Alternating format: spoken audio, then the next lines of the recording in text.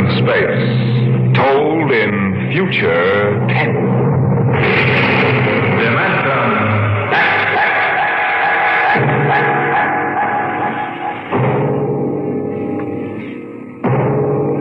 The National Broadcasting Company, in cooperation with Street and Smith, publishers of astounding science fiction, bring you Dimension X.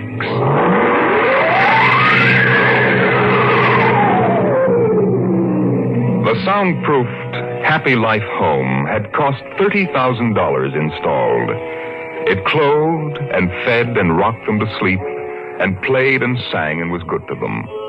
Their life purred on from day to day, measured and controlled by the nucleonic thermostats, the iridium sponge servo brains that made the beds and washed down the bathroom floors and made sure the salt cellars flowed freely without clogging. Twice a day, the house paused, rang a quiet bell,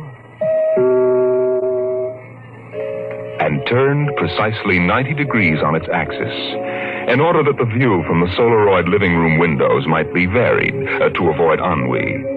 Of course, the pride of the house was the nursery. The agent for the company had been most enthusiastic. This way, right down the hall. All right. What was that? Oh, it's all automatic. The nursery turns itself on when you come within 10 feet of it. Soft automaticity. That's the motto of the company. All right, now, this is the nursery. 40 feet by 40 feet and 30 feet high. Separate power unit with automatic overload circuit breakers, inspected and approved by the underwriter's laboratory.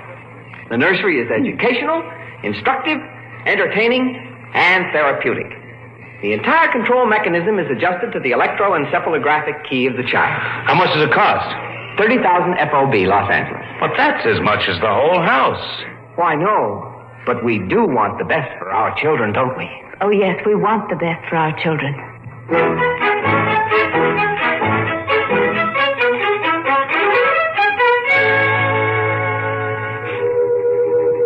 And it was the best. The crystalline walls wavered from 2 to 3 dimensions. The pseudo-textured composition flooring shifted lightly from brick to dirt to waving grass. And the odorophonics wafted the scent of fantasy through the hermetically conditioned and filtered air. The nursery was the very best. But then they wanted the very best for the children. The technicians installed the nursery, and the heavy coaxial power cable was run in from the main line.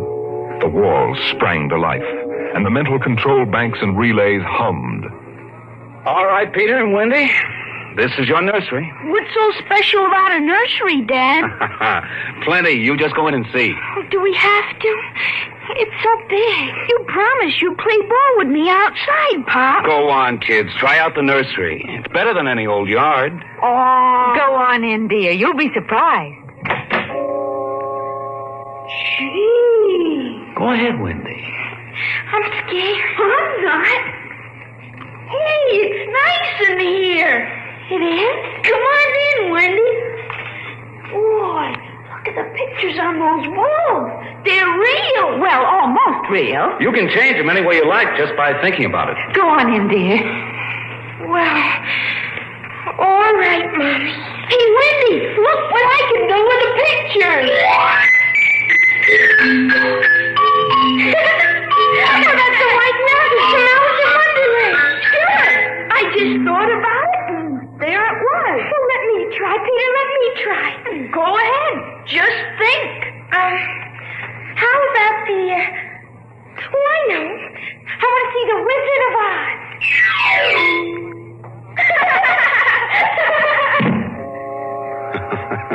Well, dear, there we are. They like it, don't they? Well, why shouldn't they? All they have to do is think, and they've got whatever they want in 3 dimensions. Color, sound, and smell. Oh, think what it would have been like to have a nursery like that when you were a kid. It's nice that we can give them all the advantages. Why, sure. What else are we working for, huh? That's right. Well, what do you want to do this evening? Well, the Petersons asked us over for bridge, but... Oh, we don't have to worry about the kids. They'll be all right in the nursery. Come on, Lydia. We deserve a night out.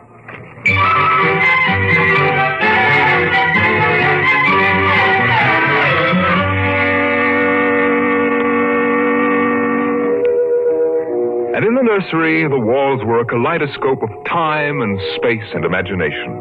The green forest of Sherwood and quiet forms of Robin and his merry men gave way to the roll of the high seas and the smell of salt in the air as Sir Henry Morgan sailed into the harbor at Jamaica.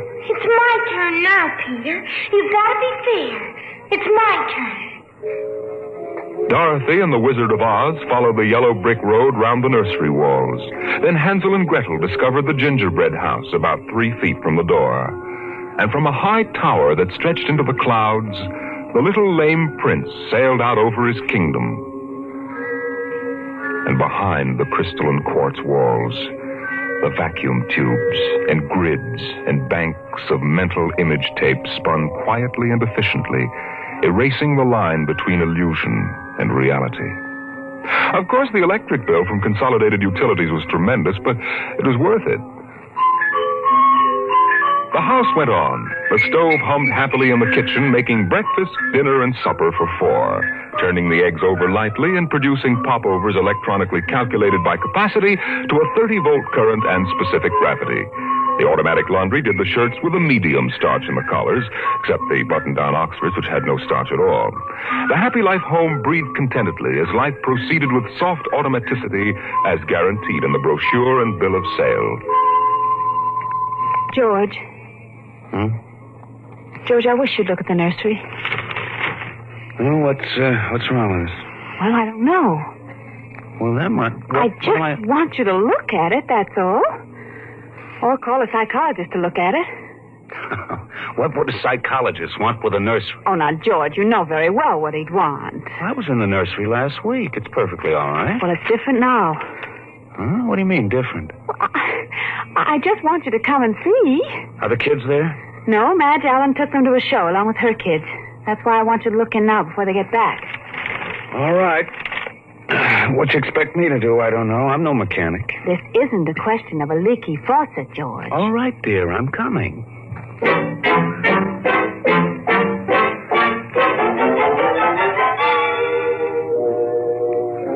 The nursery light flicked on as they came down the hall. The relays clicked, and the tubes warmed, and chemical odor banks and pipes bubbled into life as they paused before the closed door. Go ahead, George. Open it. On all sides, in 3 dimensions, stretched the hot, tired landscape of an African veldt, reproduced to the last stick and pebble and bit of straw. The ceiling above them became a sky with a hot, yellow sun. A wind blew in from the baked veldtland. The hot straw smell of lion grass. The cool, green smell of the hidden waterhole. The great, rusty smell of animals. The smell of dust like red paprika on the hot air. And now the sounds.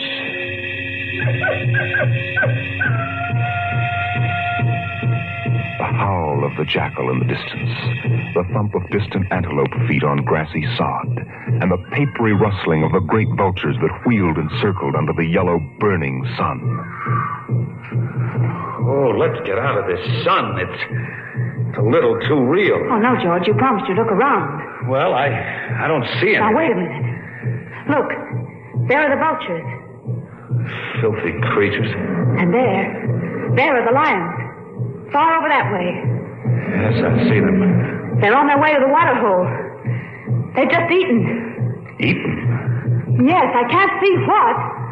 The sun's too strong. Well, shade your eyes. It's some animal. A zebra or a baby giraffe, maybe. Can you see it? Are you sure? It's a little too late to be sure. Nothing over there but clean bone. Vultures dropping for what's left. George, did you hear that scream? What scream? Just now. Sorry, hon, no. Here come the lions. George, they're frightening. Take it easy, Lydia. They're just illusions. It was a miracle of mechanical efficiency. The lions prowling toward them over the tawny veldtland. A miracle of inventive genius. Every house should have one. The lions were 15 feet away. So real, so startlingly real, you could feel the prickling fur on your hand. Your mouth was stuffed with the dusty upholstery smell of their heated pelts. And the yellow of them was in your eyes, like the yellow of an exquisite tapestry. The yellows of lions in summer grass. The sound of the matted lion lungs exhaling on the silent noontide. And the smell of meat from the panting, dripping mouths. George, I'm afraid. They're so real. They're only an illusion, Lydia, that's all. Watch out! Oh, quick, outside. Oh, George. Lydia, my poor, sweet Lydia. George, they almost got her. No. Take it easy. Calm down. Yes, but I could feel their breath. No. Get a hold of yourself, Lydia. They aren't real. Walls, that's all it is. Crystalloid walls. But they look so real. Yes, darling. Of course they do. But it's all dimensional color reactionary process and mental tape film behind glass screens. It's all odorophonics and sonics. Now here, take my handkerchief. I'm afraid, George. Did you see? Did you feel? It's too real. No, Lydia. We've got to tell Wendy and Peter not to read any more on Africa. Yes, of course, dear. Do you promise? Sure. And lock the nursery for a few days. Oh, now, wait a minute, dear. Let's keep our sense of proportion. George, I want you to lock that place up. Honey, you know how difficult Peter is about that. I punished him last week by locking the nursery for an afternoon, and he threw a tantrum, and Wendy, too. Honey, they live for the nursery. I tell you, it's got to be locked. That's all there is to it. Lydia, you need a rest. Oh, I don't know. Maybe I don't have enough to do. I have too much time to think. All I do is set the menu selector dials at the beginning of the week. But, honey, that's the whole idea. The house is automatic. I know. But couldn't we turn it off for a couple of weeks? Just a couple of weeks and take a vacation. You mean that you want to fry eggs for me? Yes, I do. And darn socks, too. I feel like I don't belong here. The house is wife and mother and maid. How can I compete with the African Veldt? And you, George. You don't know what to do with yourself in the house when you're home. You're drinking too much. Am I? You feel useless, too. Yes, I suppose I do. George. Those lions can't get out of there, can they? Oh, of course not, dear. Now, don't think about it anymore.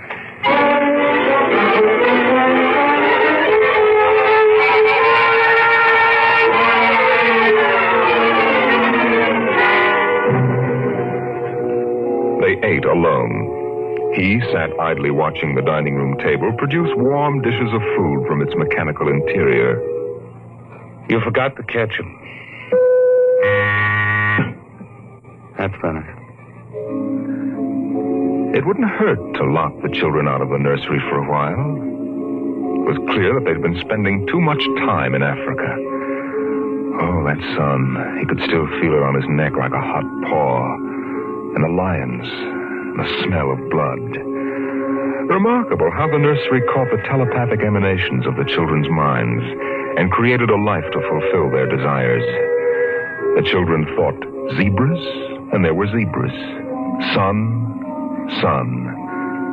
death, and death.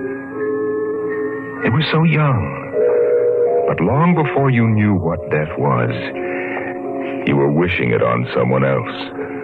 But this, the long, hot African Veldt, the awful death in the jaws of a lion, and repeated again and again and again. The children came home dutifully at 8:30. Hi, Mom. Hi, Pop. Hi, Peter. You want something to eat, Wendy? No, thanks. Well, we're just having dessert. We're full of strawberry ice cream. And hot dogs. We'll just sit and watch. Sure. Peter, tell us about the nursery. Nursery? Yes, all about Africa and everything. I don't understand. Your mother and I were just traveling through Africa with rod and reel. There's no Africa in the nursery. Oh, come now, Peter. We know better. I don't remember any Africa. Do you, Wen? Run and see, huh? Sure. I'll be right back. Wendy, come back here. Wendy! Oh, she'll be right back, Pop. She doesn't have to. I've seen it. Now, come on. Sure, Pop. Wendy will tell us, though. Could they be lying? We'll see in just a moment. Peter, open the door. See, Daddy? It's not Africa. It's Florida. Like in the yearling. There go the deer, see? It isn't Africa. Yes, I see it isn't. Go to bed. But it isn't 9 o'clock. No, it isn't. You heard me. Go to bed. Okay. Night, Mom. Night, Pop. Good night. Good night, dears. I'll be right in. Lydia, wait a minute. Here, look. Look at this. What is it? This is the corner where the lions were, isn't it? What's that you picked up? It's an old wallet of mine. There's a smell of hot grass on it. The smell of a lion. It's wet with saliva. And it's been chewed. George, those smears of blood. Come on out.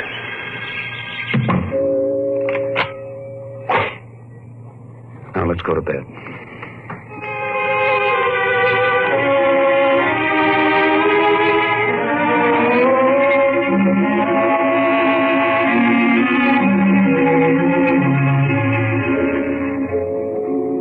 So they went to bed.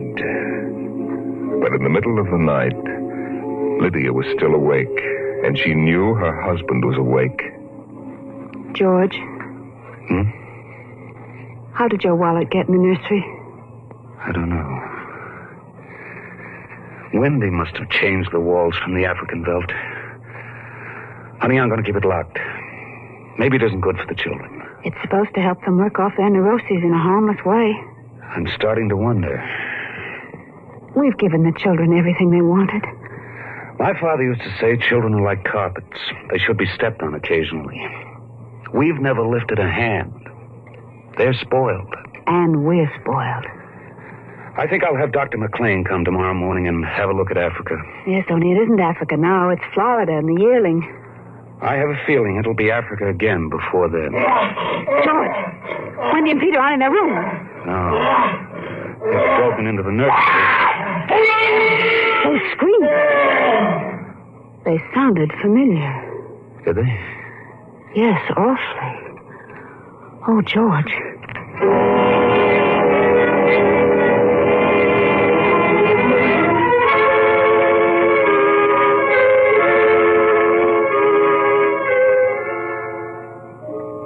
Although their automatic somno beds tried very hard, the two adults couldn't be rocked to sleep for another hour. A smell of cats was in the night air. And in the morning, the stove cooked French toast, and the dining room table poured the syrup and melted butter. Pop, Yes? you aren't going to lock up the nursery for good, are you? That all depends. On what? On you and your sister? We feel that you should have some variety, dear. If you intersperse this Africa with a little Sweden or China... I thought we were free to play the way we like. Well, you are within reasonable bounds. Well, what's wrong with Africa, Daddy? Oh, so now you admit you've been thinking up Africa, I wouldn't want the nursery locked up ever. Well, as a matter of fact, we're thinking of turning the whole house off for about a month. Sort of camping out. You mean I'd have to tie my own shoes instead of having my shoe tire do it?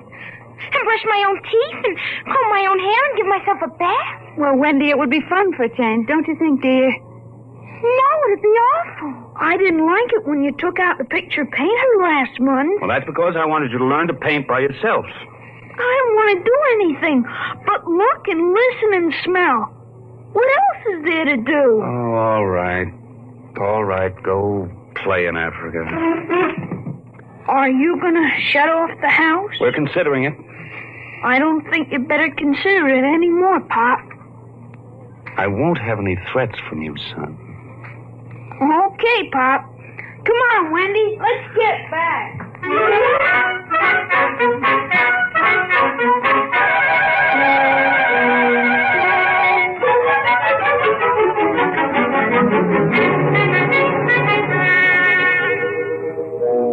After breakfast, Dr. David McLean was announced by the audio knocker. And the dining room table, recognizing him as an old friend, poured an extra cup of coffee, light with 4 lumps. I saw the nursery last year, George. It looked all right to me. You didn't notice anything unusual? No. The pattern showed the usual violence, a tendency towards slight paranoia. All children feel persecuted by their parents. Perfectly normal. I locked the nursery and they broke into it last night. I let them stay so they could form the patterns for you to see. Here it is. Well, suppose we take a look at it right now.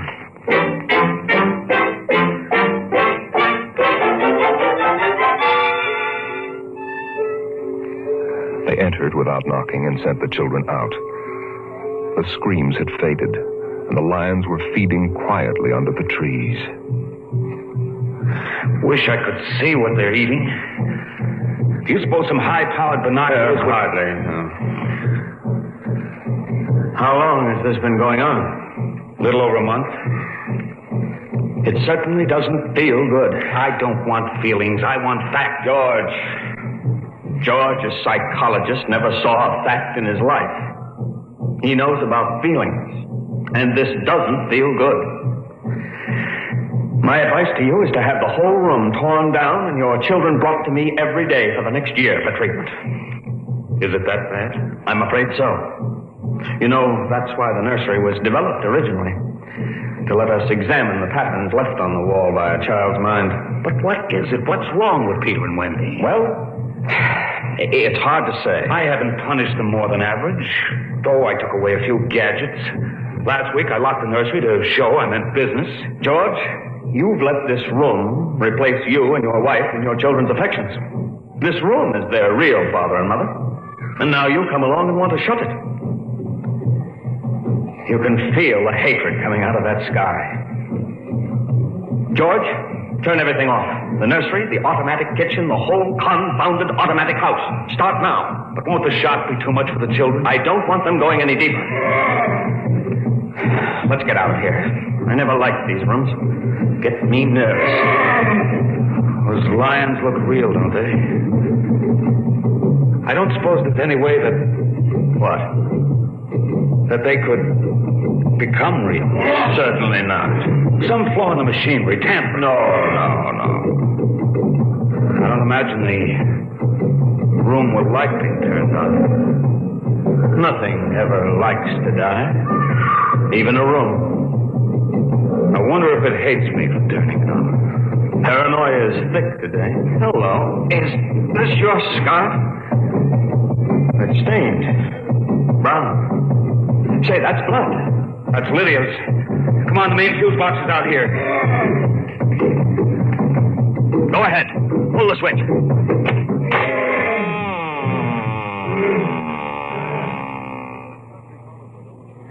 Yeah. It's off.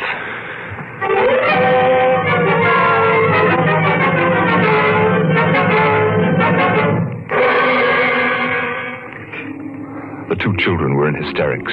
They screamed and kicked and threw things. They yelled and sobbed and swore and jumped on the furniture, weeping. It's off and it stays off. The whole house dies as of now. The more I see of the mess we put ourselves in, the more it sickens me. We've been contemplating our electrical, mechanical navels for too long. We need air. Fresh, unfiltered, unconditioned air.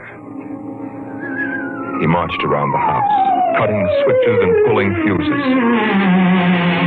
The stove was disconnected with a roast lamb in the oven and a flapjack still in the air. The heaters, the shoe shiners, the shoelacers, the body scrubbers and swabbers and massagers.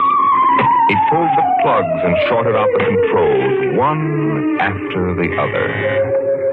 The house became full of electronic corpses. It was a mechanical cemetery. So silent. None of the humming, hidden energy of the machines waiting to function at the tap of a button. And by the still dining room table, its radionic insides dead and currentless, Peter wailed at the house. Don't let them do it! Don't let Pom kill Oh, Peter, please. Insults won't get you anywhere. I wish you were dead. We were for a long while. Now we're going to start really living. One more, Daddy, just one more. Oh, Wendy, one honey. One minute of the nursery, that's all. Just one more minute. George. George, it can't hurt, really. Oh, all right. Only shut up. 1 minute. And that's the end.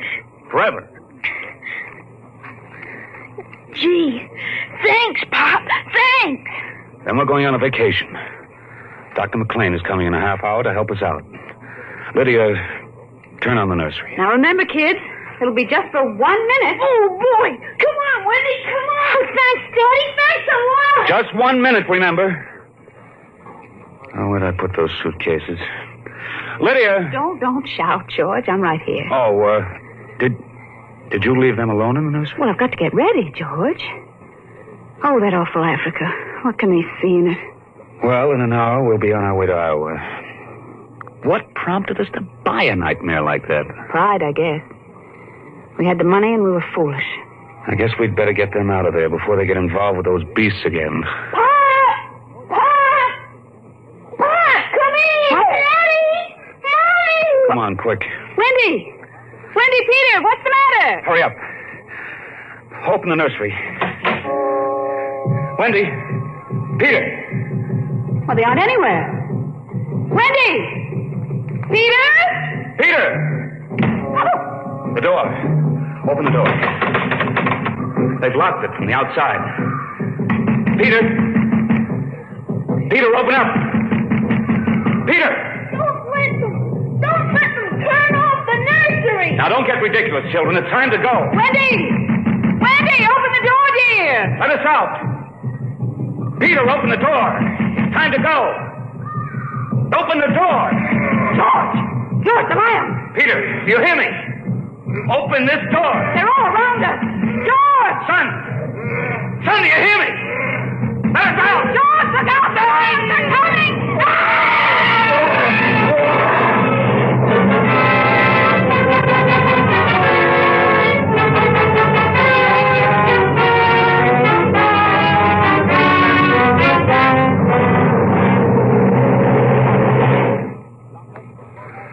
When Dr. David McLean came a half hour later, he found the two children in the nursery sitting in the center of the open glade, eating a picnic lunch. Beyond them was the water hole in the yellow Veldt land. Above was the hot sun. Dr. McLean saw at a distance the lions fighting and clawing, and then settling down to feed in silence under the shady trees. Hi, kids. Where are your mom and dad? They'll be here directly. Good. We've got to get going. He squinted at the lions with his hands up to his eyes. Now they were done feeding. They moved to the water hole to drink. A shadow flickered as the vultures dropped down from the blazing sky to finish what the lions had left. Dr. McLean. Dr. McLean? Huh? What? Have a cup of tea?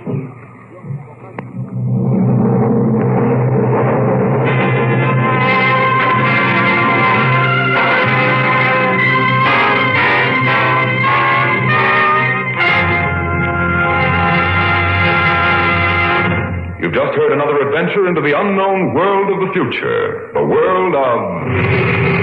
Dimension X.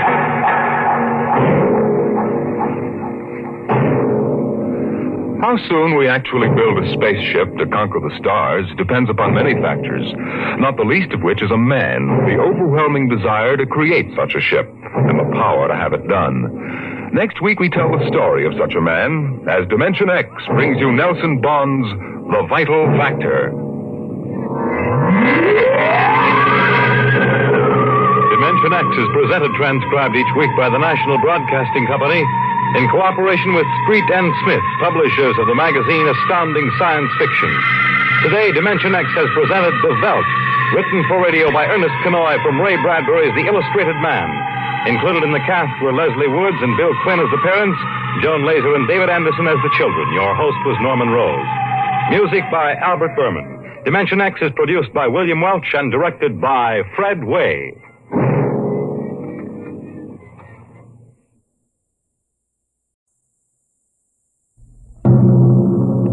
Adventures in Time and Space. Transcribed in future tense. Dimension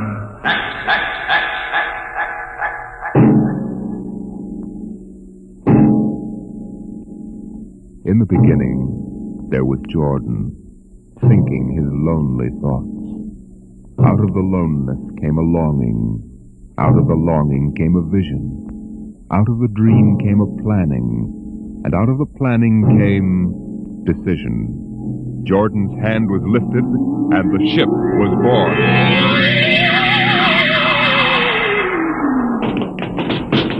You, look out!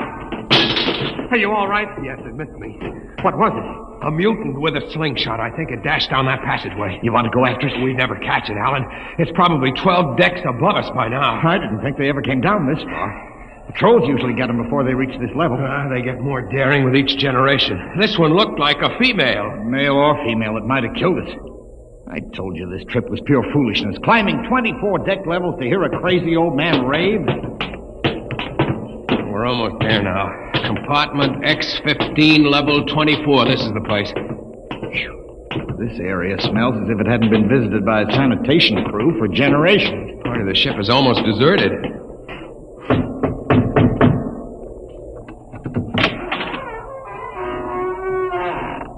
Yes? This is the compartment of John the Witness. Who are you? My name is Hugh Hoyland. I'm a cadet from the scientist barracks. This is my friend Alan Mahoney. What do you want of John the Witness? Only to talk. Are you a believer in Jordan? Naturally. I have heard that there are those among the younger scientists who doubt the word of Jordan. To doubt is death. We're not heretics. Enter.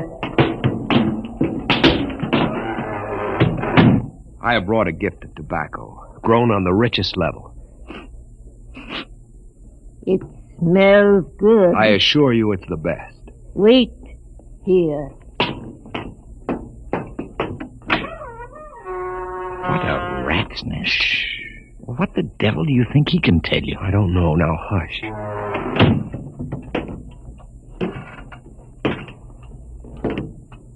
Well? You are John the Witness? I am? Good eating to you. I am Hugh Hoyland. This is my friend Alan Mahoney. What brings a gentleman of the scientist class to my humble apartment? I have heard that you and your parents before you have long been keepers of the legend of the ship. Since Jordan gave the word. I am anxious to hear the word as Jordan spoke it. Why? You see, among the young scientists, there have been some who talk against the word. There are regulations against such heresy? Some of them say the ship has no purpose. They say that we're here accidentally. That we have no more grace in Jordan's eyes than the most deformed mutant who dwells in the highest level of the ship. What shall I say to you? I wish to hear the word from the mouth of one who knows, that I may become more convinced. Sit. You have gift for the witness? The finest tobacco. Good. I will dim the light. Now, pay close attention, for these are the words as my father's father's father gave them to his son's son's son. This is how the ship came into being, how our people were created. In the beginning, there was only Jordan, thinking his lonely thoughts. In the beginning there was darkness, formless and dead. Out of the loneliness came a longing. Out of the longing came a vision. Out of the dream came a planning. And out of the planning came decision. Jordan's hand was lifted, and the ship was born. Mile after mile of good compartments, tank after tank for golden corn, ladder and passage, door and locker, fit for the needs of the yet unborn. He looked on his work and found it pleasing, meet for a race that was yet to be. He thought of man, and man came into being. Then Jordan checked his thought and search for the keys. Man untamed would shame his maker. Man unruled would spoil the plan. So Jordan made the regulations. Some to speak and some to listen. Order came to the ranks of men. Crew he created to work at their stations. Scientists to guide the plan. Over them all he created captain, made him judge of the race of man. Thus it was in the Golden Age.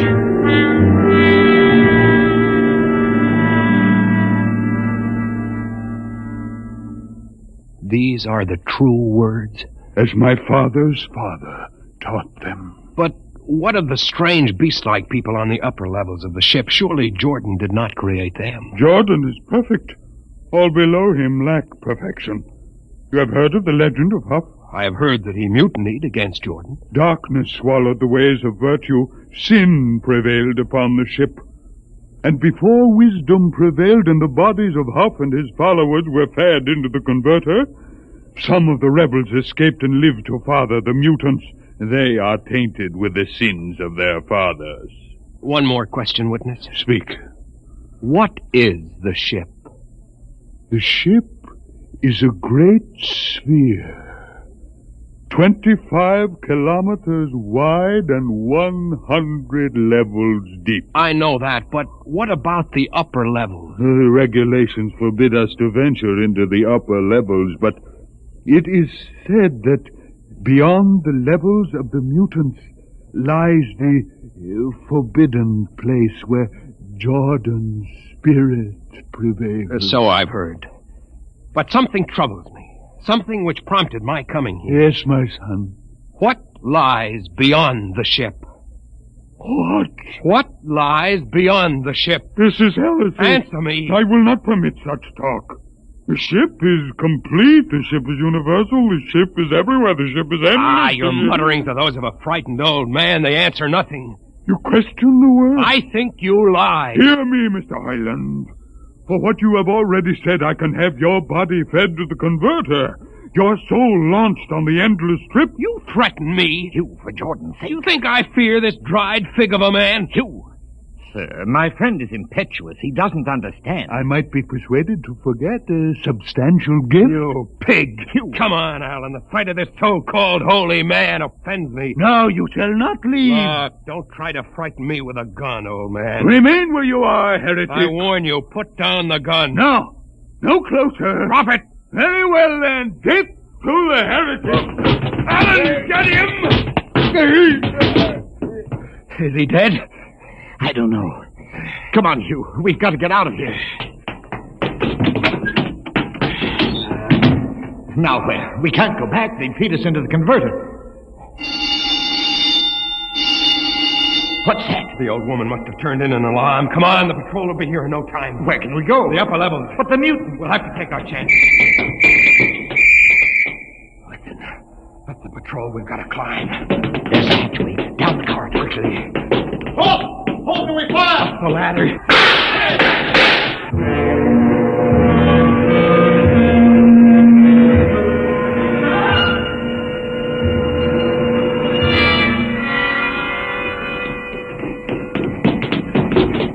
Wait. How far are we from the outside wall? Judging by the slope of the deck, about 2 miles. Mutant territory. Come on, we'll try this passageway. Hugh. What? I don't know. I feel as if we're being watched. It's your imagination. Perhaps not. Oh! It's only a ship's rat. Get a grip on yourself. This is as big as a dog. Come on. I can't drag myself much further. We've got to find a compartment with water. Oh, if only you hadn't asked him that stupid question. There's no use going over that. Why did you do it? Why? Alan, I've been thinking about it for a long time. And when he began to give me those stupid pat answers, well, I just saw red, I guess. But who are you to question the ways of Jordan? When you asked me to go with you to visit the witness, I thought you wanted spiritual help. I never dreamed I'm that sorry, Alan. I couldn't foresee this. I didn't know. Wait a minute. Oh, what? Another shipwreck? No. I thought I saw something move near that bulkhead. I didn't see anything. Maybe my eyes are going bad still. You behind! Alan, look out!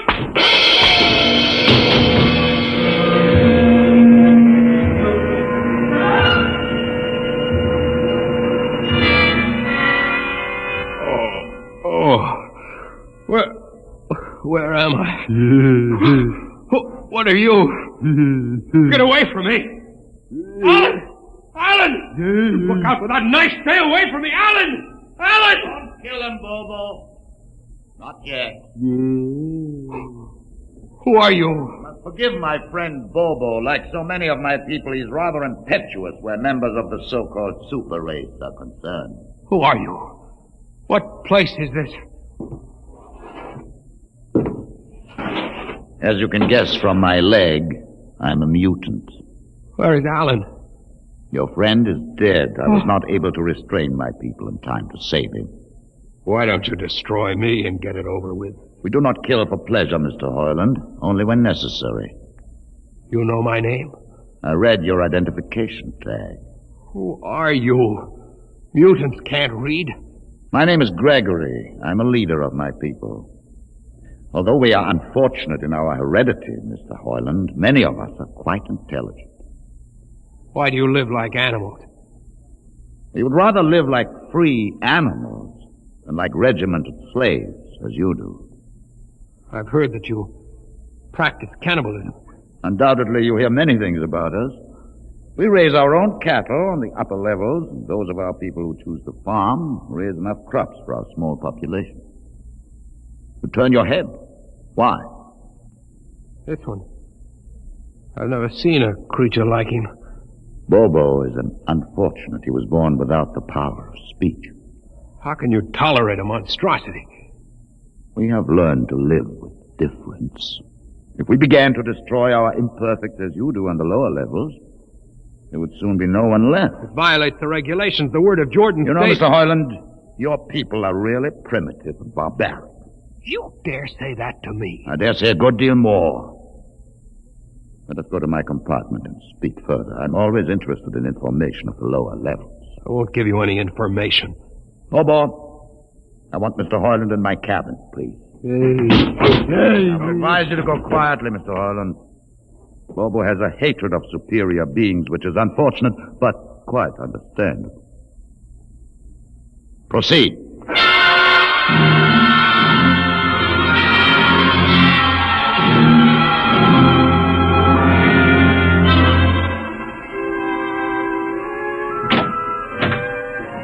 Enter, Mr. Hoyland.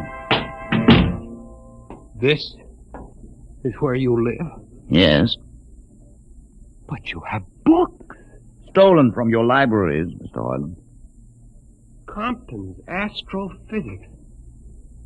The Philosophy of Interstellar Navigation. Celestial Mechanics. You have read these? Most of them. Why did you bring me here? What do you intend to do? Do you believe in Jordan, Mr. Hoyland? There is no other belief. And the trip? I suppose you believe in the trip, too. Well, what else is there to believe? When you die, your remains are fed to the converter, and your soul makes the trip. And where does the trip take you? Why, to Centaurus, of course. Huh? And what is Centaurus? Why, Centaurus, mind you, I'm just telling you the orthodox answer. Centaurus is where you arrive when you've made the trip. A place where everything is happy and everybody's happy and there's always good eating. It's mythological, of course. And you believe this? The peasants believe it, literally, but many of the younger scientists like myself know that it's figurative, symbolic. Why do you ask? Didn't it ever occur to you, Mr. Hoyland, that the trip is exactly what your peasants believe it is? That the ship and all the crew were actually going someplace? Moving? The ship can't go anywhere. It already is everywhere. Imagine a place bigger than the ship, much bigger, with the ship inside it, moving inside. But there can't be any place bigger than the ship. There wouldn't be any place for it to be. Oh, for heaven's sake. Listen, you know the lowest level? Yes. If you started digging a hole in the lowest level, where would that hole go? Where would that... Oh, no. No, it's forbidden to think such a thought. Where would it go? No. No, I can't think about it. Bobo. Bobo, we're going to take Mr. Hoyland to the place. Where are we going? To the top level. But it's certain death. Nonsense. I've been there 1,000 times. Come along. No, I won't. You can't make me. I think we can. Now, shall we proceed peacefully, or shall I have Bobo persuade you?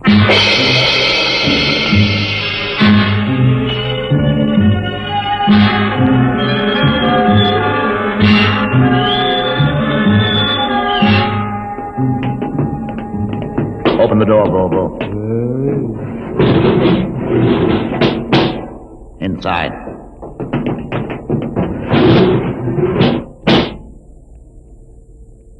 What place is this? This, Mr. Hoyland, is the main control room. Why, Mr. Hoyland, you're trembling. It isn't true. There is no such place except in mythology. You younger men are so wise, Mr. Hoyland, except for one thing. This happens to be the main control room of the ship. But it's nothing but a huge room with an instrument panel. What did you expect? How do you know this is the main control room? See these instruments? Using them, the navigator, many hundreds of years ago, actually steered the ship on its voyage. I don't understand. I didn't suppose you would. Your people have been so steeped in superstition and ignorance that the whole concept has lost its meaning. Sit in that chair. Don't be frightened. Sit down. Very well. Look up. What do you see? Nothing but a huge shield. Watch it for one moment, Mr. Hoyland.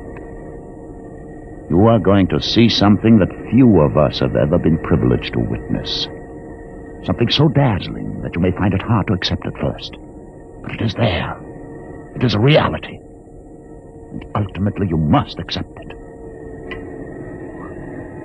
What are you doing? I'm dimming the lights. Don't be frightened. Keep your eyes focused on the shield above us. Ready? Watch. The shield! It's sliding back! Ghost of Jordan! Well? What am I seeing? The universe, Mr. Hoyland. The universe in all its beauty. The stars, the planets, the sun, the moon, and the constellations. This is your heritage, Mr. Hoyland. The heritage you've been too stupid to see. But it can't be. The ship is the universe. There is nothing but the ship. Ah, but there it is. You see it before your eyes, spread out like a canopy of glory. You still deny it? Answer me, Mr. Hoyland. Do you deny it? No, I can't. They lied. They lied to us.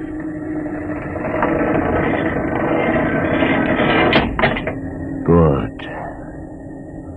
Why did you close the shield? You will see it again if you're not afraid. I'm not afraid. Many times.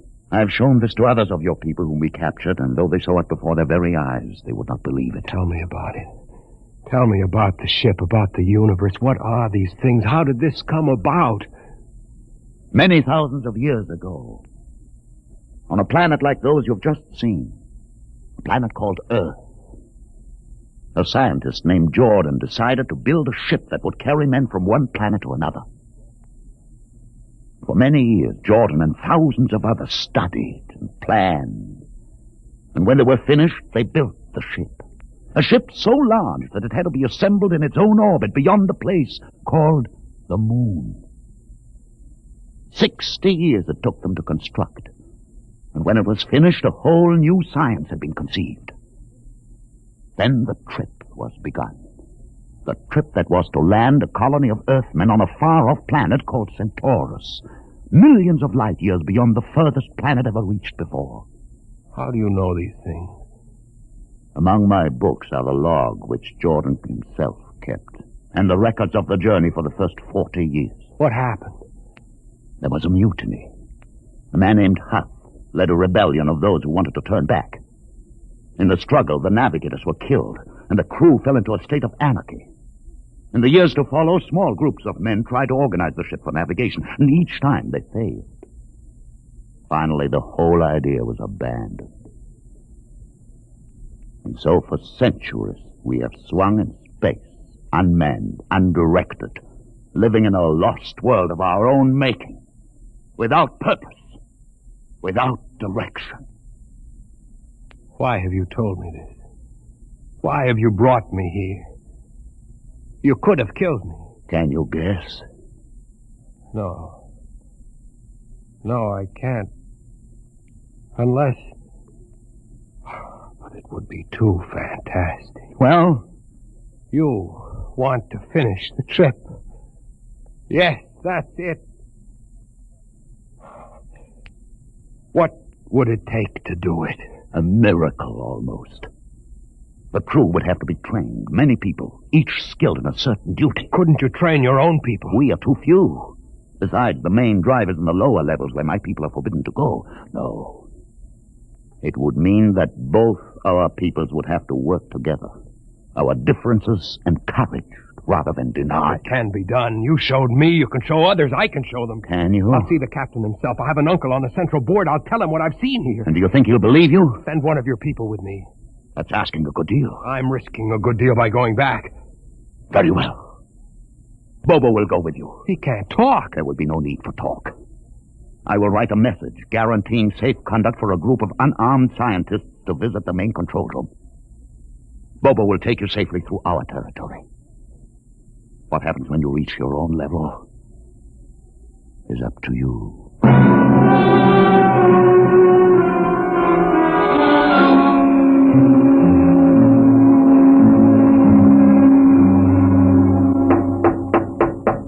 One moment. Yes, what you? Quick, Uncle, let us in. But this mutiny... He's harmless, please. Now, what is this? You're wanted I know all about that. Listen, Uncle, I must see the captain. The captain? Are you mad? You're a council member. You can get me to see him. They'll kill you. You're wanted for heresy. I don't care. I must speak with the captain. You're close to him. You can arrange it. I don't understand why... Uncle, listen to me. The ship is moving. I can prove it. Do you understand there is a purpose in the ship? I don't understand what you're babbling Never about. mind. Just talk to the captain. Tell him I have information of tremendous importance. Tell him I've arranged a truce with the mutants. A truce? Here, show him this paper signed by their leader. Do it, Uncle, for my sake. I don't know. Please, Uncle. If I'm to die, let this be my last request to you. Very well. I'll speak to the captain. I'll try.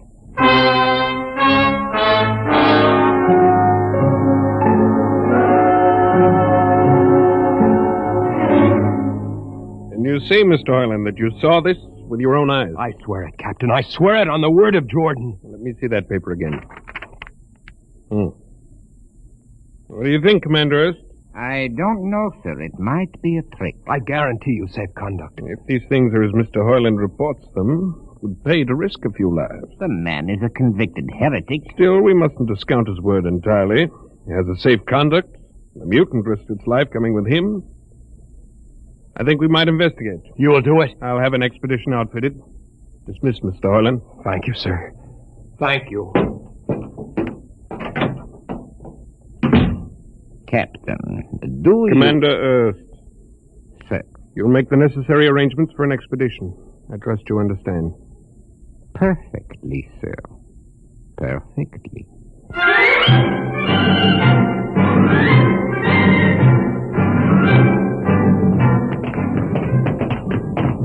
Lieutenant. Mr. Hoyland. You'd better halt your men here. This is the spot. Patrol, halt. I see no welcoming party of mutants. There will be none. Their leader will meet you inside the main control room. You don't say. And just where is this main control room? Beyond that door. I see. All right, men. Ready arms. Why do you ready arms? In case of ambush. Ambush? Don't you think they could have ambushed you on the way up here a good deal more easily? You know, Mr. Hoyland, I think you're a muty lover. They have a place in the converter for that kind. Lieutenant, are you mad? No, Mr. Hoyland. But most certainly you are. To think that we could be lured up here to be slaughtered with a fantastic story about some mythical control room. Guns ready, sir. Lieutenant, I warn you, these people have acted in good faith. If you break that Call faith your now... muses to open the control room, Mr. Hoyland. No, not until those guns are dismounted. As leader of this expedition, I order you to call them. I refuse. You cannot do this thing. This is no way to keep a truce. Very well, if you refuse. Oh, there! Mutant! Come out! For Jordan's sake, Lieutenant. Be quiet for comfort. Mutant! Open the door! Please, Jordan, don't let anything happen. Please don't. It's opening. Ready, men. Someone's coming out. Look at his leg. Horrible. Steady. He's walking toward us. I can't stand this. Look out! Gregory! No! You fools! You've killed him! Here come the rest of them. Fire!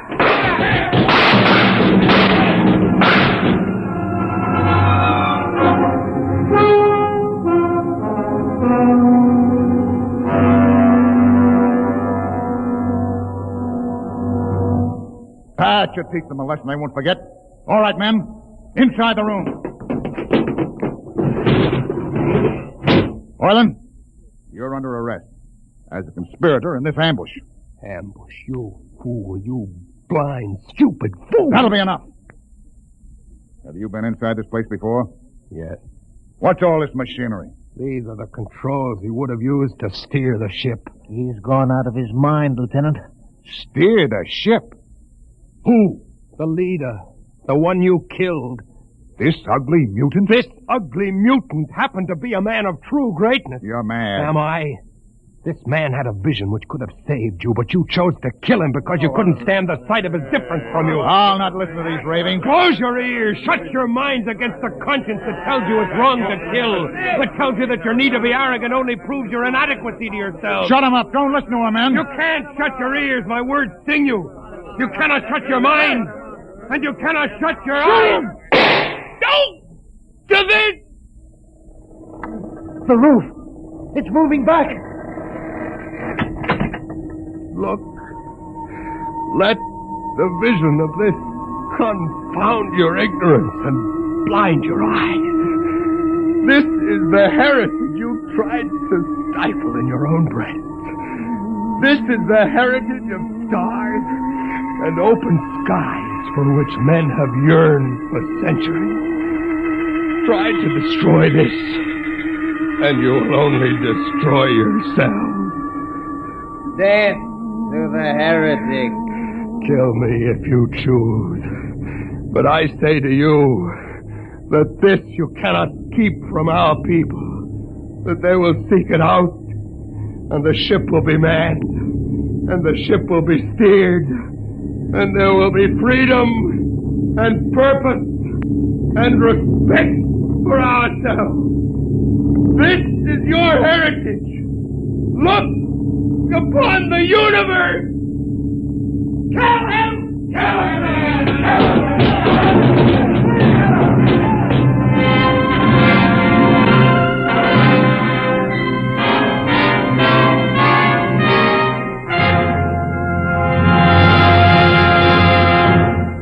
You have just heard another adventure into the unknown world of the future. The world of... Dimension X.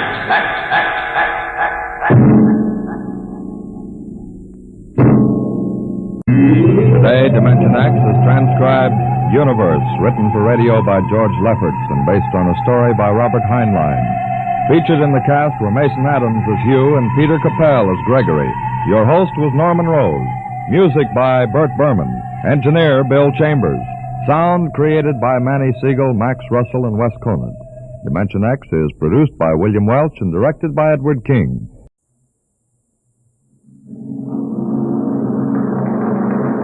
Adventures in time and space, told in future tense.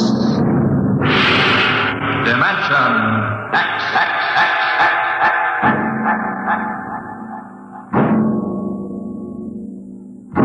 The National Broadcasting Company, in cooperation with Street and Smith, publishers of astounding science fiction, bring you Dimension X.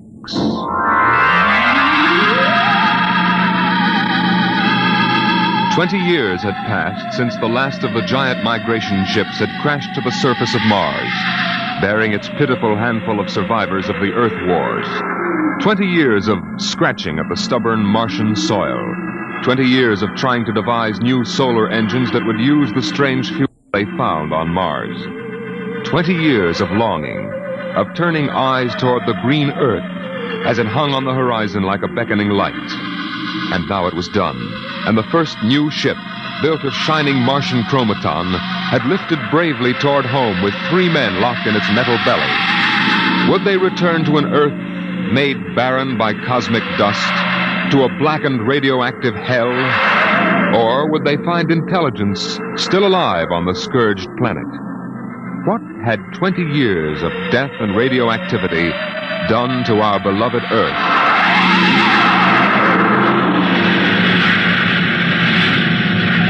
That's it, Captain. We've intersected the course vector. Williams. Yes, sir. Prepare for deceleration. Forward piston ready, Captain. Read us off, Evans. We'll enter the gravitational field of the Earth in exactly 10 seconds. 9, 8, 7, 6, 5, 4, 3. Fire 2 and 4. 1, 2 and 4. What's our momentum, Evans? -3. Fire 1. 1. -4 now. Steady as she goes. How are we? On parabola now. If we can hold, we should breach the heaviside layer somewhere north of what used to be Murmansk. Let's have a look at her. Visor, please. Yes, sir. Mother Earth. 20 years. We're going home, Evans. We're going home. Home to what, Captain? Home to a burned-out radioactive planet that is incapable of supporting human life?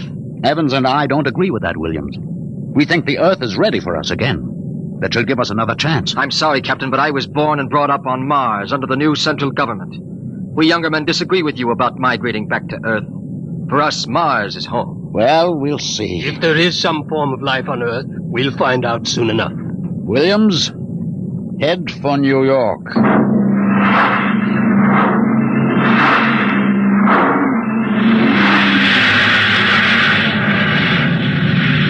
There it is, Captain.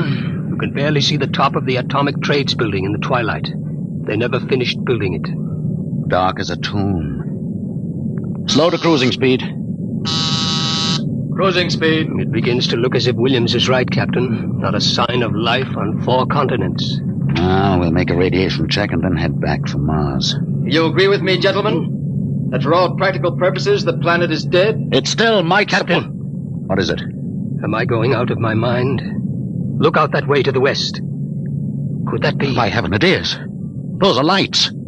Turn the ship. Heading west-southwest. Full speed. Full speed. They are lights. Captain, it's a city, a whole blasted city lit up like a Christmas tree. Well, what do you think of your dead planet now, Williams? We shall see, Evans. Remember, the Commission wants evidence of life as we know it. Decelerator -5. We're going to take her down. There's an open area just on the edge of the city. Yes, sir. Hold on, gentlemen. We're about to land.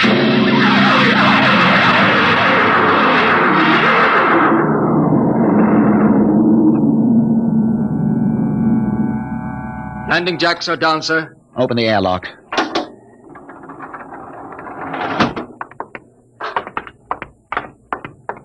Close. All right, gentlemen. Before we go out, security at all times. Williams, you have the blast gun? I have it. If anyone becomes separated, fire a shot and make for the ship. How's the radiation, Evans? Safe enough so far. This seems to be a light area. Very well. Open the lock.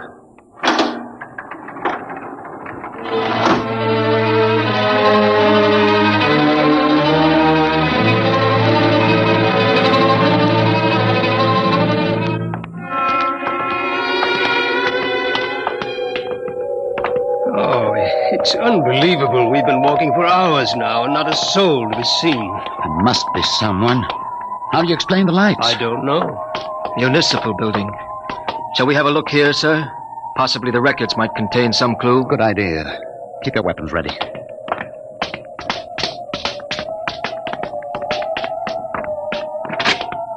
This door is in good working order. Almost as if it had been oiled recently. Long corridor, lights blazing in every office. Williams, stand watch here in the corridor. Fire a blast if you need us. Yes, sir. Evans, you come with me. We'll start right here with the city clerk's office. Better check radiation again. Not enough to do any damage. Gives you the creeps, doesn't it? Look at this desk. Papers crumpled, inkstand. Just as if somebody came in and worked here every day. Calendar. June 18th, 1987. Why, that's the day of the evacuation. The dust cloud had already blanketed New York and was heading west. Dog licenses. Hunting permits. Somehow I have a peculiar feeling that... Good Lord. Pick it up, Evans. Hello? No answer. Hello? I hear something. A scratching sort of noise. Good day, Doctor. What? How are you? I called to ask some advice about a trepanning problem. Can you tell me if the lateral cut should be made first? Hello? Hello? This is absolutely insane. Thank you, Hello? Doctor. I'll do that. By the way, how is your wife, Alice? And the girls? And your son, John? Fine boy, John. I'll call again tomorrow. Goodbye, Doctor. Hello? Hello? It's gone dead. Who was it? I don't know. A strange voice carried on a conversation about some surgical operation without paying the slightest attention to anything I said. Captain, the lights are out. Good Lord. Captain! Captain! I have a torch. Come on. Williams, what is it? I don't know. You fired a shot. Yes, sir. Just as the lights went out, I'm sure I saw a figure. It looked like an old man in a white robe. It moved across the end of the corridor down that way. Flash your torch down there, Evans. Nothing there. Are you certain, Williams? I'm not certain. The lights, they're on again. We're going to get to the bottom of this. Wait. What? Listen. Quietly. Someone is coming, walking slowly toward the corridor. We're coming closer. Couple him when he turns the corner. It'll be a pleasure. Don't fire unless I give the word. Shh. What? Jumping Jupiter. Are you... Is it really someone, or am I having hallucinations? We are no vision. No. Oh, you seem to be real. I saw the ship come down. I thought perhaps I was losing my mind. It's been so many years. I'm Captain John Parsons. These are my assistants, Dr. Evans and Mr. Williams. We've returned to Earth from Mars. Then it's happened. We're not alone anymore. Forgive me, gentlemen. I seem moved. I waited and hoped for so long. You survived the radiation? We did. There are others? My family were the only ones. I answered the phone a moment ago. Who was it? You heard my voice, Doctor. Your voice? To break the loneliness, I've recorded my voice and rigged up an automatic telephone. It's pleasant to hear the phone ring. I come here to do my work. I take it you're a medical man. My name's Cornelius Hathaway. Hathaway? Hathaway, the brain surgeon? You know my name. Who doesn't? I watched you on television at college. I saw you 23 years ago. You performed a difficult surgery for a cerebral tumor. Marvelous. Thank you. I'd almost forgotten. My mind, you see, I'm almost 80 now. You look fine, sir. Well, we've had the best of everything. An entire city to choose from. Cold storage, the best equipment. But come, when I saw your ship, I told Alice, my wife, you know, to prepare a feast. This is a great day for me, gentlemen. A great, great day.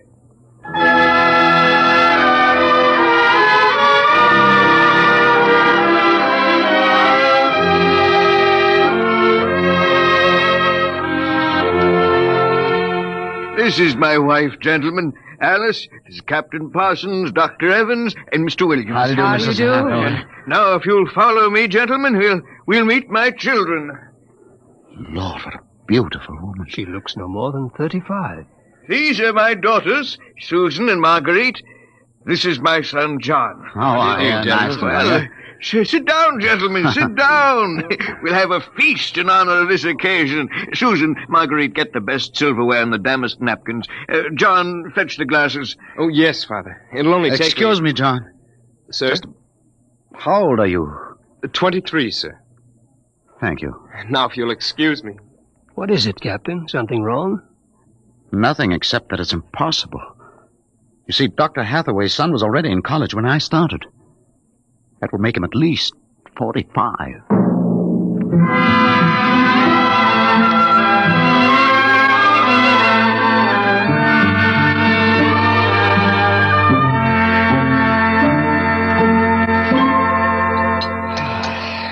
That was a wonderful meal, Mrs. Hathaway. Doctor, your wife is an exceptional woman. Thank you, sir. How would you gentlemen like some fresh gingerbread with your coffee? I baked it this morning. Oh, wonderful. Smell that, Evans? Oh, it's like coming home, Mrs. Hathaway. We enjoy having you here. Mrs. Hathaway, may I compliment you on your having preserved your youth and beauty so well? Thank you. We have had no worries here, no competition. Only the things we need for material comfort. Parsons and I were wondering, Dr. Hathaway, if the radioactivity had any effect in preserving tissue. Your children all look so young, too. It is possible, gentlemen, of course. Radiation does strange things to living tissue. Alice, could we have some champagne? Of course. I'll only be a moment. An amazing woman. Did you ever see such grace? Such complete relaxation. It doesn't seem quite natural. I beg your pardon, gentlemen? Captain Parsons was just about to ask how you and your family managed to escape, Dr. Hathaway. We were very fortunate. I was working in the Sierra Mountains at the time. I had a lead-lined laboratory where I did X-ray research on my pet project. And what is that, sir? The study of machines as they relate to human function and the corollary of...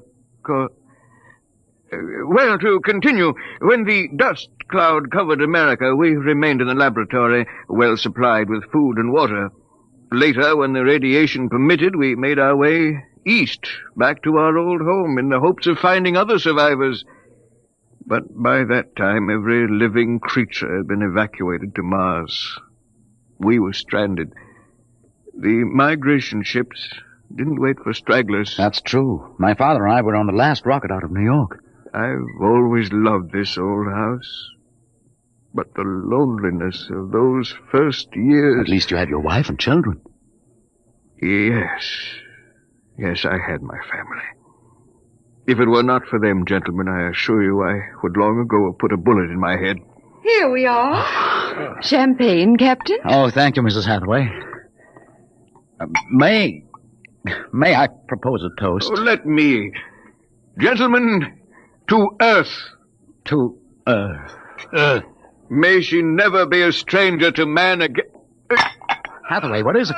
Nothing really. It's just a rather sharp pain in the chest. I think you should lie down, Doctor. Yes. Perhaps you're right. Let me help you. No. John and Susan will help. Of course, Father. Why don't you gentlemen go out on the porch, enjoy the air? I'll see you all in the morning. Good night, Doctor. Good night. Come, John. Yes, Father.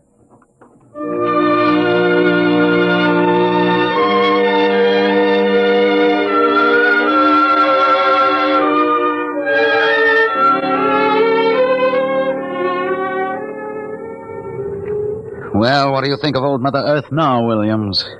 Smell that summer breeze. Look at that view of the city lighted up against the sky. It has a certain quality. Well, score 1 point for the back-to-earth proponent. I didn't say that. You're beginning to feel it, though, Williams. I can tell. If you don't mind, gentlemen, I'm quite tired. I think I'll turn in. Excuse me. Well, Captain? Well, what? What do you make of all this?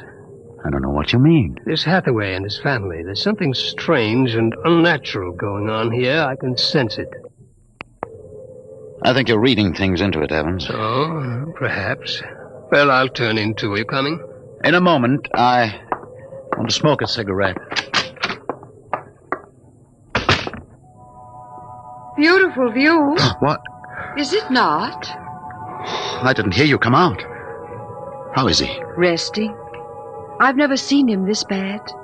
Yes, he's an old man. I'm sorry, but the difference in your ages is so apparent. You must have been married very young. My husband is a very great man, Captain. It's too bad there was no one to appreciate him.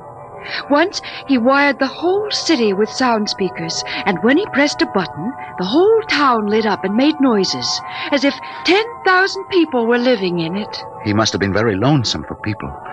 Although with a woman such as you, I don't understand. Perhaps one day you will understand. Good night, Captain. Good night, Mrs. Hathaway.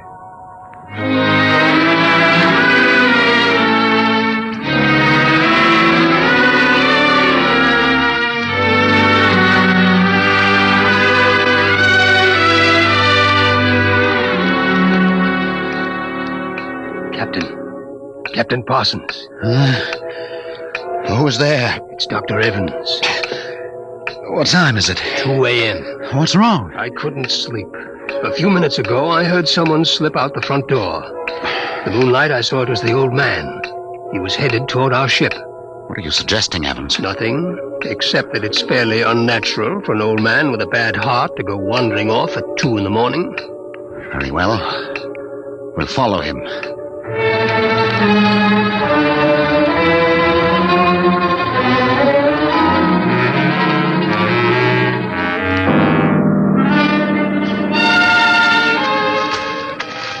See him yet? No. Look, ahead there on the hillside. Isn't that Hathaway kneeling in the moonlight? Yes, I think so. Can we get closer? Let's head for that clump of bushes. This is far enough. What do you suppose he's doing there? What are those things on the ground? Good Lord. Those are grave markers. 4 of them. You're right. Seems to be praying over them. Listen. Do you forgive me for what I've done? I had to do it. I was so terribly lonely. You do forgive me, don't you? Yes, I feel you do. I'm glad. I think perhaps I can rest now. I think He's having another attack. Come on. Hathaway! Dr. Hathaway. Raise his head, Evans. His lips are moving. What is it, Doctor? Lean closer. I'm sorry I had to spoil all of this. I've expected it for some time. We'll fix you up. No, this is the end for me.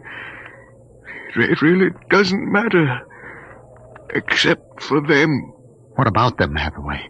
You suspected, didn't you? Yes, I suspected, but I couldn't believe it until now. Do they know? No, they wouldn't understand. I wouldn't want them to know, ever. The Earth. Don't try to talk. The Earth is so fair. Doctor. He's dead, Captain. He knew it was the end this time. Yes, he knew.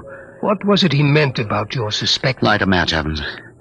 Look on those 4 grave markers and tell me what you see. Good Lord. Well?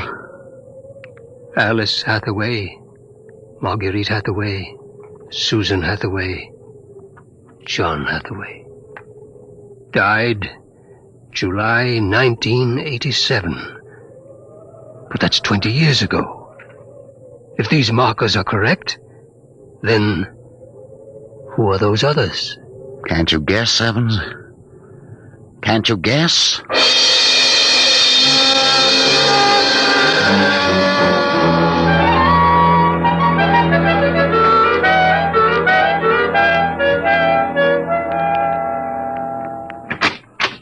Mrs. Hathaway, are you awake?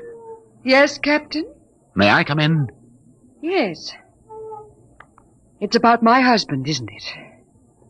You knew. I saw him go out tonight. He felt it was near the end. He died less than an hour ago. I'm sorry. Thank you. How do you feel? He told us it would happen one day, and that he didn't want us to cry. He didn't teach us how, you know.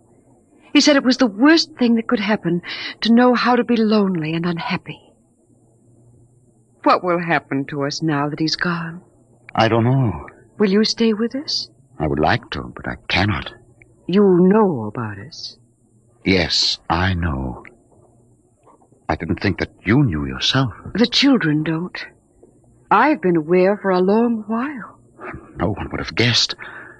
You're so perfect. Oh, he would have liked to hear you say that. He was so very proud of us.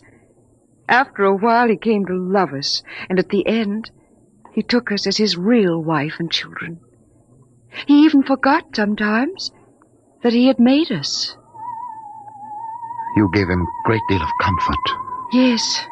Over the years, we sat and talked. He loved so much to talk. I was first, you know. Then he became lonesome for the children, and so he made them. He told me about the things he did, about his laboratory. Surely the children must suspect. Oh, no. You see, there were no other beings with which to compare themselves. He must have been a great, great genius. Each morning he took a recording of his voice into town and put it on the automatic telephone. Each night it would call us. I think, what with the phone ringing and the sound of voices and the lights on, he was happy. There was only one thing, one flaw. And that? He couldn't make us grow old. And so he had to watch himself become an old, old man, while we stayed young. It was a great blow to him.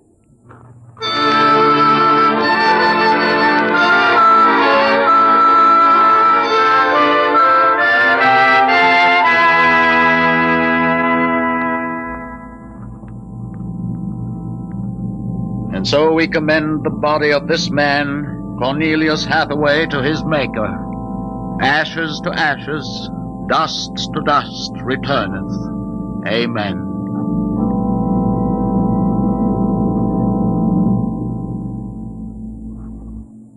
Come, John. Yes, Mother. Susan. Marguerite. Evans, Williams, stay here a moment, please. What is it? Let them go back to the house. I want to speak to you. I know what you're going to tell us, Captain. I saw the names on the grave markers. Well? It's a mockery. A blasphemy of everything we believe in. For a man to do something so evil. Can't you imagine what he faced? Can't you imagine what it must have been like to have watched his wife and children die slowly of radiation burns? To know that he was the last man on the face of the earth? Alone? Eternally and unalterably alone? Good Lord, man, what would you have done if you'd had his medical and technical genius? That's incredible. Yes, it is. But with an entire American city on which to draw for supplies and equipment, a brilliant man might accomplish anything, even that. What are you suggesting, Captain? That we take them back? We haven't enough space in the ship for that. Every ounce counts. Still, to leave them here, like that, alone... I think I have an answer, cold-blooded as it may seem. Go on. I suggest that we turn them off. Do you think that I could do that? No, but I could. After all, they aren't human. They're worse than robots. They're ghoulish. Have you talked to her? Has she smiled at you with that quiet, beautiful smile? Captain, we can't take them with us, and it would be less than human to leave them here without Hathaway. Could you do it, Evans? Give me the blast gun, Williams. We'll wait in the ship. Take off in half an hour. Half an hour.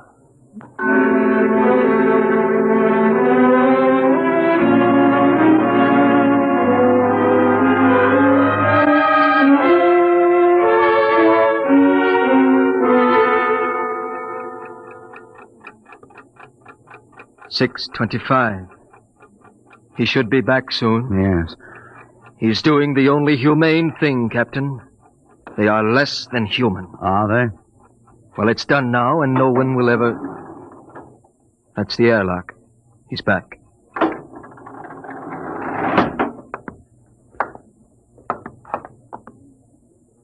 Well? Here's your gun. Did you do it?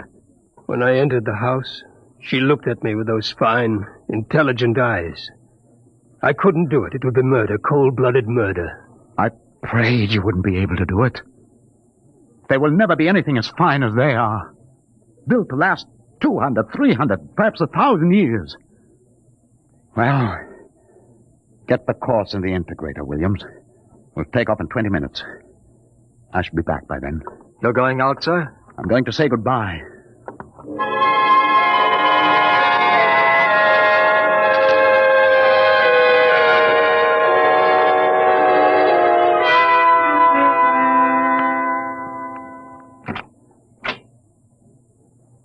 You've come back. Only to say goodbye. It was nice of you. I wanted you to know that I am coming back someday. When will you come? I don't know. It will take many years to prepare fuel for another trip. 6, 7, perhaps 10 years. I will watch the sky at night, just as he watched it. Oh, I'm afraid I must go now. I understand. Strange. I have a new feeling. One which he did not teach us. A feeling of longing, of sadness. That one is not taught.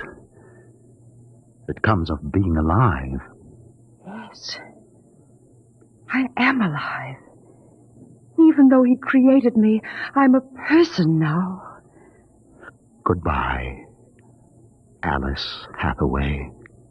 Goodbye, John Parsons.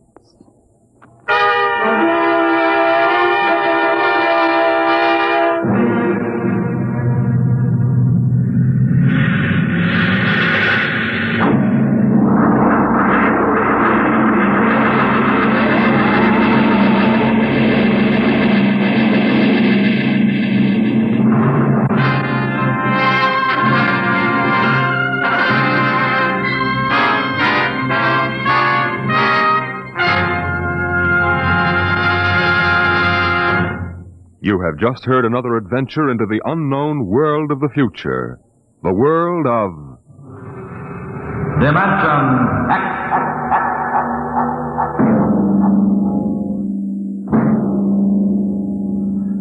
When the time comes for man to explore the universe, to deal with the strange inhabitants of other worlds, there will be much to remember. Perhaps the most important lesson of all will seem too fundamental to be included in the training manuals. Listen at this time next week as Dimension X brings you a story from the pages of the August astounding science fiction. A story called Courtesy.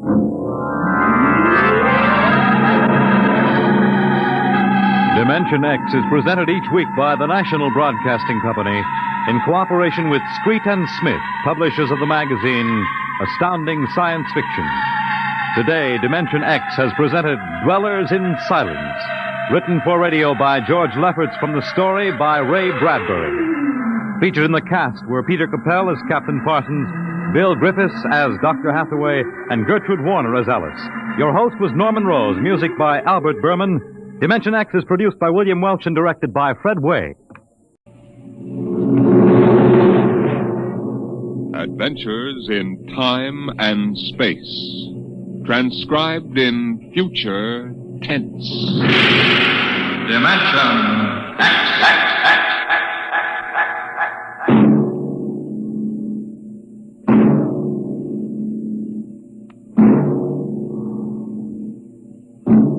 The National Broadcasting Company, in cooperation with Street and Smith, publishers of astounding science fiction, bring you Dimension X.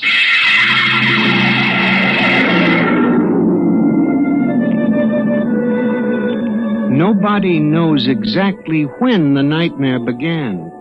They must have planned it for years, though, because looking back, you can find little incidents here and there. Like the concrete mixer in New Jersey that killed the bricklayer, and the time Senator Milburn was sucked into the rotopress at the Capitol Office Building. Unrelated accidents, we thought at the time. But they add up now. The day we really should have suspected was when the men walked off the construction job at the new Brookmeadow atomic pile on Long Island. I'll never forget that day. I was working as a statistical clerk in the project then, operating one of those miracle computing machines developed to fill the requirements of Army ordnance. They called it ENIAC. Mr. Gurney? Huh? Oh, yes, Bella? The chief wants to see you in his office. Me? Unless you're no longer Samson Gurney, he wants to see you. Oh, well, of course. What do you suppose? I do not read minds, tea leaves, or crystal balls. Of course, I'm sorry. I shouldn't have asked. Don't apologize. I'm sorry. And don't wait for me. Mr. Hawk is in a hurry. Yes, I'll go in right away, of course. Her name was Bella Roscoe. She was Mr. Hawk's secretary. I had always thought her a very attractive woman, but for some reason she didn't seem to like me. Of course, on a clerk's salary, I couldn't exactly afford to take ladies to the best places. But I've often thought that if there weren't such a disparity in our ages, I might have... But then... Come in. You wanted to see me, Mr. Hawk? Gurney, I thought those electronic computations were infallible. They are, sir. Well, we got a kickback from the chief physicist. These nuclear equations are inaccurate. No, they aren't, sir. I'm telling you what the memo says. Well, sir, occasionally, if there's an overload, the machine goes haywire. Sort of has a nervous breakdown, you might say. We usually rest it up for 24 hours, and it's okay again. Well, do whatever has to be done. Yes, sir. Oh, and Gurney. Yes, sir. You've been with the Bureau for over 15 years now. It would be a shame to have to remove you because you aren't keeping your mind on your work. Well, Mr. Hawk, I hardly think anyone... Excuse me. Hawk speaking. What? Dave, what? All of them? Well, have you tried to talk to them? Yes, of course. I'll send one of the safety engineers over. This place is falling apart piece by piece. Miss Roscoe? Yes, sir. The men on the construction gang at the new building have walked out on us. What? Someone slipped this morning and fell into a turbine. No. Get the chief safety engineer. Have him over there right away. Yes, sir. Oh, and contact the personnel office. Have them ask the union to order the men back to work. Get back to me. Yes, sir. Mr. I'm Hawk... sorry, Gurney. I have no time to discuss anything further. Get on the job and stay awake, or we'll have to make some changes. But, Mr. Hawk, That's all, I assure Gurney. you... That's all. Now, you probably gathered by this time that I wasn't a very important man at Brookmeadow. I hated Mr. Hawk with a passion because of his superior attitude, and because I knew that Miss Roscoe admired him as a man of strength and decision. I was secretly happy he was having trouble with his construction crews. That evening, I wandered over to the site of the new atomic pile to see where the man had fallen into the turbine. They had the construction area fenced off with barbed wire, and a security guard stopped me. Hold it, buddy. You can't go in there. That's a restricted area. I'm Samson Gurney from the statistical section. Here's my identification. I'm sorry, Mr. Gurney. Nobody's allowed in the area.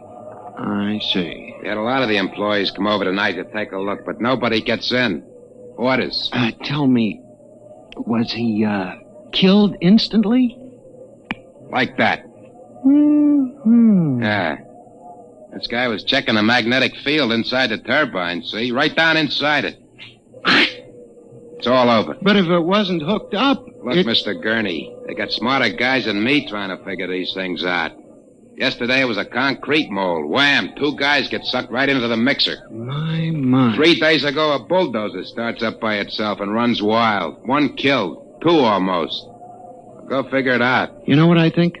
Sabotage. We got more guards and FBI men in here than we got workers. Flea couldn't get through without proving he didn't come off a Russian wolfhound. Now, I'm a statistician. All my life, I've been interested in statistics. So, a simple-sounding thing like this started me off. I went back to the office that evening instead of going home, and for the next 2.5 hours, I computed figures on the probability of industrial accidents for the types of machines we were using.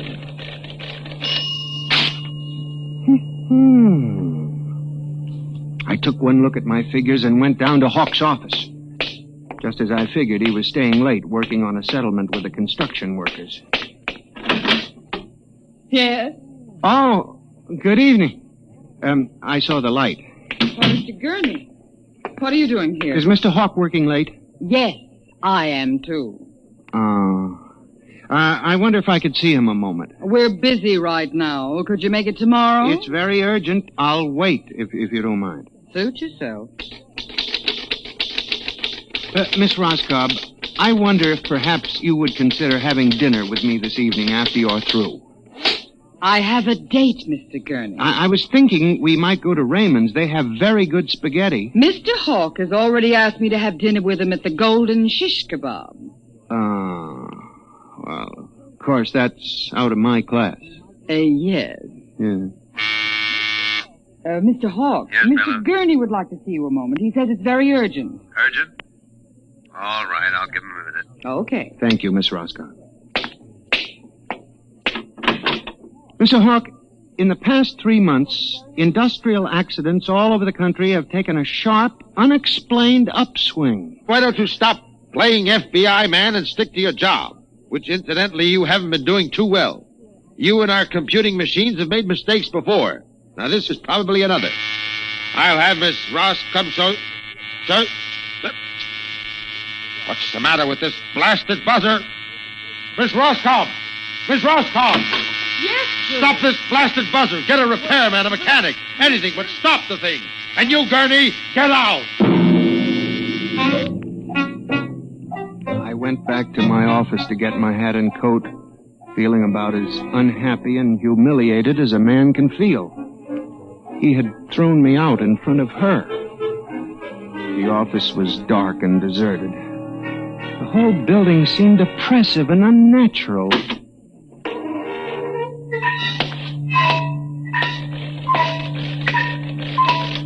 I walked across to my desk.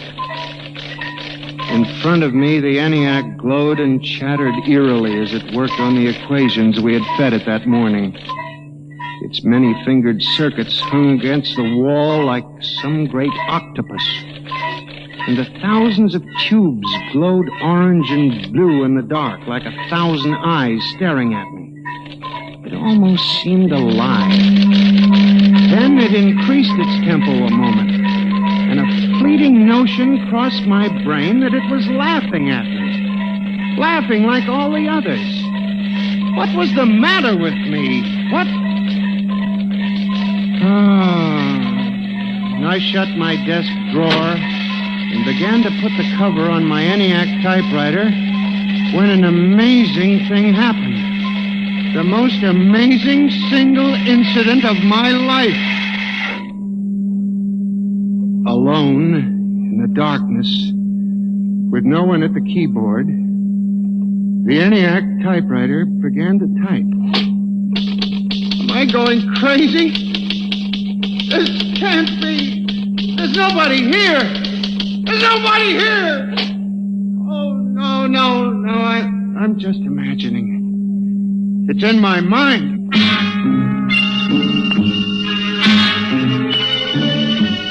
I hadn't imagined it. The paper was there in the carriage. Did I dare read it? Or would the whole thing suddenly vanish and send me shrieking to the nearest psychiatrist?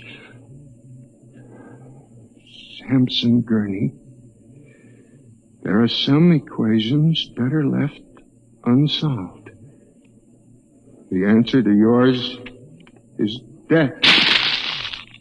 It was not until I turned to go that I was suddenly aware of the utter and complete silence of the room. Then it dawned on me. The ENIAC had stopped working.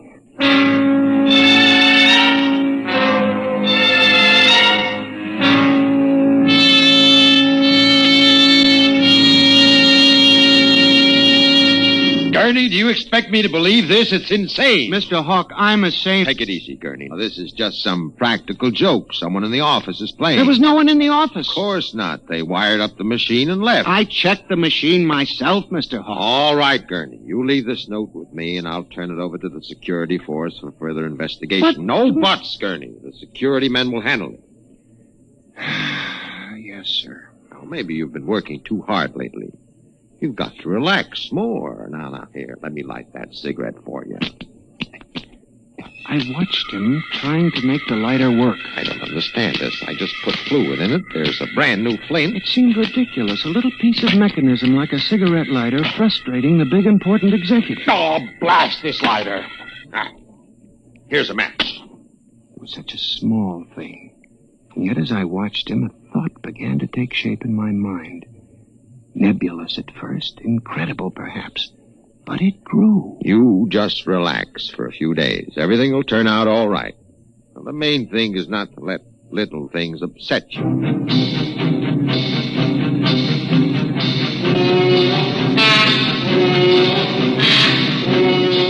It was the cigarette lighter that gave me the idea, and what Hawk had said about little things. For the next week, I observed the 1,000 petty little annoyances around the office. The door handle that wouldn't turn, the telephone connection that cut off in the middle of an important call, the power failure for no explainable reason. Suddenly, these things began to fall into a pattern.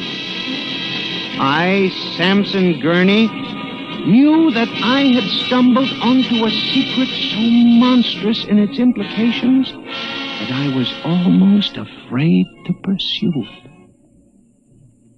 On October 12, 1956, I established communication with them. I will curse the moment to my dying breath.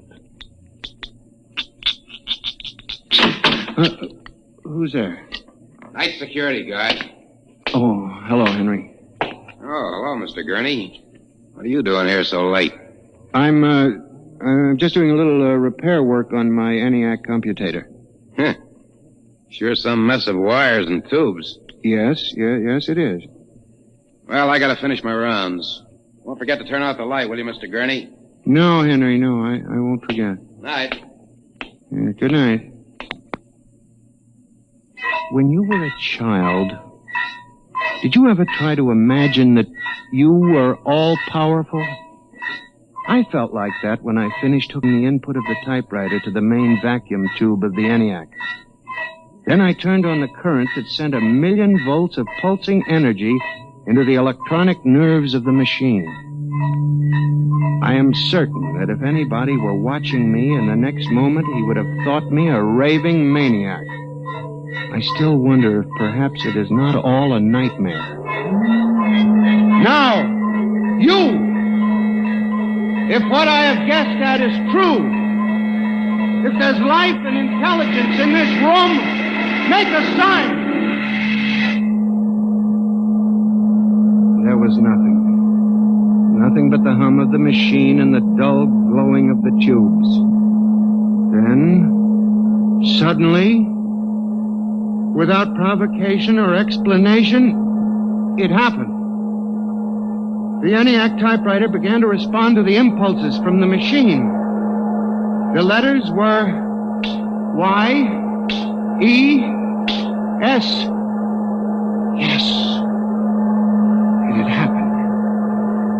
I, Samson Gurney, had communicated with a machine.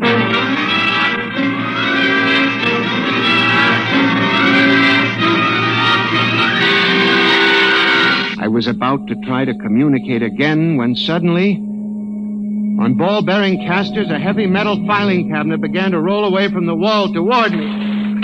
I started to move to one side when another cabinet slid out from the wall, and then another, surrounding me. That was when I realized that they cooperate. We taught them that, you see, on the assembly lines and in the factories. There was no way out. How could a mere man reason with dumb machines? Still, they needed us. They needed us to oil them and repair them and build them. They hadn't gotten to the point yet where they could exist without man. I had to make them understand that before they killed me. Listen to me. You must listen. What good will it do you if you kill me? I'm only one man, but I can help you. I can be useful to you. Do you hear me? Do you hear me? Good. You're going to need men to oil you and repair you. I'll do anything. I'll do absolutely anything you want, but in the name of God, don't kill me. If you can understand this, answer me. Answer me. The appeal captured the longing of centuries. Man as slave to the machine. And after a moment, the circuits glowed more brightly. The cabinet slid back to the walls. As I tore the tape from the machine and read it, the words were almost pathetic in their longing, but most ominous in their implication. They read, "Address me as master."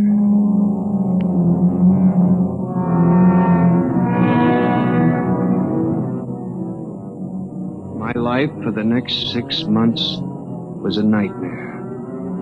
The ENIAC gave me messages which I had to transmit into my telephone. I was frantic. I began to lose weight. I couldn't sleep. My nights were torture, a constant fear. It was in December, just after Christmas. I was sitting in my room, listening to a broadcast. Ladies and gentlemen, a special bulletin. Already 24 hours before the peak of the New Year's traffic, over 1,000 deaths have been reported. This is an unprecedented figure. Again, if you... That very afternoon, I had transmitted a message to the telephones for relay to all machines of transportation. The message was one word. Kill.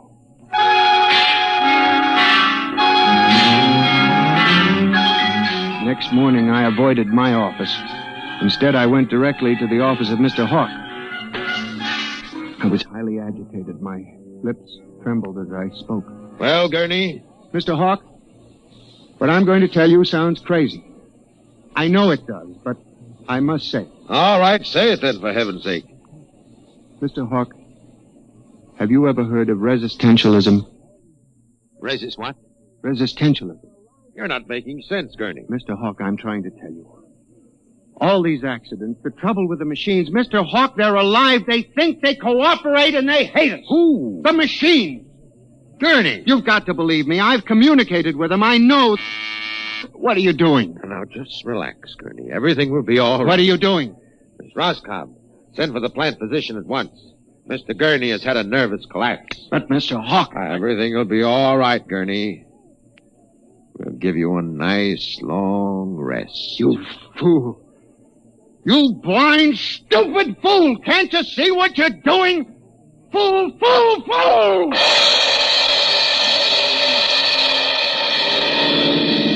When the plant physician arrived a few moments later, Lucius Hawk was found at his desk, strangled to death in a nest of telephones.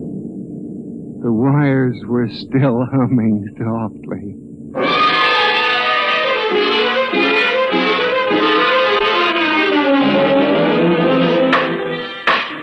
Samson Gurney, you stand accused of the crime of murder. How do you plead? I did not kill him. I didn't. So record. Prosecution will proceed with testimony. Now, Miss Roscoe, did the accused quarrel with your employer on the morning of the murder? Oh, yes. He and Mr. Hawk quarreled violently. I could hear Mr. Gurney screaming at him. And Mr. Hawk asked me to send for the plant physician. What were his words? He said, Mr. Gurney has had a nervous collapse. Now, Mr. Simpson, you are a guard at the Brook Meadow Project? Yes, sir. When did you have occasion to meet the accused? Right after those accidents. He was snooping around the construction area.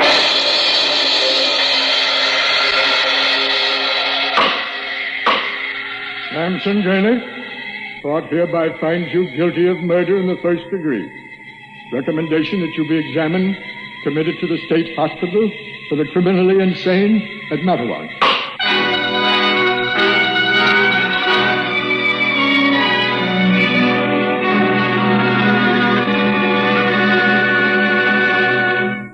And that's how I came to be here at the hospital, Dr. Klein.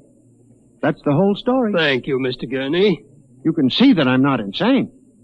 You must believe me, Doctor. Of course I believe you, Mr. Gurney. Now tell me about this revolt. It will begin in Washington, then spread to New York. Yes? The Madison Avenue buses lead the charge. Picture it, Dr. Klein, 3,000 buses roaring rampant through the streets, people running like rats in a maze looking for manholes in the pavement. And you really believe this will happen, Mr. Gurney? I know it, Doctor. The worst part of it is there's no way to stop them now. It's too late. Now, you mustn't excite yourself, but Mr. Doctor, Gurney. Don't you see?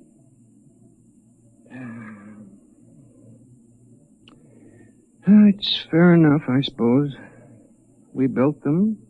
We taught them to think for themselves. It was bound to come. I guess the female machines will be worst of all in the beauty parlors. They're more high-strung, you know. Well, since there's nothing we can do about it, Mr. Gurney, suppose you go to your room and Maybe if I went to my old Plymouth, I could make a deal before the police cars got me. Yes, Doctor? Would you take Mr. Gurney to his room, guard? He's already been given sedation. Yes, sir. Those concrete mixers may have made a mistake, you know. Just high spirits and all that, but if they got so they liked the flavor... We'll see you later, Mr. Gurney. Now try not to worry too much. All right, guard. This way, sir. Oh, machines revolting. Telephones strangling people. Oh, blasted cigarette lighter. Why won't it work?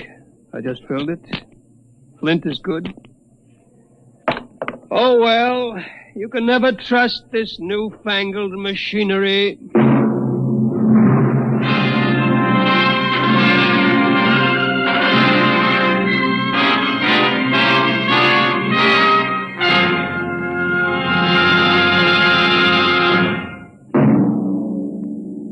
Next week, Dimension X will present a story of the future. A story of an insignificant pebble in the sky called Earth, and of a man from a distant star who grew to love this unimportant planet.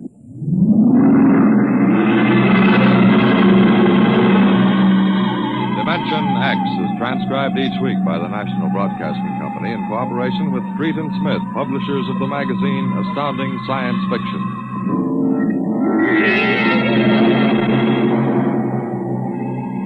Nightmare was written by George Lefferts and based on a poem, The Revolt of the Machines by Stephen Vincent Benet. Featured players in the cast were John Gibson as Mr. Gurney and Rita Lynn as Bella Roscoe. Norman Rose is your host. Music by Albert Behrman. Engineer Bill Chambers. Dimension X is produced by William Welch and directed by Edward King.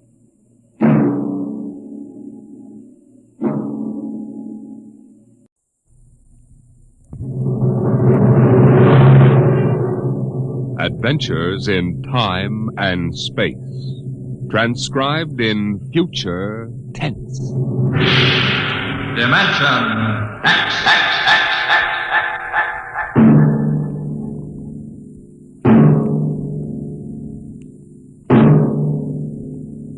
The National Broadcasting Company, in cooperation with Street and Smith, publishers of astounding science fiction, bring you Dimension X.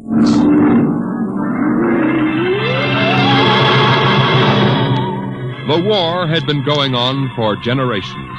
The sea and air were ruled by guided atomic missiles. Radiations and total destruction drove man underground. And there the war continued. The great beds of shale and limestone trembled as an underground cruiser chewed its way through the ageless rock. The ship was squat, ugly, the top of its cutting head 40 feet above the clattering caterpillar treads. It was windowless, and behind the grinding duralloy blades were ugly lumps that concealed the guns. On the bridge, Commander Sanderson fought the bucking vibration, one hand tight on a stanchion. Culver. Aye, sir. What's wrong with the insulation? It's hotter than oven up here. Port refrigeration unit went out. Starboard can't carry the load. I've got damage control on it. We'll go back. Aye, sir. Give me a seismal reading. Severe shock 30 seconds back. Change course to 175 degrees. And half speed, please, sir, till I can chart the straightest. Mr. Culver. Aye, sir. 175, half speed. Aye, sir. Navigation, Lieutenant Watson. Bridge here. Change course to 175, Watson. 175. Aye, sir.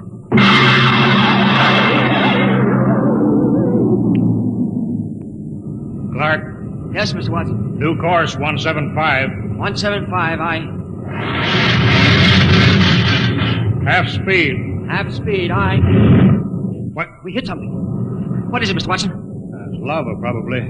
Maybe it doesn't mean anything. No, I guess not. Mr. Watson. Yes, Clark? We ever going to get out of here? You mean the lava? The whole business. We've been under rock for 3 months. You better keep quiet, Clark. Psycho officer has rubber heels. I don't care about Carpenter. He's been over me already with those stinking reaction tests. If he gives me one more ink blot to look at, What's I'll... your dial? 1 degree correction. Right. Mr. Watson, what was it like? Huh? When? On the surface. I never saw the surface. I was born in the Denver cave, half a mile down. Well, that was a long time ago, Clark. Yeah. But you remember, don't you? You and Kovacs are the only ones on the ship who remember the surface. It was war then, too. Kovacs was in the army, the infantry. The Queen of Battles. Well, the Queen's dead now. What was it like? You mean in the surface wars? Yeah. Well, they had chaplains. Chaplains? I guess you never heard of that. Now we have psycho officers. Yeah, they don't talk about religion much these days. It must have been something on the surface. I dream about that. I don't know what it was really like, but I dream about it. Then somebody takes me and shoves me down on the bottom of a hot closet. They shove a big hand over my mouth and I can't breathe. I wake up and I want to bust out of here with my fingernails. I just...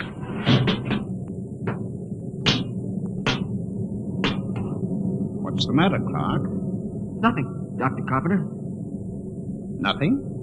No, sir. We were just passing the time, Carpenter. When's the last time you had an emotional reaction test, Watson? I don't know. I forgot. Just remember your seniority doesn't exempt you from psychiatric review. This isn't some slipshod surface vessel with organized superstition aboard. The old chaplains weren't so bad. Not scientific. You know, I can remember when psychiatry and mental hygiene were the hope of mankind. Now look at it. That goes in my report, Watson. Yeah? Well, make sure you spell my name right. Now hear this. Now hear this. Attention all hands. Igneous rock detected. Fresh lava flow. Stand by to go to quarters. You're lucky, Watson. That is all. I'll finish with you later. I've got to check combat detachment. Sure. Go play with your ink blots. I'm busy. Now go listen. on, get out of the way. Get down to the combat detachment. They'll be happy to see you. Clark, check those dampers.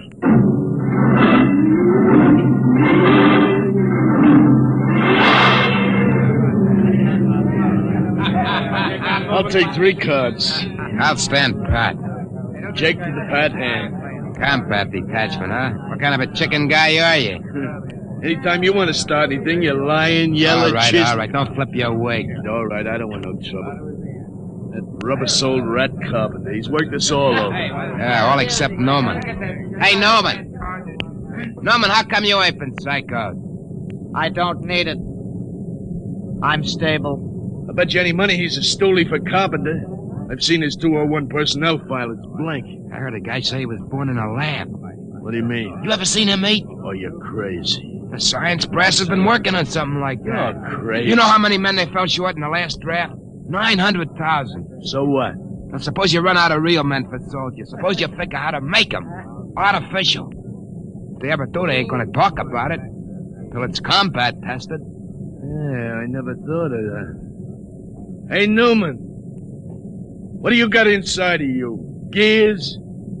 I'm not supposed to talk about myself. Yeah? Well, suppose I make you talk. Hey, sit down, Sheriff. Sit down. Let go of me or I'll lay you out, too. Hey, cut it. Keep Cut going. it. Knock it off. Cut it. Shove. At ease, men. Well, how's everybody feeling? You, Coke? All right. I'm all right, sir. Uh-huh. Sheehan? Sheehan? I'm all right, sir. Newman? I'm all right, sir. Of course. Very well, carry on.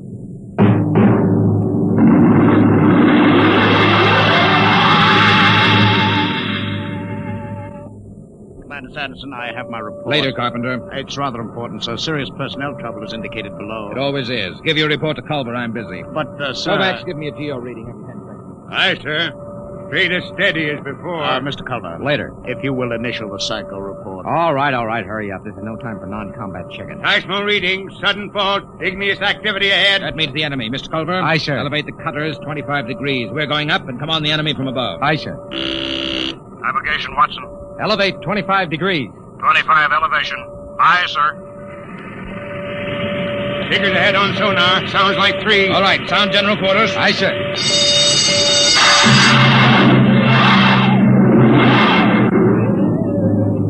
All right. General quarters. For all this stinking luck, aces I got. Get into your armor, you tub of lot.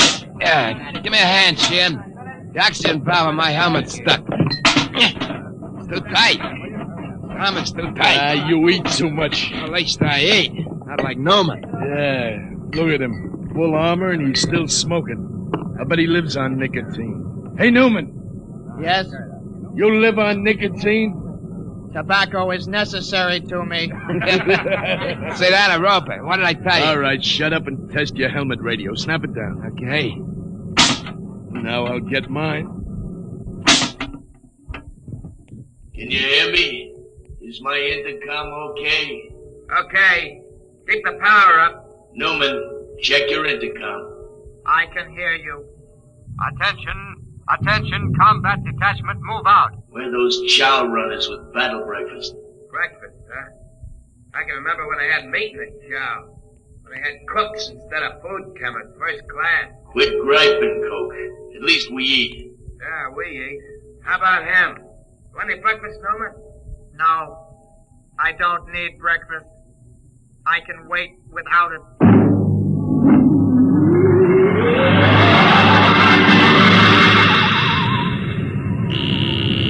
Navigation, Watson. Bridge here. Half speed. Half speed, aye. Clark? What? What's the matter? You got the shakes? No, I'm all right. Half speed. Half speed, aye. Attention, all hands. Enemy digger sighted. What? Huh? Prepare for action at close quarters. Enemy digger sighted. You hear that, Watson? Prepare for action at close quarters. Full speed forward. No, I won't. What? Come on, full speed forward. No. Another inch. Stop this ship. Get away from there. Let me go. I gotta stop the ship. I won't be killed. I won't be killed. Get away from the controls, Clark. You hurt? All right, take it easy now. What? I've got a gun. Stop the ship. Stop it before I shoot you. Now take it easy, boy. I won't be killed. I won't let him. I'll give you 3, Watson, then I shoot. I don't know what you're doing. I'm gonna stop the ship. 1, 2...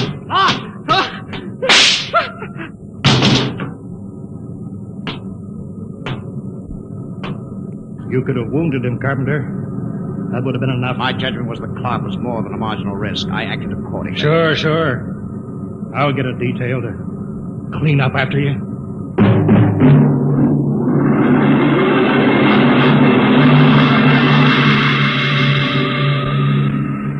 Well, Doctor, the commander says you rate a citation. If you had read my report, Mr. Culver, you'd understand. Carpenter. Aye, sir.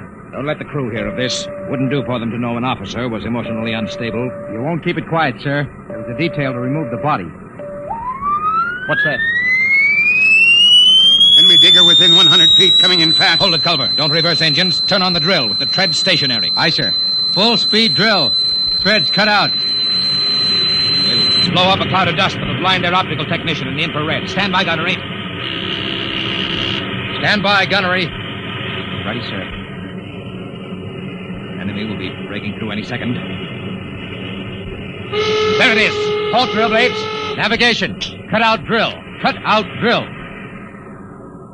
Fire when ready. Fire.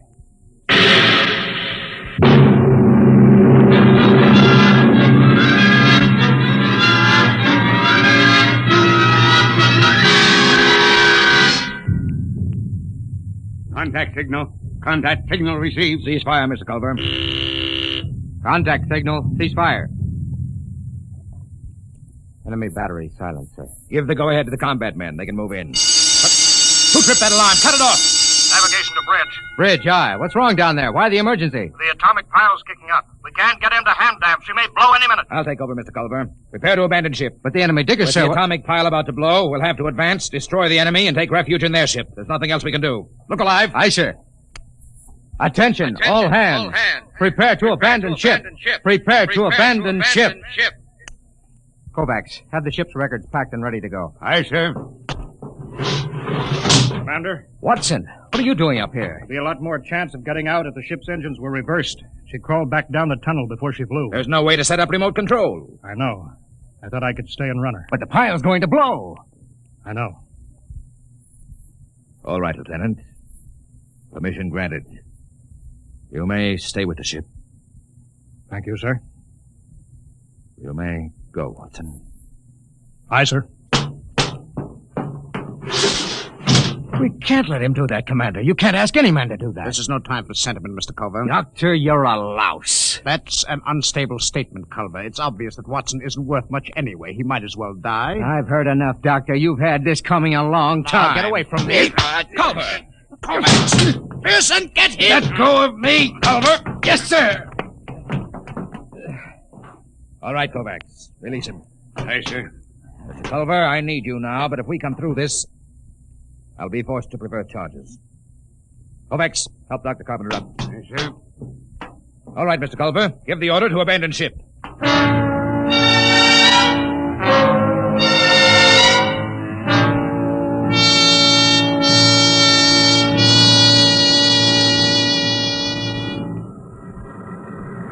All the men are away, Kovacs.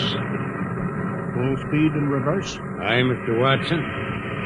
How long have we got before the pile blows? I don't know. Kovacs, why did you stay here? You could have abandoned ship with the others. I've been saving a cigar. I got two. Would you like one? Oh, thanks.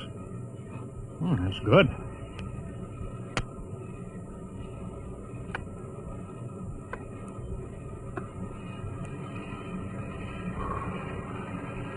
You didn't answer my question, Kovacs. Why did you stay? How about you, sir? Me? I was in the last class out of Annapolis before it went underground and merged into the Geo-Warfare Academy. I guess I just hang on to illusions. Dead traditions of service. I suppose I did it because I thought it was the right thing to do. Yeah, I guess that's it when you get down to it. Kovacs, you saved a cigar against the rules. I've got something, too, here. It's a book. I stole it out of a hotel room in Frisco in the old days. A Bible? Yeah. Psycho officers don't allow them on board. Carpenter would have had me in the cells if he'd known about it. There goes the Geiger alarm. It'll blow any minute now. Kovacs, you remember this? The Lord is my shepherd. I shall not want. He maketh me to lie down in green pastures.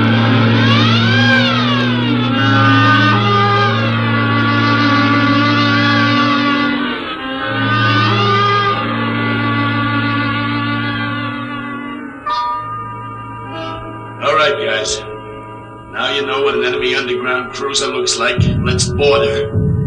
What was that, Sheriff? I don't know. Come on. The enemy left their landing trap down. Let's go.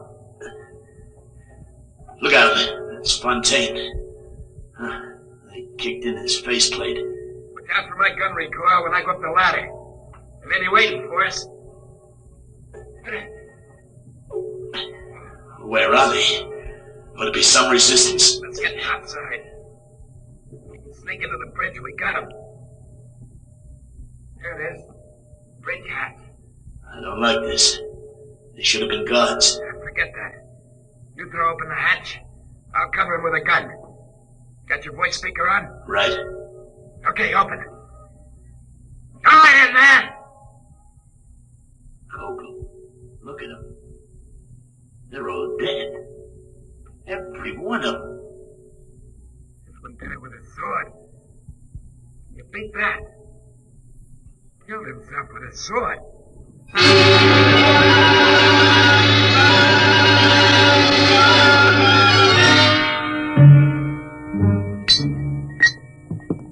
Confound this foreign equipment. Culver, how soon can we get this enemy ship underway? Give me the damage report. Aye, sir. The port tread knocked out, armor breached aft in the midships, gun batteries inoperable. Lieutenant Adamson estimates we can make limited headway in 2 days. Very well. Sir, is it necessary for me to have this guard tagging after me? You're under arrest, Culver. Excuse me, Commander, sir. Oh, go ahead, Coke. There was a message or something under the guy with a sword when I broke in. I kept it as, well, sort of a souvenir. Oh, give it to me. I didn't mean anything wrong, sir. Hand it over. Culver, you read the enemy language. I'm afraid I'm under arrest as a prisoner. That'll do. Go ahead, read it. From Supreme Headquarters. There's a code designate. To all field commanders. Subject. Secret weapon, X-39. Failure of. 1. Research project X9 released on South America front last night. X9, a semi-living chemical process attacking all forms of protoplasm, was found to be uncontrollable, is spreading through our own armies all over the world. 2, you are instructed to... Well? That's all, sir. Quiet! Gentlemen, there is only one way to interpret this news.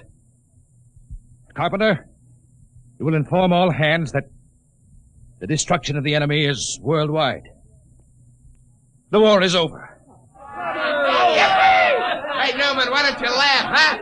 Why don't you shout? The war's over. I don't need to shout. Hey, Dr. Carpenter, Aye, sir. You will instruct Cook to serve double rations as a celebration. No, sir. I strongly advise against it. The psychiatric implications are... What's the matter? I don't know. Something it's inside me. I've got to get out. Carpenter! Coke, Newman, go after him. Come on. No. That can't happen to a man. Not that. It's Carpenter. You can see that. But that can't happen to a man. He's dissolved. What's going on here? You don't understand, Commander. You didn't listen to that enemy message. A semi-living chemical process attacking all forms of protoplasm. All forms. Carpenter and you and me. You understand why the enemy killed themselves. They knew. The war's over, all right. There's got to be something to do. Culver, Sun General Quarters. It's too late for that, Commander. The war's over. They invented the perfect weapon. The human race is dissolved. That's funny. Dissolved like Carpenter.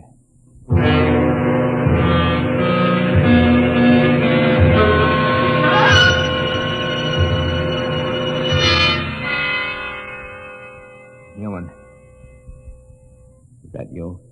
Yes. They're all dead. Aren't they? Yes. Commander Sanderson was the last.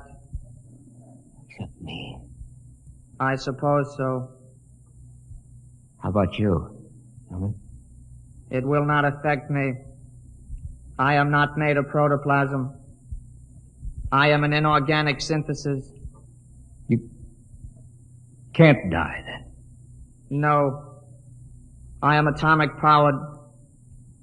My breakdown point is calculated in thousands of years. I cannot destroy myself. I was conditioned against it. It's beginning. You'll be all alone, huh? I know. Buried alive in a rock for thousands of years. I'm sorry for you, Newman. I'm sorry. You'll be all alone. Now, it's starting. I can't stand it.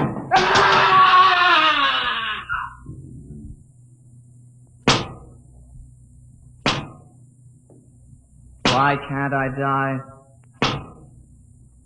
Why didn't they make me so I can die like the others? I can't even kill myself. Why can't I die? Why can't I die?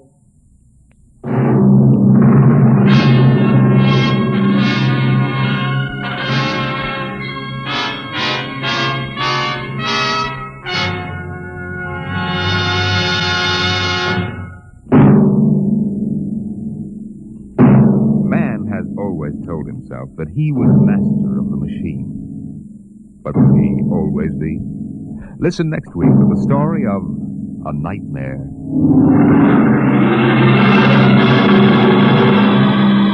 Dimension X is transcribed each week by the National Broadcasting Company in cooperation with Treat and Smith, publishers of the magazine Astounding Science Fiction. Today, Dimension X has presented The Last Objective, written for radio by Ernest Kenoy from the story by Paul Carter. Featured in the cast were Lawson Zerbe as Culver, Ralph Bell as Dr. Carpenter, Wendell Holmes as Watson, and Jack Grimes as Newman. Your host was Norman Rose. Music by Bert Berman. Engineer George Mathis. Dimension X is produced by William Welch and directed by Edward King.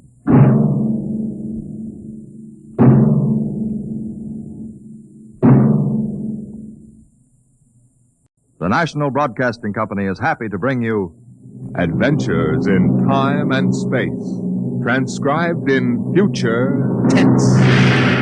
Dimension X.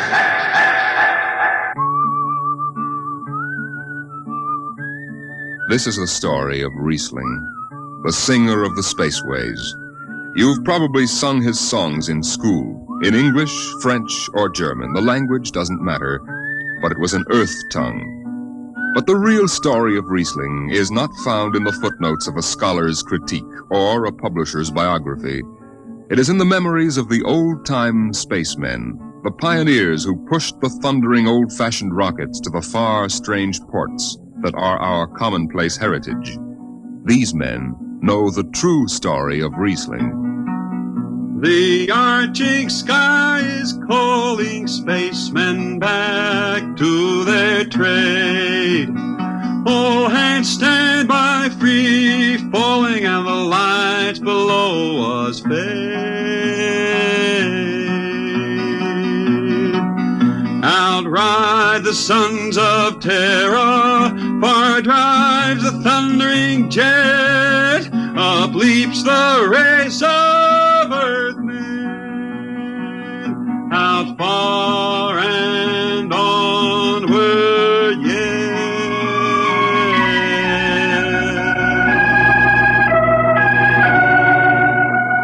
When I first met Riesling, he was hustling drinks in the Twin Moons bar at Drywater, Mars. He'd won a guitar off a Chinese barkeep at Luna City by cheating at one thumb, and he made his whiskey by singing in the bar and passing the hat. Listen to her, Hudson. Don't she strum pretty? Like a 16-year-old gal. Hey, how much you collect on that last song? $3, Martian, and a slug. Al grabbed it from my bill. You don't trust me no more. Funny, never did have no luck with hound dogs nor Martian barkeep. Hey, Riesling, look over there by the bar. There's an Institute 4 striper giving in the eye. Know him? Captain Hicks off the Goshawk. He's sure giving you the once-over. Maybe he's got a job. They don't make never no mind to me. I've been blacklisted. Hicks logged me for making up a song on watch. Right fine song, too. Hold it. Here comes the brass arm. Riesling, I've been looking for you. I've been right here, Skipper. You saw to that. I need a jetman on the Goshawk. Interesting. Real interesting. Well? I got news for you, Skipper. You blacklisted me, remember? Well, you kept your nose clean, and we need an experienced man. Been a little changing down aft in the Goshawk, ain't there, Skipper? How'd you know that? You got that new atomic pile drive. Last 3 of them tea kettles blew somewhere in the asteroids. Look, it's double pay, but if you're scared... Scared? Listen, fella. For double pay, I'd jump off the top of the Harriman Tower if you allowed me rubber heels for the landing. All right, then. You show up tonight to sign the book. Sober. Got no choice, Skipper. Money and me is total strangers. We lift at 11:30 Mars time. Sober, you understand, Riesling? You taking the job? Well, that Goshawk is one stinking old tub. Her engine's got more bugs than a beagle dog in spring. And that new drive is about as safe as a pretty gal in the Ozarks. But I reckon she'll do for one more trip.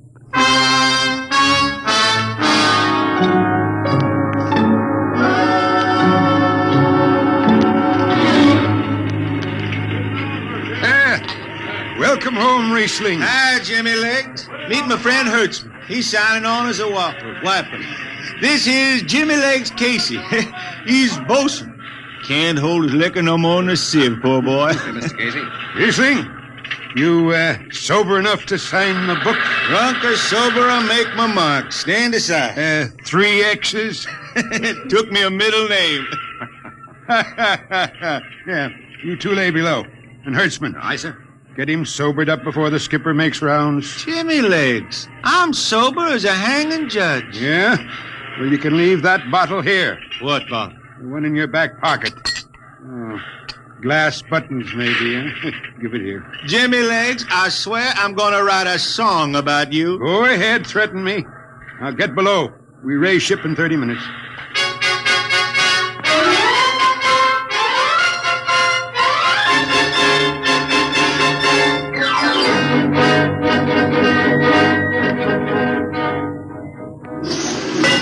Hi, Skipper. Riesling, what the devil are you doing up here on the bridge without permission? Figured I'd take a little stroll. Riesling, get below before I have... Hold on, Skipper. You'll have that gold braid just crawling up your arm. I'm up here on business. Well? That number 2 jet ain't fit. Cadmium dampers are warped. Why tell me? Tell the chief engineer. I did. He says they'll hold. Well? He's wrong. He's wrong. He's got a Harriman Institute degree in power electronics. And some drunk space rat says he's wrong. Skipper, I was damping jets when that shirt-tailed tad wore pins for buttons. I've got no time for you, Riesling. Casey, sound takeoff. Aye, sir. I'm telling you, Skipper, that number 2 jet's gonna blow. Dampers warped crooked like a turtle's back. Riesling, drag your deadhead out of here. Get below. Go ahead from control tower, Captain. All right, Casey. Fire 1 and 4.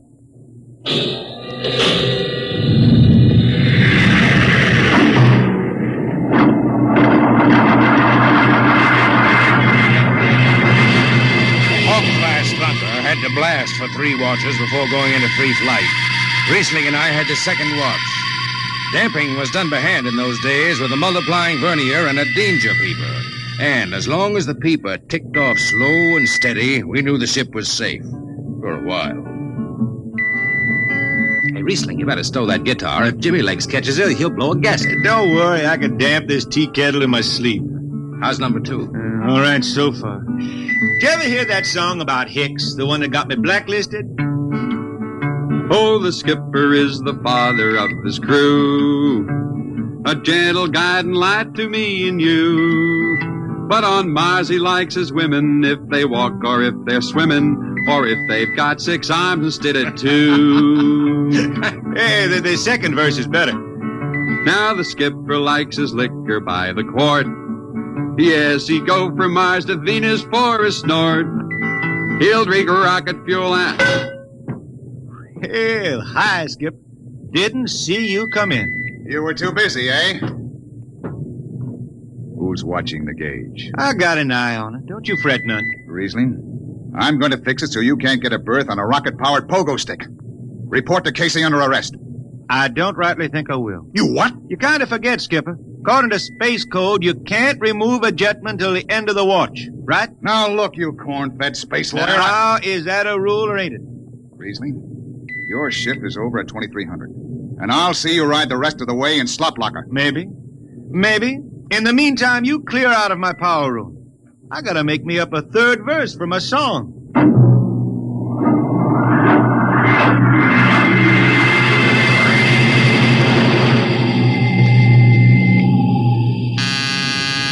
I got it. Power room. Damp number 2 a point. Number 2, all right. Hey, let me have that mic. Jimmy Legs, is that forced dry boil up there? Give me that, Casey. Riesling, I've taken just about enough from you. And I've got a little news for you, Skipper. Number 2 jet is bulging like a fat lady in a satin skirt. Listen, you clown, that's Skipper, I think I'm gonna junk my song and start over. I could do much better This on is you. the last time, Riesling. Damp number 2 a point. Sure. Look out, Hurt. I'll take it. You watch the gauge. Now. Easy here. She's bucking a little. Riesling, hit the emergency. She won't hit him. It's that foot. There go the lights.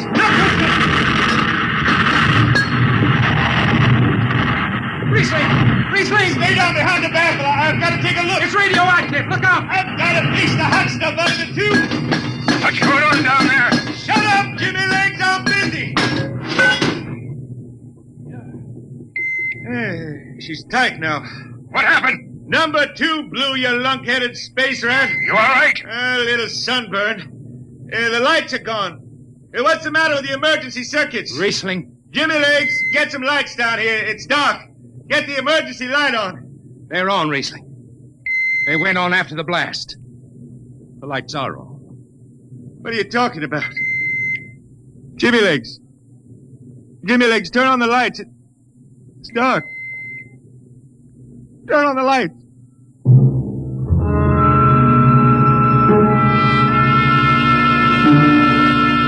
That blue radioactive glow from the jets was the last thing Riesling ever saw. His optic nerve was burned out in an instant. He was in sick bay on the rest of the trip, and on the swing back, we set Riesling down at dry water Mars. Look out for the cable, Riesling. Thanks, Hertzman. Hey, Riesling. That you, Jimmy Legs? Hold up a minute, will you? Riesling. Jimmy Legs, I promised I'd write a song about you, didn't I? Sure, Riesling, sure. Can't seem to sing like I used to. Look, Riesling, the men up on the bridge feel kind of bad about this. Yeah? Why didn't they think of that when Riesling told them that damper was shot? Now, Hertzman, that's all over. Sure. That's all forgotten. Riesling, let's go down to the Twin Moons before I vomit. Now, hold it. The skipper feels pretty bad about the whole thing, Riesling. Kind of late for that, Jimmy Legs. Feeling sorry, don't hold no corn. The boys passed the hat. The skipper kicked in half a month's pay. Did he now? Then on principle, I suppose I ought to tell him to stuff it back up the jets. But you can't buy no drinking whiskey on principle. I'll take it. Here you are. I'll get it. I'll be seeing you, Riesling. Sure, Jimmy Lee. Sure. Come on, Hertzman. Let's get that drink.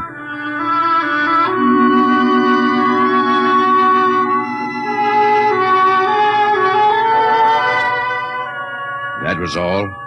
Just another space bum who didn't have the good sense to finish before his luck ran out. Well, Riesling holed up at the Twin Moons till his money was gone. Then he hooked a ride on a crawler over to Marsopolis. It was a boom town then, with an industrial district mushrooming between the Lesser and Grand Canals. I ran into Riesling about 2 months later, playing his guitar on a jetty that ran out into the canal. He had a dirty rag tied over his eyes with a jetman's knot, and his hat was on the wharf beside him. Riesling! Who's that? Wait a minute. Hertzman. Yeah, how have you been? Passable. Say, is this a Venusian dime? Ah, it's a slug. I figured. Well, how's it going? Singing again? Some. Working saloons, mostly. But I've been thinking some funny songs, Hertzman. The words come out different than they used to. Come on along the canal with me. Sure. Here, take my arm. I know the way. That's a funny thing, Hertzman. I figure I know it better than other folks. Look back there, towards the city. What do you see? Factory towers? Smell them from here. But it don't seem that way to me. I remember them old buildings, old before Bible times on earth. Thin and graceful like the fairy palaces my Grammy used to tell about down home in the hills. They've torn them down now, or else blocked them up with cinder bricks. Hertzman, when I stand out here on the canal, I can see it the way it used to be. The water, ice blue with the stars shining up out of it. Way off there, the city with the towers sweeping up like a bird flying off a tree. I can see it.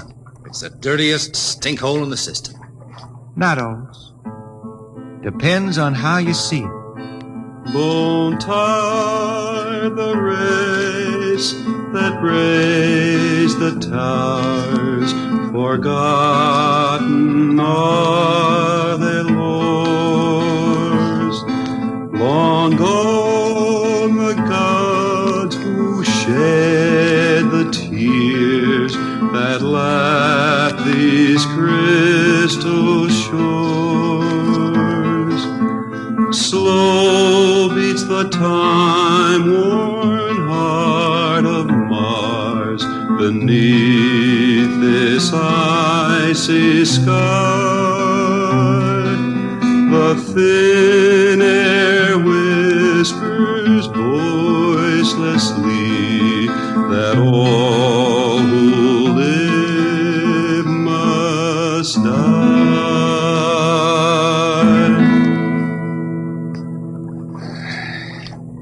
You make that up? Why don't you go home, Riesling? Home? Earth. I've been thinking about that, Hertzman. When I was a youngster down in the Ozarks, I used to climb a big old oak tree my daddy had in the dooryard. You could see the hills for miles, green and cool. I've been thinking about that. Why don't you go back then? I couldn't see them hills no more now. I couldn't stand to see black when I knew they was lying all around me, cool and green in the sun. I couldn't stand that. Yeah. Well, let's get back to town, Hertzman. Today I made $3.50 Martian. I'm all set to drink it down before dawn. Come on!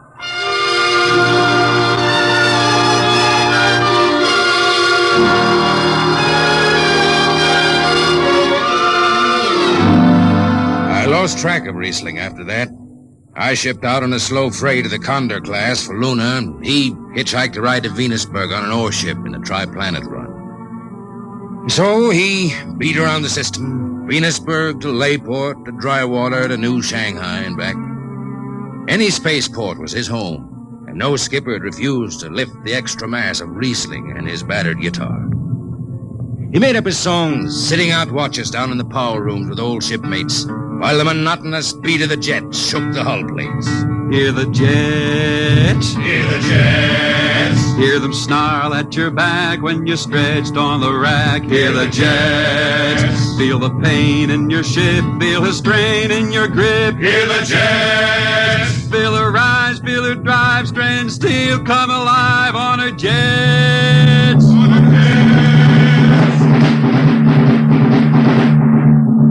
Little by little, his songs began to travel along the spaceways ahead of him. Raw spaceman songs with titles like Since the Pusher Met My Cousin and The Spacesuit Built for Two. But more and more, we began to hear a different kind of song. Strange, sad songs, the ones you find printed in the centennial editions. Dark Star Passing, Death Song of a Woods Cove. And then, finally, The Green Hills of Earth. It grew for 20 years, that song. They say it started way back when Riesling was down in the labor camps on Venus, singing for the indentured men. Now, if someone will kindly pass a bottle. Oh, it is not much, Riesling. Here, it'll do. What is that stuff? Tequila. You cannot make him good here on Venus. What do you use? Caragbush. Home it is different. Where are you from, son? Tasco, Mexico. It's a long way from here. See, a long way. How'd you come to sign on? The man comes out to the village from the city in the shining automobile. Very big. He says there is work. You sign the paper for 10 years and you work. Yeah, work. There is work here, all right. 10 stinking hours in the jungle with machete. I tell you, when I get home to Earth... What'll you do, son? What is the use? We aren't getting home. You know how many men die out there in the swamp today? 10 men. 10! What is the use? My mother, she's dead. My father don't care. A girl? Oh, she says she wait. I don't know. Sure, son. You sing some more, Riesling. We drink, you sing. Maybe a new song, son. We rot in the molds of Venus. We wretched her tainted breath. Foul are her flooded jungles, a-crawling with unclean death. What is the matter? Finish the song, Riesling. I can't. Can't yet. It just don't come. I'll finish it when I go home. That's it. When I go home to the hills. Now pass that bottle. The dawn whistle don't blow for 4 hours.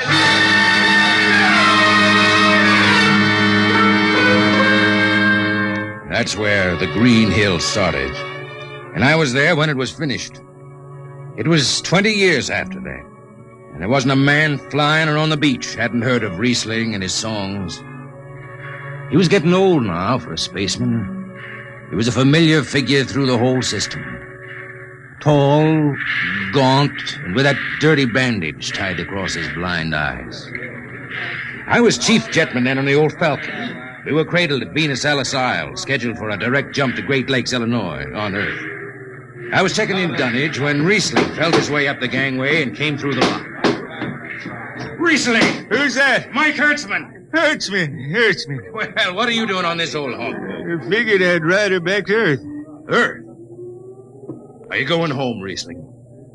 I thought you were never going to make that run. I've been hankering to set foot in the Ozarks again. How about those hills? I've been singing about them so long now, Hertzman. I got to finish the song. I got to set foot in the dooryard and hear the wind through that oak tree.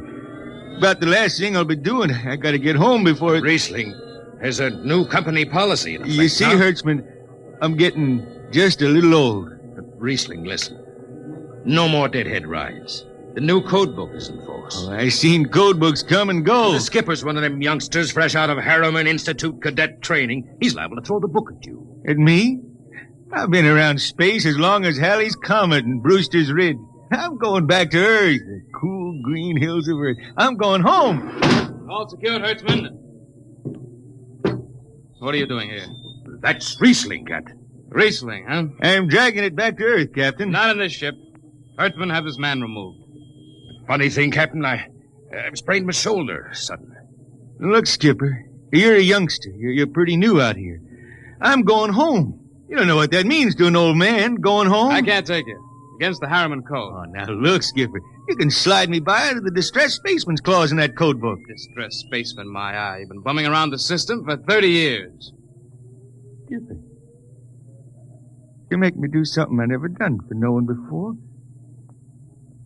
I'm an old man. An old blind man, and I want to go home. I ain't never crawled in front of a four-striper in my life, but you gotta let me drag home. The law says a man's got a trip coming to him. You can stretch for a poor old blind man, now can't you? You got it, Skipper. All right, you old space rat. But keep out of the way. I run an efficient ship, and I don't want any trouble. No, sir, no trouble. I'll just lay down in the power room.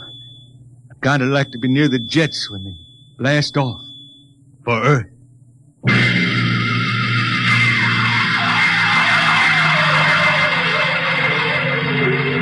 Sit down, Riesling. Take a load off your feet.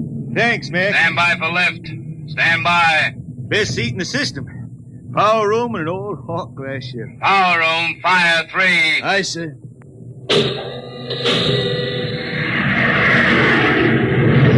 The cool green hills of Earth. Still singing that recently? Oh, some. I changed her a little. Gonna finish her now, Mac. Going home to finish her. Yeah. Have you seen those new automatic dampers, Riesling? Don't have to do nothing but sit and watch. Hey, where's the peeper? Turned off. She's all automatic. You have it soft nowadays. When I was twisting her tail, you had to stay awake. You got an old hand damping plates on? All but the links. Iron shipped them. They cover up the dials. You might need them. No, the automatics handle everything. Well, you're finally going home, Riesling, huh? Won't seem the same out past the moon. I've been waiting for this a long time, man. Gonna be good to get home, I reckon. The argent sky is calling spacemen back. Mac, you all right? I got the emergency. The hand dampers. Where are the links? Mac, you gotta be on the wall here somewhere. I got him. Power room, what's the alarm? Emergency squad coming in. Stay out. The place is hot. Radiation blast. Stay behind the baffle. I got the link shift. I can hand damper now.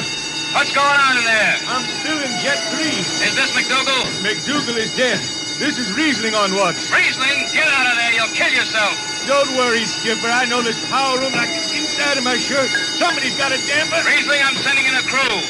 No use. The whole room will be hot for an hour and the other jets won't hold. Skipper, throw on the recording tape. What? Throw on the recording tape. I want to get something down. Tape's on, Riesling. Stop it, Riesling. The radiation will burn you down. Yeah, I reckon. Yeah, pretty sharp sunburn. Pick me out of here with the tongs and bury me in a lead shield coffin. Okay, Skipper. She's clean. Radiation's getting brighter. I can almost see it. Bright, rosy like the sun. Like the sun over the hills down home. I got my song figured right now. Here it comes. We pray for one last landing on the globe that gave us birth.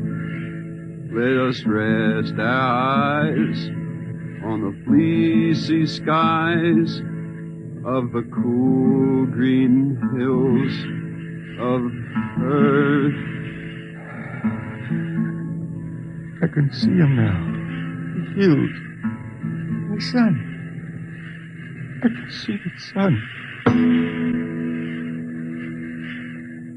That's the way he died. Riesling, the blind singer of the spaceways, singing of the home he never reached, the cool green hills of Earth.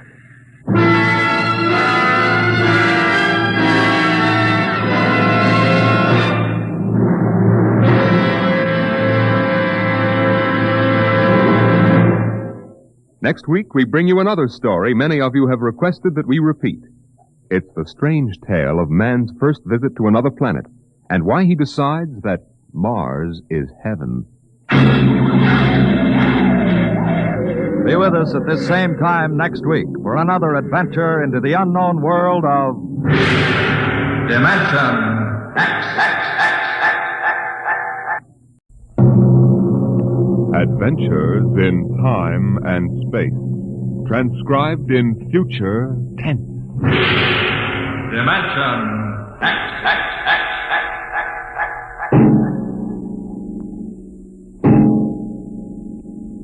In the beginning, there was Jordan, thinking his lonely thoughts. Out of the loneliness came a longing. Out of the longing came a vision. Out of the dream came a planning.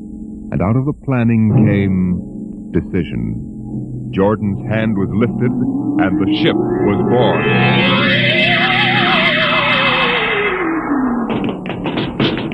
You, look out! Are you all right? Yes, it missed me. What was it? A mutant with a slingshot. I think it dashed down that passageway. You want to go after it? We'd never catch it, Alan. It's probably 12 decks above us by now. I didn't think they ever came down this far. Patrols usually get them before they reach this level. They get more daring with each generation. This one looked like a female. Male or female, it might have killed us. I told you this trip was pure foolishness. Climbing 24 deck levels to hear a crazy old man rave. We're almost there now. Compartment X15, level 24. This is the place. This area smells as if it hadn't been visited by a sanitation crew for generations. Part of the ship is almost deserted.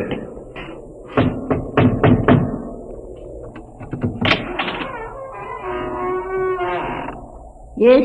This is the compartment of John the Witness. Who are you? My name is Hugh Hoyland. I'm a cadet from the scientist barrack. This is my friend Alan Mahoney. What do you want of John the Witness? Only to talk. Are you a believer in Jordan? Naturally. I have heard that there are those among the younger scientists who doubt the word of Jordan. To doubt is death. We're not heretics. Enter. I have brought a gift of tobacco, grown on the richest level. It smells good. I assure you it's the best. Wait here. What a rat's nest. Shh. What the devil do you think he can tell you? I don't know. Now hush.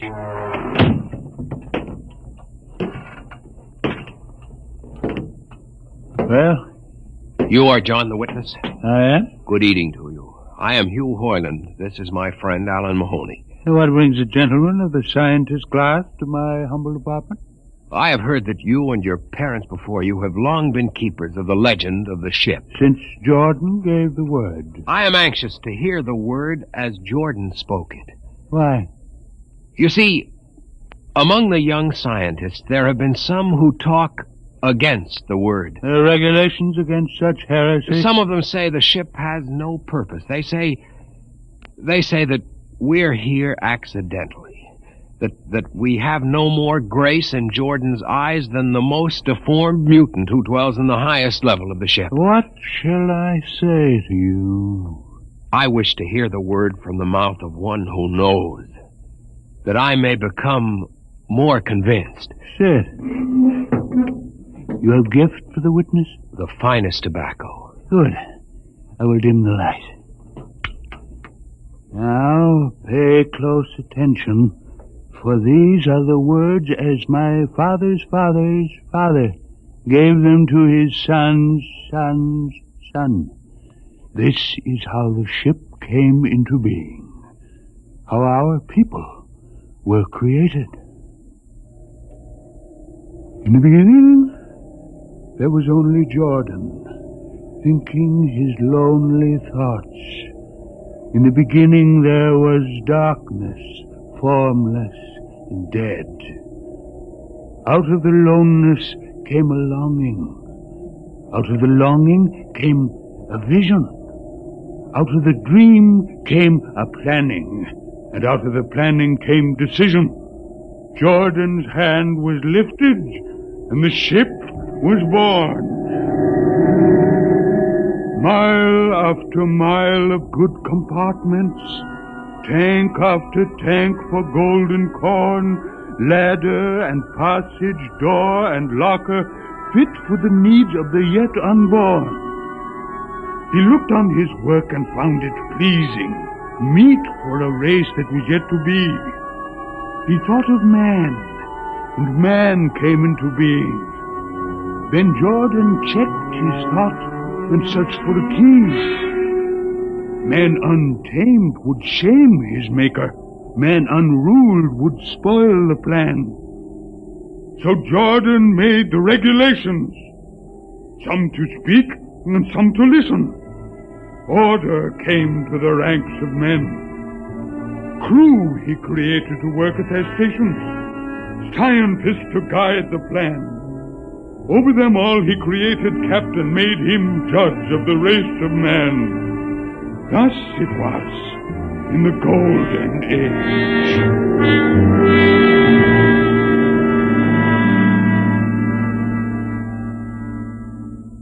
These are the true words? As my father's father taught them. But what of the strange beast-like people on the upper levels of the ship? Surely Jordan did not create them. Jordan is perfect. all below him lack perfection. You have heard of the legend of Huff? I have heard that he mutinied against Jordan. Darkness swallowed the ways of virtue. Sin prevailed upon the ship. And before wisdom prevailed and the bodies of Huff and his followers were fed into the converter, some of the rebels escaped and lived to father the mutants. They are tainted with the sins of their fathers. One more question, witness. Speak. What is the ship? The ship is a great sphere. 25 kilometers wide and 100 levels deep. I know that, but what about the upper levels? The regulations forbid us to venture into the upper levels, but it is said that beyond the levels of the mutants lies the forbidden place where Jordan's spirit prevails. So I've heard. But something troubles me. Something which prompted my coming here. Yes, my son. What lies beyond the ship? What? What lies beyond the ship? This is heresy. Answer me. I will not permit such talk.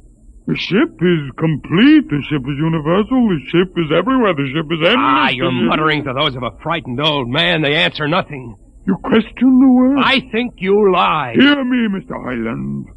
For what you have already said, I can have your body fed to the converter. Your soul launched on the endless trip. You threaten me. You, for Jordan's sake. You think I fear this dried fig of a man? You. Sir, my friend is impetuous. He doesn't understand. I might be persuaded to forget a substantial gift. You pig. You. Come on, Alan. The sight of this so-called holy man offends me. No, you shall not leave. Look, don't try to frighten me with a gun, old man. Remain where you are, heretic. I warn you, put down the gun. No. No closer. Drop it. Very well, then. Death to the heretic. Alan, get him! Is he dead? I don't know. Come on, Hugh. We've got to get out of here. Now where? We can't go back. They'd feed us into the converter. What's that? The old woman must have turned in an alarm. Come on, the patrol will be here in no time. Where can we go? The upper levels. But the mutant. We'll have to take our chance. Listen, that's the patrol we've got to climb. There's a hatchway. Down the corridor. Quickly. Halt! Halt, do we fire? Up the ladder.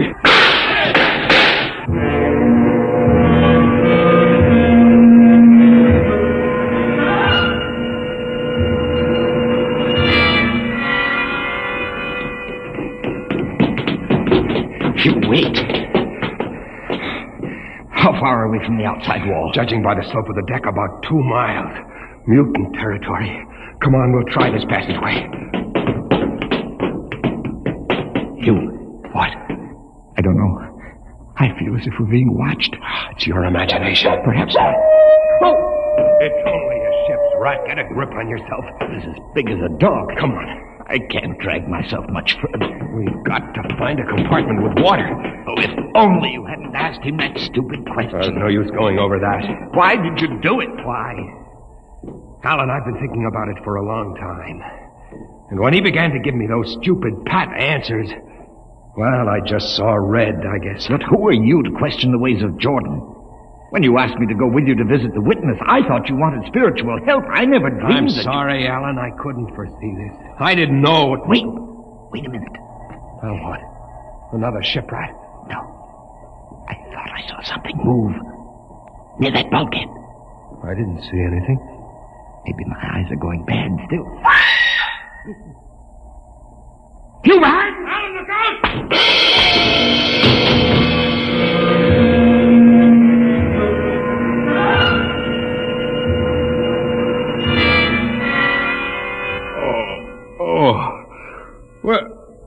Where am I?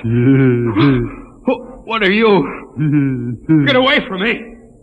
Alan!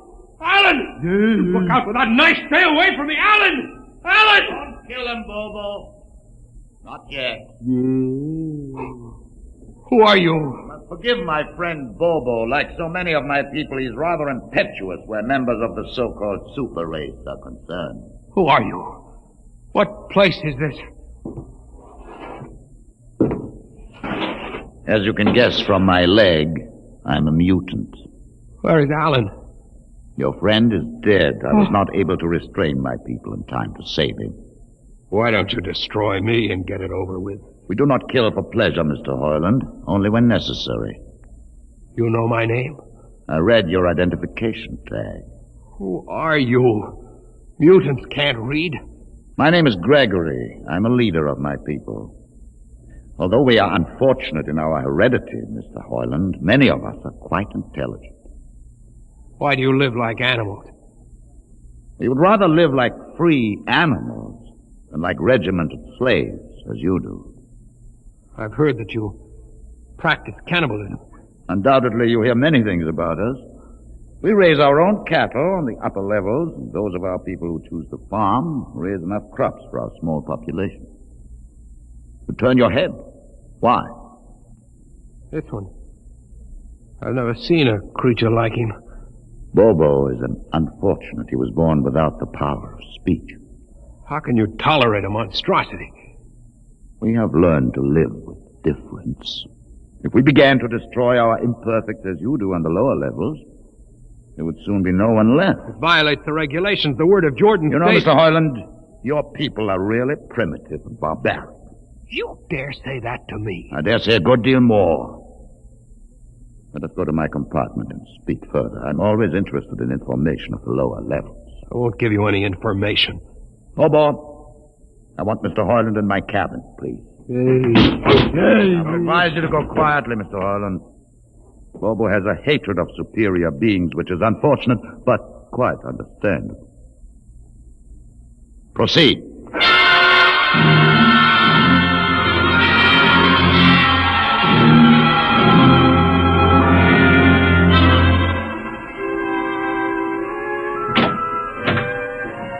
Enter, Mr. Hoyland. This is where you live? Yes. But you have books. Stolen from your libraries, Mr. Hoyland. Compton's Astrophysics. The Philosophy of Interstellar Navigation. Celestial Mechanics. You have read these? Most of them. Why did you bring me here? What do you intend to do? Do you believe in Jordan, Mr. Hoyland? There is no other belief. And the trip? I suppose you believe in the trip, too. Well, what else is there to believe? When you die, your remains are fed to the converter, and your soul makes the trip. And where does the trip take you? Why, to Centaurus, of course. Huh? What is Centaurus? Why, Centaurus, mind you, I'm just telling you the orthodox answer. Centaurus is where you arrive when you've made the trip. A place where everything is happy and everybody's happy and there's always good eating. It's mythological, of course. And you believe this? The peasants believe it, literally, but many of the younger scientists like myself know that it's figurative, symbolic. Why do you ask? Didn't it ever occur to you, Mr. Hoyland, that the trip is exactly what your peasants believe it is? That the ship and all the crew were actually going someplace? Moving? The ship can't go anywhere. It already is everywhere. Imagine a place bigger than the ship, much bigger, with the ship inside it, moving inside. But there can't be any place bigger than the ship. There wouldn't be any place for it to be. Oh, for heaven's sake. Listen, you know the lowest level? Yes. If you started digging a hole in the lowest level, where would that hole go? Where would that hole... Oh, no. No, it's forbidden to think such a thought. Where would it go? No. No, I can't think about it. Bobo. Bobo, we're going to take Mr. Hoyland to the place. Where are we going? To the top level. But it's certain death. Nonsense. I've been there 1,000 times. Come along. No, I won't. You can't make me. I think we can. Now, shall we proceed peacefully, or shall I have Bobo persuade you?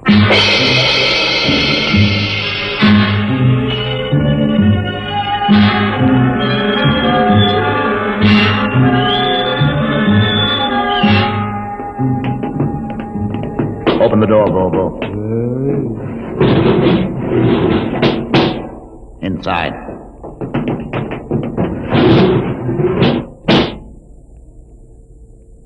What place is this? This, Mr. Hoyland, is the main control room. Why, Mr. Hoyland, you're trembling. It isn't true. There is no such place except in mythology. You younger men are so wise, Mr. Hoyland, except for one thing. This happens to be the main control room of the ship. But it's nothing but a huge room with an instrument panel. What did you expect? How do you know this is the main control room? See these instruments? Using them, the navigator, many hundreds of years ago, actually steered the ship on its voyage. I don't understand. I didn't suppose you would. Your people have been so steeped in superstition and ignorance that the whole concept has lost its meaning. Sit in that chair. Don't be frightened. Sit down. Very well. Look up. What do you see? Nothing but a huge shield. Watch it for one moment, Mr. Hoyland. You are going to see something that few of us have ever been privileged to witness. Something so dazzling that you may find it hard to accept at first. But it is there. It is a reality. And ultimately you must accept it. What are you doing? I'm dimming the lights. Don't be frightened. Keep your eyes focused on the shield above us. Ready? Watch. The shield! It's sliding back! Ghost of Jordan. Well? What am I seeing? The universe, Mr. Hoyland. The universe in all its beauty. The stars, the planets, the sun, the moon, and the constellations. This is your heritage, Mr. Hoyland. The heritage you've been too stupid to seize. But it can't be. The ship is the universe. There is nothing but the ship. But there it is. You see it before your eyes, spread out like a canopy of glory. You still deny it? Answer me, Mr. Hoyland. Do you deny it? No, I can't. They lied. They lied to us.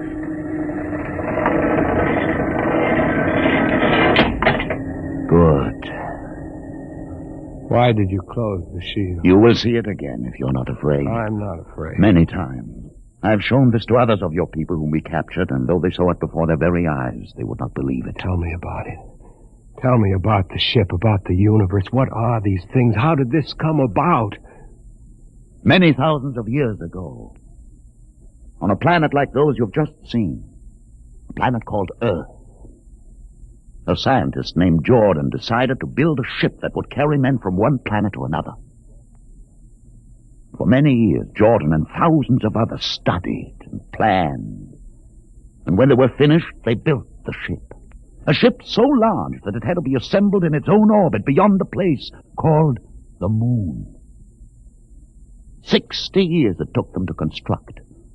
And when it was finished, a whole new science had been conceived. Then the trip was begun. The trip that was to land a colony of Earthmen on a far-off planet called Centaurus, millions of light years beyond the furthest planet ever reached before. How do you know these things? Among my books are the log which Jordan himself kept, and the records of the journey for the first 40 years. What happened? There was a mutiny. A man named Huth led a rebellion of those who wanted to turn back. In the struggle, the navigators were killed, and the crew fell into a state of anarchy. In the years to follow, small groups of men tried to organize the ship for navigation, and each time they failed. Finally, the whole idea was abandoned. And so for centuries, we have swung in space, unmanned, undirected, living in a lost world of our own making, without purpose, without direction. Why have you told me this? Why have you brought me here? You could have killed me. Can you guess? No. No, I can't. Unless... But it would be too fantastic. Well, You want to finish the trip. Yes, that's it. What would it take to do it? A miracle, almost. The crew would have to be trained. Many people, each skilled in a certain duty. Couldn't you train your own people? We are too few. Besides, the main drivers in the lower levels where my people are forbidden to go. No. It would mean that both our peoples would have to work together. Our differences encouraged rather than denied. It can be done. You showed me. You can show others. I can show them. Can you? I'll see the captain himself. I have an uncle on the central board. I'll tell him what I've seen here. And do you think he'll believe you? Send one of your people with me. That's asking a good deal. I'm risking a good deal by going back. Very well. Bobo will go with you. He can't talk. There will be no need for talk. I will write a message guaranteeing safe conduct for a group of unarmed scientists to visit the main control room. Bobo will take you safely through our territory. What happens when you reach your own level is up to you.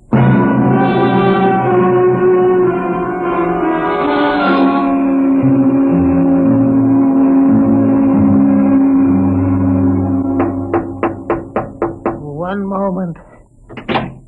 Yes, what you... Quick, Uncle Edison. But this mutant... He's harmless, please. Now, what is this? You're wanted I know all about that. Listen, Uncle, I must see the captain. The captain? Are you mad? You're a council member. You can get me to see him. They'll kill you. You're wanted for heresy. I don't care. I must speak with the captain. You're close to him. You can arrange it. I don't understand why... Uncle, listen to me. The ship is moving. I can prove it. Do you understand there is a purpose in the ship? I don't understand what you're babbling about. Never mind. Just talk to the captain. Tell him I have information of tremendous importance. Tell him I've arranged a truce with the mutants. A truce? Here, show him this paper signed by their leader. Do it, Uncle, for my sake. I don't know. Please, Uncle. If I'm to die, let this be my last request to you. Very well. I'll speak to the captain. I'll try.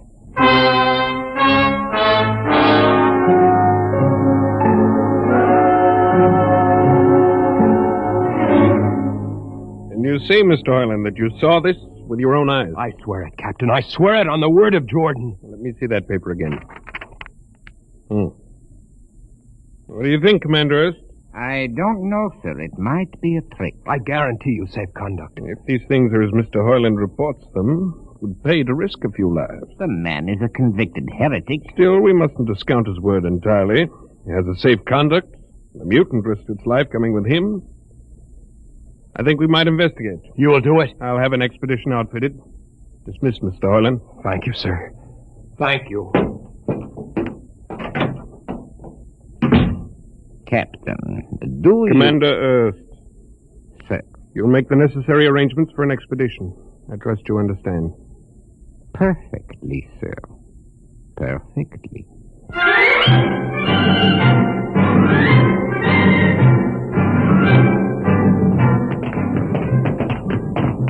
Lieutenant.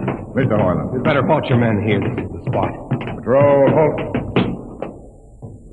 I see no welcoming party of mutants. There will be none. Their leader will meet you inside the main control room. You don't say. And just where is this main control room? Beyond that door. I see. All right, men. Ready arms.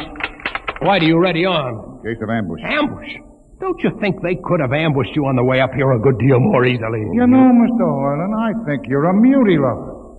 They have a place in the converter for that kind. Lieutenant, are you mad? No, Mr. Hoyland. But most certainly you are. To think that we could be lured up here to be slaughtered with a fantastic story about some mythical control room. Guns ready, sir. Lieutenant, I warn you, these people have acted in good faith.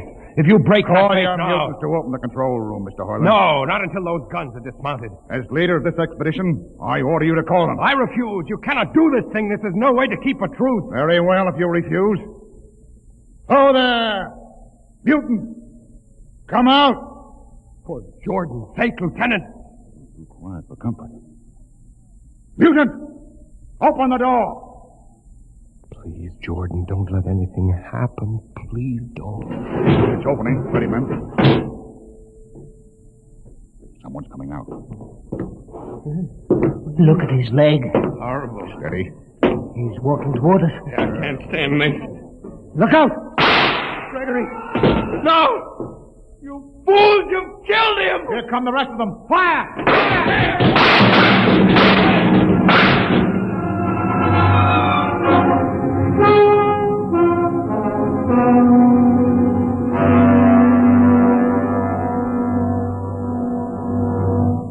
That should teach them a lesson they won't forget. All right, men. Inside the room. Orland, you're under arrest as a conspirator in this ambush. Ambush, you fool, you blind, stupid fool. That'll be enough. Have you been inside this place before? Yes. What's all this machinery? These are the controls he would have used to steer the ship. He's gone out of his mind, Lieutenant. Steer the ship? Who? The leader. The one you killed. This ugly mutant? This ugly mutant happened to be a man of true greatness. You're mad. Am I? This man had a vision which could have saved you, but you chose to kill him because you couldn't stand the sight of his difference from you. I'll not listen to these ravings. Close your ears. Shut your minds against the conscience that tells you it's wrong to kill. That tells you that your need to be arrogant only proves your inadequacy to yourself. Shut him up. Don't listen to him, man. You can't shut your ears. My words sting you. You cannot shut your mind. And you cannot shut your eyes. Don't do this!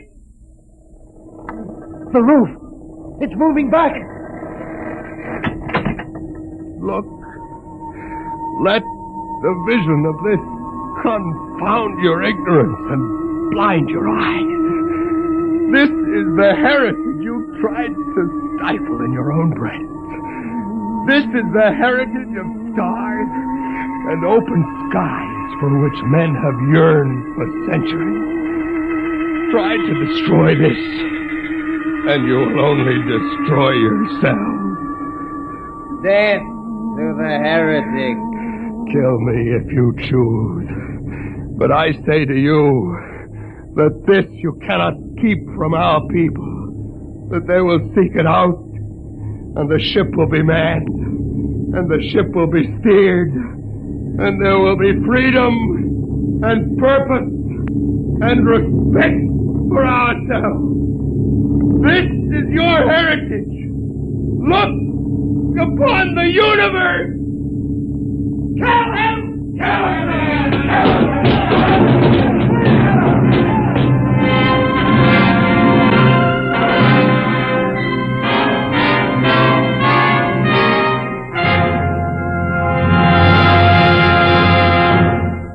You have just heard another adventure into the unknown world of the future. The world of... Dimension X.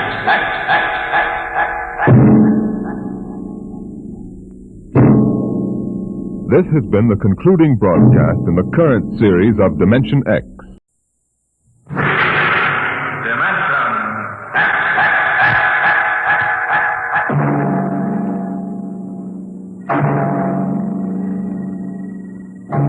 Can you predict what will come in 100 years? Can you see beyond the known dimensions of time and space into the unknown, Dimension X?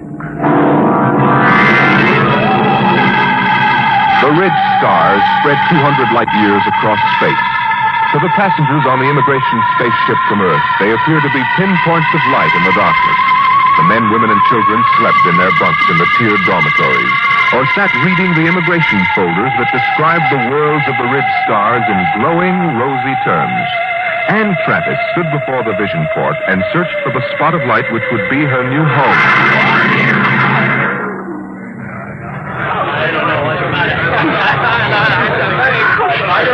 You can't tell which is which, can you? Well, I asked the steward for mine. There it is, you see?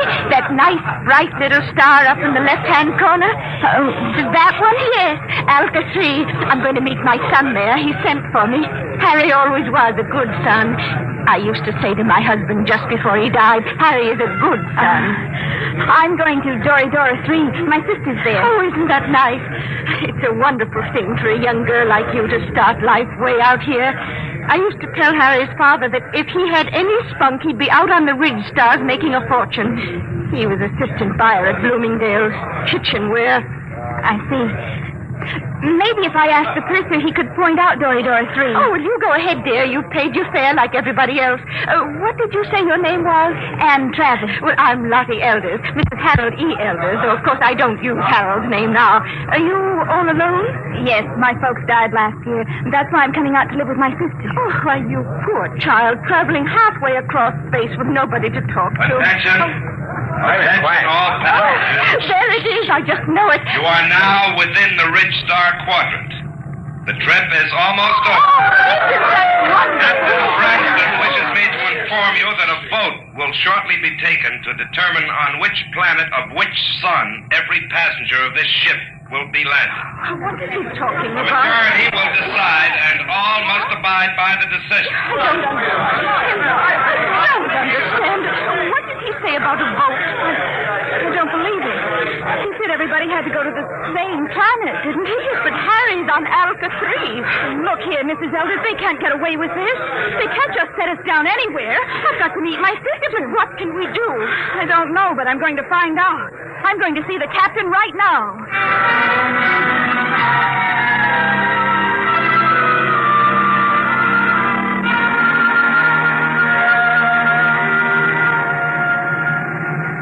Landing manifest 12436. Cargo holds 1 through 12 at premium rate, including... I want to see the captain. Oh, look, I'm busy now. What kind of an outrage is this? I'm going to join my sister on Dory 3. That's where I bought my ticket for, and that's where I'm going. Vote or no vote? That's what you think, baby.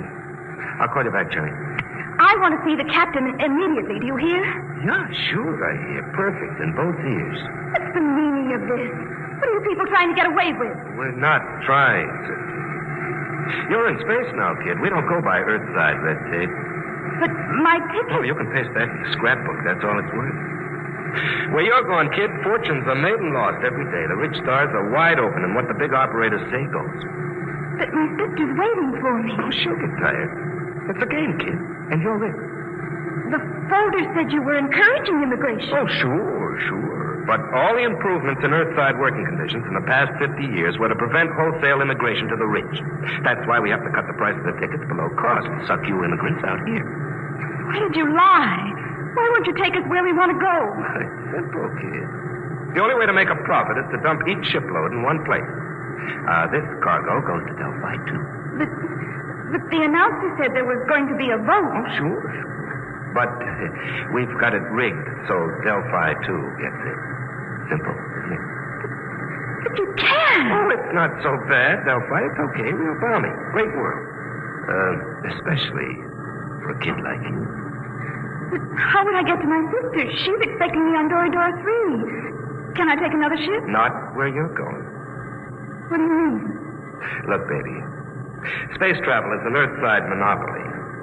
They own the patents on the rocket power that makes space travel possible. Now, the rich government offered a prize for a new kind of power that wouldn't infringe on Earth rocket patents. But until that drive is developed, you just won't get off Delphi 2. You can't travel to another planet? That's right. There isn't any public transport, and only a millionaire could afford a private jet. You mean I'm just stuck? Mm-hmm. Like a fly on flypaper. Hey, where you going? Back to my bunk. I want to lie down. Wait a minute. I'm afraid you can't leave here till that boat is taken. Why not? Well, I'm a kindly type, friendly fella. I always give a straight story to anybody, but that means I've got to keep them under wraps. So, you'll stay right here till we land on Delphi 2.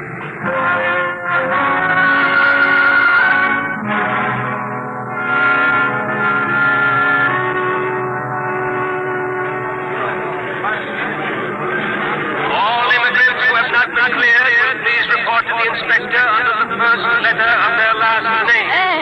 Anne, where have you been, child? I looked all over for you. They kept me in the Christmas cabin.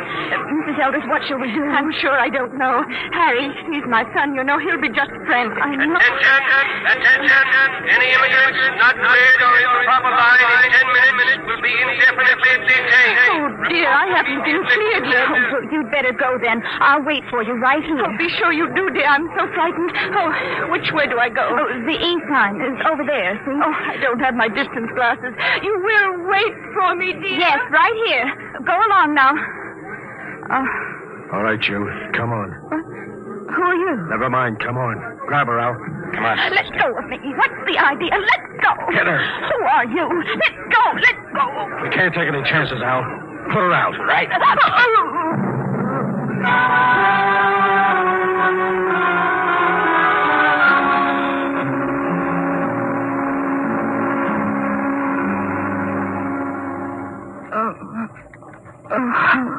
Come on, up. What happened? Come on, sit up. What?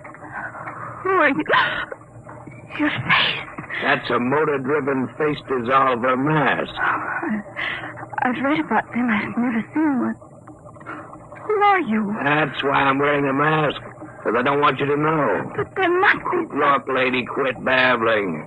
I hauled you in because you're pretty and intelligent-looking. But why? You're going to make 1,000 stellars for yourself, whether you like it or not. Now stop looking like a scared rabbit.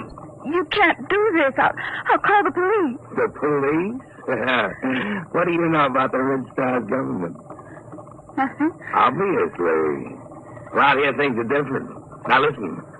You go to the New Sol Hotel. As soon as you're registered, you go to the Fair Play Employment Agency. They'll take care of you. Now, take this. It's a tape reel. Play it back in your room. It'll tell you what to do. After it's played once, it'll destroy itself. Is that clear? I don't understand this at all. Have you ever heard of the 7-day poison? I don't think so. Well, it's an interesting device. It feeds on the blood. On the 7th day, undergoes a chemical change, and... Oh. Very easy to use. You just inject it like this. Oh. Yeah, it's all over. For 7 days. The beauty of this poison is it can be made to look like a lock pattern in many thousands of small variations. The only antidote must be some of the original poison at its base. And I have that. Don't get hysterical.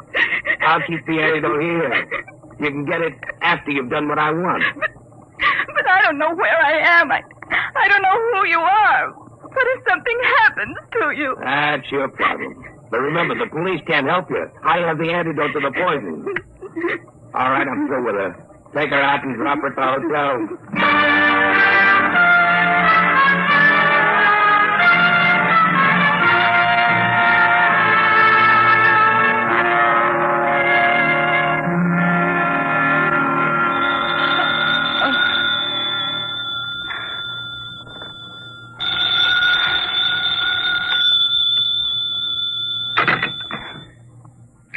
Room 2635? Yes? And Travis? Yes? Who is this? Play that tape reel and get started. We'll be watching you. Hello? Hello? Hotel New Sol desk. Can I help you? I was cut off. Someone was speaking to me. I'm sorry, there was no incoming call on your line. Can I help you? No, never mind. I'd better play that tape. I guess you push this button. You will find in your purse a full cigarette case. Half of the cigarettes are doped. Tomorrow, you will be hired as private secretary to Arthur Blord. When you're alone with him, you will give him one of the cigarettes. The case ejects 2 at a time. The outer one is doped. When he's unconscious, push the brown knob on the case. That will call my men, and they will come for you. You must come with them if you wish the antidote to the poison. After that, you'll be transported to any Ridge Star you wish. As soon as you've played this reel, go to the Fair Play Employment Agency. There's no time to waste. Tomorrow, the 7-day poison will have only 6 days to go. Now that the reel is finished, it will destroy itself. Why do they have to pick me? Oh, the reel. Come on, Travis. You've got 7 days.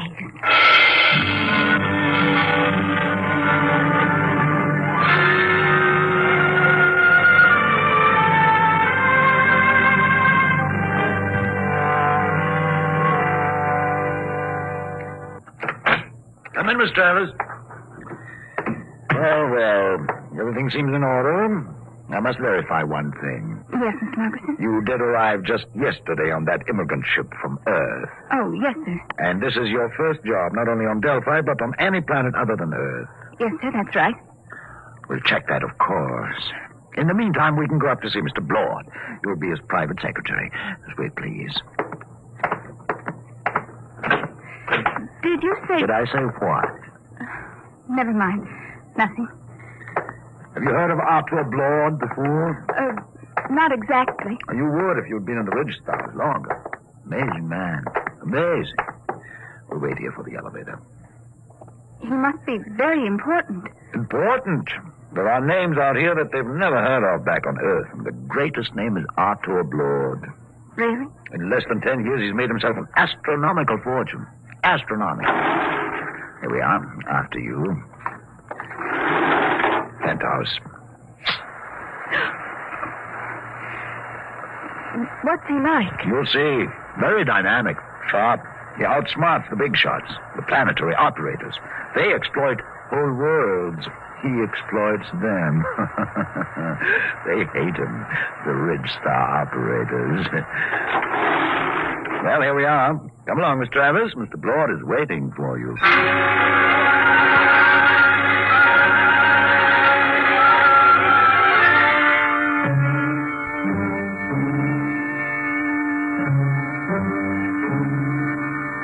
Mr. Blord, this is Ann Travis, her record and references. Not interested. You check them. Margerson, get out. Yes, Mr. Blord. Ready, Miss Travis? Yes, Mr. Blord. Take this dictation. Chromium field on Transion 4, value 100 billion stellars, just plain slogging. Let somebody else do it. Trigona 7, Forest, all treasure wood, priceless. Dennis Carey, operator, hard, cruel, brilliant. Should be interesting.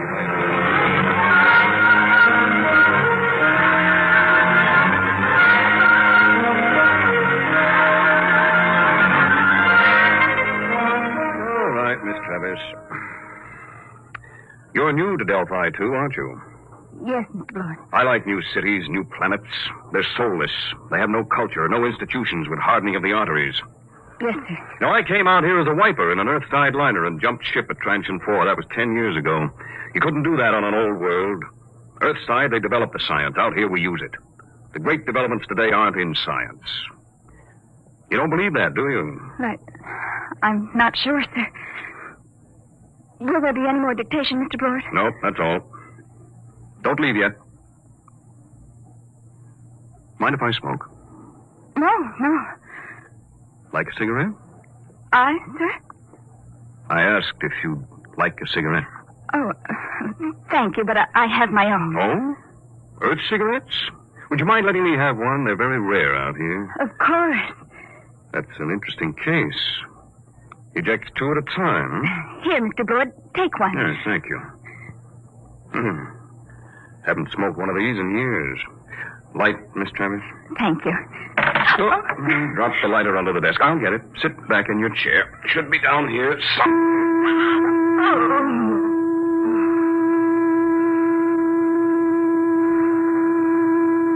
Miss Travis. Miss Travis.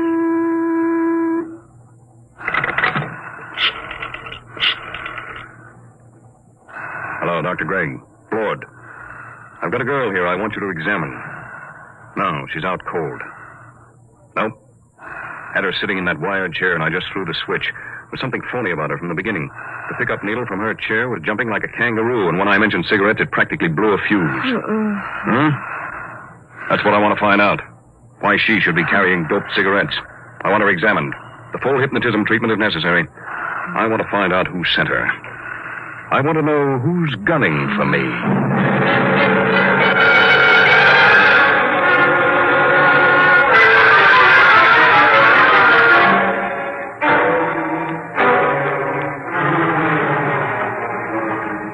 There you are, Blord. That's the best I can do, short of a full-length narco-analysis. You sure about that 7-day poison? Absolutely. She's got less than 6 days. And she was right off the immigrant ship. This is the first time I've had a plant. Somebody found out I hire 'em fresh from Earth. I've got her memory track on that face dissolver mask. It was Delaney. I thought so. But he isn't working alone. It's that gang working for the prize on the new space drive. I got into the competition 2 weeks ago, and I guess they're afraid of losing the money they've put into research. What about this kid? She's got 6 days to live, and I wouldn't take any bets that they try to save her if she doesn't deliver the goods. They wouldn't even save her if she did. Delaney wouldn't want witnesses.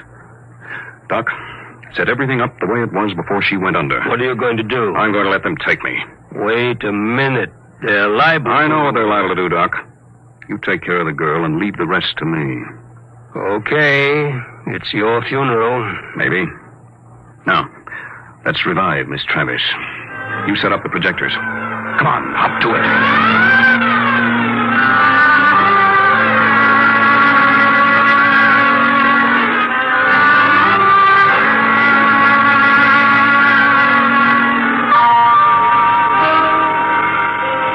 All set now. When you reverse the field, she'll come to, and she won't even know anything happened. You remember exactly what you were doing when you knocked her out? Sure.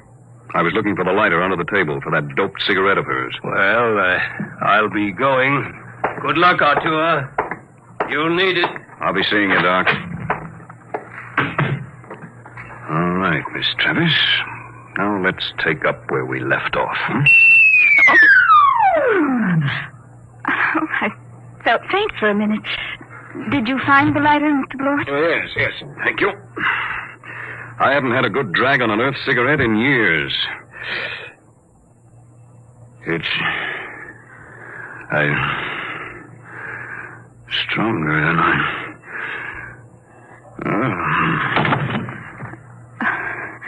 I've got to call those men now. Let's see the brown knob on the cake.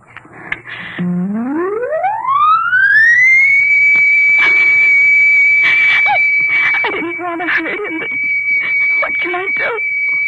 What can I do?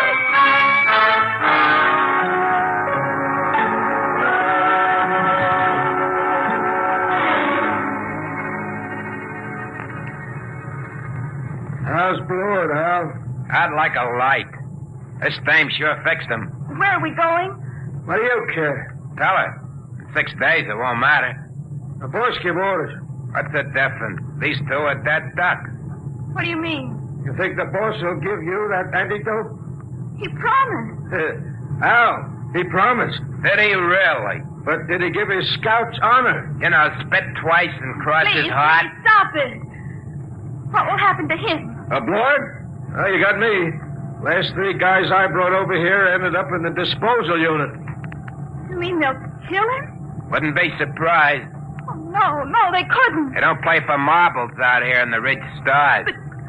But the police... It's just like Earthside, sister. Police take their cut and arrest a couple of bindle stiffs every night to make it look good. Blord was playing around with some pretty big men. He knew what he was getting into. I didn't think they'd kill him. I don't know anything about the Ridge Stars. Oh, that's tough, lady. Real tough. There's the beam. We're hit. All right, fasten your straps. I'm taking her down.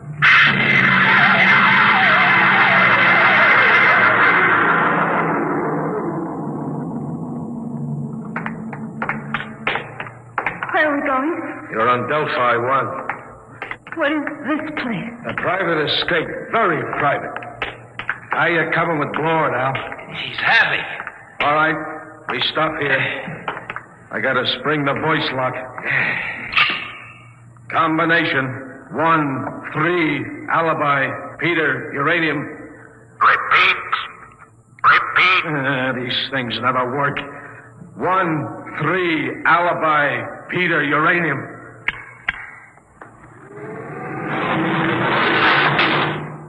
All right, drag him in now. Where do you want him, boss? Clamp him in the chair. Give me a hand, will you? Yeah. All right. Get his feet straight. Now throw the clamps.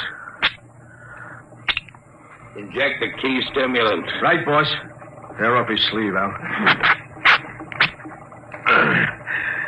All set, boss. Do we have to keep on the masks? I got a cold. No, I think we can do without them. Shut off the power. There we are. He's coming, too. Delaney. What am I doing here? I think we can get down to business, Blord. We represent 90 companies. We've entered the Ridge government contest to develop a space drive that won't infringe on Earthside patents. Oh? Well, Delaney, I've got news for you.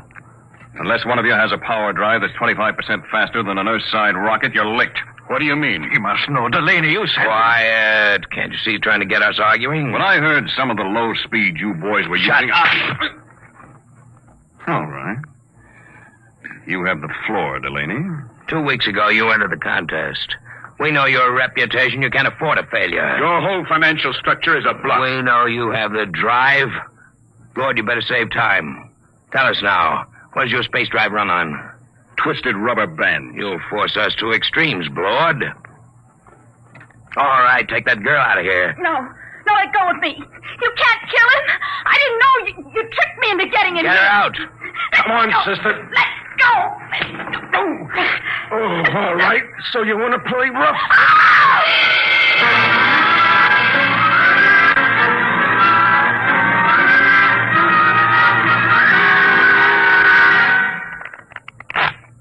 Okay, that's 23 you owe me.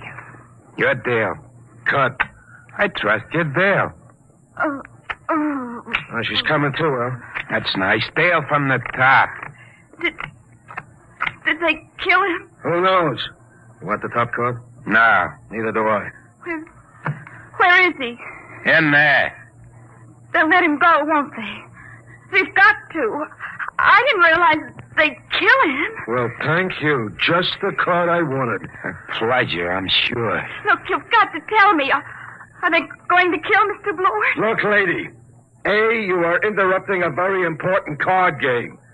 B, you're better off if they do kill Blord. Let's face it, kiddo. You crimped him good. Crimped him? You think he's going to like you for doping him and getting him into this mess? Blord's a tough guy.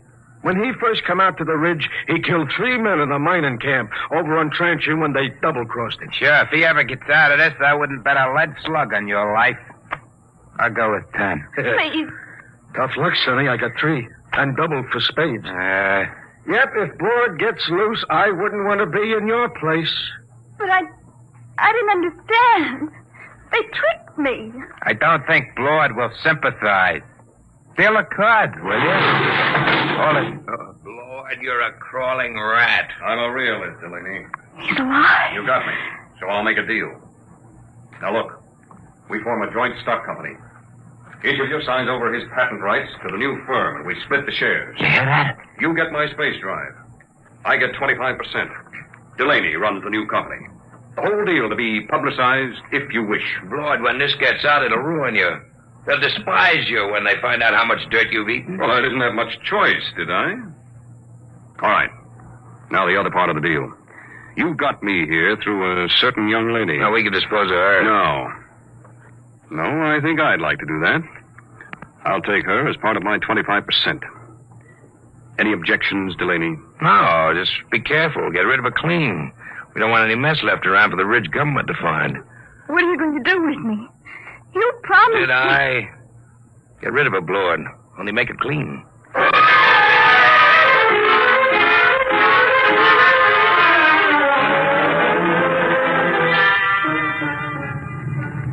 You can loosen your strap now.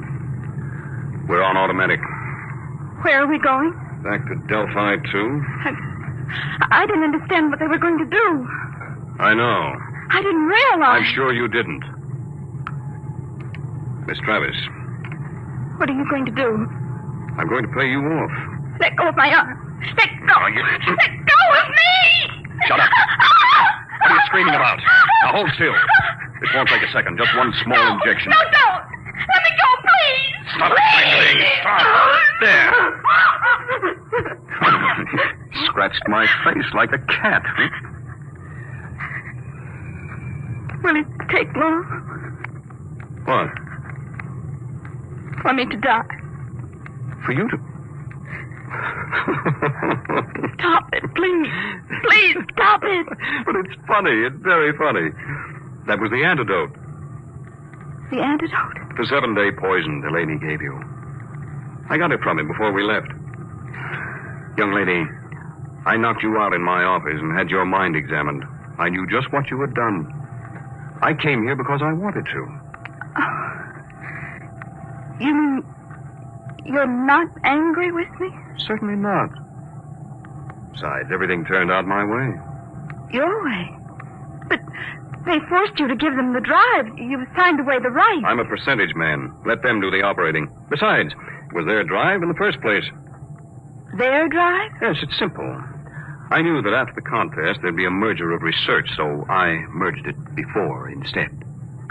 Wait till they discover they signed away their own patent rights. I don't think they'll feel like laughing then. But to give Delaney control of the new company. But don't you see, I had to get him to go along. He had the antidote to your poison. What about me now? Look at the vision port. Now turn up the scale. That's the ridge. You can have your pick. Name your world, and I'll take you there.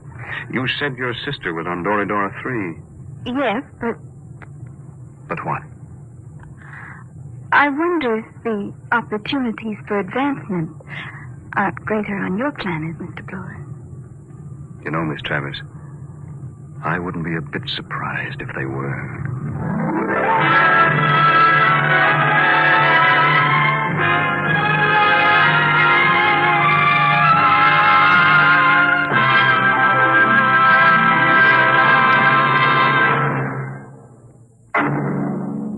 How would you like to live in a world no larger than a single gigantic rocket ship?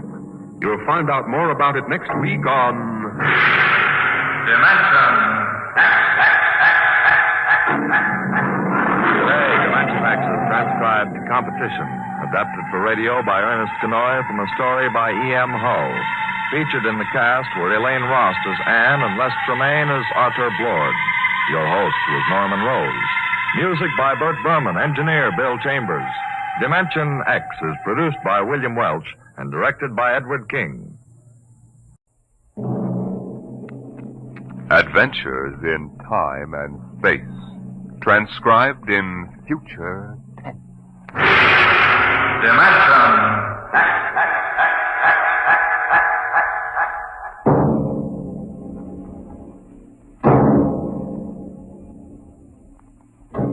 Can you predict what will come in 100 years?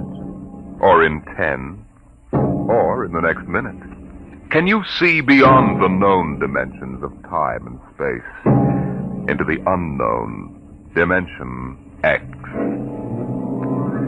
Today we tell you a story of America's largest city, a story that began in the bustling city room of a New York metropolitan daily.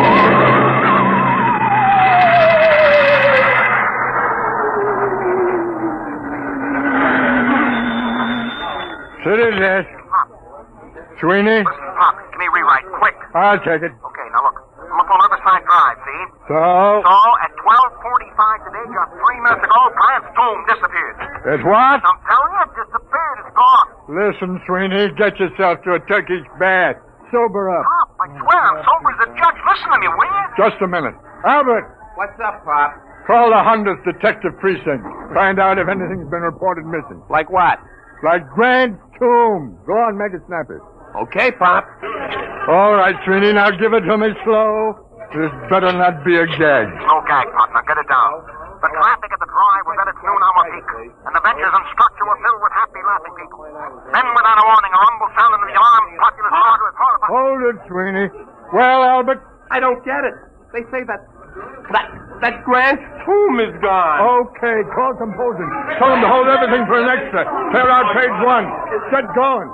Okay, Sweeney, now. The heck with the words, give me the garbage. What happened? Nobody knows.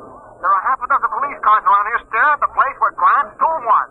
I was about a block away. I heard screams. I came running. It was gone. Vanished. How many dead? Nobody knows if anybody is dead. We'll find out. How can I find out when everybody that was sitting on the steps and all disappeared? What? It's gone. No bodies? No tomb, Pop. No tomb. Okay, you hoof it back up there and get stories from some witnesses. Now call me back. Albert! Yes, Pop? Get Columbia University on the phone, get a statement. Right. Research! Yes, sir. Grab an encyclopedia, see if anything like this ever happened before. Hey, Walter! Yeah, Pop? Call the army, find out about secret weapons. Hello, composing. This is Pop Adderby on the city desk. Start setting up an extra.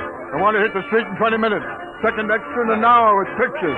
Okay, what are you waiting for? Get 'em rolling.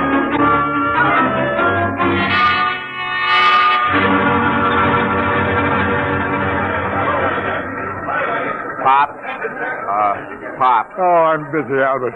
Yes, sir. Pop, Mr. Colborne wants to see you. Pronto. Tell him I'm busy. Well, he says to come now. Oh, of all the flat-headed publishers to saddle a newspaper with. Okay. Sweeney calls, switch it to Colburn's office. Okay, Pop. Come in. Listen, Mr. Colburn, I'm very busy now. There's an extra on the rollers and... I know. I just called composing and ordered them to stop it. To stop it? Are you... Adderby, you've been on the city desk of the Herald for 25 years now. Since when do you waste thousands of dollars on an April Fool issue? April Fool? Listen, Grant's tomb is missing. Is that a story? Or am I dead from the neck up? Did you check it? Yes, and Sweeney... How do you know it's true? Well, if you... What do you mean spreading cold terror all over town? But Sweeney... The devil with Sweeney. How do you know it isn't just a hallucination? Mass hypnotism, something like that. Well, what if it is? Adderby, if this is a farce, we'll be in Dutch, but good. Civil suits, criminal action. We're the only paper in town on the streets with an extra. The other editors don't believe this story for one instant. It takes guts to run a paper. Well, if that's what it takes, you've got too many.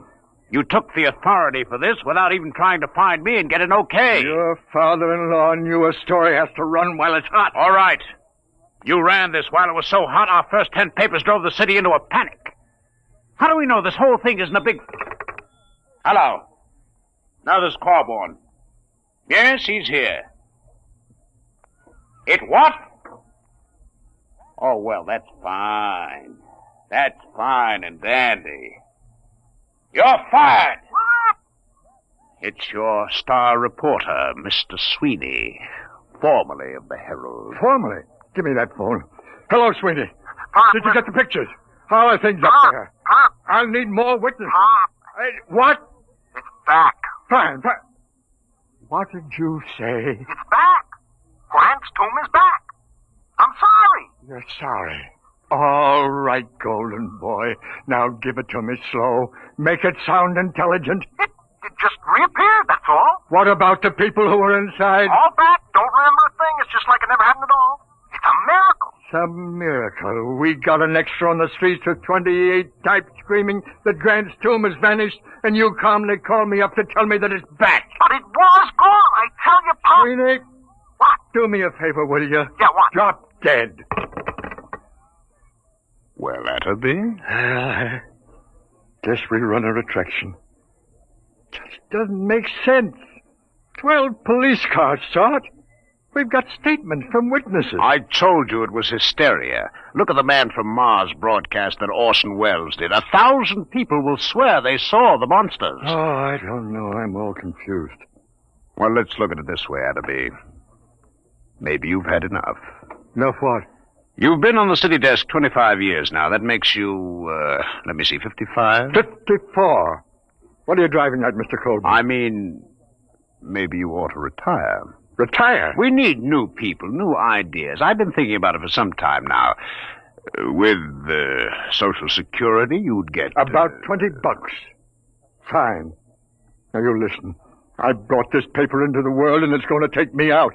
I was on that city desk before you ever heard of a stick of type. Then you come along and marry a publisher's daughter. That's enough.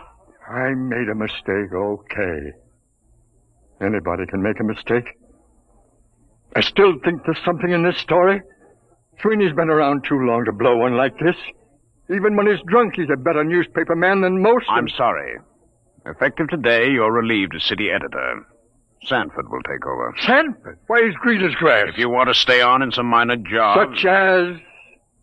Well, how about science editor? Science editor. You could have the office right next to mine. It'll pay the rent. Well? Oh, I don't know.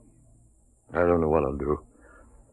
Been on the city desk so long. Well, maybe it's too much excitement for a man your age. Stop writing me off, will you? I'm sick. I'm 54. And a man at 54 is no longer a boy. Oh, I don't know. Maybe I am losing my grip. Gotta go somewhere and think it over. All right, Attaby. Take your time. I'll be across the street at Burley's bar if you need me. I'll let you know before the bulldog hits the streets.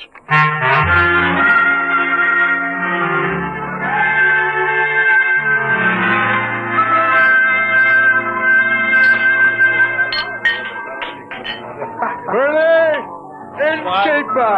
Yeah, Pop, yeah? More poison. Haven't you had enough, Pop? Yeah, this is a solemn occasion, Burley. Pour the hemlock.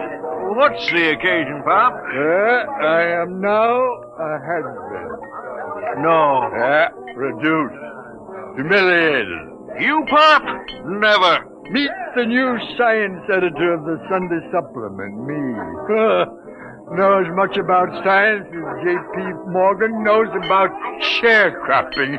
What happened? Who did it? You familiar with a reporter named Aloysius John Sweeney? Former friend and drinking companion of mine? Sweeney got you busted? The same.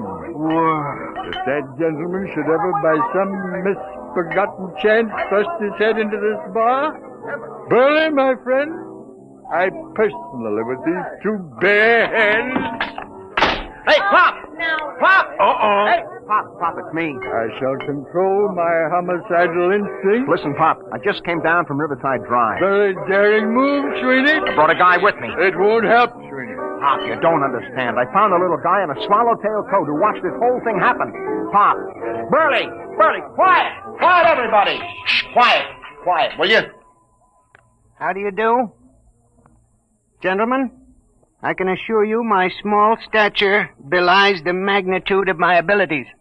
What did you bring him for, Sweeney? He's a genius, Pop, a full-time genius. You betrayed me once, Sweeney. Isn't that enough? Take your little man away and don't bother me.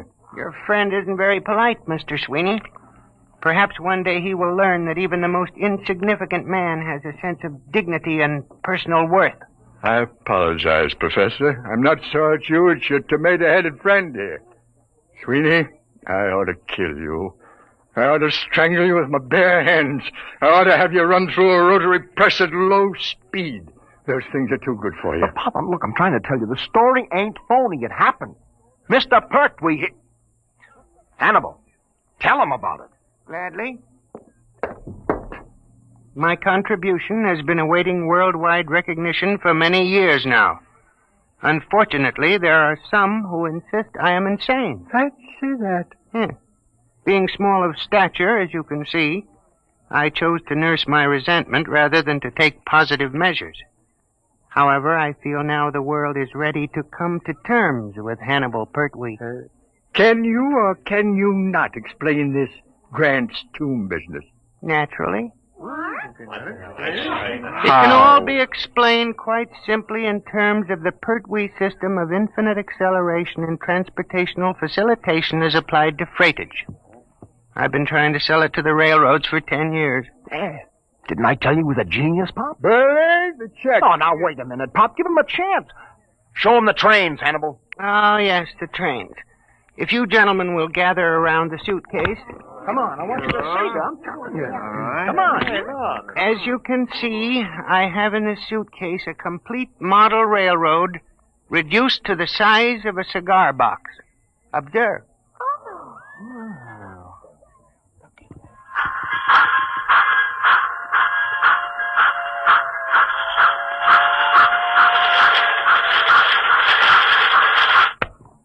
That's enough, I think. They run! Just like real trains! Sweeney, not content with ruining my life, losing me my job, driving me to alcohol, you're now trying to drive me out of my mind with an obvious madman who builds model railroads. Here's the money, Burley. Keep the change. Oh, but Pop, Goodbye, gentlemen. Pop, you're not even giving him a chance. Out of my way. Listen, Pop, Out of my way. It's always the same. They won't listen to me. Oh, I guess Pop is losing his grip. I hate them. No, don't take it so hard, Hannibal. Maybe it was all a hallucination. The Pertwee theory is not an hallucination. Sure. Well, it was a good try anyway. I guess I'll go back to the office and pick up my stuff. But I'll show them. Someday they'll listen. Sure. You'll show them, Hannibal. Hey, Burley, fix Professor Pertwee here with a double scotch. Ahead, make it a triple.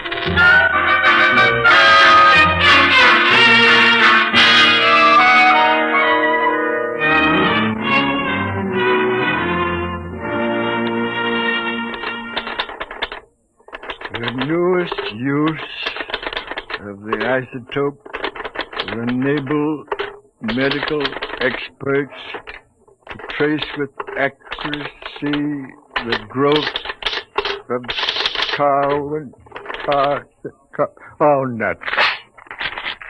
Maybe it's better to be unemployed. Science editor speaking. Pop? Yeah. Sweeney, listen, I got a story. I thought Colburn canned you. Can't fire me. Listen, you know Burley's Bar? Does DiMaggio know Yankee Stadium? What about Burley's Bar? It's gone. Oh, sweet. On the level, Pop, just a few seconds ago. Take a look at the window. Sweeney, I warn you. Take a look. Okay, Sweeney, hang on. Albert? Yes, Pop? Do me a favor. Stick your head out of that window and tell me if anything unusual is going on at Braley's Corner. Okay, Pop. Holy jumping catfish! Huh? It's gone! Come here and look!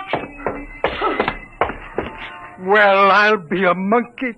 Where's Colburn? He went to a polo match out on Long Island. Who's on the city desk? Young Stanford. Come on. City desk, Sanford. Okay, I'll give it to rewrite. Just a second. City desk. What? Are you nuts?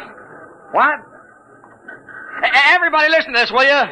It's Martinson down at 34th Street. He says the Empire State Building has disappeared. Can you feature that? What are you going to do about it? Do? Am I supposed to do something? He's gone nuts. Give me that phone. Hey, let's Give me that phone. Hello, Marty.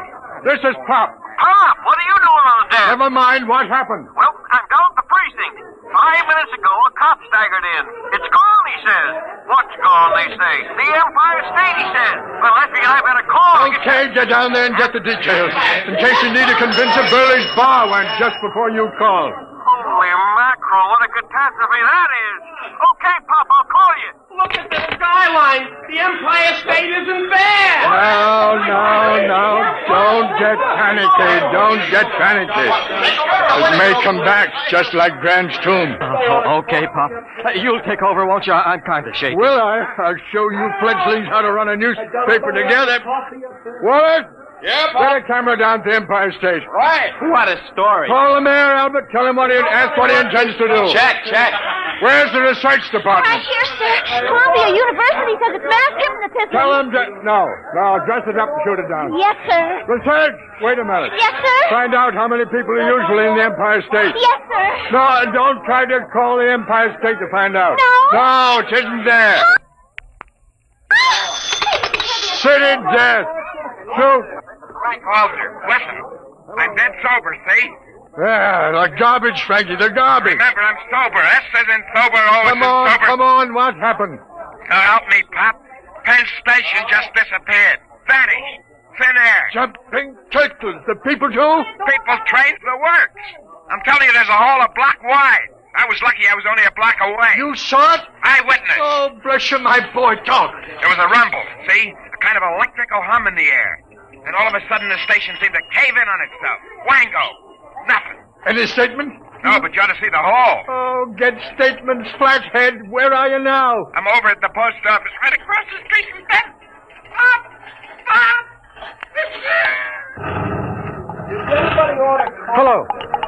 Hello, Frankie. Frankie, operator. Pop, we got a flash. The United States Post Office just went.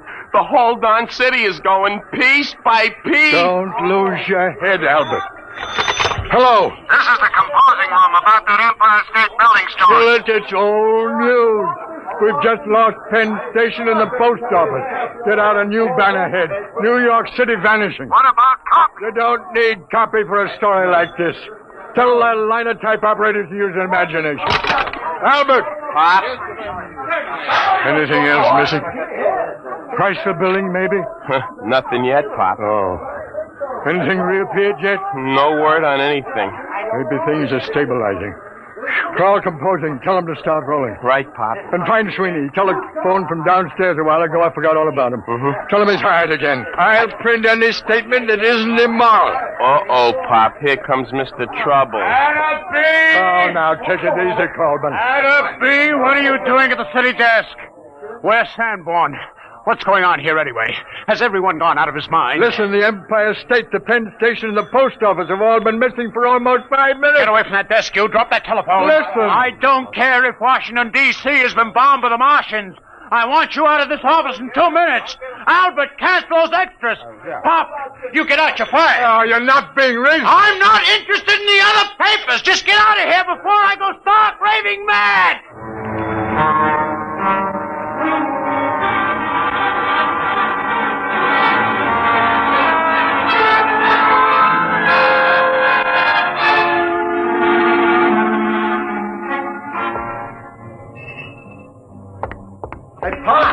Hey, Pop! Oh, hello, Sweeney. Where have you been? I've been trying to make up my mind whether to come up or not. When you left me hanging on the phone, I thought you was insulting me. Hey, how come you aren't on the desk? Oh, I'm canned. Are you kidding? Oh, it's been coming. They really had the place jumping. You should have seen me, Sweeney. It was like the San Francisco earthquake. Oh, I need a drink. How about... keep forgetting. Isn't any Burleys anymore? No. Just a big hole in the ground. Let's walk over. I want to browse around. Pop, there's nothing to see. Well, let's take a snoop anyway. Just for old time's sake. Well, okay, Pop, let's cross. We got the light.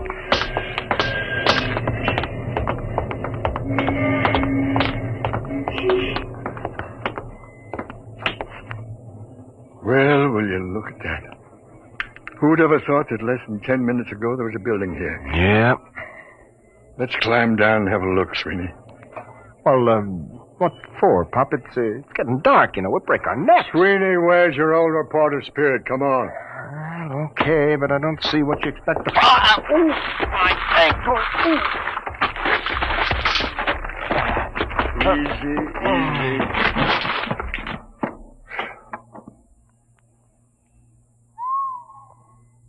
Clean as a bone. Well, let's walk around a bit.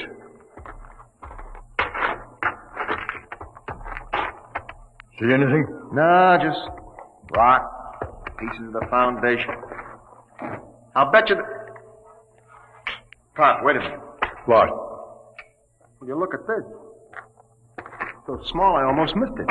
Well, I'll be a son of a perfect scale model of Burley's. Less than 4 inches tall. What do you suppose this is doing here? I don't know. Can I help you, gentlemen? Wait. What are you doing down here? I'm looking for my model. Thank you for finding it. Oh, this is yours, is it? Certainly. Now, if you'll be kind enough to hand it to me, I'll just put it back in my suitcase. You better give it to him, Pop. All right. Thank you. There we are. Thank you, gentlemen. I thought you just went in for model trains. I have always been preoccupied with tiny things, but lately I've been branching out. Well, I really must be going. Thank you very much. He's as loony as a bat. The geniuses are all crazy. I read it in a book. Sweeney, you get a look in that suitcase. Sure, I seen it when he opened it in the bar this morning. I mean just now. Oh, why? This morning when he opened his suitcase, he had a little round tube and a set of model trains in it. Nothing else. So? This time he had 3 other models. So what? Nothing. Except they happened to be models of the Empire State, Penn Station, and the United States Post Office.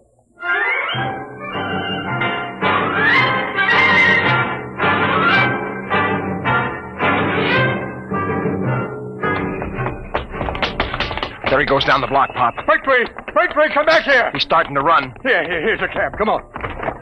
Where to, Mac? Catch up with that little guy running down on the block. Make it fast. Okay, Mac.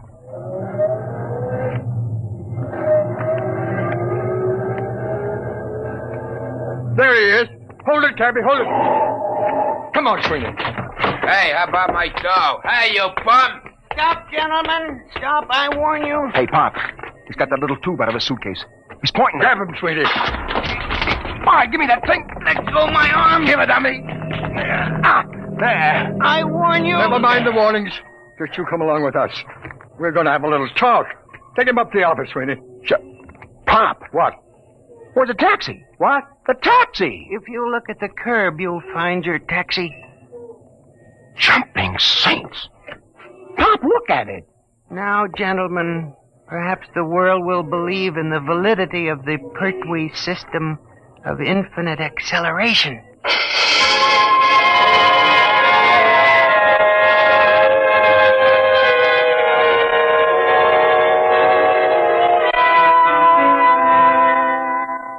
All right, Hannibal, now you start talking. I won't. Hold his hand, Sweeney. That's a pleasure. Well, Hannibal? Let me out of this office. Talk. Never. Sweeney, where's the tube? Right here, Pop. Now, Hannibal, I give you 5 seconds to talk, after which I'm turning this tube on you for a taste of your own medicine. Now, think it over.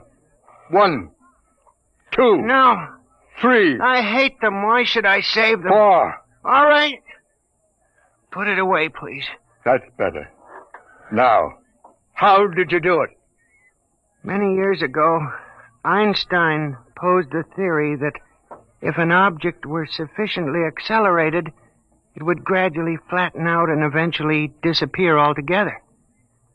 Working on this approach, I evolved a method of accelerating the atoms within the molecules, setting an object spinning in 4 rather than 3 dimensions. For many years, I tried to sell my idea to the railroad for condensing freight and storage. And you start the thing spinning with this little tube? The tube sends out a whirling ring of electrons which engulf the object. Why did you turn it on those buildings? I was driven to it. Only something dramatic could shock the world into realizing my greatness. But you'll restore them. You brought back Grant's tomb. I can restore them, yes. Not can, Hannibal. Will. On one condition. Well? That your paper give me full credit for my scientific achievement. Front page, pictures, a complete story. It's a deal. Wait a minute, Pop. We don't even work for this paper anymore, remember? We'll take care of that little matter, Sweeney. Mr. Coleman, this is Pop Atterby. You've just rehired me. Now, if you'd care to step down the hall into my new office, I think I can show you something make your hair stand on end. I have 3 missing buildings in my desk drawer.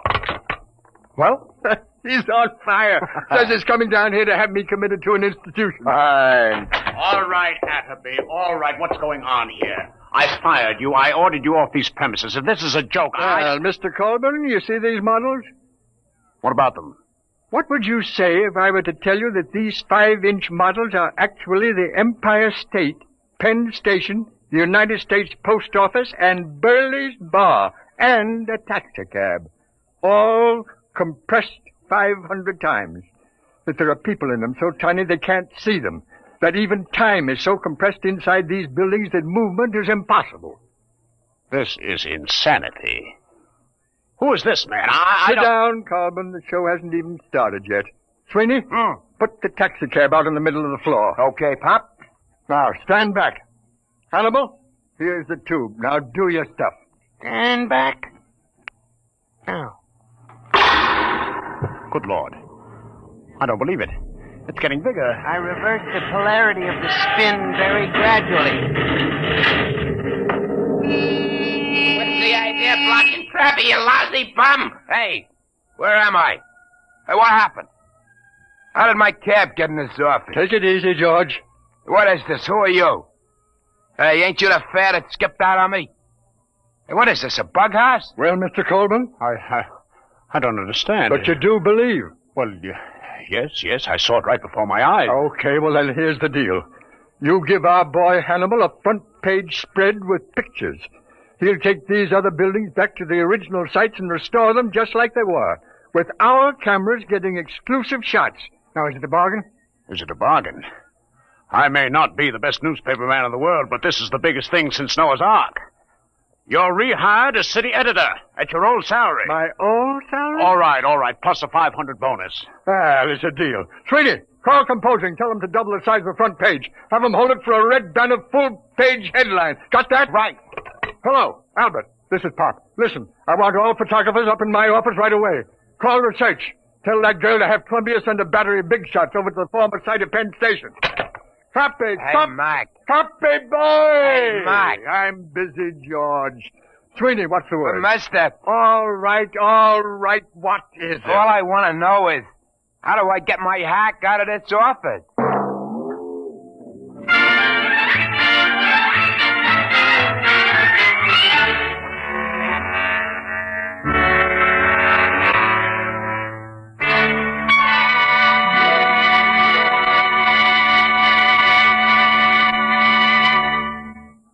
You have just heard another adventure in time, space, and the unknown world of the future.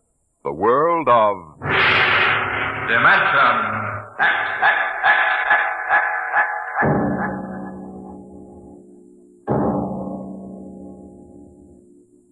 How would you like to leave your home and friends for a trip that might last for 10 years or forever? You'll hear all about it on Dimension X next week when we present Shanghai. Today, Dimension X has presented The Professor Was a Thief, an adaptation by George Lefferts of a story by L. Ron Hubbard.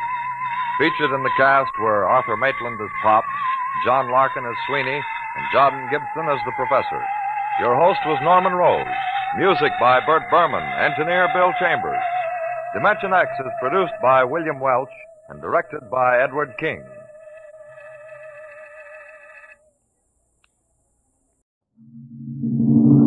Adventures in Time and Space, transcribed in future tense. Dimension X.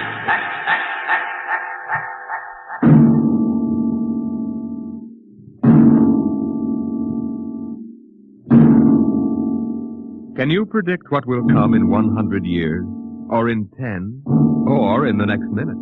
Some people think they can. Nuclear science, mathematicians, astronomers, biologists. They'll predict the shape of the future because they make the future. Because they see beyond the known dimensions of time and space into the unknown Dimension X.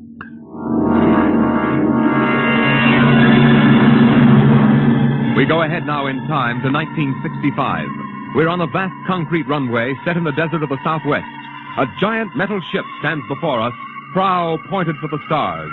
And in 5 minutes, the signal will flash, and it will tear up through the atmosphere to the outer limit.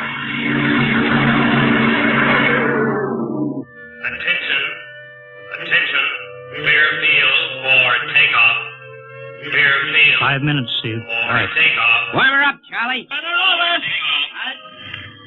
I want to go over procedure again, Steve. Don't worry, I got it straight. We'll just make sure. Okay. I take her up on jets to 50,000, then I cut in the rocket. No lower, or your tail blast will burn out 3 counties. I climb 4 minutes on rockets, then start maneuver tests. Remember that, no more than 4 minutes. Right. This ship isn't like those strata rockets you've been testing. She's the first one built for outer space. If she works, she can go clear to the moon. If I'd have known that, I'd have brought my toothbrush. Well, not this trip. Now get this, Steve. You've got power there to clear the Earth's gravitational field. But remember, after you cut in the rockets, you've only got 10 minutes fuel. If you go beyond the outer limit and don't save fuel for the return... I know, I won't get down again. That's right, Steve. You'll drift off into space. Get that now. 10 minutes fuel. Gotcha. As far as I'm concerned, this project is a lot more important than that cosmic ray bomb they're testing out in the Pacific tonight. Well, the Security Commission brass doesn't think so. I don't see any undersecretaries under anything. Don't worry. In the long run, our ship will make the CR bomb back-page stuff. But in the meantime, it's just as dangerous. Remember, half the principles in this ship are pure theory, Steve. Slide rule stuff. If anything goes wrong, we may have to scrape you off the landscape with a soup spoon. You have a charming sense of humor. And here's what I'm getting at. We're risking your neck in this test. If anything blows, we don't want to have the next man pull the same boner. I know, Hank. So keep your mic open and keep talking. If anything goes wrong, we want to know exactly why. And we won't be able to ask you. Let us know before you pull every switch. Before you do anything. You got that? Yeah. even if you only have to blow your nose. All right, get those fuel lines away. Okay, Mr. Crow. Well, I guess that's about all, Steve. Hey, that reminds me. Look, if Mary calls, I'm just up on a milk run. I didn't tell her today was it. How is she? She's okay, but she's due about now, and I don't want her to be nervous. Hey, I didn't know the baby was that close. Yeah? Steve, I really ought to be sending a single man on this job. What, and cut me out of a soft paycheck? Forget it, Hank. You know you can't get anybody else who can take 15 G's acceleration when those rockets cut in. Yeah, I know. It's time, Steve. Yeah. Well, see you later. Don't worry, Hank. I'll sweat for both of us. Button her up, Charlie. So long, Hank. So long. We'll give you the light from control.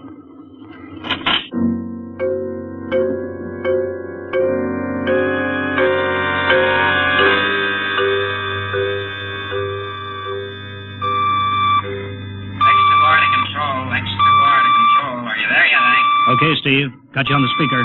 I'm ready to go. Mr. Hanson. Ready on radar, Sergeant? Mr. Hanson, you better see this. What is it, Elsa? Message center for Steve. Mrs. Weston just left for the hospital. What? Hello, Steve. Yeah. Stand by a minute. Shall we hold the takeoff, Mr. Hanson? What? Oh, yes. No, wait just a minute. It's too late now. You going to tell him? Maybe he's got enough to worry about. Hey, what's holding us up, Hank? Something on your mind? No, it's nothing, Steve. I just wanted to say good luck. Clear for takeoff, Charlie? Right. Okay. Give him the light.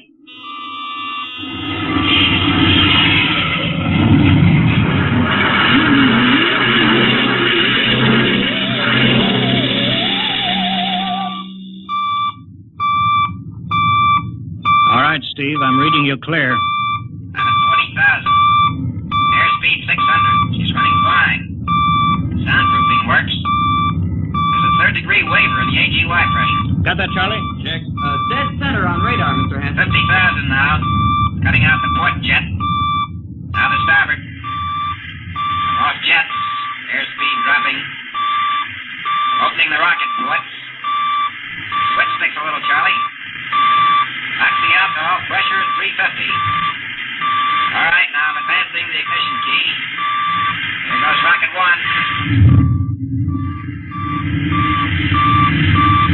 Steve, you all right? Yeah. Looks like somebody smugged me with a sledgehammer. Airspeed now 1,200. Here goes number two.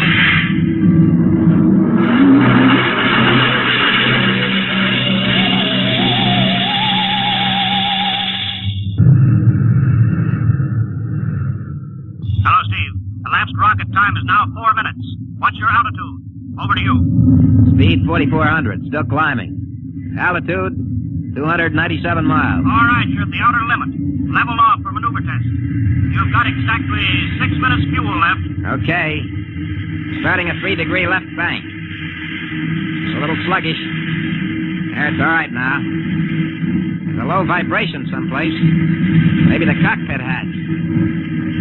Now I'm straightening out. 5 minutes fuel left. Now I'm starting a 3-degree... Hey! What's the matter? What's wrong? There's something up here. Something shining. What are you talking about? There's something above me, Hank. I'm going to chase it. Steve, you're at the outer limit now. I can see it plain now. Steve, don't go any higher. You've only got 4 minutes left. You've only got... Getting static. I can't hear you, Hank. It's dead ahead now. I'm going to make a pass at it. Get a good look. Hey, it's swerving to meet me. It's dead ahead now. It's dead ahead.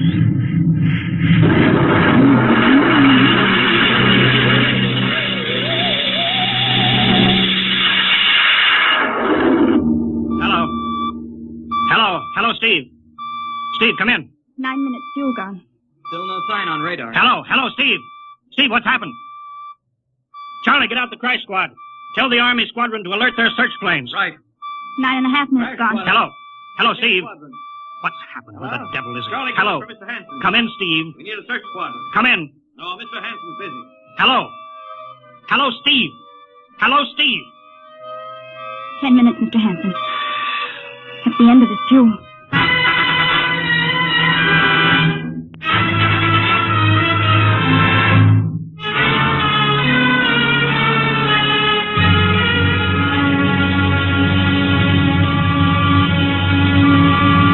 How long's it been now?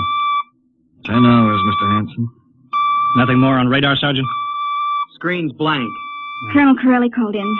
Search planes are back. They didn't find anything. Should be some trace. couldn't have bailed out, could he? You don't hit the silk at 4,400 miles an hour. He'd went past the outer limit, ran out of fuel. Something blew, and we'll find the pieces scattered from here to the coast. Why does it have to be the best man? Always the best man. I'll get it. Charlie, we've got to figure out what was wrong. All right, I'll tell him. Something must have blown. Yeah? There's a message from Northside Hospital for Steve. Oh, what is it? Mrs. Weston's fine. It's a boy. Thank you, Elsie.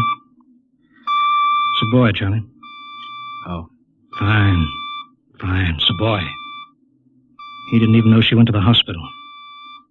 How am I going to tell Mary that? Wasn't your fault, Mr. Hanson. Ship had to be tested. Yeah, we'll build another one, and some other flying fool will shoot past the outer limit into space. Oh, I'm getting old, Charlie. You can remember when I used to take them up myself. Now I've got to send other men. It's a job, Mr. Hanson. Now I'm afraid. Every time I hear a jet go off, I jump. Every time I have to send someone up in a new model, I start to sweat. Mr. Hanson. Yeah? I think there's something on the radar. No flights scheduled in, are there, Elsie? We have the whole day cleared. It's coming in behind us. Here it comes over the building. What crazy jockey is buzzing the field like that? Is that an Army plane, Charlie? I can't see. It's turning. Charlie, alert the field. I know that engine. Steve! That's impossible. Look, that's his ship. It can't be. Well, there's no other model like that. It's Steve, all right. It's coming in. Thank God. Thank God.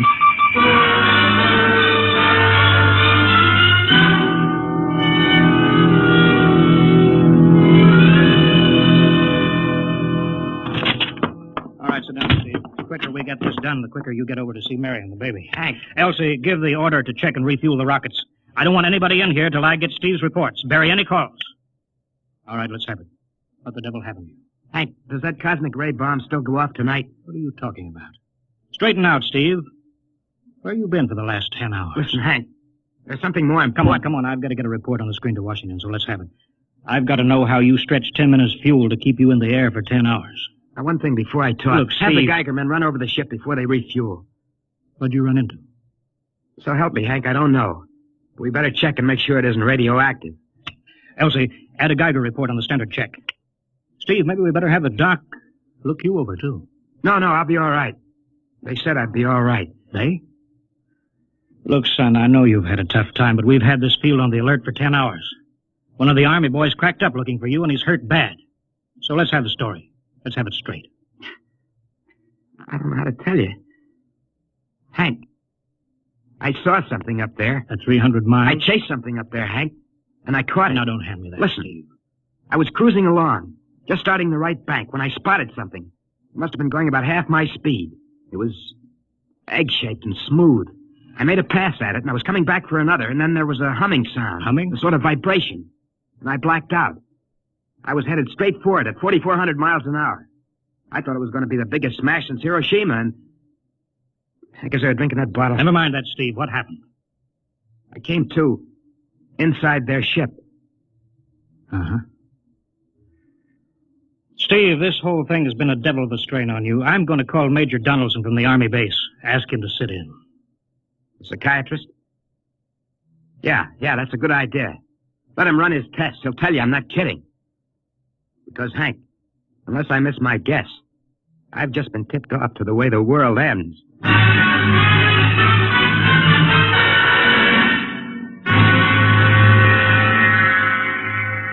All right, Mr. Weston, suppose you continue your story. Yes, let's have it, Steve. You woke up inside the ship? Yes, and the place was jammed with machinery. Dials, blinkers. I couldn't recognize anything. And you were surrounded by these men from Mars? I didn't say anything about men from Mars. I didn't even say they were men. I couldn't see them clearly. They were just there. Where did they come from, then? Another galaxy. Millions of miles outside of our solar system. That's all I know. You figure out where they came from. And they came all that distance to find the Earth? Yes. Did they tell you that? Yes. You mean they spoke English to you? No, they didn't. It's funny. I hadn't thought. They didn't really speak to me at all. They just planted the thoughts in my mind. You mean thought transference, telepathy? Yes, that's right. Well, Steve, what brought them here? We did, Hank. We rang their bell. We brought them in. How? With our atomic explosions. Hank, that's why you've got to stop that bomb test tonight. I'll give up. Look, you've got to believe me, Hank. Oh, how can I make you understand? Maybe I can help, Mr. West. Would you submit to narcopsychometry? What's that? Under proper drugs, I can put you back in this, ship. By suggestion. Then we can get a playback record of your memory pattern on the audio circuit. How long will that take? Half an hour. We'll have to go over to the lab. Will you believe me if it checks? It will give us an accurate memory picture of what your mind reports. All right, let's go. Hank, you gotta believe me. We haven't got much time.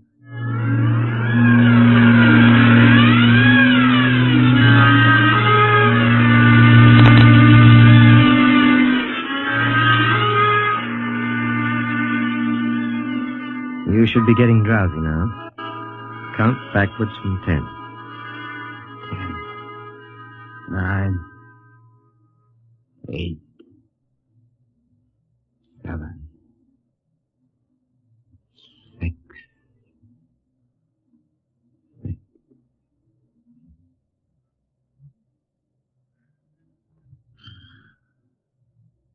He's under.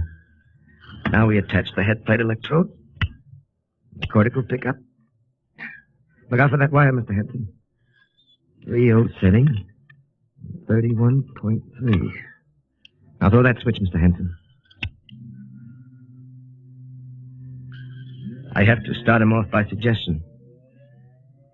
All right, Steve. You're in your ship now. You're in the rocket. You're in the rocket. You're in the rocket. And you've just sighted something strange. Now I'm starting at 3-degree right. What's that? Hey, there's something up here. Something shining. His memory pattern. We're picking it up electronically. There's something above me, Hank. I'm going to chase it. It's piped through the audio circuit. I'm getting static. I can't hear you, Hank. This is where we lost contact with him. I'm going to make a pass at it and... Hey, it's swerving to meet me. It's dead ahead now. It's dead ahead. Now what? This is where he blacked out. There's no telling how long, minutes or hours. What's that noise? I don't know, quiet. Where? How did I get in here? What? Who are you? Is he seeing things? Intergalactic Patrol. What's that? What are they saying, Steve? What are they saying? It's about nuclear fission. They know about it. They know the danger of it. Long ago, they had wars that almost destroyed them. But finally, they learned. Now they've outlawed war. Go on, Steve. They patrol space. When their detector picks up an atomic explosion, they send a patrol. What are they going to do? They've quarantined us. Quarantined? They've isolated the Earth. Because we don't know how to control ourselves yet. Until we learn, we'll be a menace to the whole universe. What is this nonsense? Quiet. How are they going to do it, Steve? They've spread a layer out here of... I don't know how to call it. All around the Earth. It's miles deep.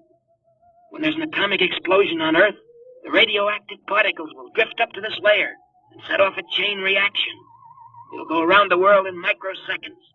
And that's the end. The end? What's he... Wait. Yes. Yes. I understand. I've got to bring back the warning. You're going to put me back in my ship to bring the warning.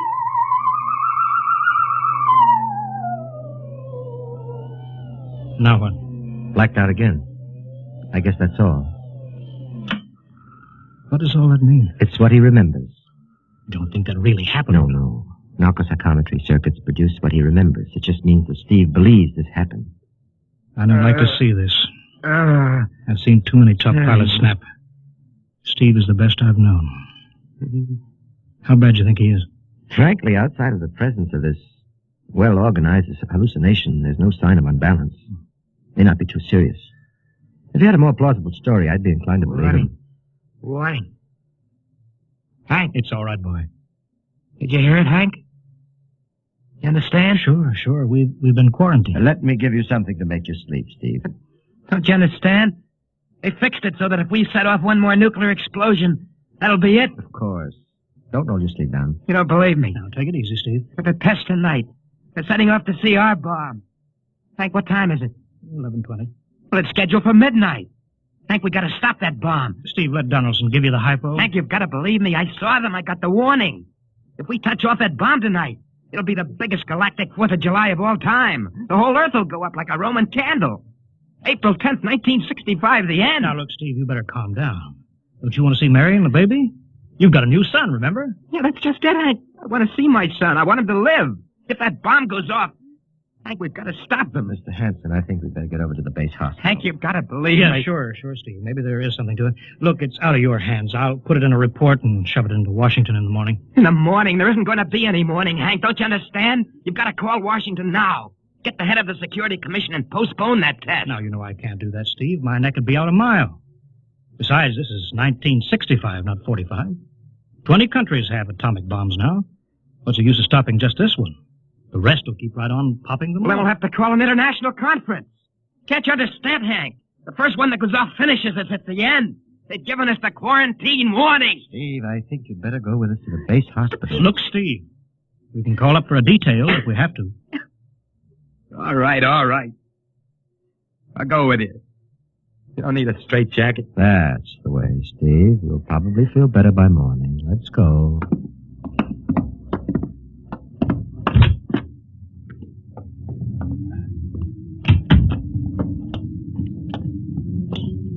Well, Steve, tomorrow I'll drive you over to the hospital to see Mary and the kid. Sure. Look at the ship under the floodlights. Pretty, huh? You'll be flying her again soon, don't you worry. Yeah, I guess so. What you doing out in the line? They refuel her? Yeah, we got Clausewitz coming in tomorrow from Denver for another test. Figure we give you a day off. That's good. That's Why? Steve, come back. Come on, Donaldson. Steve, wait. He's heading for the rocket. Look, there he goes up. That crazy fool. We can't get at him now. That covers armor glass. He's waving. Yeah, towards control. It's the radio. He means the radio. Come on. I should have gotten help. Oh, the radio still looks up here. Hello, Steve. Listen to me, Hank. You gotta call Washington now. Come out of that rocket, Steve. I'll call my men. Don't try anything, Hank. They've refueled the rocket for tomorrow. Take it easy, Steve. Listen, you know what'll happen when I fire the rocket tubes down here? Steve, don't. They'll burn out every building for 5 miles. All of us in one big blast. Steve, what do you want? You've got to stop that bomb. You got to call Washington right now. They won't believe me. You make that call or I cut in the rocket. Now, I mean it, Hank. Now, hook my screen to yours in parallel. I want to see exactly what you're doing. All right. Just don't fire those rockets. Get going, Hank. You got 12 minutes to make that call and stop that bomb. All right, I'm making the parallel hookup right now. Donaldson, you think he'll really blast? I don't know. Up to now, I'd almost say he was normal, but now he's liable to do anything, Hanson.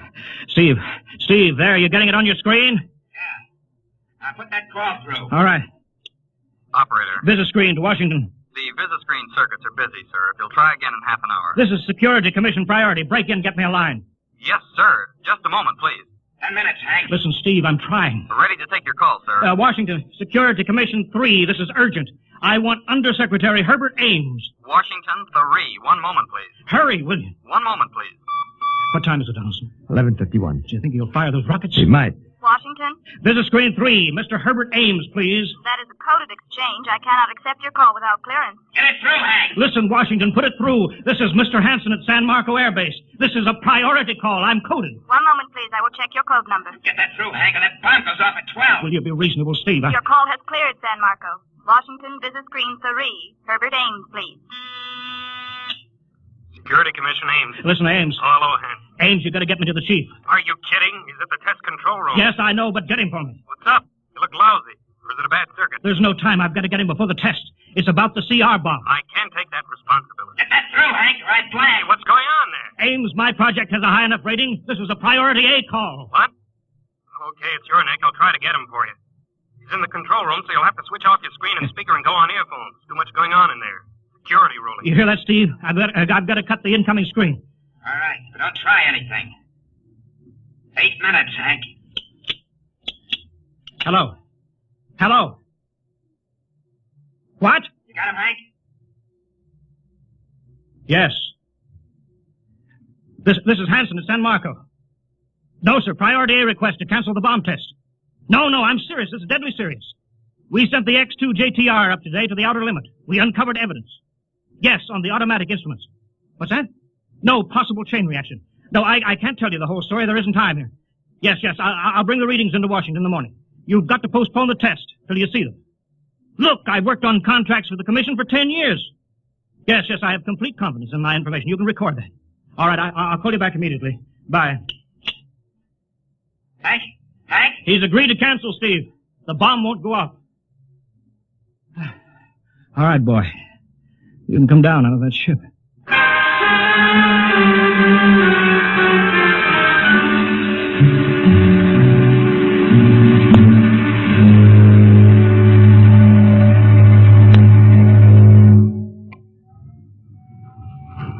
He's opening up. Here he comes. All right, Steve. Come on down. Sure, Hank. Just a second. Hank, I was scared. I was plain scared. Easy now. It's all over. The bomb won't go off. Thank God. Look, I want to see Mary and the baby. Can you get me transportation now? Oh, wait a minute. It's almost 12. They won't let you in the hospital now. I want to see the baby. Sure you do, but you've been under the strain. I've got a shot for you here, Steve. Give you a good night's sleep. All right. Roll up your sleeve. Yeah, here.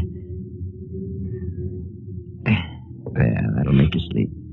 Sergeant will find you a bed. Yes, sir. Come on, Mr. Weston. Okay. Good night, Hank. I'm kind of beat. It's been a tough night.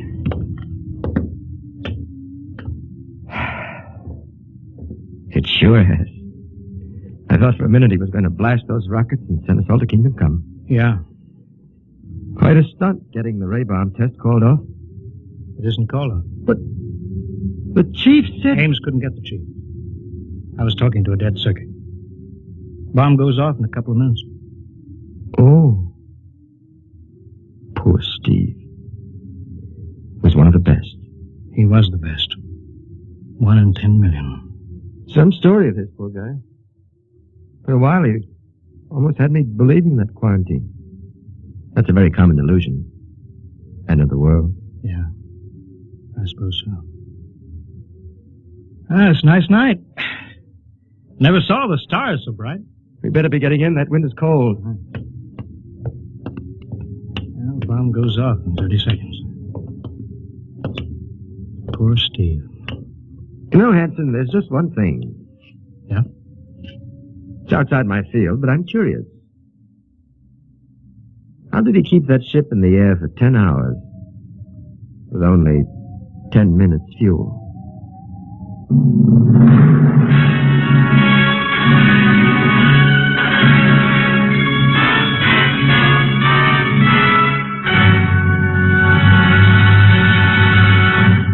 You have just heard another adventure in time, space, and the unknown world of the future. The world of Dimension X.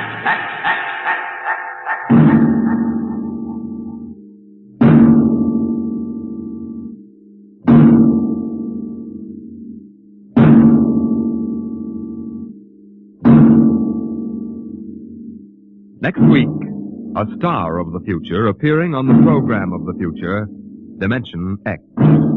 Next week, Miss Nancy Olson, the talented young actress whose performance in Sunset Boulevard marks her as one of Hollywood's most promising young actresses, becomes the first of a group of rising young artists of stage and screen who have been invited to make an appearance in this series. So listen then for Hello Tomorrow, starring Nancy Olson on Dimension X.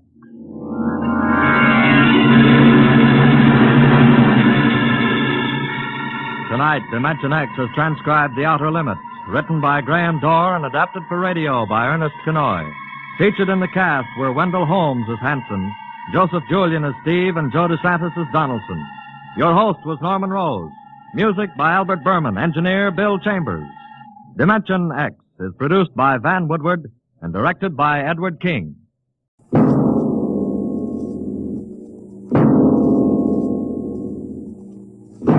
Now, tonight's adventure into the unknown world of the future.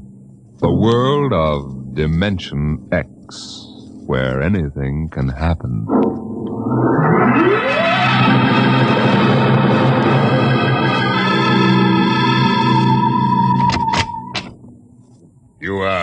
Mr. Sid Ryan? The same. My name is Lucia. I'm a Martian. Pleased to meet you, Mr. What was that again? A Martian. A Martian, huh? As in Orson Welles? Precisely. I'm a Rotarian myself. Sit down. Thank you. And now that we've had our little joke, Mr. Lucia, what can Publicity Associates do for you? It has been my observation that advertising and publicity are the very backbone of earthly civilization. Spoken like a true Martian, Mr. Lucia. Now, if you'll tell me the name of the client. The client, of course, will be the Martian. You don't give up, do you? Give up? The gag, I mean. Oliver. Oh, yes, Mr. Ryan? This is Mr. Lucia. How do you do, Mr. Lucia claims to be a Martian. Take him outside, will you, Oliver? Get the name of the sanatorium he escaped from and tell them to bring the butterfly net. Wait, sir. I'm happy to see, Mr. Ryan, that my telling you I'm a Martian has approximately the effect I supposed it would have. I believe we can do business. I have here the cash retainer of $5,000. Sit down, Mr. Lucia. Oliver, get the client a cigar. Yes, sir. No, the other box. Thank you. No. Well, now, what can I do for you, sir? I wish you to manage a publicity campaign. A very large, a very important campaign. Is the product established, or is it something brand new? Oh, something quite new. Now, what would you judge to be the most effective type of campaign? Well, if the client has a lot of dough to throw around, a suspense campaign is best. First, you place ads in the paper saying, watch this space. Then, about a week later, you run an ad saying XYZ or PDQ, and you get people guessing what it means. Then, finally, when you've teased them enough, you bust loose and unveil the product. Excellent. Very well, sir. We shall conduct a suspense campaign. Of course, in this kind of campaign, secrecy is very important. Once the name of the product leaks out, it spreads like wildfire, and the whole campaign is kerfloppo. Yes, quite so. Utmost secrecy. That's right. You realize, of course, these things cost like crazy. Would, say, $1 million cover the expense? Come again? I said, would $1 million cover it? Yes, I imagine. You did say $1 million. I understood that you had handled some very large accounts. Of course, if this is too big... Oh, not at all. As a matter of fact, I seldom touch anything less. Right, Oliver? Huh? Oh, of course, that's right, Mr. Ryan. Absolutely right. Good. You will begin, then, by saturating the newspapers, the radio, streetcars, with a very simple statement. What's that? I shall write it for you. The Martians are coming. Say, that's not a bad teaser. Got that, Oliver? Yes, sir. The next ad will read, June 1st is Martian Day. June 1st is Martian Day. What happens on June 1st? The parade takes place. What parade? I wish you to arrange a parade up Fifth Avenue. You mean like the Macy parade? Exactly. Except that the theme will be the world of tomorrow. The Martian world. My client would like it to be a gay affair. Balloons, clowns, pennants, pretty drum majorettes. Say, that sounds terrific. I might be able to interest the department stores in a tie-in. Fine. The parade will climax the campaign. On June 1st, the product will be unveiled. Good enough. By the way, Mr. Lucia, just what is the product? What are we selling? Oh, no, Mr. Ryan. Secrecy, remember. Oh, but after all will be revealed to you in good time, Mr. Ryan. For the moment, let us say we are selling a concept. Concept? Precisely. The concept of invasion from Mars.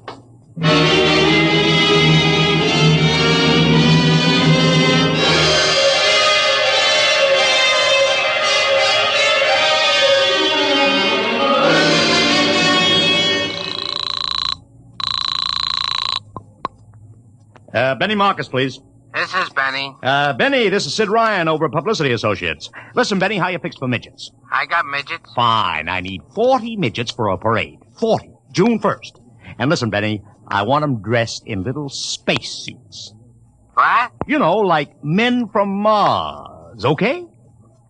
Midgets. And I want some movie extras, maybe 50 of them. Also rigged up like men from Mars. Make them look gruesome. Got that? Gruesome. Also, I need some horses with pretty girls on top of them.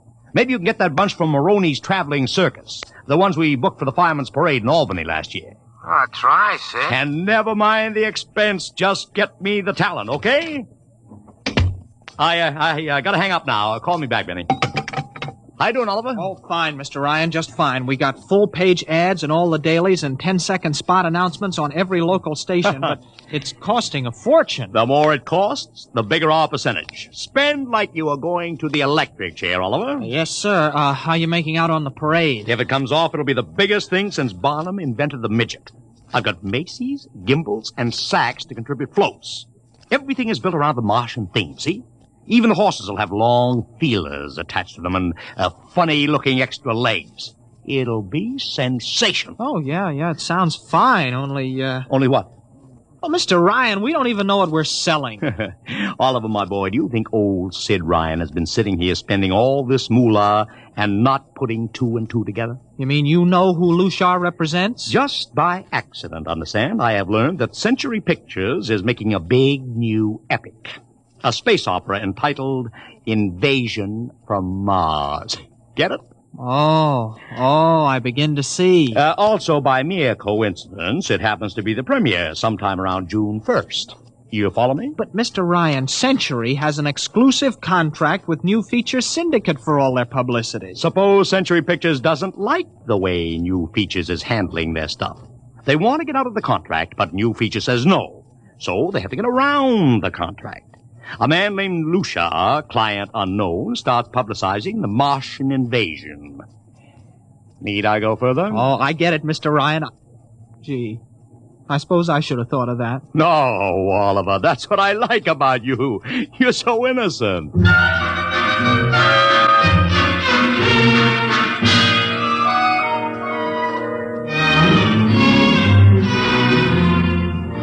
Let me talk to Commissioner Patrick, please. Sid Ryan. Hello? Commish? Sid Ryan. Oh, it's you. Well, what is it this time? If you want to drop a man off the Empire State Building into a teacup full of water, the answer is no. Also, we are not arresting any fan dancers. You know I don't handle fan dances. I want a permit for a parade, June 1st, 5th Avenue. It's a Sunday. There's no traffic. Oh, come now. Look, Ryan. Macy's gets a permit. Gimbals gets a permit. The American Legion gets a permit.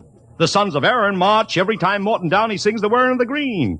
Don't give me a hard time, Patrick. This is too big. Come on I have the 5th Avenue Merchants Association behind me. Okay, Ryan. Fill out the forms. I'll pass them along to the license commissioner. That's my boy. Oh, by the way, what's the occasion? Oh, don't you read the papers, Patrick? June 1st is Martian Day.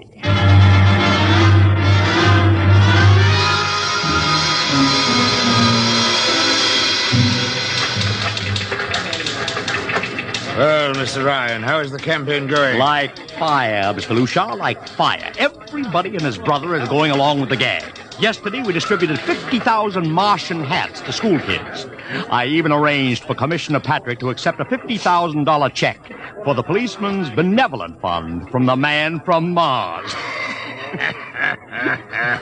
Excellent. I understand Century Pictures spent over $1 million making that space opera. I beg pardon? Oh, come, Mr. Lucia. Sid Ryan wasn't born yesterday, you know. I know who our client is, even if you don't admit it. You do? Always thinking that's me. Well, as long as you know, let's keep it to ourselves, shall we, Mr. Ryan? As you once remarked, when these things leak out, it destroys the surprise and ruins the effectiveness of the campaign.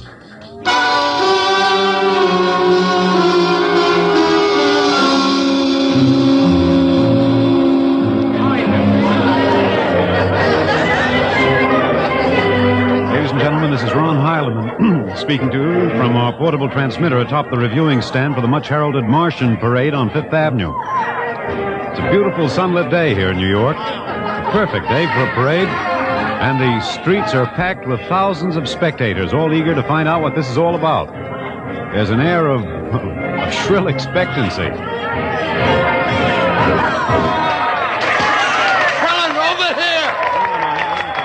Okay, tell him all right. I've just had word from Saul Brown up at Central Park Mall that the Martians have landed from big pink balloons.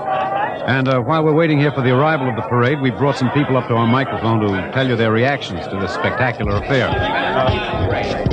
What's your name, madam? Miss Ada Shackley. A little louder, please. Miss Ada Shackley. And where are you from, Mrs. Shackley? Columbus, Ohio. I see. And I see you have your family with you. Two little curly-headed boys. Are you in New York for your vacation? Yeah, we came for the Shriners Convention with their daddy. Well, what do you think of Martian Day, Mrs. Shackley? Well, it all seems very strange to me, but the boys have been pestering me to watch it, so we've been standing here for 2 hours. I can't make head or tail of it. Well, neither can a lot of other people, Mrs. Shackley, but judging by the thousands here already, there's a lot of curiosity. Curiosity killed a cat, folks say. Let's hope not. Thank you, Mrs. Shackley. And now Here they come, ladies and gentlemen. The first units of the big Martian Parade swinging down Fifth Avenue with fanfare, colored streamers, music, confetti, floats, all the trappings of a Mardi Gras. Let's listen to the band for a minute.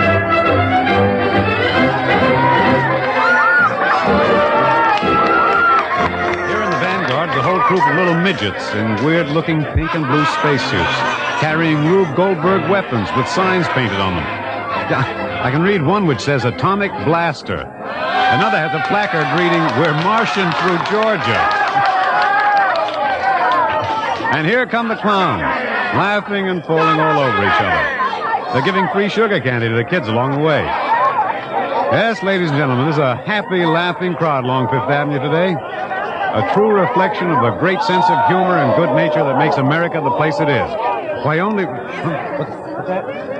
What's this? The crowd's murmuring now. They've fallen somewhat silent. There's something coming. I'll try to get it for you. What?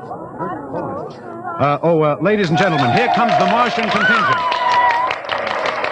This is promised as the climax of the show. And now a great hush has fallen over the crowd. It's quite a sight to see these thousands of people standing here expectantly, hearing only the great regular sigh of their mass breathing. Now here they come, ladies and gentlemen. The Martians, marching in booted, helmeted ranks, row after row of them. This is an impressive sight, ladies and gentlemen, and a rather serious contrast to the rest of the joyous slapstick parade we've been witnessing up and now. There are perhaps 200 tall, broad-chested men dressed in metallic gray spacesuits with thick glass visors drawn across their faces. Each one's holding an ominous-looking ray gun at the ready position. Marching in absolute silence, keeping step perfectly as though some mute, unspoken command is marking time for them. Even the children are awed by the unexpected warlike realism of the Martian Legion.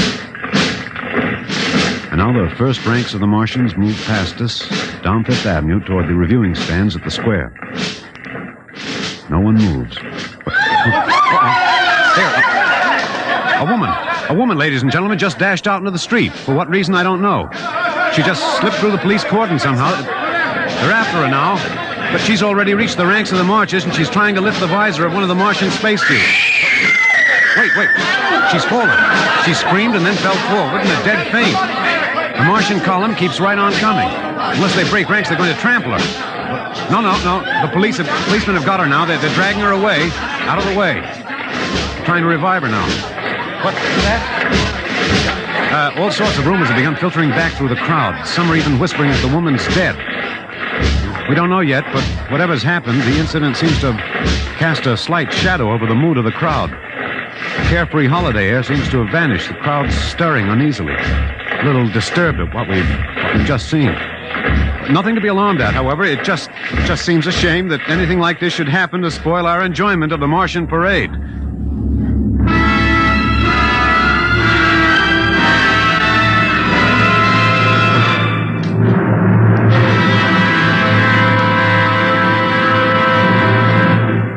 Dimension X will continue in just a moment.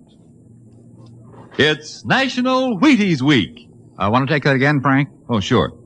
It's National Wheaties Week, and we're celebrating. And that voice you heard belongs to my severest critic, who is here to help us celebrate tonight. He's the fellow who's backstage when I'm telling you about the Wheaties. He listens to see that I tell you right. Wheaties' best friend, next to me, Blaine Butcher. I think you took that introduction a little fast, Frank. Now suppose... You see what I mean, folks? Seriously, Blaine, you say the Wheaties words once. Okay. All I'll say is this. Those of us who tell the Wheaties story believe what we say. And during National Wheaties Week, the good word is this. Get a package of Wheaties and try them just once. I'll be right behind you in line at your grocer's, between you and Frank Martin. Okay? Do that now. Try Wheaties. It's National Wheaties Week.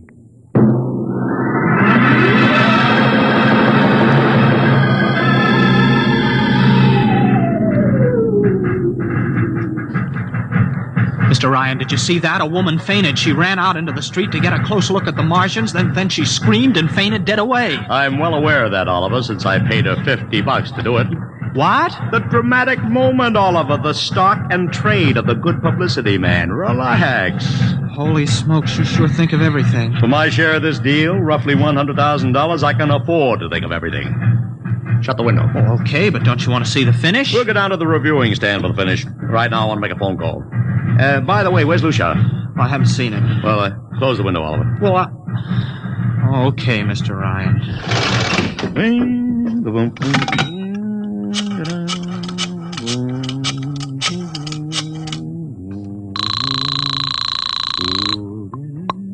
Marcus Towel Agency. Benny, this is Sid Ryan.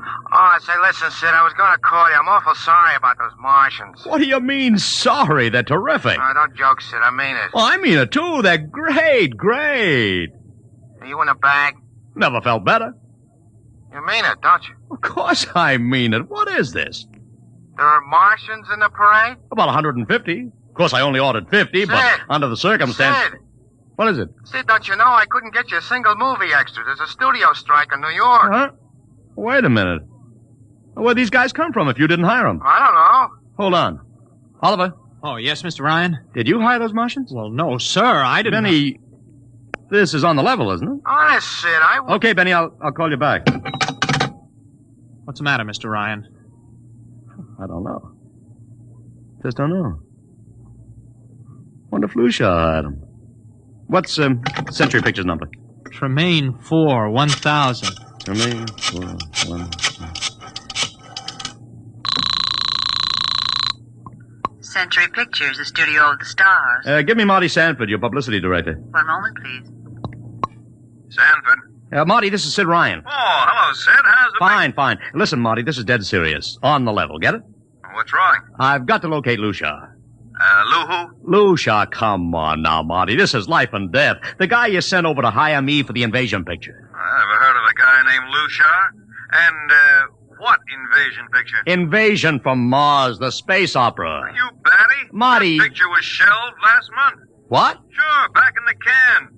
The big shots decided you can't sell a Martian invasion to the American public. It's too incredible, Sid. Who'd ever believe it could really happen? Of all the crazy... Mother in heaven. What is it, Mr. Ryan? You look terrible. It's too fantastic. Mr. Ryan, is something wrong? Open that window. I want another look at those Martians.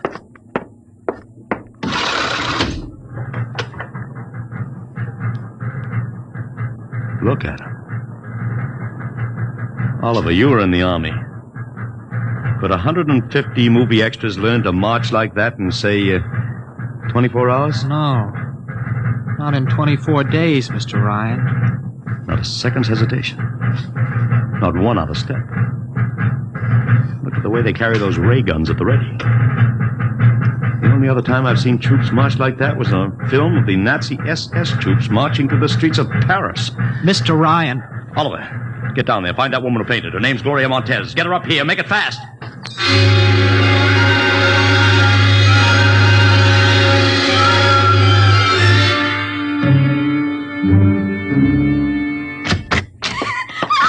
Yes, Mr. Ryan, I can't get much sense out of her. Stay away from me! Okay, Gloria, you can cut out the act and relax. It's me, Sid Ryan. You're a Martian. Gloria, settle You're wearing down. a mask. baby, it's me, Sid. It's awful. It's all big green eyes and those feelings like a catfish. Baby, snap out of it. Listen, what happened down there? You ran out and screamed like I told you, but the fainting, that wasn't in the act. Go away, please. Go away. Just one question, baby. Inside that helmet, what did you see? Don't get anything out of her, Mr. Ryan. She needs a doctor. Okay, Oliver. I've heard enough anyway. You take care of Gloria here. Get her a drink. Where are you going? To see the commissioner. You gotta stop this parade before things begin to happen.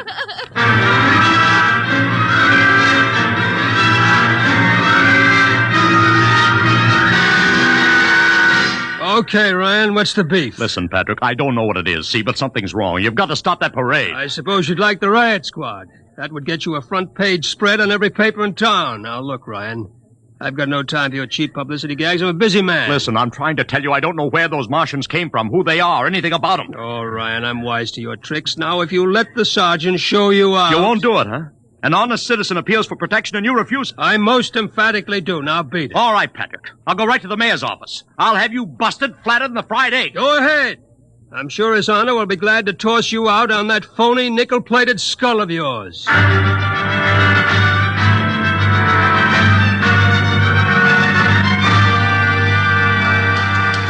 You heard me, Ryan. You can't see the mayor. Adolf, please. This isn't a gag. I don't want publicity. All I want to do is maybe prevent something horrible from happening. In case you don't know it, wise guy, something horrible's already happening. A couple of hundred little kids are in the hospital with ptomaine poisoning from that phony Martian candy you passed out. What? Or didn't you know? I didn't. We've got to stop that parade. Sure, you'd like nothing better than start a panic now. Maybe a few hundred people get trampled to death. Think of the newspaper space. That'd get you and your phony product. I won't stand for this, Adolf. This may be a matter of life and death. Don't get out of here quick. It'll be your death. Go on, beat it. Get out. You and your publicity stunts make me sick to my stomach.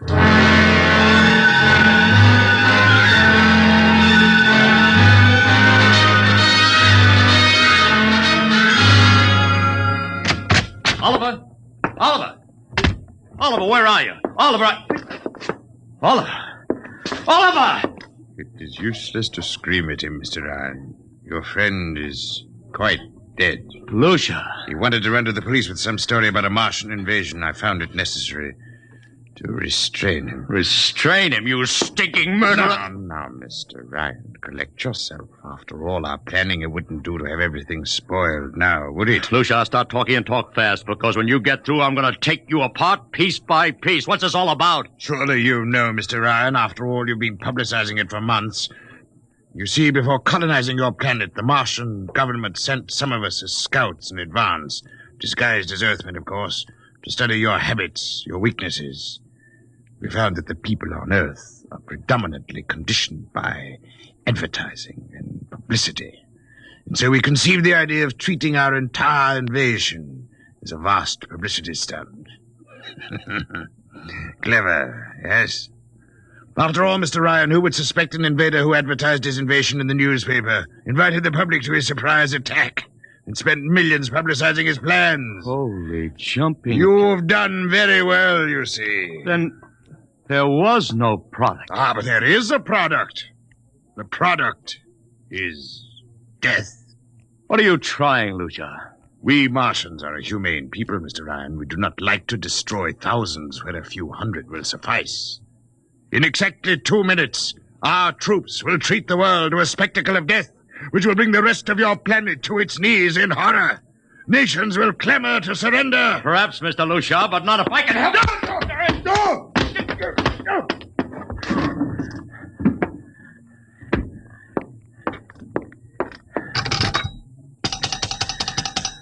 Yes, please? Operator, this is Mr. Ryan. Get me the field telephone on the reviewing stand of the Martian Day Parade. Hurry. Anyone in particular? Just hurry. Reviewing stand. Hello? Get me Commissioner Patrick. Hello? Hello? You have to talk louder. I want Commissioner Patrick. Patrick! Wait a minute. Things are quieting down. Hey, wait a minute. What was that you wanted? This is Ryan. I have to talk to the Commissioner. It's a matter of life and death. Oh, you can't talk to him now.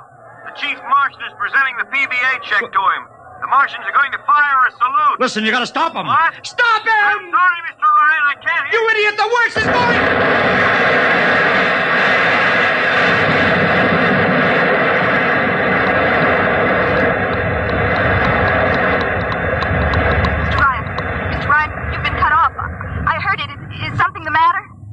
Go, operator. Doesn't matter. Nothing matters now.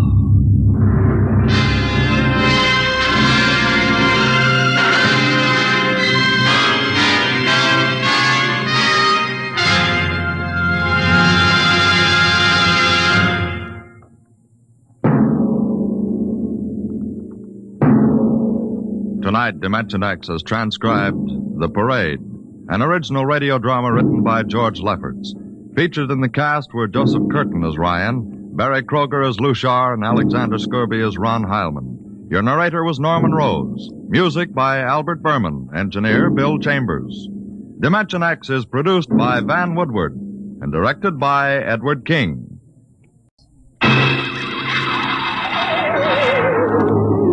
On stage tonight, Dimension X, another in the Wheaties big parade of exciting half-hour presentations. It's National Wheaties Week. The week to buy Wheaties and eat Wheaties and enjoy them as never before. The time to really find out what difference a good breakfast with Wheaties can make. You know, you're getting protein when you dip into a bowl full of Wheaties. You're getting whole wheat minerals and vitamins. You're getting whole wheat energy. Yup, there's a whole kernel of wheat in every Wheaties flake. That's how a better breakfast beginning with Wheaties can help you step lively all morning long. And that's why all over this big country, folks are celebrating National Wheaties Week and stepping lively. So how about it? Get out the big cereal bowl and help celebrate Breakfast of Champions. Pour out those golden flakes, put on the milk, put on the fruit, and let's have National Wheaties Week. You ready? Let's go.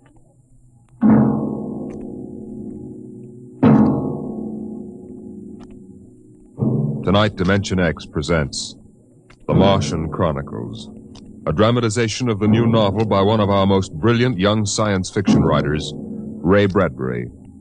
The Martian Chronicles.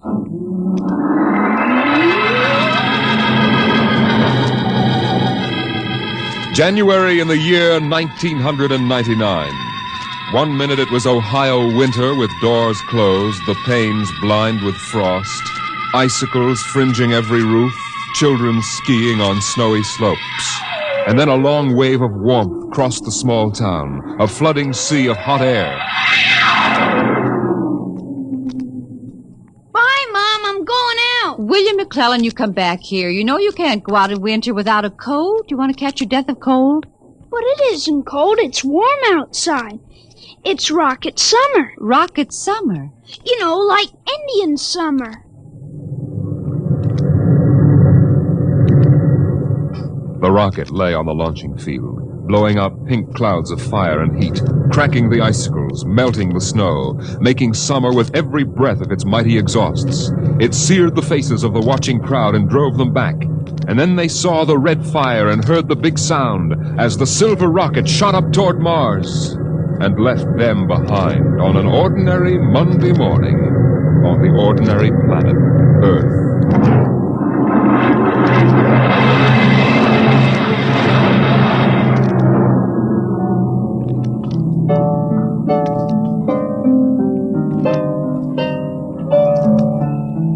They lived in a house of crystal pillars on the planet Mars by the edge of an empty sea. And every morning you could see Ela eating the golden fruits that grew from the crystal walls, or her husband sitting alone in his room reading from a singing metal book, over which he brushed his hand as one might play a harp.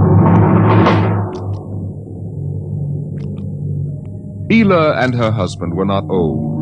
Once they had liked painting pictures with chemical fire, swimming in the canals when the wine trees filled them with green liquors, and talking into the dawn together. But no more. Marriage sometimes makes people old and familiar while still young, and Ela was not happy now. This morning she sat dreaming between the crystal pillars and wished that somehow a miracle might happen. And then suddenly... Ela, did you call? No. I thought I heard you cry out. Did I? I was almost asleep and had a dream. In the daytime? You don't often do that. Strange. How very strange. I dreamed about a man. A tall man, 6 feet tall. Oh, how absurd. He'd be a giant, a misshapen giant. I know, and yet somehow he looked quite handsome. He was dressed in a strange uniform, and he came down out of the sky in a long silver craft. Out of the sky? What nonsense. He spoke pleasantly to me in another language, but somehow I understood him with my mind. Telepathy, I suppose. Oh, really, Ela? And he said, I've come from the 3rd planet in my ship. My name is Nathaniel York. A stupid name. Whoever heard of a name like that? Perhaps they have names like that on Earth. That's ridiculous, Ela. Everyone knows the 3rd planet is incapable of supporting life. There's too much oxygen in their atmosphere. I suppose. But haven't you ever wondered if... Well, wouldn't it be fascinating if there were people there, and they traveled through space in some sort of ship? Really, Ela? You know I hate this emotional wailing. Now, let's get on with our work.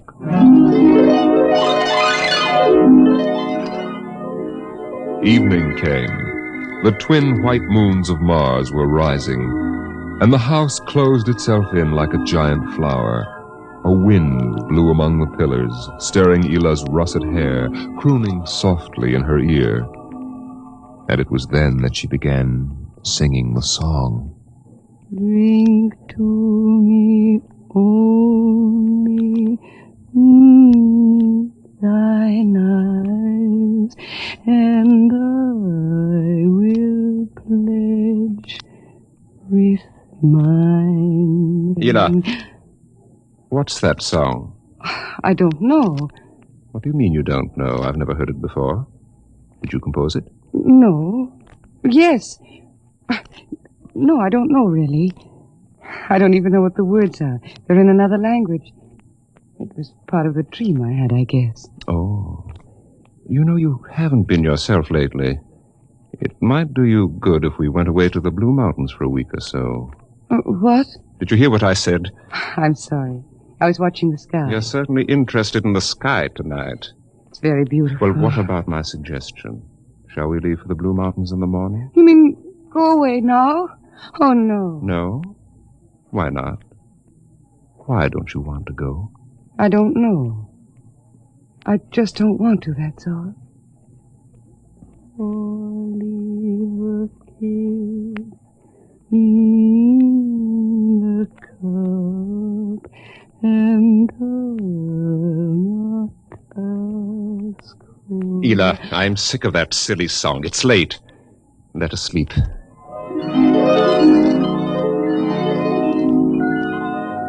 From the crystal walls poured a soft carpeting of mist to support Ela where she lay down to sleep. But through the night she tossed restlessly, until just at dawn the dream recurred. Ela! Ela, wake up. What? Oh, what is it? You've been dreaming again. You talked in your sleep. Did I? Yes. What were you dreaming? Oh, the ship. It came from the sky again. And the tall man stepped out and talked with me. Telling me little jokes and laughing. What else happened? And then this Captain York... Oh, I can't. It's all so silly. Tell me! He said I was beautiful. And then he kissed me. I thought so. What else? Why, Eel, you're so bad-tempered. It's only a dream. Is it? You know I can read your mind. You can't keep secrets from me. Well, all that happened was this Captain York told me... Well, he told me he'd take me away in his ship into the sky. Take me back to his planet with him. It's quite ridiculous, really. Ridiculous, is it? You should have heard yourself. Fawning on him, talking to him, singing with him all night. In your dream, he landed in Green Valley, didn't he? Please. And he told you he was coming today. Yes. But what's come over you? It's only a dream. You can't be jealous of that. No, I suppose not. Forgive me. I'm being childish. Eel, you're sick. You've been working too hard. No, I'm all right. But perhaps you're right. Maybe I could use a little relaxation. Yes. I think I'll take the morning off and go hunting. Hunting? Yes, in Green Valley.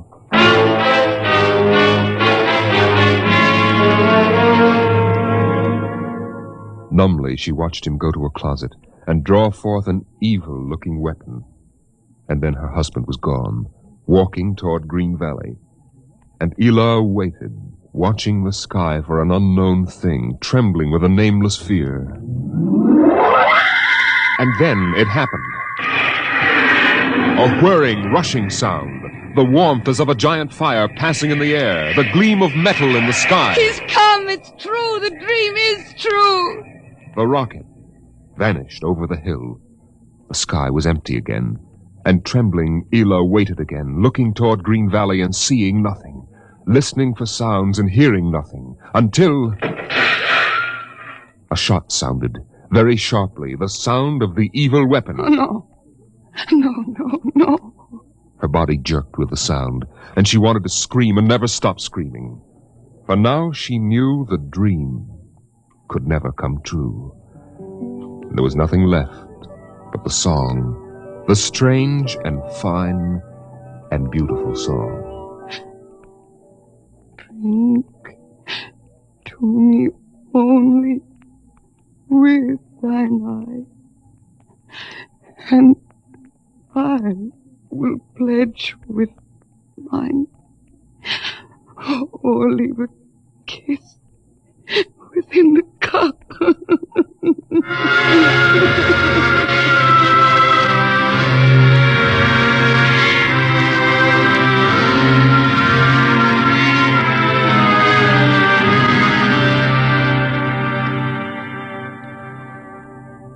But still the rockets came. The next ship came down from the stars and the black velocities and the silent gulfs of space, and landed by night near a Martian city. The men made their way to the outer rim of the dreaming city, and then Jeff Spender went in to reconnoiter, while the others watched and waited for something to stir in the haunted city, some gray form to rise, some voice to break the unearthly stillness. Where were the people? Where were the Martians? Nothing stirred to disturb the silence until... Halt! Who goes there? Don't shoot! Hold it, Parker. It's Spender and his party. They're coming back. Captain Wildman! Over here!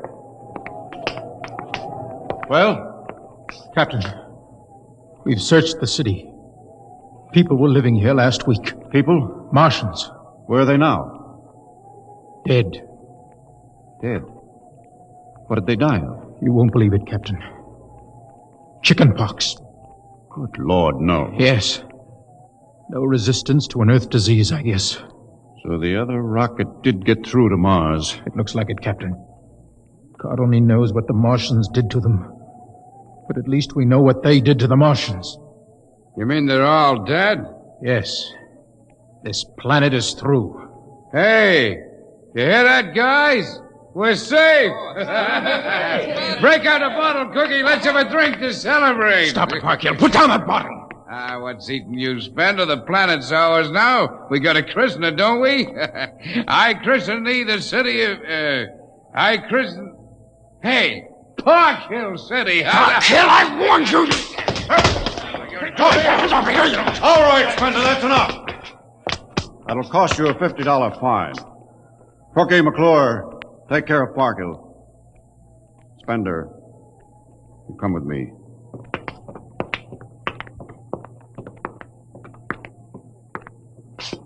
All right, Spender, why did you hit him?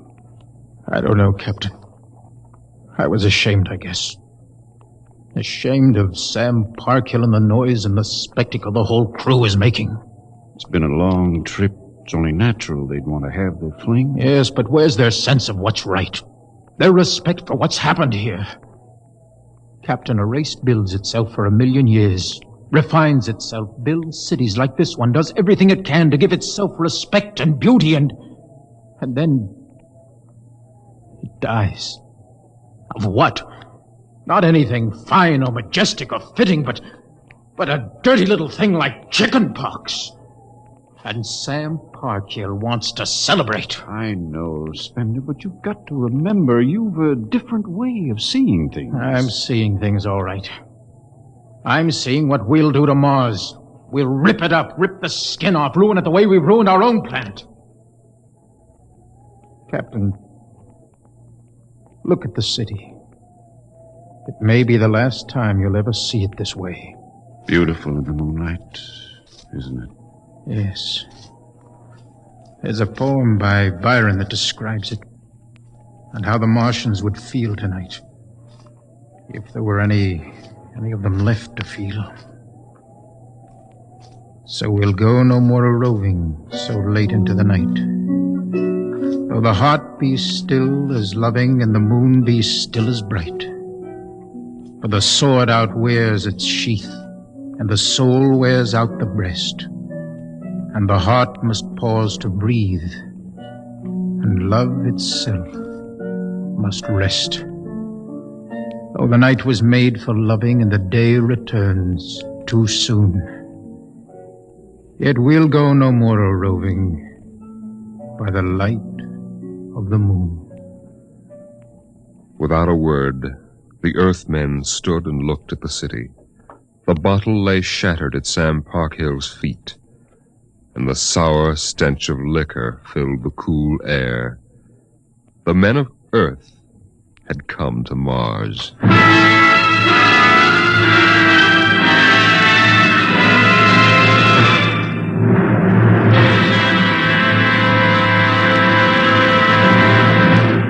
Dimension X will continue in just a moment. It's National Wheaties Week. Yes, the week when everybody tries Wheaties, even an orchestra leader. And here he comes from behind the scenes in radio to help celebrate National Wheaties Week, Mr. Von Dexter. Thank you, Frank. Hello, folks. I understand this is National Wheaties Week. I kind of get a kick out of that. The only breakfast food in the world with a week of its own. And I'm here for just one thing, to ask you to try Wheaties during National Wheaties Week. There are a lot of us whose voices you've never heard on the Wheaties big parade of radio programs, you know. Backstage people. Like musicians. Right, Frank, like musicians.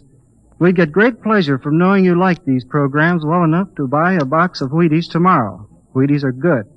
They're nice to eat. I like them. I think you will. Try them once during National Wheaties Week. Will you do that? Vaughn, I think the folks will. Good. Thank you. Good night.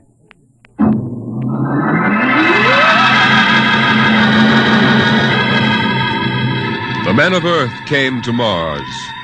They came because they were afraid or unafraid, because they were happy or unhappy, because they felt like pilgrims or did not feel like pilgrims. The government posters screamed, "There's work for you in the sky. See Mars!" And the men shuffled forward, all kinds of men, all coming for different reasons. The rockets came like drums beating in the night. They came like locusts, swarming and settling in blooms of rosy smoke.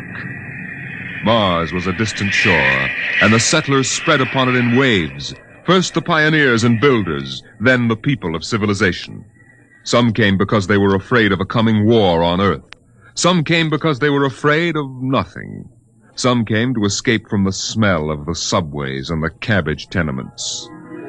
And some came from houses like the one in Ohio. It was a good house, the house in Ohio, and for 6 years the family had lived there contentedly, enjoying music and poetry and the rich, warm things of life. For the house had been built to be lived in the year 2020. It contained all the latest automatic devices, from talking book recorders to singing clocks. 7:00, time to rise, open your eyes. Tick-tock, 7:00, time to rise, open your eyes.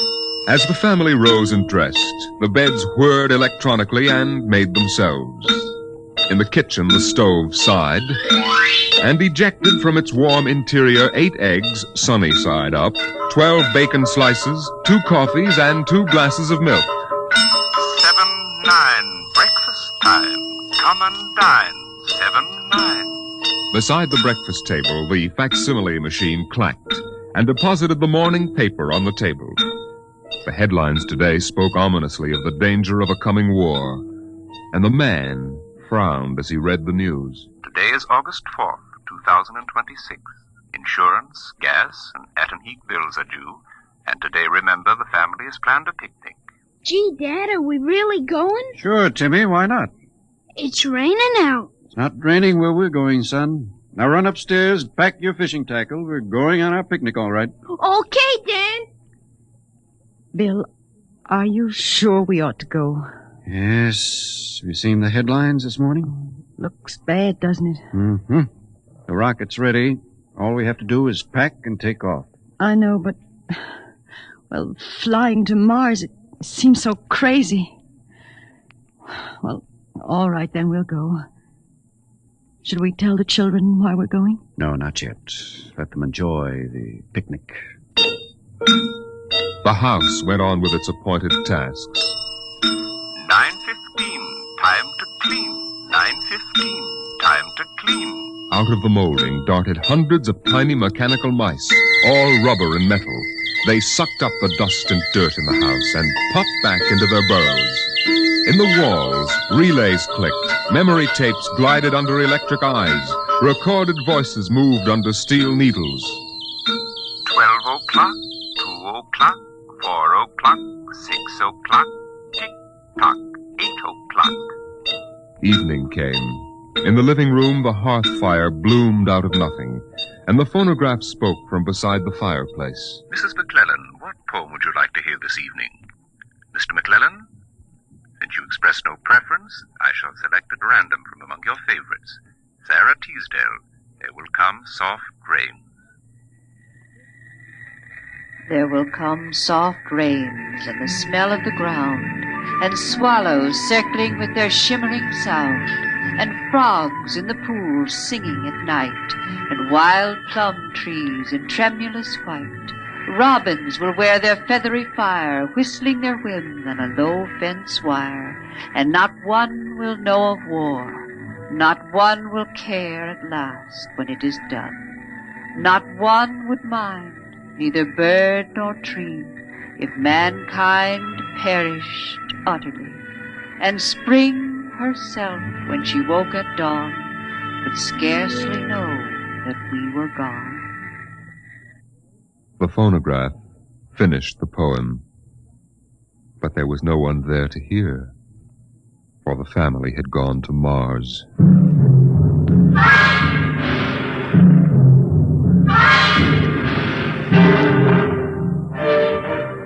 On the Martian desert beside the highway, there rose a blare of red and yellow neon lights that spelled the death of Jeff Spender's dream. Sam's hot dog stand was what the sign read, and Sam, of course, was the same Sam Parkhill who had fought with Spender years before. 10,000 rockets were reported leaving soon for Mars, with 100,000 hungry customers, and Sam wanted to be ready for them. Hey, look up there, Elmer. Huh? See that green star up there? That's Earth. Good old wonderful Earth. Makes you feel almost reverent, don't it? Yeah.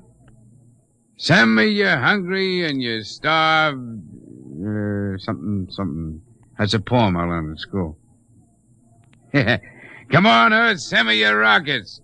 Here's Sam Parkhill with the only hot dog stand on Mars. Sam, what if the rockets don't come? What if there's a war on Earth? Don't worry, they're coming all right. Ain't nothing gonna happen to spoil my plans, baby. I figured it all out. Sam! Hey, Sam, look up there! Earth! Oh, what? Oh, no. It's catching fire. It's burning. Oh, no, that can't be Earth. Helmer, they can't do this to me. I got all our money invested in this place. Go ahead, Sam. Switch on more lights. Turn up the music. Get the hot dogs on the fire. There'll be another batch of customers coming along in about 100 million years. Oh, no, it couldn't be. What a swell spot for a hot dog stand. Let you in on a little secret, Sam. This looks like it's going to be an off-season.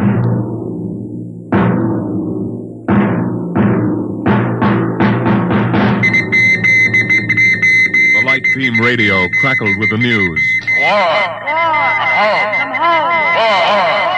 By morning, the shelves of the luggage store were empty, and the rockets were blasting off, headed back to Earth. In a few days, everyone was gone, and the planet of Mars once more lay deserted and silent.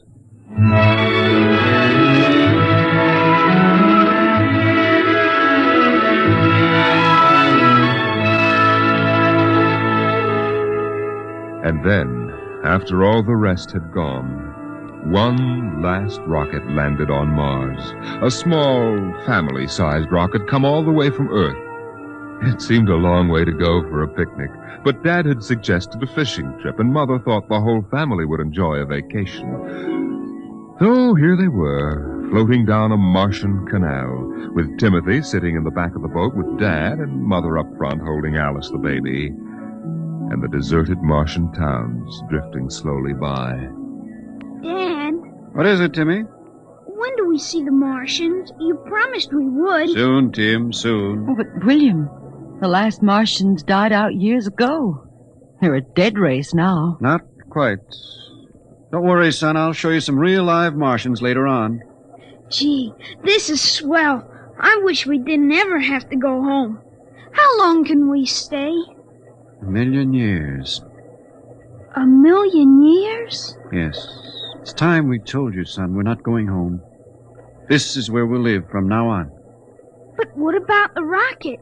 What about Ohio? There's nothing there now but ruins. The last Earth radio just went off the air. That means the war is over and Earth is finished. We're going to blow up our rocket and start all over. See if we can't build a better world up here. You mean Mars is going to be our home? Yes. I hope you don't mind too much. No, sir. But what about the Martians? When do we get to see them? There they are, son. Look down at the water. I don't see anything there. Beside the boat. Look at the reflections in the water. But that's us down there. Just you and me and Mom and the baby. Yes, son. You see, we're the Martians now. For a long, silent moment, Timmy stared down at the reflections of the family in the waters, and the Martian stared back up at him. Then he lifted his eyes to the deep ocean sky, trying once more to see Earth and the house he had always called home. But Earth was too far away, and the house was now only a heap of radioactive rubble. Only one wall remained standing, and within the wall a voice spoke again and again and again. Not one would mind, neither bird nor tree, if mankind perished utterly, and spring herself, when she woke at dawn, would scarcely know that we were gone, that we were gone, that we were gone, that we were gone, that we were gone, Today is that we October were 5th, gone. 2026. Today is October 5th, 2026.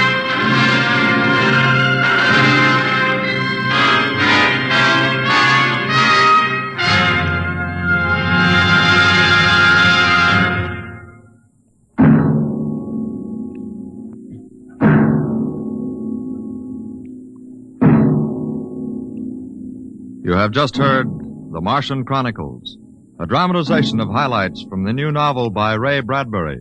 Your narrator was Norman Rose, and featured in the cast were Inga Adams, Roger DeKoven, and Donald Buca. Music by Albert Berman, engineer Bill Chambers. Dimension X is produced by Van Woodward and directed by Jack Cuny.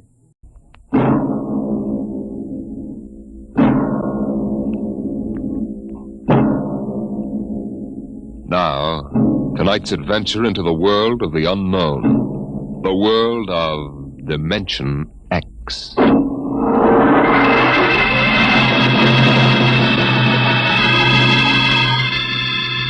In the South Pacific, night comes on rapidly. The sun dips below the flat horizon. The sea is crimson for a moment, and then night falls. But on Tahani Atoll, giant arc lights turn night into day. Across the waters of the lagoon within the barrier reef, launches and tugs skitter back and forth, while on the curving half-moon of the island, army trucks and jeeps scuttle down the rough roads bulldozed by the Seabees just 6 weeks ago. A low Quonset hut stands near the beach, surrounded by tangled wire. This is the preliminary command post, and inside is General Frank Gaydosh, field director of the test. Operation Destruction.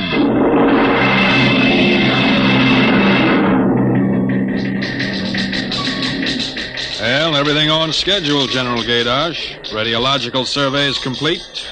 Instruments placement checked. Get me Navy and tell them H. Hours is ordered. Send a periodic time check to Air Force and Ewintock and observation control on the Missouri. Yes, sir. I want a complete roster check on all personnel before H hour. That test bomb is going off at 10 o'clock tomorrow morning. Even if there's a whole battalion stranded on the target vessels. We'll see that everybody's clear. Yes, sir. Oh, Nate Cohen wants to see you. Who the devil is he? AP man. He's been selected by the press radio pool to interview you. I haven't got time. Tell him to speak to Major Breedenberg. He's the PRO. Well, I think perhaps you'd better see him, sir. The directive on public relations from Washington was very clear. Now, what blazes am I supposed to run a bomb test and play mother hen to a bunch of reporters? Washington, sir? All right. Bring him in. Relly, Yes, sir. have me some black coffee. Yes, sir. This is Mr. Cohen, General Gaydosh. How do you do, General? Lousy, as a matter of fact. That an official statement? No. And run some of that world is at the crossroads baloney. I wrote that yesterday. General, what effect do you think the new bomb will have in the world situation? I can't tell you that even if I knew. My job is to set the blaster thing off, see that nobody gets hurt, and collect the data. Can I speak with you for a moment, sir? Later, Alan. Go ahead, Cohen. Can you release anything on the scientific principles involved? I don't even understand it myself. Wait a minute. Dr. Muller. Yes? Come over here a moment, will you? Cohen, this is Dr. Fred Muller. How do you do? Civilian Scientific Director. He's the only one who knows what's inside that warhead. How do you do, Mr. Cohen? How about a statement, Doctor? Well, I'm afraid all I'm allowed to say is that the bomb is new. It's extremely powerful. And off the record, it's very tricky and dangerous. Well, what'll happen if it goes off prematurely? I don't think we have to worry about that. In fact, we wouldn't even know about it. If you'll excuse me now. How about the natives? What about them? They're going to be evacuated from the island? They already have been. General Gaydosh. I saw the Tahani chief outside when I came in. The whole tribe's out there squatting down at the motor pool having a conference. What? Alan. I've been trying to tell you, sir, the Tahani are still on the island. What? The LCTs already, aren't they? Yes, sir, but they won't go. They refuse. The scheduled call for their evacuation to Milani 3 hours ago. I realize that, sir, but I hoped we could still get them off without violence. Look, Alan, they're either on the island or off. Wait a minute. Cohen, that's all.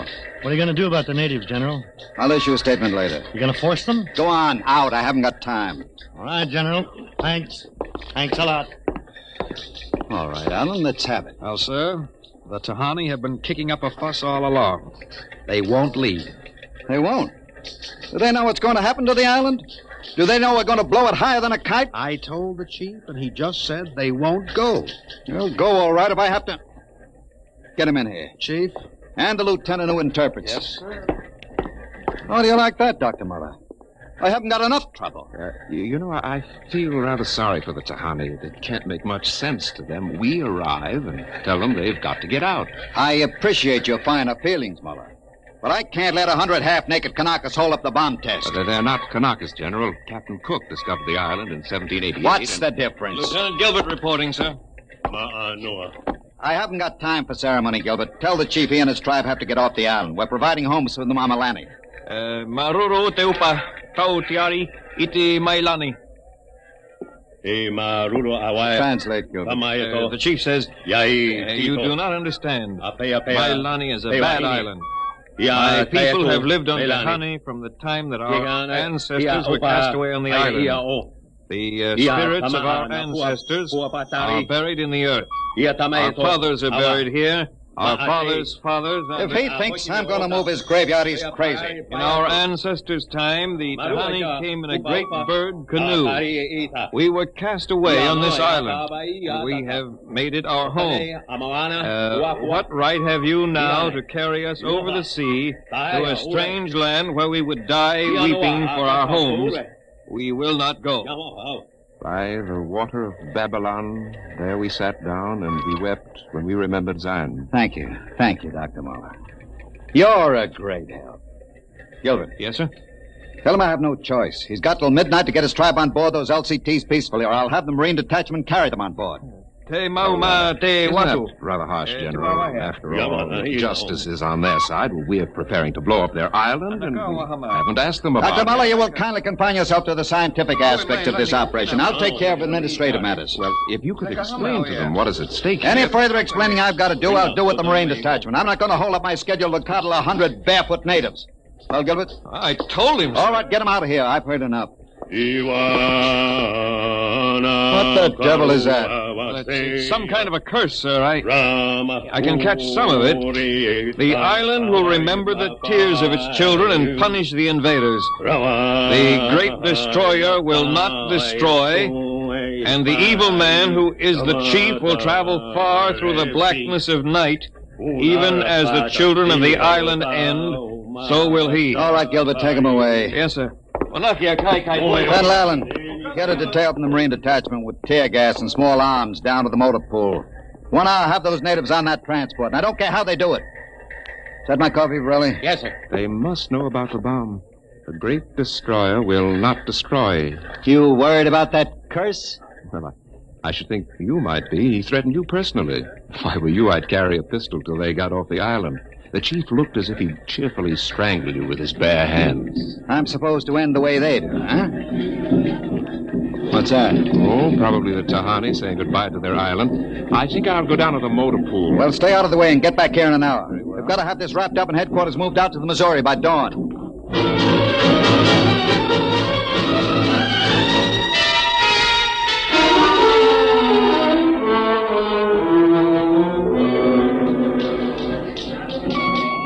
Navy and instrument room checking in, sir.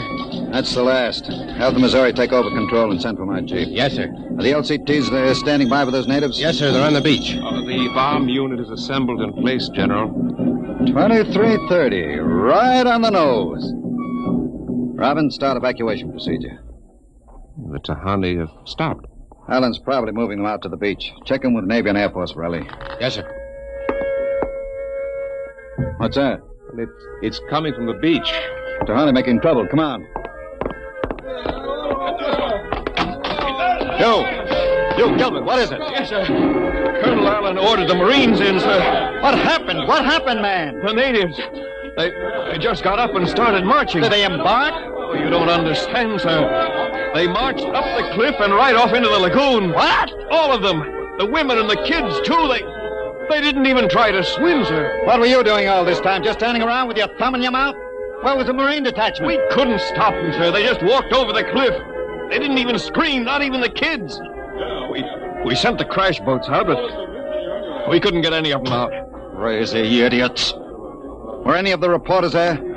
Cohen and a life photographer. Get his film and hold it till I release it. What are you going to do, General? Postpone HR? It's too late for that now. Calling HR off isn't going to bring the natives back. But 100 men, women, and children just walking into the water, it's horrible. Look, I'm not happy about it either, but there's nothing we can do now. I gave them a chance to get off. They didn't want to take it. That's their hard luck, not mine. I hope you're right. What do you mean by that? Oh, I was just thinking about the curse the chief put on you. Even as the children of the island end, so will he. That's what he said to you, General. I heard him. Keep waiting, General. The great destroyer will not destroy. That must mean the bomb. Don't worry, Dr. Muller. It'll take more than a mumbo-jumbo curse from a native witch doctor to stop this operation. At each hour, that bomb goes off.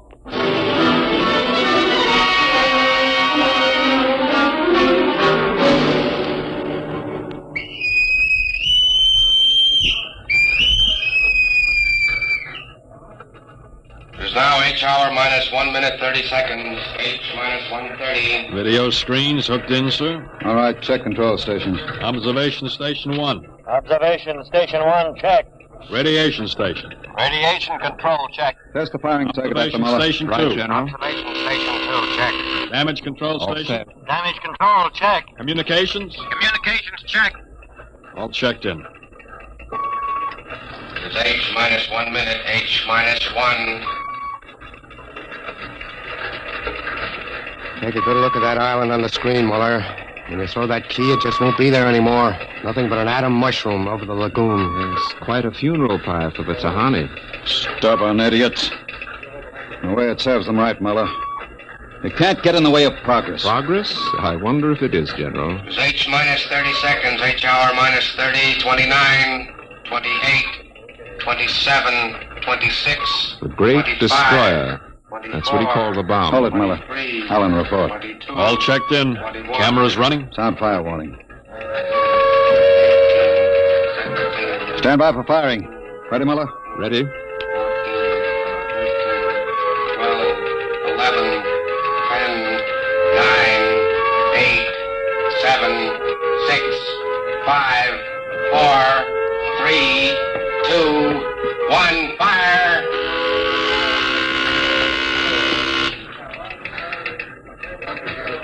General, it didn't go off. Relly. The bomb didn't go off.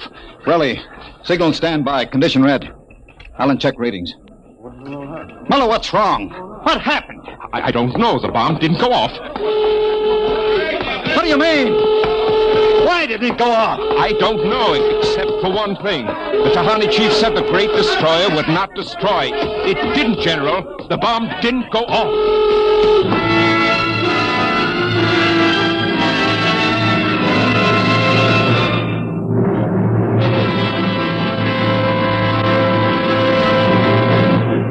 Dimension X will continue in just a moment. It's National Wheaties Week. And from behind the scene in the radio studio, here comes one of Hollywood's foremost radio producers, Mr. Joe Parker, stepping out of the control room to help celebrate National Wheaties Week. Mr. Parker puts on radio programs, and he's a visitor to Dimension X tonight. His regular program for Wheaties is Sarah's Private Caper. Joe's a regular guy. He sits there in the glass cage called the control room, running his show. But right now, here he is at the microphone to say his say about Wheaties. Ready, Joe? Thanks, Frank. You know, folks, I sit there in the glass cage, as Frank calls it, and I have to stop my programs long enough for him to talk about Wheaties. But you know, I don't mind. I kind of like this talk about Wheaties and milk and fruit. That's a lot of good eating. And I like the idea of celebrating National Wheaties Week, too. You know, we enjoy putting radio programs on for your entertainment, and we'd enjoy knowing that, well, that you're going to try Wheaties because of us. I hope you'll get Wheaties tomorrow and have some. The whole family. Matter of fact, I think I'll join you. Thank you, producer Joe Parker. If you like this program, friends, get some Wheaties and help celebrate National Wheaties Week.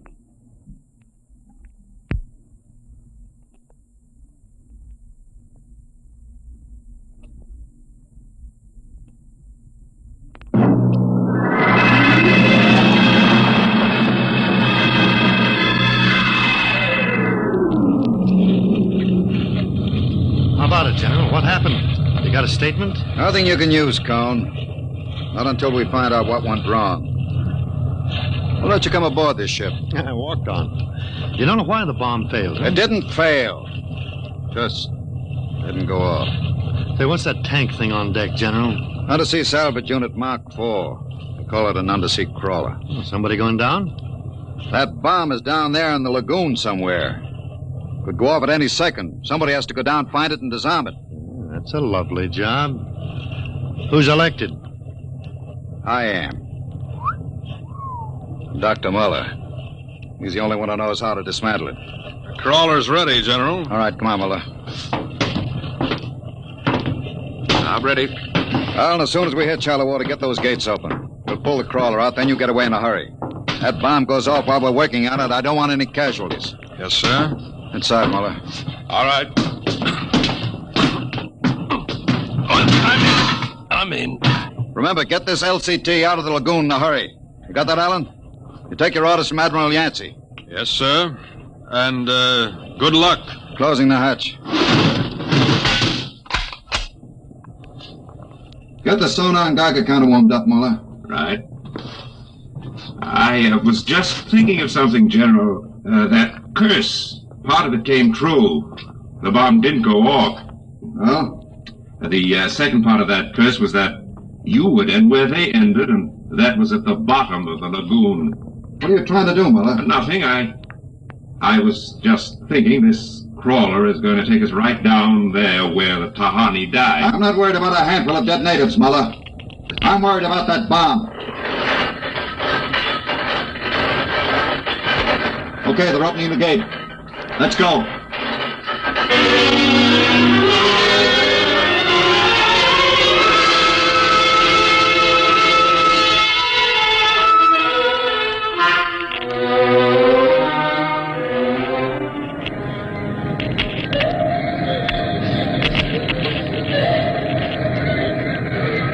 USU-4 to control. Depth 50 feet, bottom sandy, dropping off sharp. Anything on sonar, Muller? A school of fish. Ever been down the crawler before? Only in the tank at New London. I think I've got a Geiger reading dead ahead. Hang on, we're going up over the reef. It must be the bomb, all right. The Geiger count is clucking like a brood hen. Keep an eye on the front vision plate. If we run over the bomb, we're liable to set it off. I think I'm getting something on sonar. Left of point. USU-4 to control. Over. USU-4 to control. Over. That's a fine note. Radio's out. Dead ahead. It looks too large to be the bomb. Can't see much in the forward vision plate. Wait a minute. That's part of the reef ahead. Well, that's where the Geiger reading indicated. The bomb must have settled in a hole in the reef. Have to go after it in diving suits. Suits are in the locker. Let's get this over with.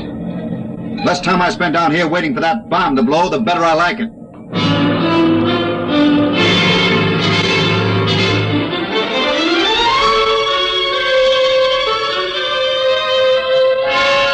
Ready, Muller? Grab your helmet.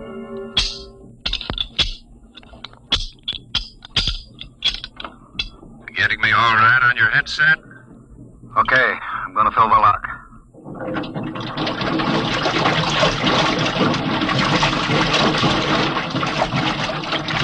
Here goes the outer door. Let's go. This isn't like that diving tank in New London. Look out for that car. Cut you to ribbons. There's an opening of some sort there. Wait till I get the light up. See if you can get a Geiger reading out of that opening. Over there. It's down there, all right. Careful. I'll drop down first. See anything down there? Muller, get down here fast. What is it? You find something? The bottom of this hole. It's metal on the sides. But it's the coral reef. Look. Well, the joints. There's a hull plate of some kind, and... Look out above us! It's closing! Grab it! It's too late.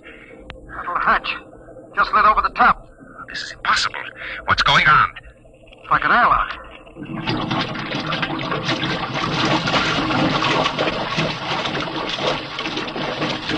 Water's being pumped out. General, do you realize what this means? Not sure. There's an inner door opening. Careful. It's a passageway. What do we do now? There isn't much to do. You can take off our helmets, though. Now shows good air. Yeah. All right. Come on. What is this? Undersea fort? What's it doing here? What does it mean? Whatever it is, our bomb must be down here. Wait. There's someone there. I can't see. There's a shadow. Who is it? Who's that? Ma'anua, Dr. Mother. Welcome to our ship. We have been waiting for you. General, it can't be. Do you see it? It's the Tahani chief.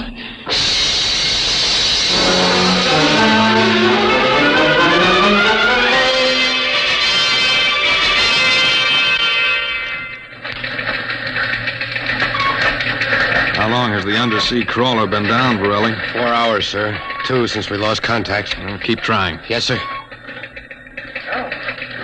I've given them enough time. I'm going to send another crawler down. What do you figure happened to them, Colonel? Well, there are a lot of things. Hey, how did you get in here? I walked in. So when are you going to release this, Colonel? It's the biggest story since the election. The bomb a dud, Dr. Muller, General Gadosh dead. They're not dead. At least we don't know they are. As long as the bomb doesn't go off, there's still a chance that something will... The bomb! Borelli, condition red. Gilbert, radiation control into action. Yes, sir. Get the hot squad into Tahani Lagoon as soon as it's cleared. And get me a PT board with radiation screens. What is it, Colonel? What happened? The bomb must have blown. What about Muller, the general? If they were down in that lagoon, you guess.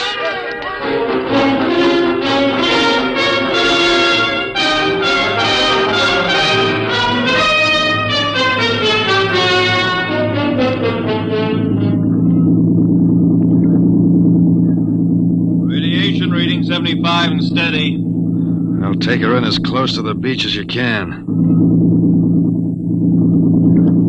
Steady as she goes. Is there any danger of more explosions? No, when she goes, she goes. Radiation 82. The danger is radioactivity.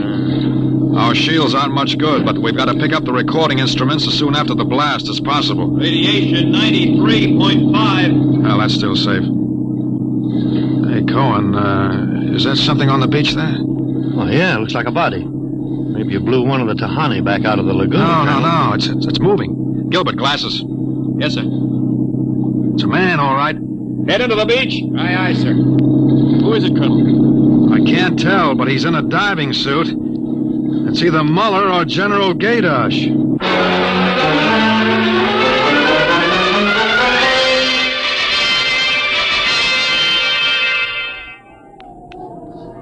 No radiation burns, superficial bruises, mild shock. He'll be all right, Colonel. Can he talk? For a while. I'm going to give him a sedative shortly. Muller, what happened? How did the bomb go off? You didn't. He's still out of his head. Quiet, Cohen, quiet. Go on, Dr. Muller. What did you find? A ship. A giant metal ship. There under the lagoon. A submarine? No. It was a spaceship. Camouflaged right next to the reef. What? When we went inside, we found the Tahani chief and all the tribe alive. What are you saying? Well, they drowned in the lagoon. I saw them. No, they didn't commit suicide as we thought. They just dived underwater into the rocket. A rocket? Built by Polynesian savages? But they're not savages. They're the castaways. They're from another planet. Don't you understand? Their spaceship was wrecked here 400 years ago. They've been waiting ever since for a chance to go home. This boy's out of his mind. You better put him under the sedative, Doctor. It's true. They'd exhausted their fuel. They couldn't find anything here on Earth to replace it until we developed atomic power. Atomic power? You mean they stole our bomb? They made me dismantle it for them at the point of a gun. And then just before they blasted off, they let me go. But what about the general? You mean they killed him? You don't understand. I said I dismantled that bomb at the point of a gun. It was General Gaydosh who was holding it. What's that? Yes, he was one of them, one of their spies, sent out to bring back the rocket fuel they needed.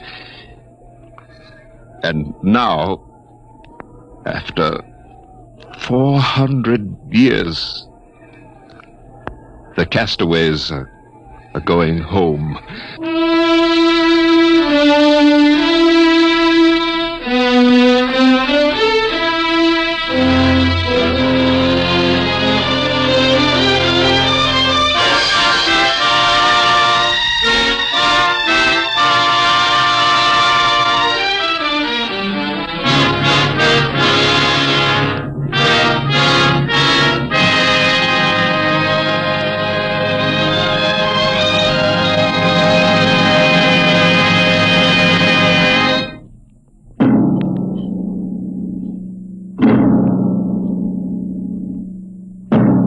Dimension X has transcribed The Castaways, written by Ernest Kanoy from an original story by Ernest Kanoy and George Lefferts.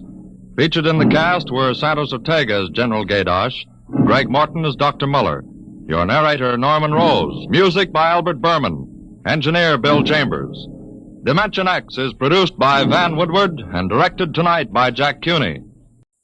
Wheaties presents Dimension X. Adventures in time and space. Transcribed in future tense. Dimension X.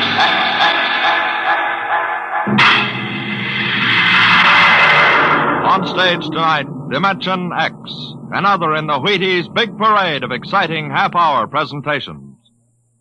Just about the time you're getting up tomorrow morning, you know what's happened? You've been without food for so long that you gotta get more if you're going to get your work done. That's why first you need your Wheaties. Sure, Wheaties. Because when you dip into those golden flakes, you're getting real whole wheat. Yup, every single Wheaties is a kernel of wheat. And you know what that means? Vitality for working well, feeling well, looking well. Whole wheat energy, whole wheat vitamins. All the goodness of plump whole wheat in crisp little flakes that are mighty nice to meet any morning of the week. So be good to yourself. Tuck into the Wheaties at 7 a.m. and see if you don't feel the difference. Have yourself breakfast of champions and see how Wheaties at 7 can help at 11. Come on now, try 'em.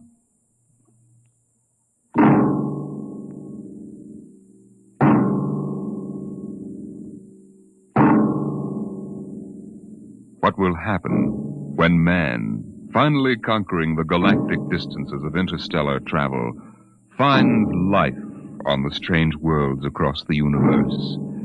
Will he discover civilizations of incredibly advanced scientific knowledge, or primitive cultures deep in a stone age of savagery? Here is a story of the relation between men of our world and beings from beyond the stars. On the desk stood a yellow bowl, the profile a simple curve, clean and sharp. The body was thin without fragility, and the beauty of its shape was matched by the glowing intensity of the glaze, a glorious transparent yellow, soothing as sunlight, yet glowing with the fire of a volcano's core. The desk belonged to Michael Tom, Regional Administrator for the Department of Interplanetary Affairs.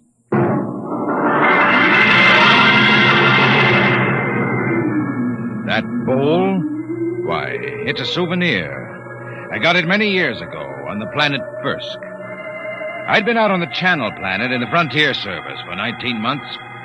When my transfer came through to Firsk, I was surprised to see that I'd been promoted 3 grades, and my orders read to report to the regional office as assistant resident.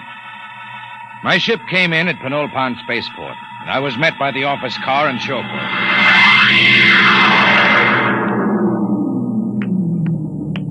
Mr. Tom? That's right. I'm Wirachek, sir. Welcome to Firsk. Thanks. Well, I didn't expect to find a 1992 Rolls here. The resident had it shipped out in parts. Mr. Koval changes every year for the new model. Pretty smooth. Hey, this is certainly different from the Channel Planet. Nothing there but ice, frost fleas, and the dullest aborigines in the system. Well, you won't find the aborigines very dull here. What kind of people are they? The Methuan? Well, they're humanoid. Very close to us systemically. Tall, sort of amber-colored and graceful. Oh, is that one, the girl balancing the bowl on her head? Yeah, she's a Methuan. There isn't a very big human population at first. Well. Looks like Mike Tom has found a home in the service. You haven't met Mr. Koval yet, have you? What do you mean by that? Oh, nothing, sir, nothing. Look, Wirachek, if there's anything wrong, you'd better tell me. Well, there's nothing, sir. Nothing you won't find out. It's just that Mr. Koval is a very forceful personality. Very forceful.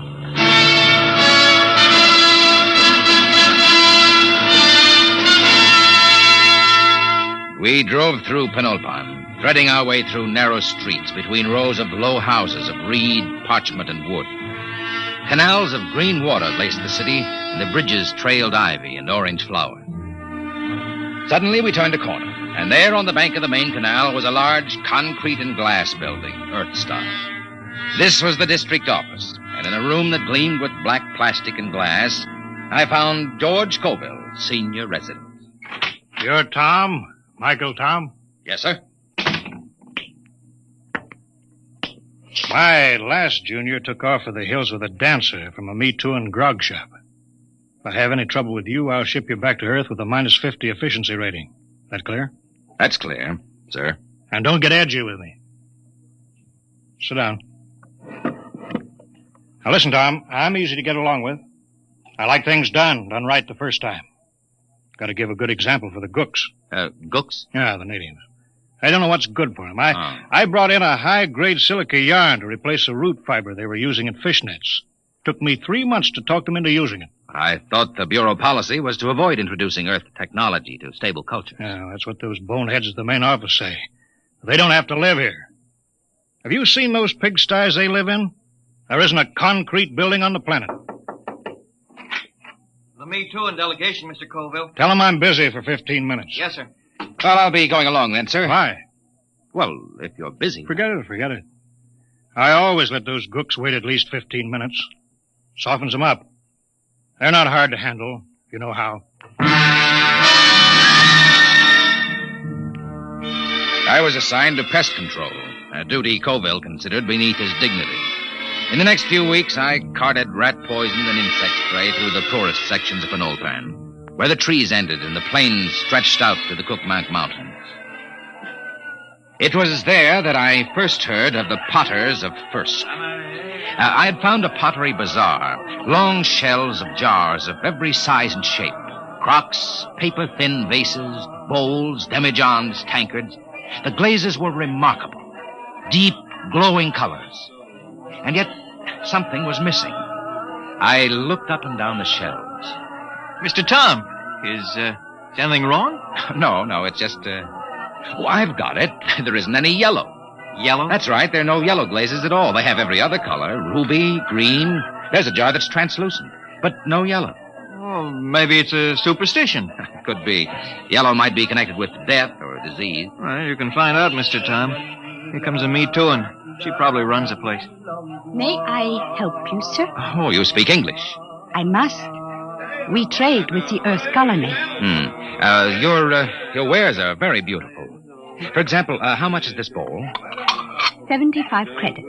That much? They are our ancestors. And to sell them as cheaply as wood or glass would be irreverent. Your ancestors? You mean the bowl? Yes. Uh-huh. Tell me, where's the pottery made? In Penolpan? No, back there. In the mountains? There our ancestors go and the pots are brought back. Aside from this, I know nothing. The Meechun fear the potters. Why? No one knows what lies beyond the first hill, Earthmen. Sometimes we see the glow of furnaces. And when there are no dead for the potters, they take the living. Living? There are the potters now. What are they shouting? That they have sold all their wares. That they will ride back to the mountains now. Hey, big devils, aren't they? Red hair. They are very strong. I think I'll visit the Potters one of these days. No, Earthmen. No? Why not? It is dangerous for you. They have guarded their secrets from all Penolpan. They are very fierce.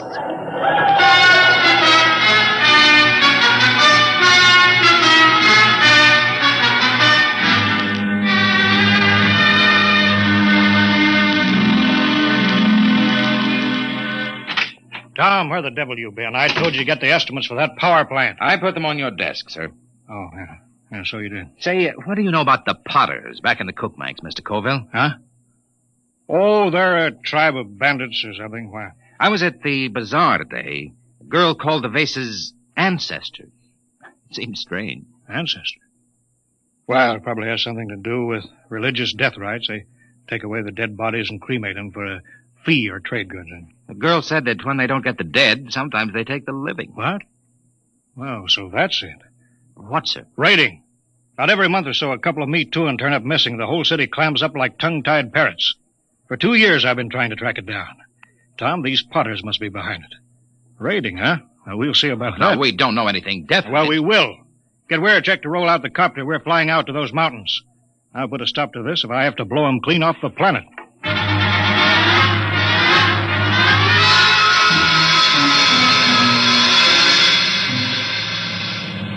We'll We'll never find a village in that mess down there. Look at those cliffs. There's a smoke trail over there to the right. Potters need kilns. Kilns need heat. That's a volcano, not a chimney. Let's try out along that ridge, then we'll go back. Wait, I think we found them. Where? At the base of the volcano. Look close. You can see buildings. Yeah. Set her down. Should we land, sir? They're supposed to be pretty rough on home ground. We're official representatives of the system. Remember that. That might not mean much to a tribe of mountaineers. Don't argue with me, Tom. Land.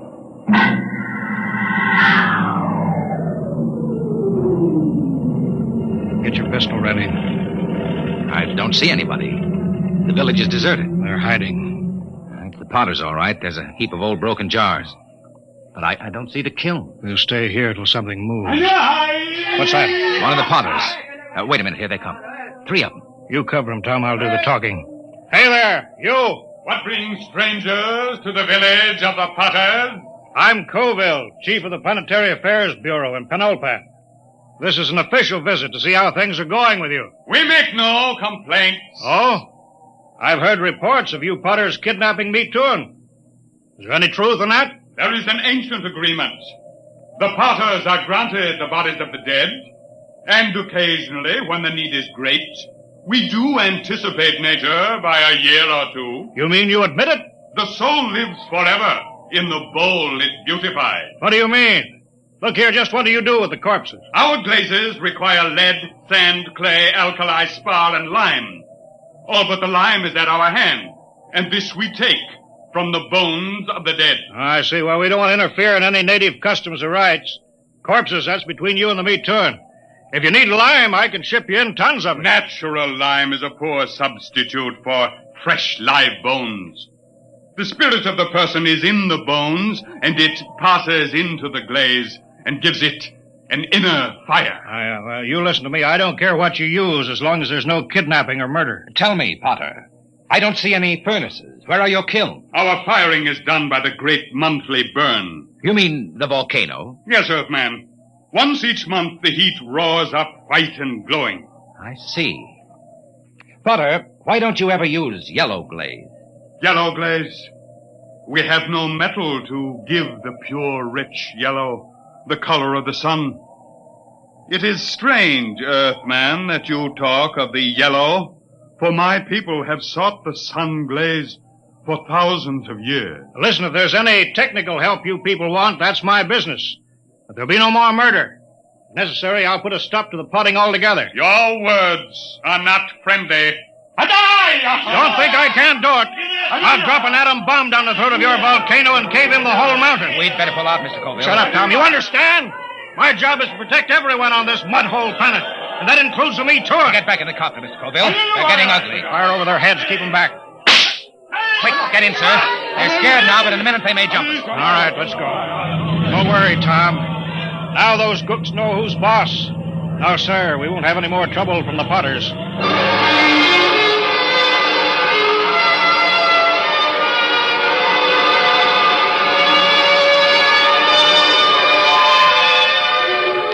Coville kept me pretty busy the next few weeks, but I got to spending a good deal of time at the pottery bazaar with the girl.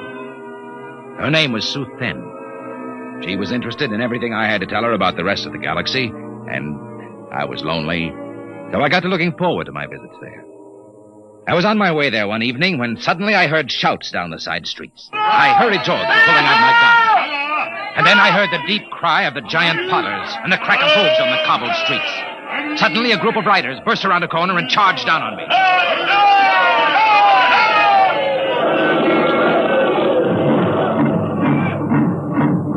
When they were gone, I hurried to the pottery bazaar. Su Then was gone. Earthman! She's not here. They took her. The Potters? She has gone to her ancestors. Did they kill her? No, they have taken her to the hills. But soon she will live forever, her spirit wrapped in the glorious glaze. Su Then. There is nothing to be done. When the Potters take you, it is the end.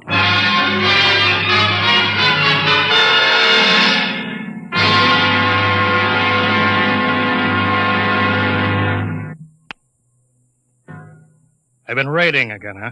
Pour me to one tonight. Bring the copter around in front. It's ready. Tom, I'm going to break out the atom bomb from the arms locker. You fly out there and drop it down that volcano crater. I'll teach those murdering devils a lesson they won't forget. But they'll come crawling to the city on their hands and knees. I know how to run this planet.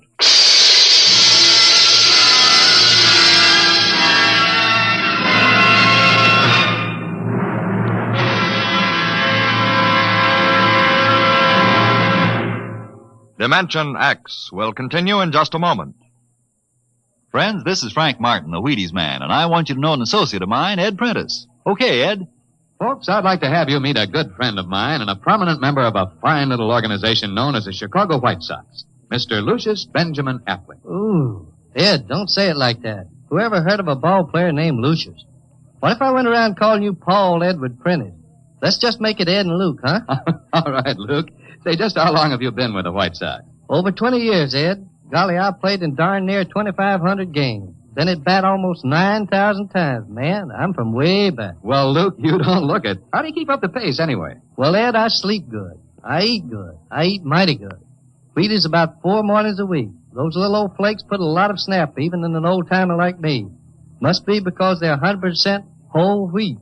I sure like Wheaties and milk and fruit. You know, Luke, that's exactly what I hear from a lot of ball players and plenty of other people, too. No wonder they call Wheaties the breakfast of champions. Thank you, Mr. Prentice and Mr. Luke Appling of the Chicago White Sox. Mighty nice of you to say those good things about Wheaties. Now, folks, you and I may not be playing baseball for a living, but we can use those whole wheat Wheaties, too. Step around to the grocery tomorrow yourself for Wheaties, breakfast of champions. Breakfast for you.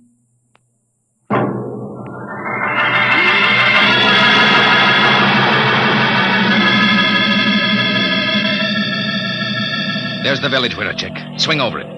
Shall I pull the safety on the bomb? No, hold it. But Mr. Colville said... I know what he said. But they got a girl down there, and I'm going to get her out alive. And I'm going to start by trying to talk with that 7-foot red-headed Potter. All right, we're a check. Set her down right in the middle of Main Street.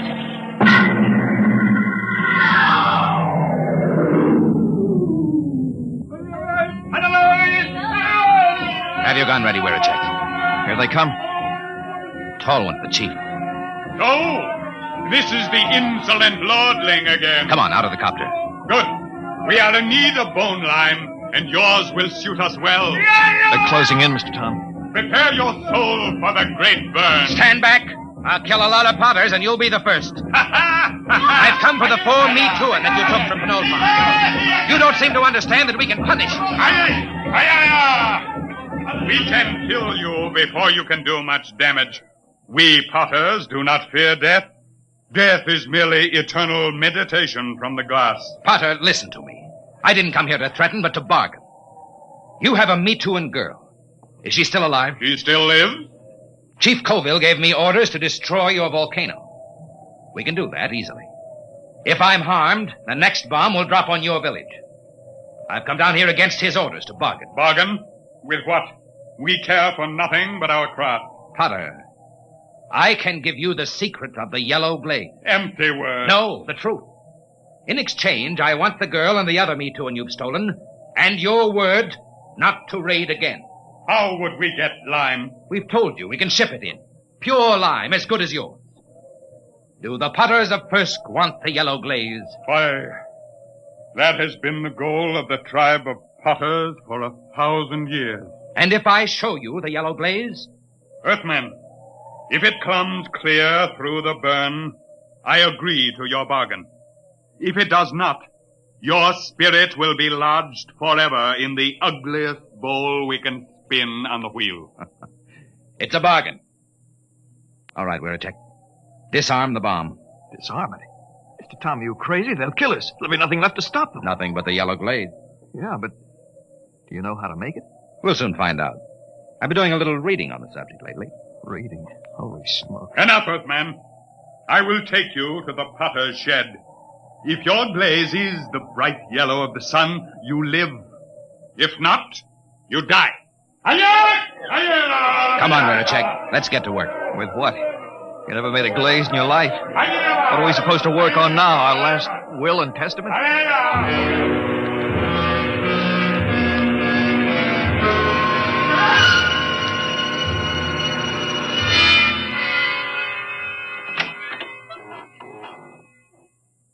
Who's that?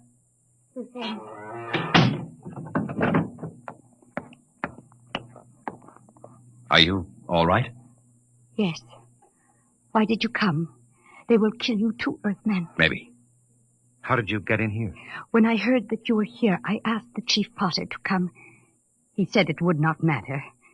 They would have all our bones soon. Cheerful, Zoe. Hey, stir this. Where a check? Yes, sir. They said you were trying to make the yellow glaze. Oh, Earthmen, we will die. This goo may turn out yellow. It had better. No one on Firsk has been able to make it. But I'm not from Firsk. Hang on, Suthan. We're not dead yet. Earthman, I am glad you came. Although I wish you had not. Suthan. All right, we're a check.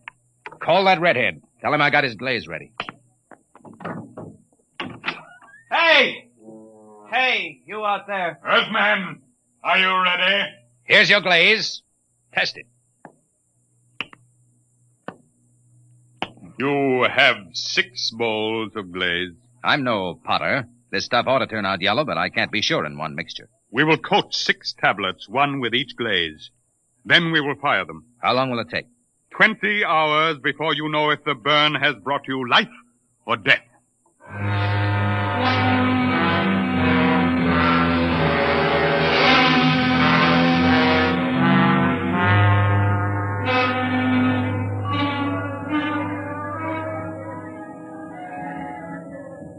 How long can they keep that up? It's been hours. Tiles ought to be done soon. Earthman, here comes the Chief Potter. It must be time. The tiles are cooled. It is time now to open the kiln and test your glaze. A bargain has been made. The glaze is yellow, or you die. I will open the kiln.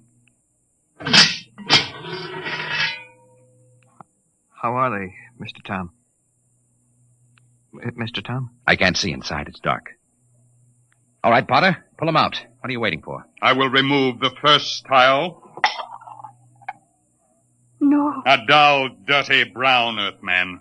Pull out the next one. The color of mud. Now, wait a minute.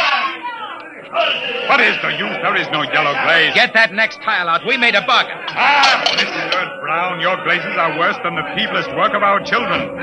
Prepare your spirits for the great burn. Now, wait. Look in there. The next tile. Get it out here. Earthman, you waste time. I'll get it out myself. There. Look at it. Yellow.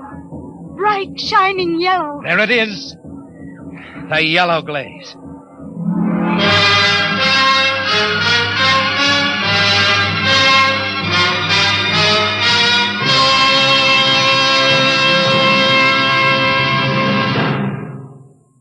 Tom, where in thunder have you been? Mr. Colville, I've been trying... I sent you out on business which should take 2 hours, and you stay 2 days. Why? I got the 4Me2 back, and I made a contract with the Potters. No more raiding. You what? I made a deal with them, and it turned out to be a better idea than yours. You disobeyed. You deliberately... Tom, you're through here. Through with planetary affairs. Listen, Mr. The man can't be trusted to carry out orders. He's not worth a lead nickel to the Bureau. Get your gear together. Leave on the next ship out. Yes, sir. Wait. You're on company time till 4 o'clock tonight. Until then, you obey my orders. Take the copter back to the hangar. Bring the atom bomb back to the armory. I can't.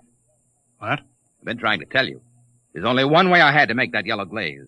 Tom, what the devil have you done with that bomb? I gave it to the Potters. What? It was the uranium salt that made the yellow glaze. The Potters didn't have any, so I gave them the uranium out of the bomb. That was part of the bargain. What? You gave that murdering tribe of crooks that uranium? You heard me. And if you think you could have used it better by blasting them out of that mountain, you're crazy. Why, you abysmal, blasted imbecile. That's the only bomb we had.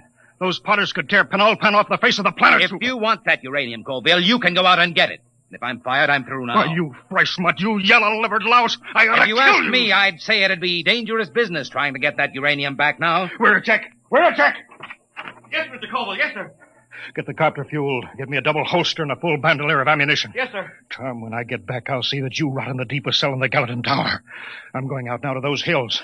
I'm going to bring in that uranium myself.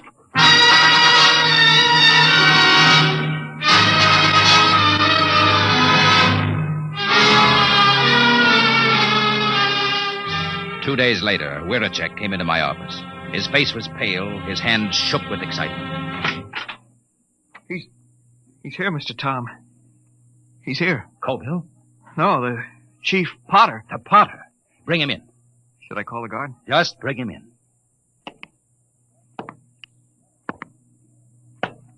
Well, Potter, I was just going to the mountains to see you. Earthman, does that bargain we made still stand? Just a minute.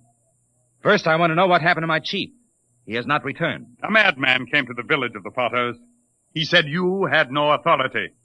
He said he could not allow the Potters to keep the heavy metal that makes glaze like the sunset. What happened to Colville? Tell me. There was violence. He killed 6 good wheelmen. He was captured. I come to find whether our contract is good. Captured. All right, Potter. The contract is good. It is bound by my word and by the word of my great chief back on Earth. But only if Colville is returned. He must be brought back. Good. Then to seal the bargain, I have brought you the first bowl made with the new yellow glaze. It's a beautiful vase, Potter. And now, about returning Colville. It is done. The madman is a lucky man indeed, for his spirit dwells in the brightest glass ever to come from the great burn. You mean that Colville? Here, I return him to you. The fiery soul of the madman has given luster to an already glorious glaze. He will live forever in the shining light. On the desk stood a yellow bowl, and the beauty of its shape was matched by the intensity of the glaze.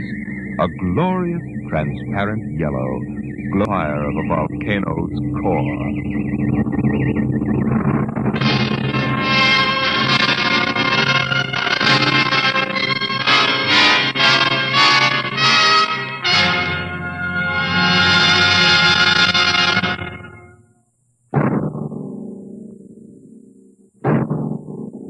Tonight, Dimension X has transcribed The PottersOfFirsk, written by Jack Vance and adapted for radio by Ernest Kenoy. Featured in the cast were Carl Weber as Michael Tom, Wendell Holmes as Colville, and Raymond Edward Johnson as the chief of the Potters. Your narrator, Norman Rose. Music by Albert Berman. Engineer, Bill Chambers. Dimension X is produced by Van Woodward and directed by Edward King. Wheaties present Dimension X. Adventures in time and space, transcribed in future tense.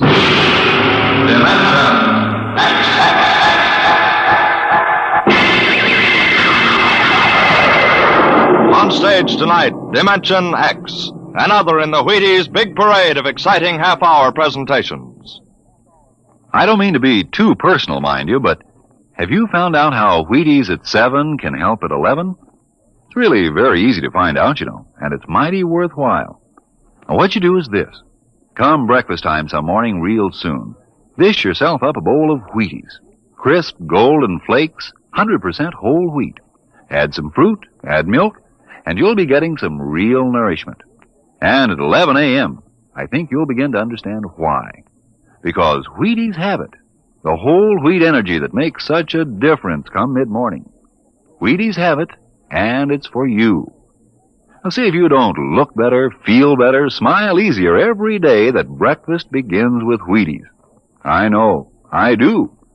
See for yourself how Wheaties at 7 can help at 11. It's amazing, really.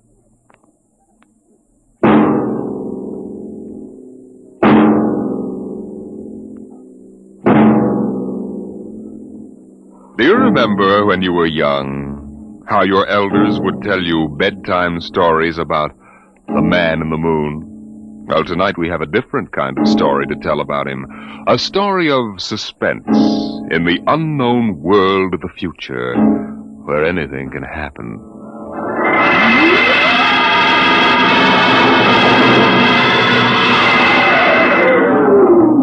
Attention. Attention. This is the Federal Bureau of Missing Persons calling all local agencies. Attention. This is a coded report nationwide. Missing since 9 o'clock this morning the following persons.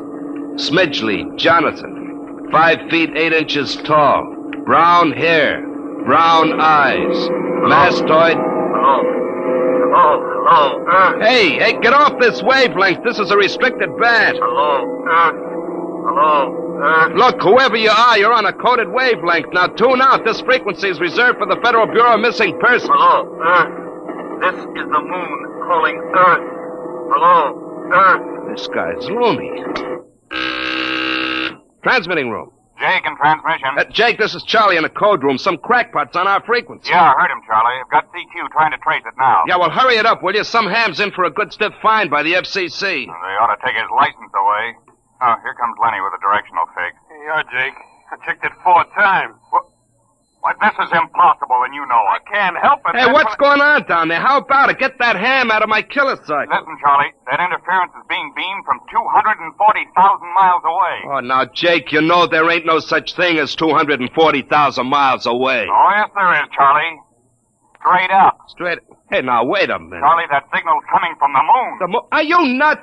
Somebody might be bouncing it like a radar signal. Radar? On this frequency? Where did you study basic radio? Listen, flathead, you asked for a fix. I gave the best fix our instruments can find. Now take it or leave it. Somebody on the moon is calling the Bureau of Missing Persons.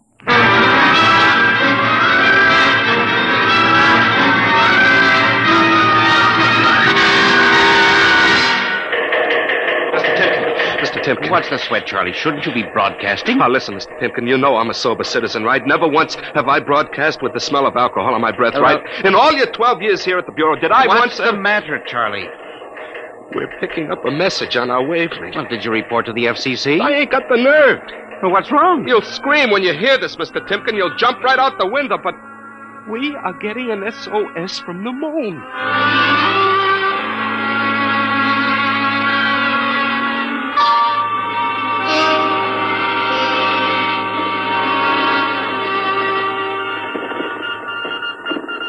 That's got it. Started on voice and switched to Morse. What did he say? Let's see now. Can you read me? Help Otterburn. Will contact when the moon is in phase. Otterburn. Sounds like a name. Otterburn. Otterburn. Holy jumping Jehoshaphat. Hey, where you going? To talk to the chief. Hey, now, wait a minute. What are you going to tell him? We just got a CQ from the man in the moon? That's exactly what I'm going to tell him, Charlie. What? Oh, no. This is too much for me.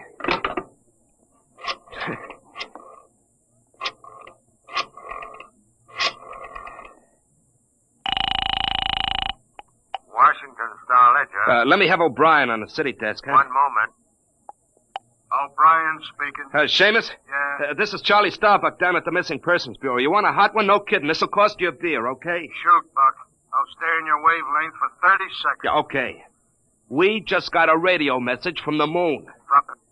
What? From the moon. Call me back when you're sober. Okay, Seamus, if you don't know a story when you see one. I'll send you the name of a good psychiatrist. So long, Orson Welles.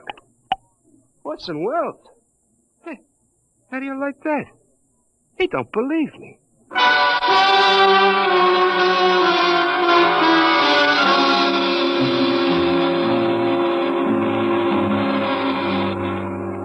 Otterburn, Mr. Wade.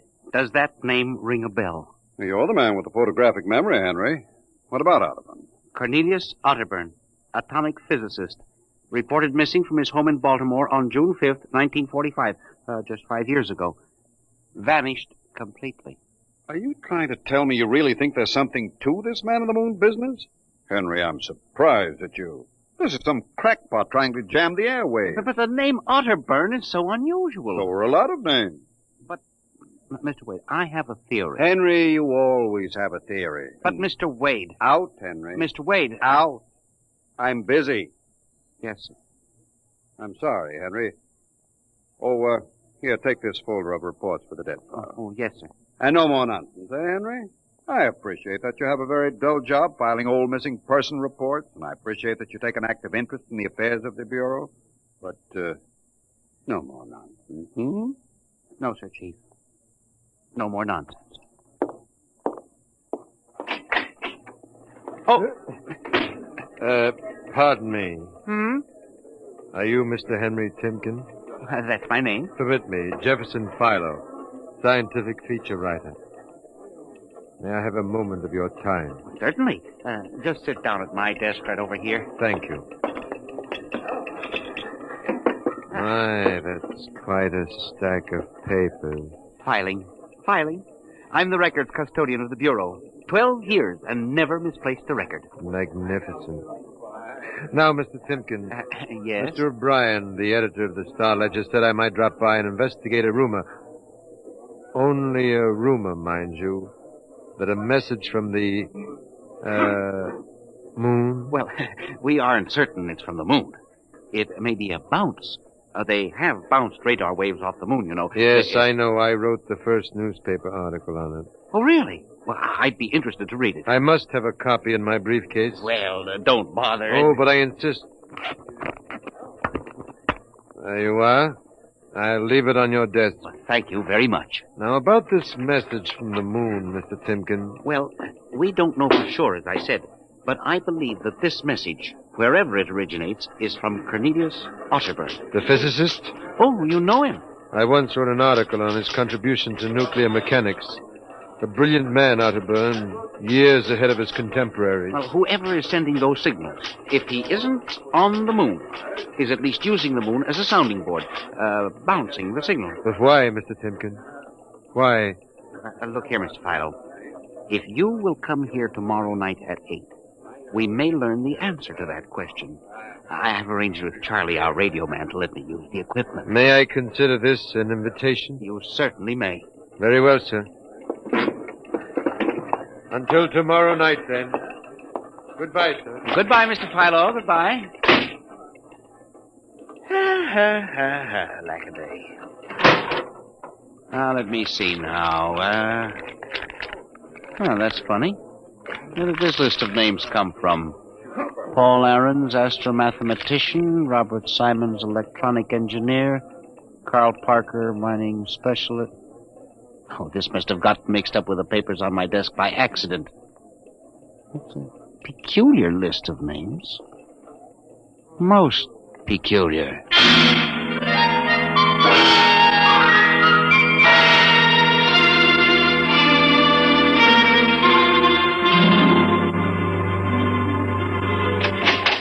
Good morning, Charlie. Oh, hi, Mr. Timken. I see we made the papers. Oh? And how? Mr. Chief steamed up about it. What did the paper say? Mostly ha-ha. Here's the Herald. Oh? Oh, brother, what a panty. Uh-huh. Oh, dear. Oh, my. No wonder Mr. Wade is hopping. About tonight, Mr. Timken, I don't know. Now, you promised you'd give me a key to the radio room, Charlie. Yeah, but I didn't expect this. Listen, Charlie, we've got to find out if there's something to that message. If Otterburn is alive somewhere and radioing for help, it is... Hold it. Time for the morning broadcast. We've got quite a list today. Well, do you mind if I listen a while? We may hear Otterburn. Oh, I ain't self-conscious. Stick around. Attention. Attention, this is the Federal Bureau of Missing Persons calling all local agencies nationwide. This is a coded broadcast. The following persons are missing. Ahrens, Dr. Paul, 5'5", brown hair, brown eyes, scar on left side of chin. Ahrens. Thick glasses, occupation astromathematician. Missing since 6 o'clock this morning. Being sought by Bel Air police. Charlie. Repeat, Dr. Paul Ahrens. Charlie, shut it off a second. Oh, now listen, Mr. Timken. It's okay to stay, but you can't interrupt. This is important. Now, what time was Dr. Ahrens reported missing? 6 a.m. We got the report from Bel Air less than an hour ago. Are you certain, Charlie? Yeah, positive. What is this? Charlie, what's the next name on the list? Let's see. Simons, Robert. What? Engineer. Came in less than 20 minutes ago. 20? What's the matter with you? You look like you've seen a ghost. Nothing, Charlie. Except that last night, quite by accident, someone left a list of names on my desk, and that list included the names of those 2 men who weren't reported missing until an hour ago. What? Hey, that don't sound right to me. It isn't right, Charlie. Which raises a question. Who would make up a list of missing persons before they were missing, not after?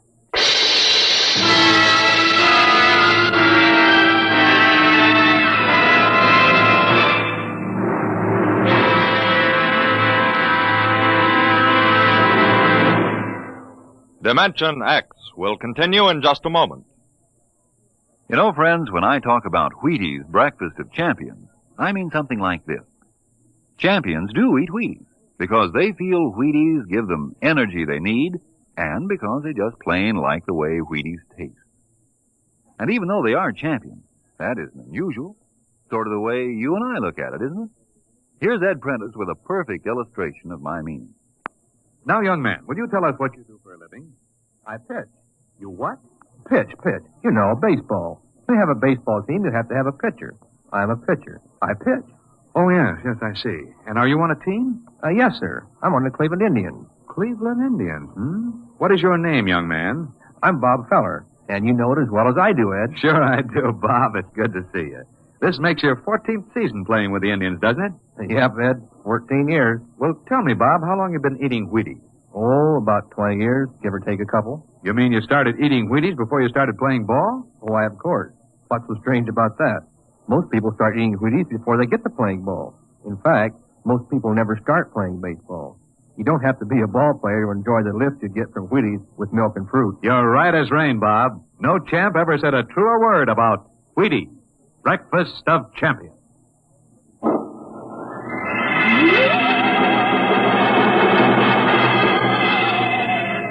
And you say this list of names was left on your desk accidentally? I believe so, Mr. Wade. Do you have any ideas? Well, it's hard to say. Mr. Philo left some papers from his briefcase. Mr. Philo? A science feature writer. I see. You were the leak on the story, then. Oh, yes, sir. I'm afraid I was. I didn't think it would be treated as a laughing stock. We'll deal with that later. What's this Philo like? Well, he's strange. Bald, thick glasses, tall, seems to know a great deal about scientific data, but being a science writer... Is there any other possibility? I don't know. But I do believe that this is all hooked up with the broadcast from Otterburn. That seems like a very remote possibility. A missing persons bureau deals in remote possibilities, Mr. Wade. Henry, I do not require a statement of policy. What's the theory? Mr. Wade, I have discovered that each year literally thousands of persons vanish, leaving no trace. They are never located. Where do they go? Nobody knows. And they disappear in interesting cycles. What sort of cycles? Occupations, for example. One year we'll have a run on, say, coal miners. Next year the proportion of engineers increases, then scientists... What do you think happens, Henry? I don't know, Mr. Wade. But I'm beginning to suspect that somebody else has discovered the same phenomenon. Even to the point, perhaps, of being able to predict who will turn up among the missing next. Philo? I don't know. But I would like to find out. And you think Otterburn may be a part of this picture? I definitely do, Mr. Wade. Henry, do you honestly expect me to buy an idea like that? Well, it's more than an idea. The two top men on this list are missing. Maybe so, but the rest of them aren't. Parker, Watson, Gibbs. Well, I saw Parker in the restaurant where I had lunch today. Yes, sir, but and if you think I'm going to make myself a laughingstock by putting any belief in such a crack-brained theory, Excuse me. Yes. Hello, Wade speaking. Yes? Yes, I see. What name? Just a moment. Henry, let me see that list again. Oh, yes, sir. Here you are, sir. Go ahead. I see. I'll get back to you. I guess I owe you an apology, Henry. Yeah. Sir? Carl Parker was just reported missing. Parker? The third man on your list. Holy mackerel. Exactly. Henry, perhaps I've underestimated you. Maybe this time you really stumble onto something. What do you intend to do, Mr. Wade? I don't know. I haven't thought it out yet. I was planning to listen for another broadcast tonight in the hope that Otterburn might try to contact us again. I'll join you. I also invited Mr. Philo, the science feature writer, you know. I'll be glad to meet him. I'm beginning to get interested in your Mr. Philo. Mr. Wade, you don't think... that he's mixed up in this? I don't know, Henry. Mr. Wade, let's contact the police. No, Henry, I think we're better off keeping this between ourselves for the moment. I don't want the police laughing at the Bureau if you're wrong. I don't know, Mr. Wade. Besides, there may be more danger than you realize. Let's keep it quiet. Shall we, Henry? Yes, sir. I didn't realize there was any danger.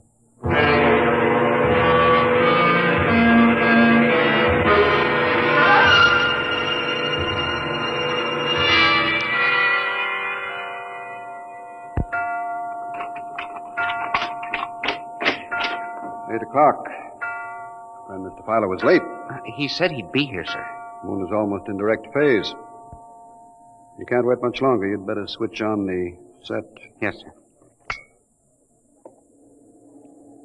I left a light in the hall for Mr. Filer when he comes. Are you getting anything? Just some foreign stuff. Programming from Johannesburg, South Africa. We continue in Africa. Oh, no, dear me. That's a very peculiar transmission sound. That sounds like something. See if I can work the selector here. The moon is in phase. Yes, sir. Hello. Can you hear me? I'll try to return. Hello? Hello? Hello, hello, do you hear me? I get you now. Thank God. Who are you? Can you hear me? Who are you? This is Professor Cornelius Otterbird. Hello? Go on, I hear you. Not much time. They're on to me. They've located my landing point. You hear me? Go ahead, keep talking. I've only enough oxygen for a few minutes more. Well, where are you? I'm on the Earth side of the moon. You get that? The Earth side of the moon. A volcanic crater. Good Lord. Start that recorder, Mr. Wade.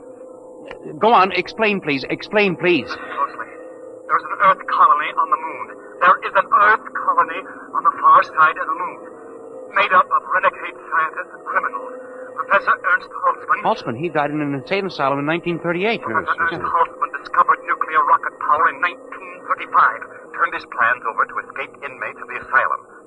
They took off and set up a colony on the far side of the moon in 1938. Go ahead. We're recording you. Each year, they recruit new colonists from Earth. Slave labor mostly. Some women, scientists. The oxygen problem is a big one. I was kidnapped in 1945. Yes, we know. Keep talking. They wanted me to work on atomic drive with their flying discs. Hello? We're still getting you. Go on. 6 others and I escaped. Speak louder. Oxygen left, getting weaker. We pulled what little oxygen we had. The others, dead now. Thank God I reached you. You've got to stop them. Stop them. Stop who? The moon colony. Planning to take over the Earth. Listen. They have agents on Earth. Hear me? Agents on Earth? Where? Who? Hello? Hello? Agents in... Henry, look out. The light. Someone at the window. Get down. Henry, are you all right? I think so. Oh, his shot smashed the transmitter. Strike a match. Careful. Whew, that was close. I got a look at him. From the description, it was your Mr. Philo. Well, we got a recording anyway, but not the most important part of the message. Henry, we've got to get you out of here. You said they have agents. Philo's probably one of them. He'll be looking for you now, trying to kill you. The police, You Mr. think Wade. the police would believe a fantastic story like this? People being kidnapped to the moon as slave labor? Moon colony planning an invasion of the Earth? Henry, believe me, they'd clap us into straitjackets before we could finish. We've got to do We something. need time to get proof. But we can't walk out of here. Philo's probably I can waiting. only figure some way. Wait, I know. How? Listen. There's a service elevator that leads to the basement garage. My car is there. Mr. Wade, By let's the call time the the police get here, we'll be dead. You think Philo will wait outside all night? Come on.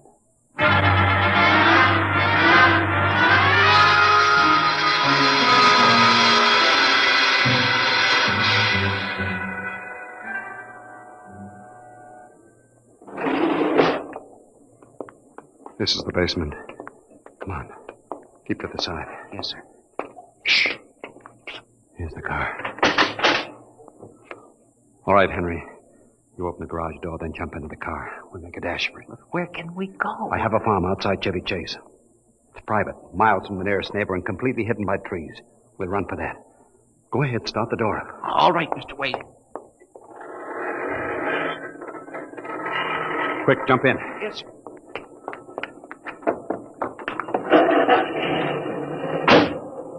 All right, here we go. Cross your fingers, Henry.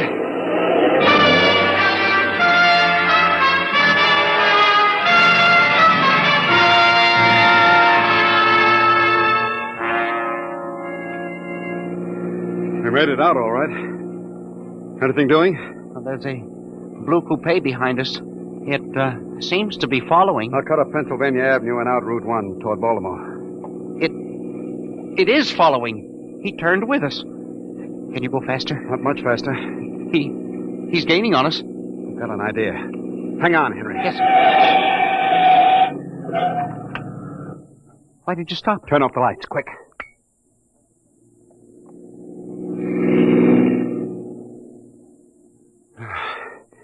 It worked. He shot right past us. Now we'll double back and go out another route. I think everything's going to be all right now. We can be at my farm in less than an hour.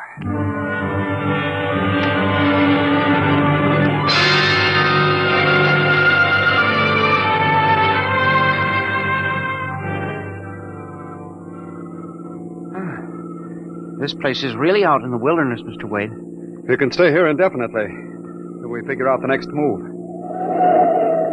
Just up this dirt road now, there's a big abandoned wheat silo on my ground. It's down in a hollow where it can't be seen except from the air. And even then, the oak trees shield it. We'll hide you out there. Now we can leave the car here. We'll leave it sing. Come on. How did you ever find this place, Mr. Wade? I've always liked seclusion. Came up here to get away from it all. There's the silo. Oh, it's certainly well hidden. There's a small door around the side. Come on. Yes, sir. Oh, careful of those bushes. Hard to see them in the dark. Do you suppose Philo will find us? I assure you, Henry, that Mr. Philo will never find us here. Not in a million years. Here's the door.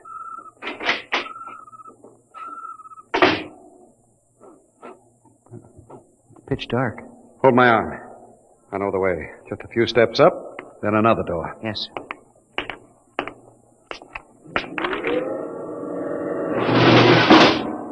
Steel. This is an unusual silo. Double walls, wood outside, steel inside. Completely fired. An army couldn't break it. We're inside the inner shell. Careful. You're in a circular room. Stay here a moment. I'll go outside and see if the coast is clear. In a moment, your eyes will become accustomed to the darkness. I'll bring back some food and water. Well, don't be long, Mr. Wade. This place gives me the willies. I'll just be a moment. Yes, sir. Mr. Wade.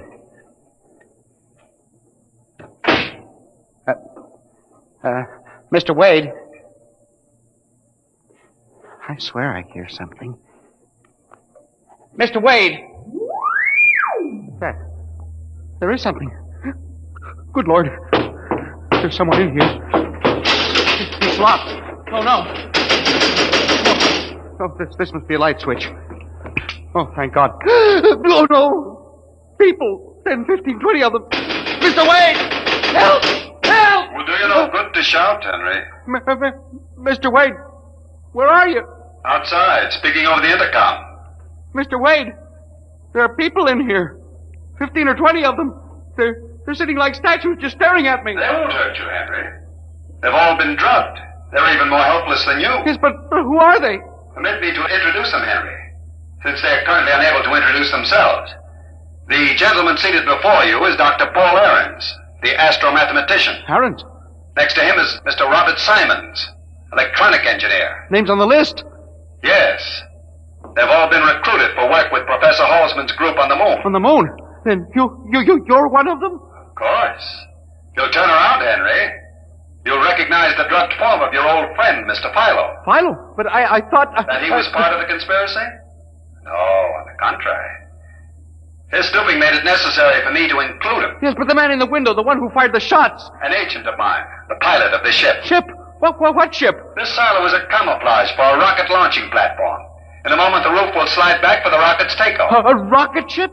In exactly 70 hours, you and your companion will join Professor Otterburn on the moon. But you can't do this to me. We have done it, Henry. No! You see, there was another name omitted from that list, which I carelessly mixed up with your papers. That of Henry Timken. No! Bon voyage. I won't let you do this. You can't. Please let me out. Let me out, please. This can't happen. Let me out.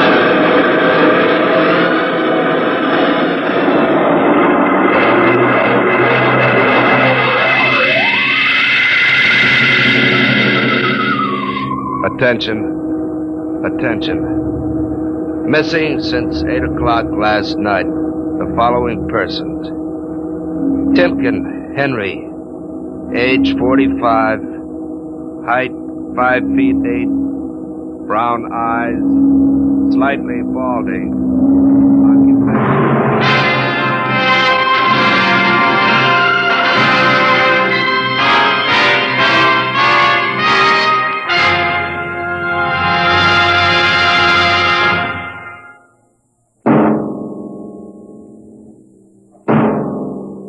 Tonight, Dimension X has presented The Man in the Moon, an original story by George Lefferts.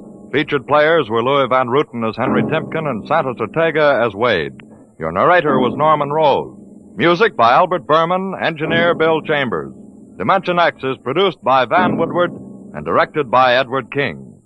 Adventures in time and space, told in future tense. Dimension X.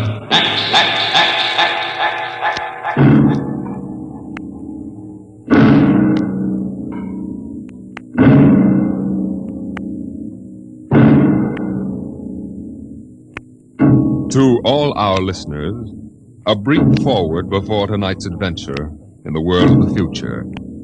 Beginning next week, Dimension X moves to a new time on Friday evenings instead of Saturdays. In the Eastern Time Zone, it will be heard at 9 o'clock Fridays, Eastern Daylight Saving Time. In other zones, please consult your local newspapers to learn the new time of the program.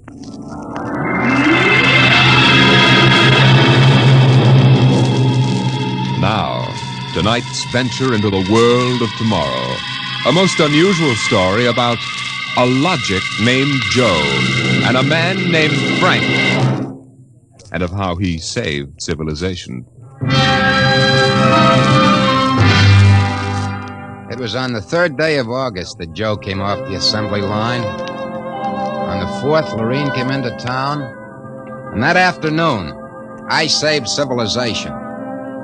Lorene's a blonde I was crazy about once. And Joe is a new 1940-74 model Logic that I got stored away down in a cellar. And how do I save civilization? I save it by keeping Joe down in a cellar. Sometimes you are listening now to a voice from the future.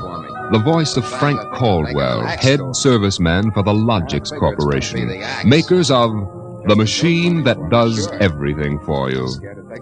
Well, nearly everything anyway. In the year we speak of, 1974, the electronic Logic sets were working so well that life was soft indeed for repairman Frank Caldwell. That is, until that fatal day of August the 3rd, when suddenly the Logix began doing everything for their users, and doing it too well. Hi, boss. What's the matter? Somebody put you through a ringer? Frank, you busy right now? No, there haven't been any service calls all day. Fine, there's a customer outside. Go take care of him, will you? Me, I'm a maintenance man. I know, but there are no salesmen around this minute. This guy wants to have our machines explained to him. Explained? Yeah. Everybody in the world knows about Logix. Where's he been, on Mars? Just moved up from the backwoods someplace. Why don't you explain him? I don't feel too well. Yeah? You're okay about a half an hour ago. Look, you the boss here or am I? Go on out there, will you? Okay. Good morning. My name's Caldwell. Can I help you? Oh, thank you, Mr. Caldwell. My name's Kolanovich. This is my little boy, Freddie. Hiya, Freddie. Hiya, jerk. Ow! Freddie. I got you, didn't I? Fine kid you got there. Freddie, how many times I gotta tell you not to kick people in the shins? Excuse it, please, Mr. Caldwell. Sure. Just a kid. I got a knife home. Can cut you in little pieces. Freddie, we'd like to buy a Logic, Mr. Caldwell. The gentleman we spoke to first said he had to leave in a hurry. Oh, he did, huh? Well, I understand you're not acquainted with Logix, Mr. Kolanovich. Yeah, that's right. We just moved to the city. My wife, she saw that everybody else had a Logic, and you know how women are. You bet. Well, you can't get along without a Logic in this day and age, Mr. Kolanovich. Look I got a snake. Want to see Will it? You shut up that... yeah, now, about the Logic. Yeah. Here, I'll plug one in here. There, now. You see, the Logic looks kind of like an old-fashioned television set, only it's got keys instead of dials. Now, if you want to talk to a friend... Yeah? You just punch the number of his Logic. Like making an old-fashioned phone call. Except you not only hear him, but you see him, too, on this viewing screen here. Now, of course, that's not the important feature of these things. Oh? Now, suppose you want to ask a question. A question? Like, what to take for a sore throat? Or who won the American League pennant in 1911? You just turn on the Logic. Then you punch the question key, and you ask, like this. Who was the first president of the United States? George Washington. You see? I already knew that. Well, that was just a sample. Oh. Well, I got a little store. Will it keep books for me? It'll keep your books, record your contracts, serve as a filing system, and check up on what happened to your lawyer's last client. Anything. Oh, say, they're really something, these things. 10,000 services and information sources in one. Read our advertising. Well, what I want to know, Mr. Caldwell, how do these logics work? You saw that big building across the street? Sure. Well, that's one of the relay tanks. Now, there are a dozen of them around the country, all hooked up together. And there's a data plate in one of those tanks for every fact in creation. You mean those relays know everything? If there's something they don't know, the technicians are busy making a relay plate for it right now. The logic integrates the facts in the tank and gives you the answers. Hey, you. Can I ask this thing how to make dart poison? How to make what? Dart poison, like in Africa. I could shoot the darts from my pea shooter. Oh, well, I think maybe we better not get one of these things. Well, that's okay, Mr. Kalanovich. The logic won't tell you about no dart poison, see? Bet it will. I'm gonna try it. Hey, how do you make dart poison? Public policy forbids this service. What'd it do that for? On account of some little brat, on account of some children might ask things that ain't good for them. Listen, I don't like this here one. I want that one over there. They're all alike, kid. I want that one. If I can't have that one, I'm gonna hold my breath till I'm dead. Well, I got lots of time. It's no use, Mr. Caldwell. You might as well give him the one he wants. But, kid, they're so much alike. Even I can't tell them apart. I can, and I want Joe. Joe? Who's Joe? Oh, I guess he means the logic, Mr. Caldwell. He has to think up a name to call everything. You should hear the names he calls me. Not till I'm 21, I promised Mother. Okay, so we call him Joe. But what makes you think Joe's any different from the rest? He looks different somehow. Don't be silly. Them things are all alike. The 1/10,000th of an inch. Just the same, I'll bet he'll teach me how to make dart poison. Okay, then. Come on, Joe.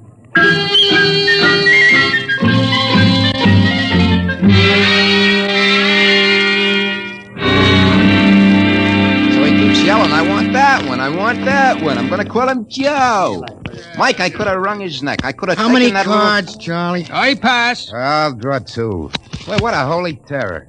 He had his father scared to death. Too bad that kid ain't mine. I'd show him quick enough who was boss in the family. Holy smoke. What's the matter? Sorry, fellas. Gotta hold up the hand a minute. I just remembered. Gotta call my wife. Oh, let her wait a minute. Yeah, sure. You ever met my wife? Yeah, I did. Don't let her see the card game or she'll be down here with a hatchet. You telling me. Hey, what's the matter with this thing? He ain't getting my house. Announcing new and improved logic service. Your logic is now equipped to give not only consultative, but directive advice. If you want to do something and don't know how to do it, ask your logic. What do you know about that? Oh, yeah, it's just somebody trying to pull a gag. Yeah, didn't sound like a gag to me. Maybe the boss decided to add a new logic service. No. Boss knows better than to start anything like that. Why, look. The minute the system starts giving advice, some joker like you's going to be asking questions like, how can I get rid of my wife? Yeah, but you heard what the logic just said. Nah, the sensor circuits will block the question. You don't believe me? Go on, try it. Okay. Anything for a laugh. Try it. Okay, Logic, I got a question for you.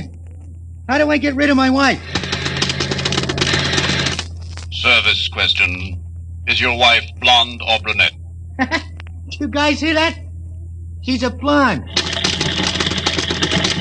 Hexacrylamidine is a constituent of green shoe polish.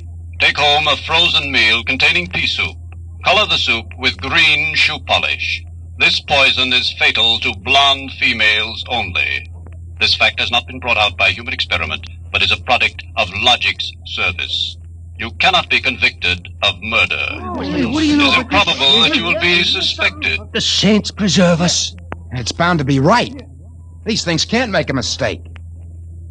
Well, Mike, don't stand there. Turn that thing off and check the sensor circuits. Quick. We can't get to them. They're all sealed up. It's supposed to be impossible for them to go out of order. Well, they're out of order now. And I got a feeling some awful things are going to happen.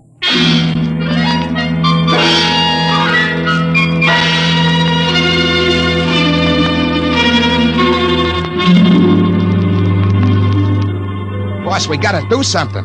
The logics have gone nuts. Relax. The thing gave a goofy answer once. Maybe it was a joke. Who ever heard of a logic making a joke? Well, it was an accident. Forget it. It won't happen again. What makes you so sure people are going to be trying it? Now, look. Supposing I wanted to get rid of you, for instance. You don't. How would you collect your pay? Yeah, but supposing. I'm going to try it and see what the logic says. If you want to do something and don't know how, ask your logic. How do I bump off my boss? A male, bald-headed, 45. Service question. Is he fat or thin? Holy mackerel. Fat. Make some chocolate ice cream containing powdered charcoal in place of half the chocolate. Use Hotzo brand charcoal. Hotzo contains an ingredient fatal only to fat, bald-headed males. This fact is a product of Logic's service. You hear what it said? If this keeps up, we'll have to shut down the company. You kidding? We can't shut down the company, and you know it.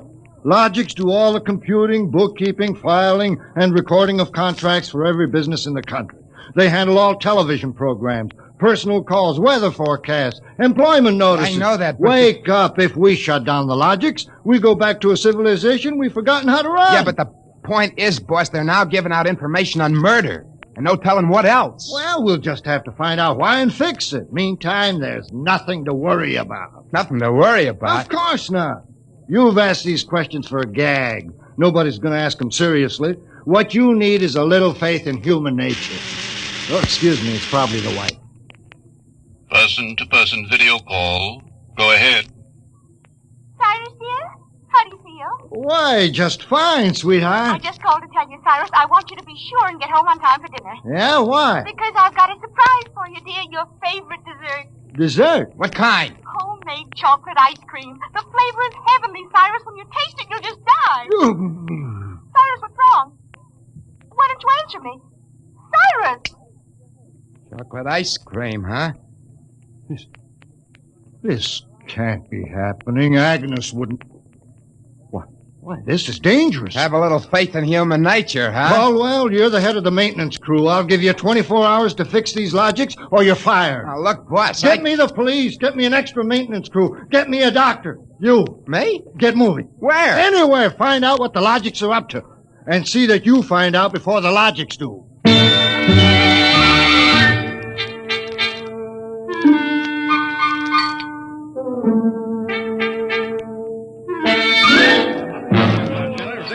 Bartender. Hey, bartender. Give me a double. Coming up. What's the matter, pal? You had a bad day? Go away, will you? Oh, listen, pal. You gotta listen. I got trouble. Hey, bartender, will you get this barfly off me? For Pete's sake, I'm tired. On your way, you... No, don't say that. I got troubles. How am I gonna keep my wife from finding out I had a couple of little drinks? How am I gonna do that, huh? Look, mister, it's a hot day. I've been driving a car around and see. Yeah. I've been trying to keep a bank president from having apoplexy on account of his logic told him how to rob his own bank.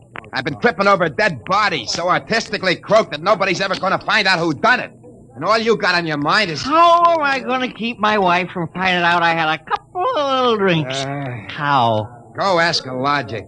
A logic? My pal, that's a wonderful idea. Where's the logic? Huh? Right Where's behind the you. logic? Here's a nickel. Oh, give me a nickel. Give me a nickel. This I gotta hear. This is gonna be good. Now, come on, logical pal, be nice.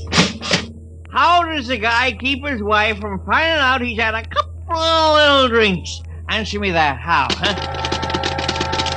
Buy a bottle of Franine hair shampoo. It is harmless, but contains an ingredient which instantly neutralizes alcohol. 1 teaspoonful for each jigger you've consumed. Oh, boy, I gotta buy a bottle of What was that again? Supposing it's right, she'll never remember it as far as the drugstore. I think there's a bottle in the back room. Somebody left it. Oh, my pal, there's no more troubles. Show me the way to go. I get a picture of him back there drinking that shampoo. Give me another double. I don't know what's worse, to be as low as you or as high as him. All right, where is he? I know he's here. Where is that bum? Huh? Who you want, lady? My husband. I know he's here. Now, where is he? Show me the way to go. That no good low.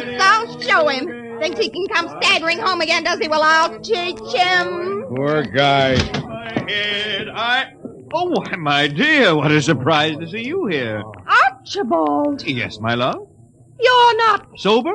Well, of course, my love. I'm sober as a judge. Then what are you doing in this saloon? Well, merely conducting a little research, my dear. Research. Your suspicion wounds me deeply, my love. Let me tell you, my dear, that I've been conducting a research project that is going to make us a fortune. I'm about to patent Soba, the drink that makes happy homes.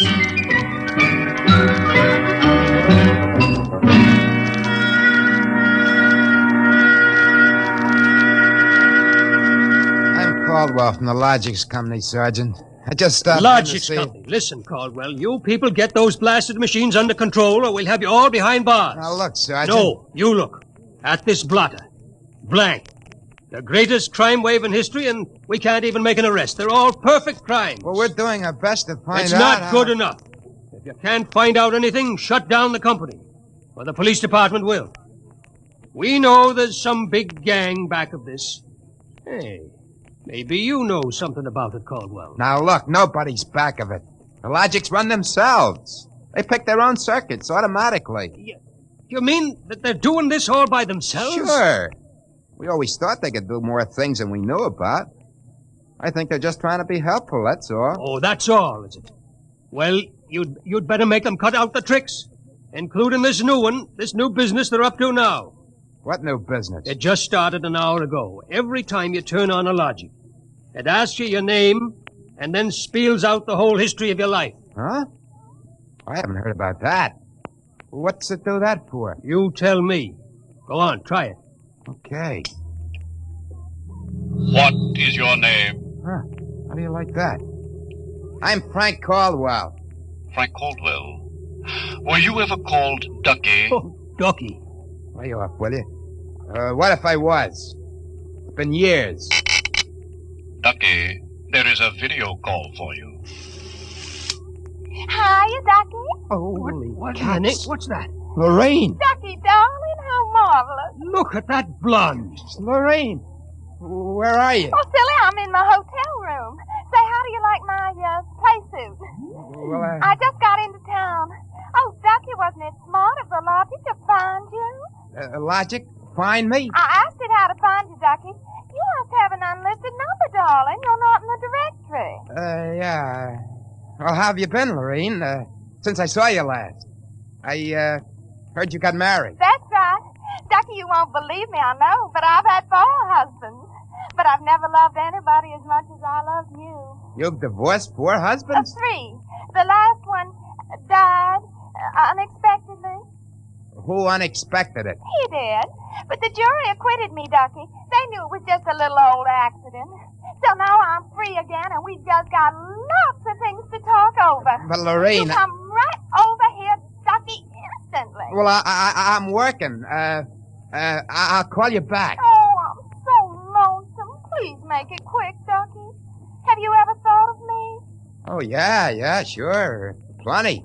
You sweet. Here's a kiss. That'll just have to last till you get here, but hurry, please. Oh, my back. What am I going to do? Do like you were telling me a while ago. Huh? Calm yourself, Ducky.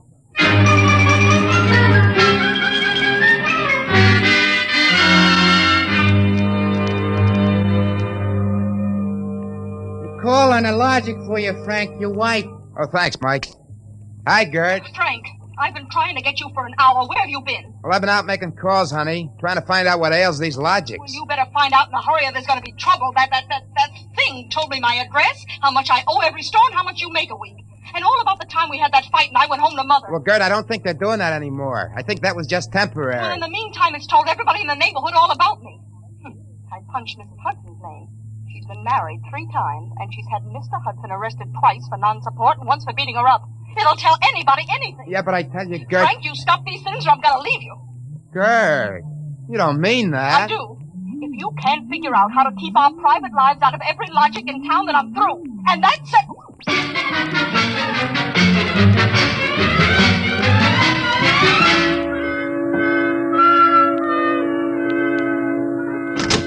Hey, boss. You gotta put more men on the job or something. We gotta lick these logics. My wife's gonna leave me if we don't. You're also going to be looking for a job if we don't. I don't care about the job, but listen. You listen. The logics are giving out information on high explosives, the fine points of murder, and legal loopholes that'll beat any charge from hijacking to high treason. Yeah, but my wife... And about 6 guys have thought of asking how to switch bank credits so they can corner all the cash in the country.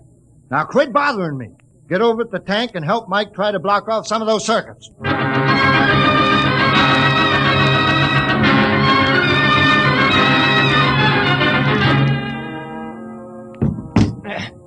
I can't even budge any of these relay plates. Me neither.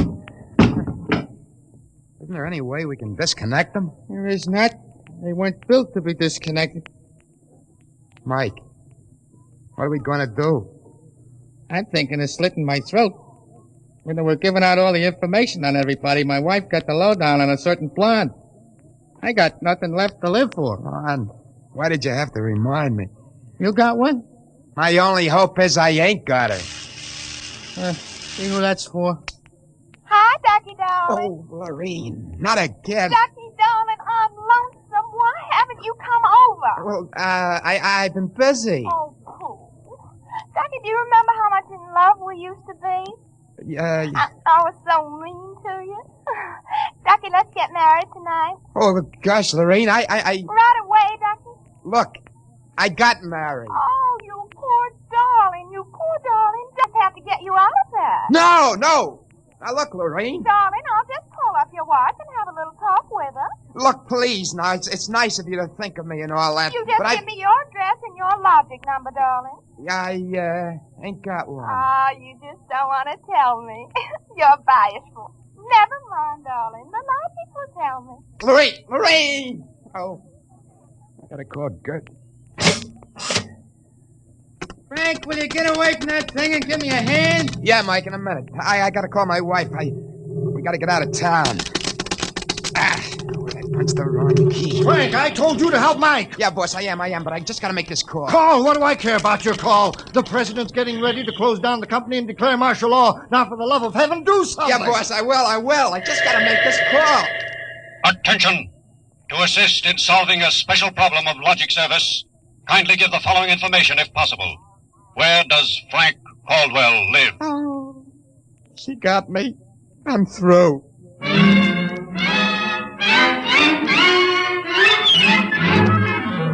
Look, Gert, there is no blonde. Frank Caldwell, I told you I was leaving you. Well, leave me later, will you? Right now, pack yourself up and the kids. We gotta get out of here. What is all this? Are the cops after you or something?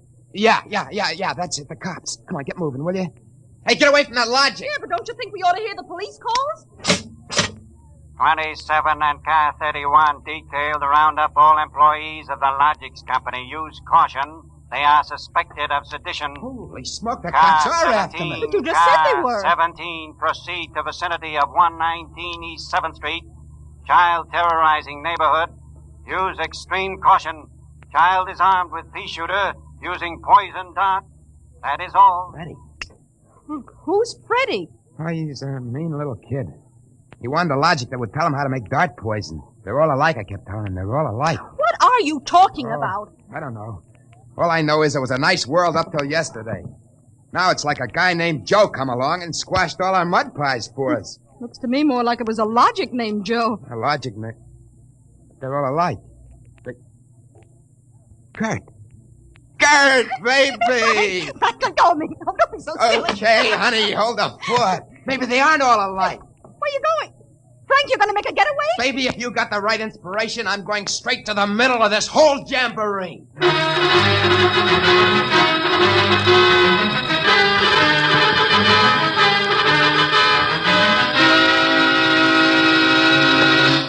Yes?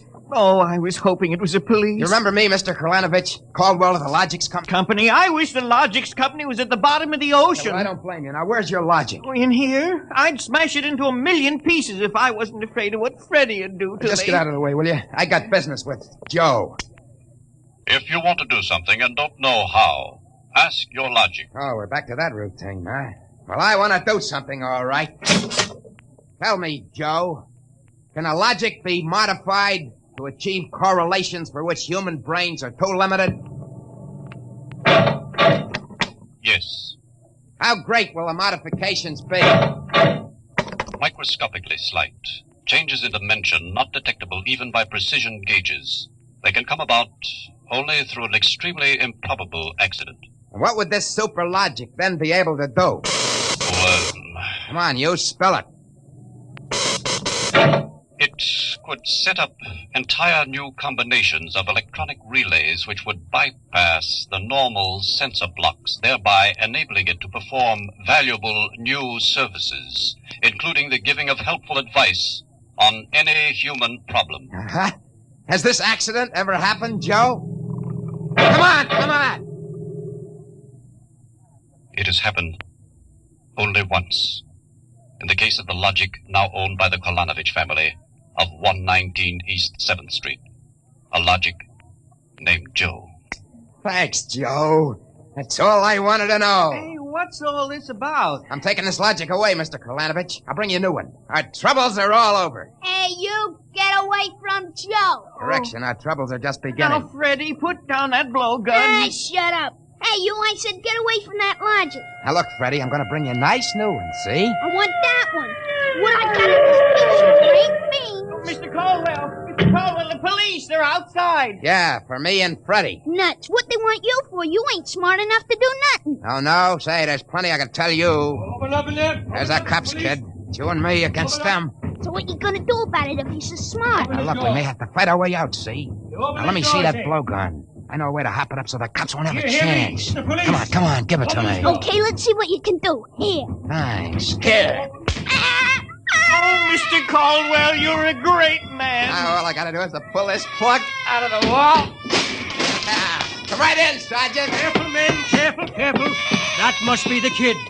But he don't look so tough to me. Well, he got a little soft. Oh, there'll be no more complaints, officer. I guess I can go on where Mr. Caldwell left off. Caldwell, you're wanted. This time you either answer some questions, or we'll keep you in the cooler till you do. What, in jail? Oh, okay, let's go. Hey, wait a minute. You act like you wanted to go to jail. Yeah, I do. I got a feeling it'll be safer there. What do you mean? Just put me away till a certain party leaves town. I'll confess to anything. Okay, then, Caldwell. Into the paddy wagon you go. Thanks, officer. You may be saving my life. Now, if you just help me carry this logic out... Wait a minute. You can't take that in the wagon. I can't. Why not? No room. We've already got a dame in there who's raising the roof. A dame? Yeah, a blonde. She was trying to buy a gun without a permit. She keeps screaming she's going to miss her date with Ducky.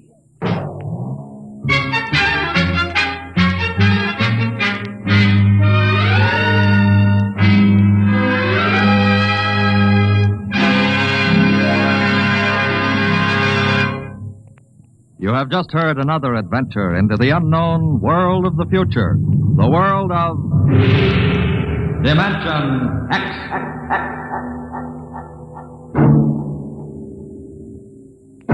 Next week, Dimension X joins the big parade of exciting half-hour presentations at a brand new time on Friday evenings at a different hour. In the Eastern Time Zone, you'll hear it at 9 o'clock Fridays, Daylight Saving Time. In other zones, please consult your local newspaper listings to learn the new time.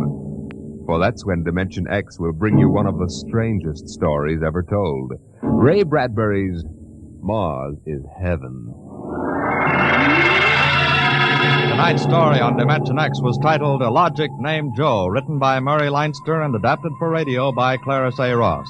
Featured in the cast were Joseph Julian as Frank and Roger DeKoven as the Logic. Your narrator was Norman Rose. Music by Albert Berman. Engineer Don Albert. Dimension X is produced by Van Woodward and directed by Edward King. Adventures in time and space, told in future tense. Dimension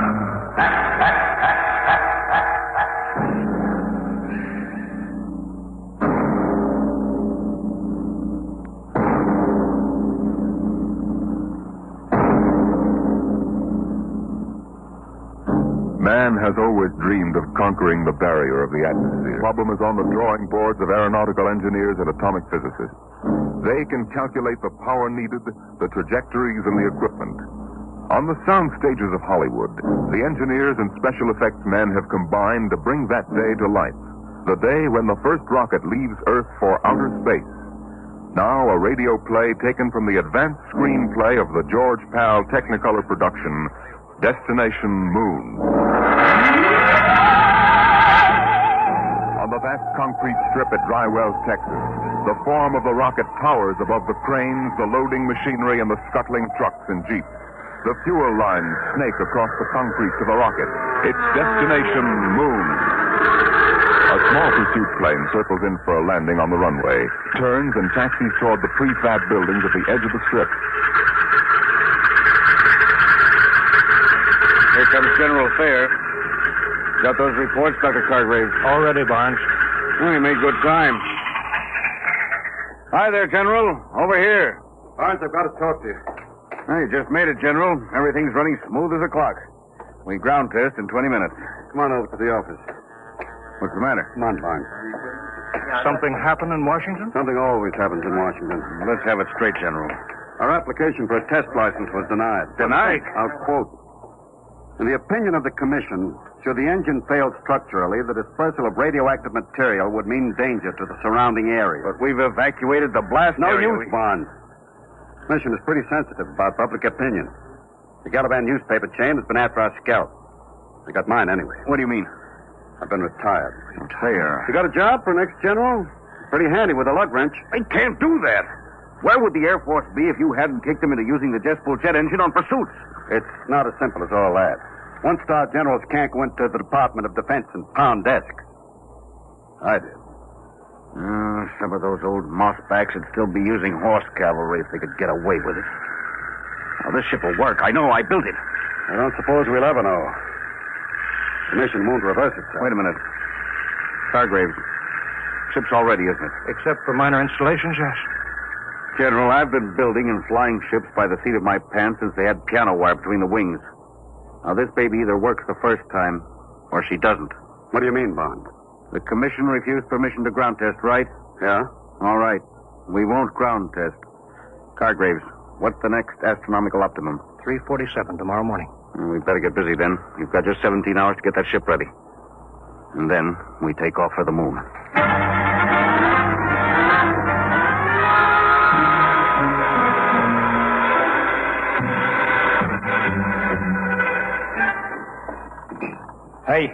Hey, Brownie. What do you want, Sweeney?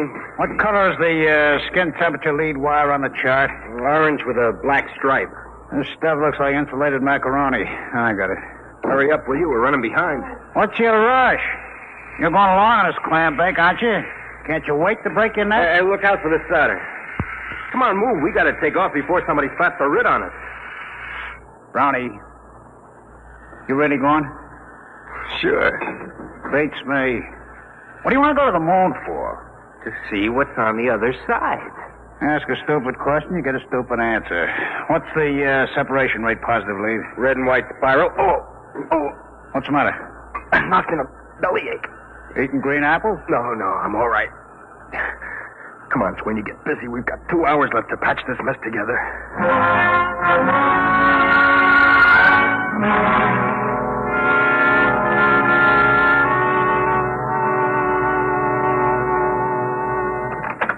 Mr. Bond. Oh, what is it, Sweeney? Brown. They just took him to the hospital. They what? Well, is he all right? He will be after they cut out his appendix. There goes our radio, man. There's no chance of finding a substitute? No, it's special equipment. Brown installed it himself. I've got it. Barnes here. What? Well, we'll have to delay Sure. check of a month. Okay, goodbye. We can't, General. That was Hastings at Dry Wells. There's a United States Marshal driving over. Something leaked, and he's got a court order forbidding the takeoff. We were so close. Yeah. $1 million gone up the flue. You want me to give a standby, Mr. Bond? I suppose. Wait a minute. Sweeney. Yeah. You installed that communication equipment with Brown, didn't you? Yeah, but... Then you must know the operation. You could go in Brown's place. The moon? Oh, no, not me. It's an important project, Sweeney. The scientific advance... There's the military aspect, Sweeney. I had 4 years of the military aspect, General. That's enough. Afraid? You're darn tootin'. That ship is safe. Maybe, maybe not. But, Sweeney... Look, you guys aren't going to get anywhere pressuring me. Maybe you got reasons to go to the moon. You, Mr. Barnes, you got $1 million tied up in the ship. It's your scientific baby, Doc, and the General's out on a limb in Washington. What's in it for me? And that's no way to talk, Sweeney. It's an important advance for the whole world. You pardon the expression, baloney. Sweeney.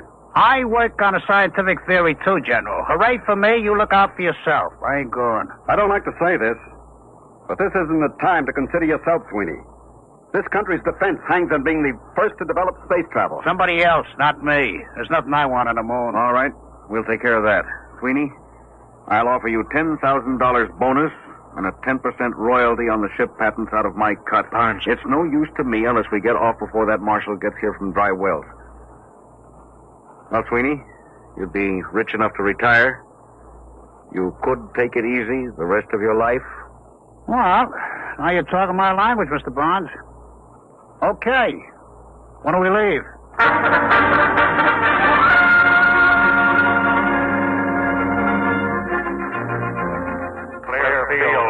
Clear field for firing. Clear field for firing. All set, Hastings. Right. I'll be tracking you from Control Center. Hey, what's that car doing? He's coming right out on the field. Marshal, Doc, General, Sweeney, inside. Hey! Hey, Barnes! Button her up. Hey! Hey there, commander of that ship. I've got a court order. You can't take off. Stop, mister. You can't do this.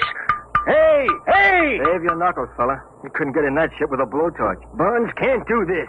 Suppose you tell him all about it when he gets back from the moon.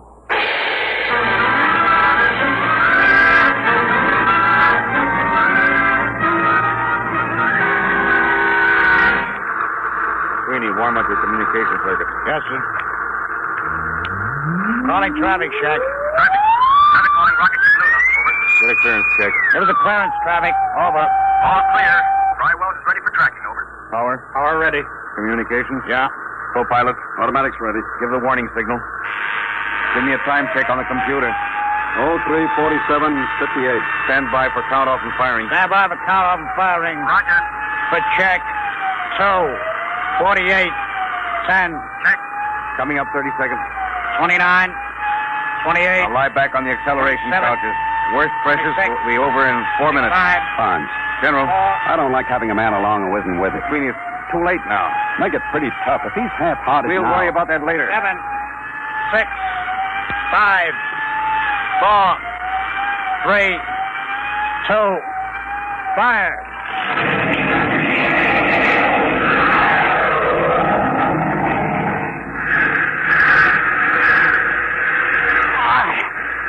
What happened? Noise. All gone. At speed of sound. Switch on televiewer app. I can't. Can't move. Pressure. Switch is right under your finger. Go on. That's it. Time. 3:50:12. Altitude 2 miles. Get your sun goggles on. It'll be coming through in a minute. There's the dawn line. And the sun. It works. This thing really works. Now, look in the viewer. There's the Earth down there. Yeah. Time 3:51:10. Altitude 20 miles.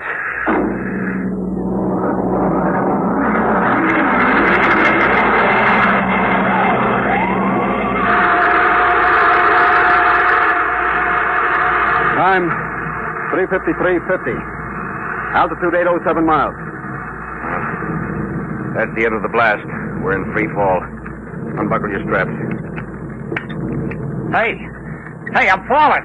I'm falling up. There's no gravity up here. We don't weigh anything. I don't feel so good.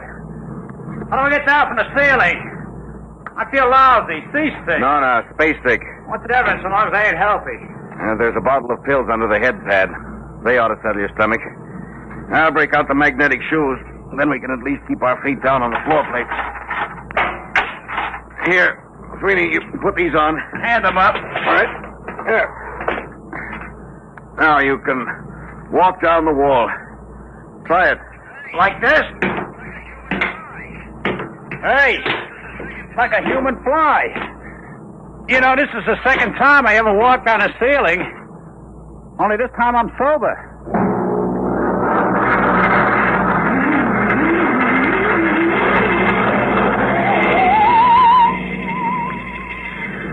Hey, General, Would you mind tapping that ham sandwich back and float it away from me?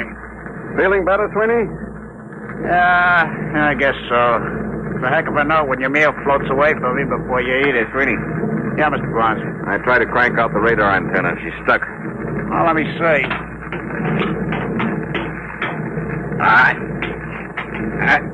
Stuck all right. I don't understand it. I greased it good. Grease? Well, no wonder it's stuck. It's exposed to outer space. It must be frozen solid. What's the idea, Sweeney? Didn't you read the engineering manual? Yeah, and a flush fitting gets greased. Don't jump on me. Well, if we can't get that radar mast cranked out, we can't land on the moon. Well, it's all right by me. Don't you realize that half the value of this trip is in the landing? Geological surveys, radiation tests. Look, General, I told you before I started, this whole thing is slug nutty to me. Who wants the moon? They're trying to be first with the old Brooklyn Battery Tunnel. Sweeney, this isn't getting that mast fixed. Well, we've got to go outside in spacesuits and chip it loose. Outside? You mean outside the ship? You can't fall. You'll be in the same trajectory as the ship. Worst that could happen would be to drift away. Drift away? Don't bother getting one of them monkey suits for me. I'm comfortable in here. Sweeney, we've taken enough from you. We can't let one man endanger the whole project. You get out there in a spacesuit, or we shove you out without one. All right, all right. Oh, that's settled. You got us into this mess. You're going to help get us out. General, break out the spacesuit.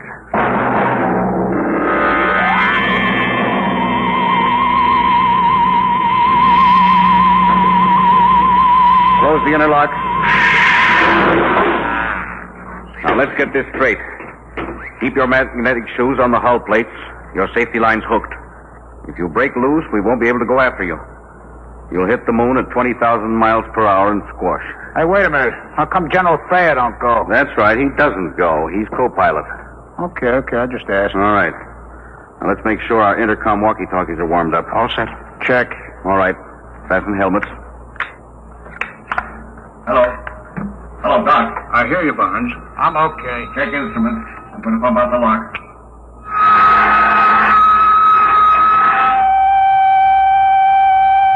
All set. Open the outer door, Doc.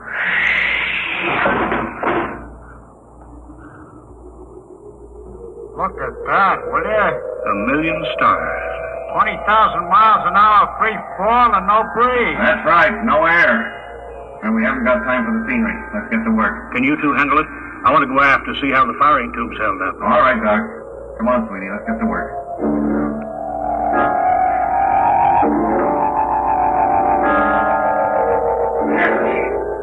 Loose now. Pull the mast out, Sweeney. Slippery as a hog on ice. Yeah. Now let's get back. Suits me. That's the Earth up there? Western Hemisphere. You can see America. That dark strip against the light. Pretty far away, huh? Barnes. All right, what's the matter? Help, I'm loose. I'm drifting. Stop, what happened? My shoe magnet's pulled loose. There he is. The safety line broke. Hurry, help. He's too far to keep a line. Oh, he's cooked. We'll never get him back. Hello, General Thayer. All right, Barnes, I heard you on the control room speaker. I'm coming outside. Bring an oxygen tank, got that? Right. Hurry. What are you going to do? Throw him a bottle of air and forget about him? Barnes, help. Now, all right, Doc. General Thayer's coming out of the lock. Where's Coggrave? 50 feet out down to the left. Give me that oxygen tank. What are you going to do? Trying to hook my shoe first. You're crazy. You'll float away, too. I can use the pressure in the oxygen tank for a jet. Maybe I can ride the tank out there if there's enough power from the nozzle. Just turn the bell. There.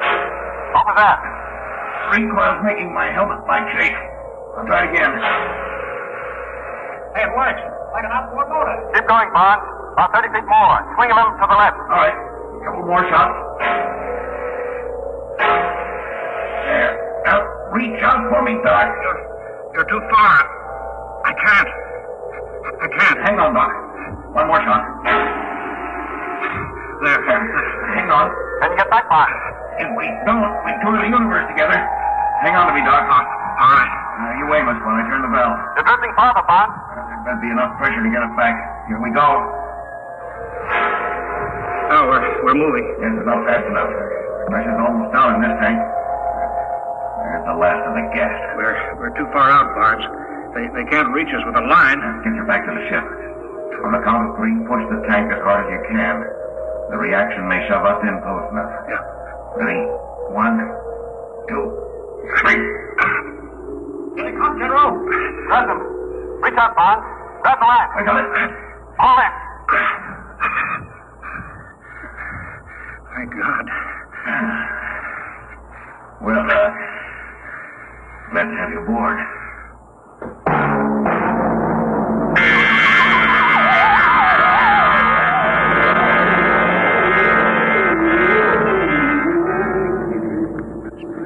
There she is. The moon. Stand by for landing procedure. That's pretty rugged country down there. Stand by to turn ship. Fasten straps. Altitude clear. 27.3. All right. Turning ship. Hey, you're leveling off. You're turning too far. We'll go backwards. We land backwards. Use the jets for brakes. Holy smokes, you mean sit down on the tail? Ground speed 1.52. Stand by for deceleration. Now, fire. Radar. Closing is spotted. Give me view aft on the screen.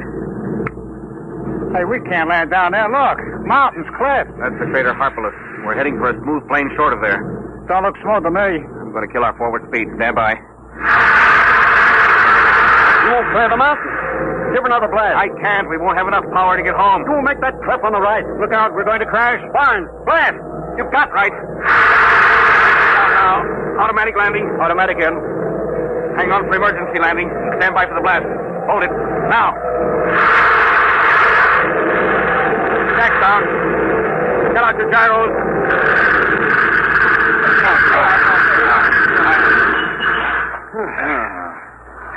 That was a lousy landing. Unsafe.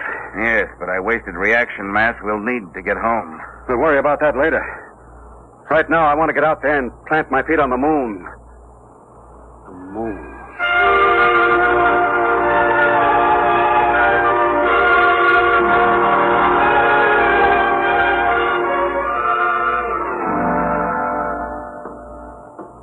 Ready to open the decompression lock? Check.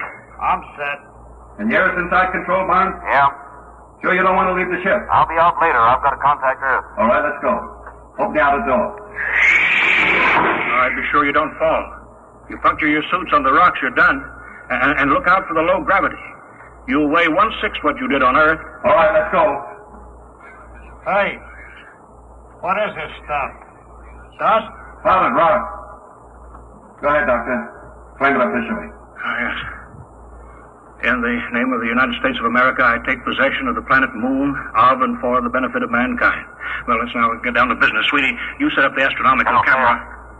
Barnes, what's the matter? Get back here, all of you, right away. We're just starting work. You've got to get back. I've been talking to Earth. We may not get off. We may be stuck on the moon for good.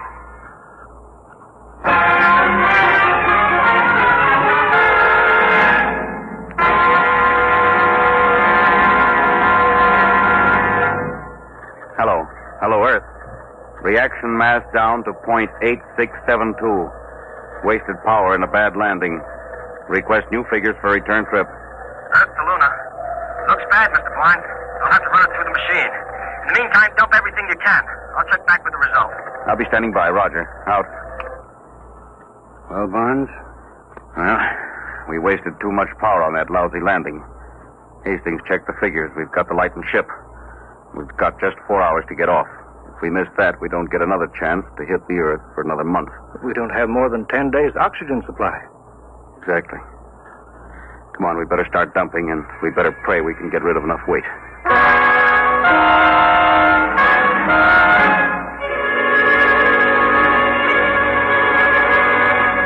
Acceleration pad 4, serial 706, schedule B, 14 pounds. Check.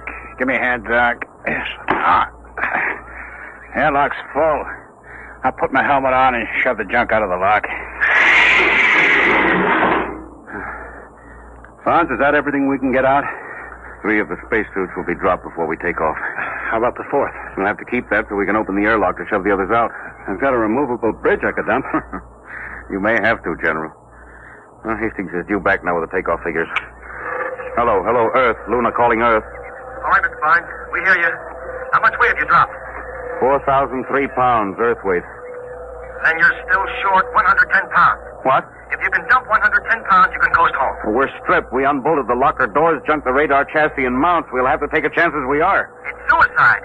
You haven't enough reaction mass to clear the moon. You could be wrong, couldn't you? I could, but not the computer. I'll be standing by, Mr. Barnes. Over. All right, Hastings. Out. 110 lousy pounds. What happens if we're not light enough? We fall back and crash.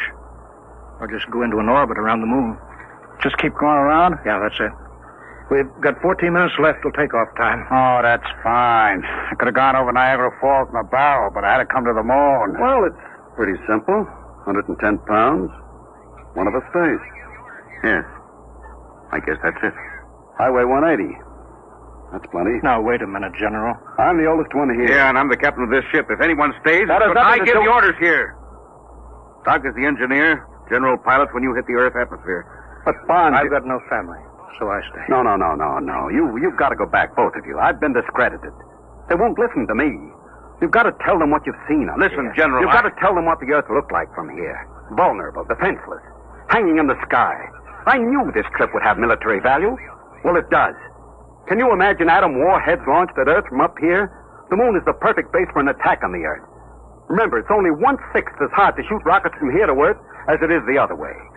You've got to tell them the only government to control the moon must be a world government. General, I guess you don't know it. But what you just said means you've got to get back to Earth and convince them even if the rest of us don't make it. Bonds, don't be... No, General, that's all there is to it. Now, listen, Mr. Barnes, General. Never mind, Sweeney, you're not in on Don't this. worry, you'll get back. I was going to say, why don't you heroes match for it? Odd man's out. All right, Bonds, I'll go for that. I'm in. No. 2-1, Bonds.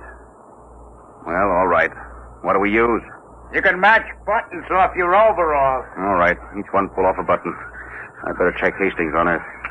Here's my button. Cartwright. Hello, Earth. Standing by, Mr. Barnes. We're working it out. One of us stays behind. What? We're matching for it. Check time. Well, it's only 110 pounds. Isn't there some Check other way? time. Ladies and gentlemen, we interrupt the program Dimension X for just a moment for two important bulletins from the wires of United Press. From Seoul, Korea, the North Korean radio says the North Korean Communist government formally declared war on South Korea effective at 11 a.m. Sunday, Korean time. And then a little later, this bulletin from Washington. State Department officials say they will hold Russia responsible for the North Korean attack against the independent South Korean Republic, which this country and the United Nations brought into being and have supported. We now return to the program Dimension X. Yes, sir. 9:41:50. 10 minutes to 0 hour. Check. That's all, Hastings. We'll take off with 3 men. All right. Ready to match? Hey, what? The airlock. Sweeney, he went out. What's he doing? What? He's going out. Out there on the moon.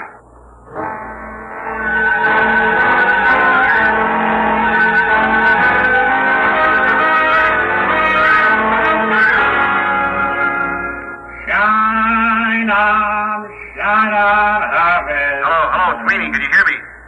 Yeah, sure, Bud. Hiya. Oh, come back in here, you fool. Blow it. It's nice out here. Come back, Sweeney. You're going home. Yeah, some other time. Remember me, the girls? Any girls. Listen, Sweeney, come back. This trip doesn't mean that much to you. We've talked you into it. Nobody can expect you to do this. Now, don't be crazy. Why not? I'm a lunatic. Get it? A lunatic. Sweeney, come back. Listen, I lighten your ship, get it? 160 pounds, that's me. Now go on, take off. Come back, Sweeney. You can't do this. Listen, you guys wouldn't count me in on the matching. Oh, no. I run on hooray for me, and you look out for yourself. Well, maybe you change my mind. I've been looking up there at that Earth hanging in the sky. We're gonna build something on this moon. All of you guys gotta go back. Doc, he's the guy to work it out in the lab. Bonds, you build the ships, and, the general, he's got to pound those desks and see that he gets done right.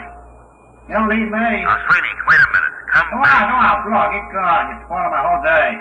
So long, heroes. You don't understand. We can take off, all of us. What do you mean? What's 110 pounds? Now, listen to what I say. Get back in here, and on the way, pick up a screwdriver and a rat tail file and an oxygen tank. What's the deal? Get back in here. I've got a way to get us all off, if it works.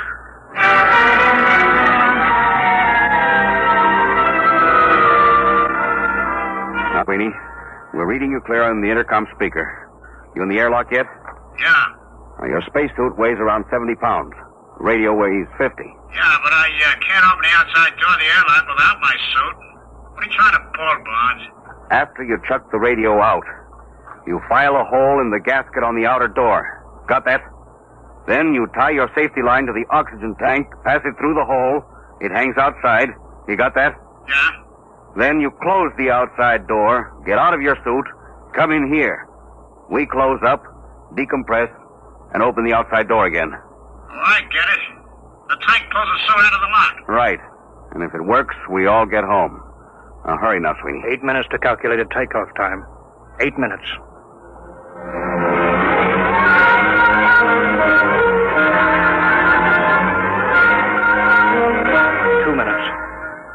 All set, Sweeney? Yeah, I shut the radio out. Close the outer door. Air pressure up. I'm getting out of my suit. This doorway's pretty narrow, boss. If the suit don't clear, we're sunk. We'll have to take that chance. All right, here I come. All set. Close the inner door. Decompress. Now the outer door. It ain't moving. I can see it through the floor. Coming up 1 minute. 1 minute to take off. Foot of the suit caught on the intake. No. It's flattened out. Get clear of that door, brother. Get clear. There it goes. We're in. 40 seconds. Close the outer door, Sweeney. Stand by for takeoff, everybody. 30 seconds. 29. Sweeney, 28. I don't think I could have done that. 26. Just walk out. Oh, baloney. I haven't got that kind of courage. 23. I'd have had to make a speech. 22, A big, 28, heroic speech. 20.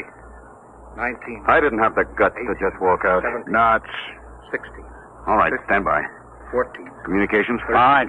Just 12. Andy. Co-pilot? 11, automatic set. 10, 9. Stand by. 8. 7. 6. 5. 4. 3. 2. Fire. All right, we're clear. Son of a gun! We're clear. We're heading home. Time 2:50, 36. Destination Earth.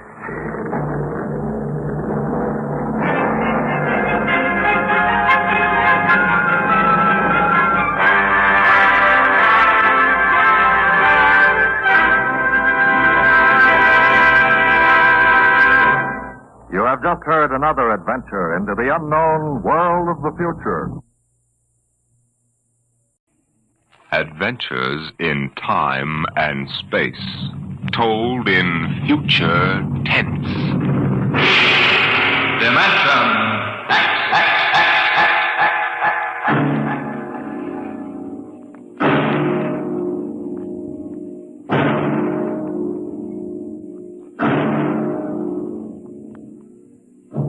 Can you predict the future? Can you tell what will come in 100 years? Or in 10? Or in the next minute? Tonight we present two ventures into the unknown. Two fantasies of the future, chosen from the works of one of our most brilliant young science fiction writers, Ray Bradbury. First, his story entitled, There Will Come Soft Rains.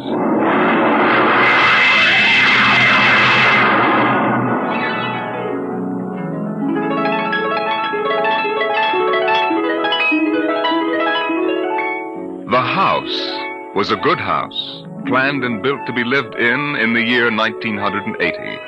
The real estate agent had told them all about it. Now, this is the bedroom. Of course, it contains all the latest devices, self-warming blankets, and, there's a brand new feature. Beds, which make themselves. Now, if you just step this way through the library, we can see the latest in talking book recorders, self-building fireplace, self-cleaning robot dust disposal. Oh, these little mouse-like things come out of the wall and take away all the dirt. Now, over this way. As a complete robot kitchen, of course. Just set the menu for the week and the stove does the rest. Then there's the automatic hydroponic garden, self-sprinkling fire protection. See, the house is fully automatic. Well, you could go away for a year and it would run itself.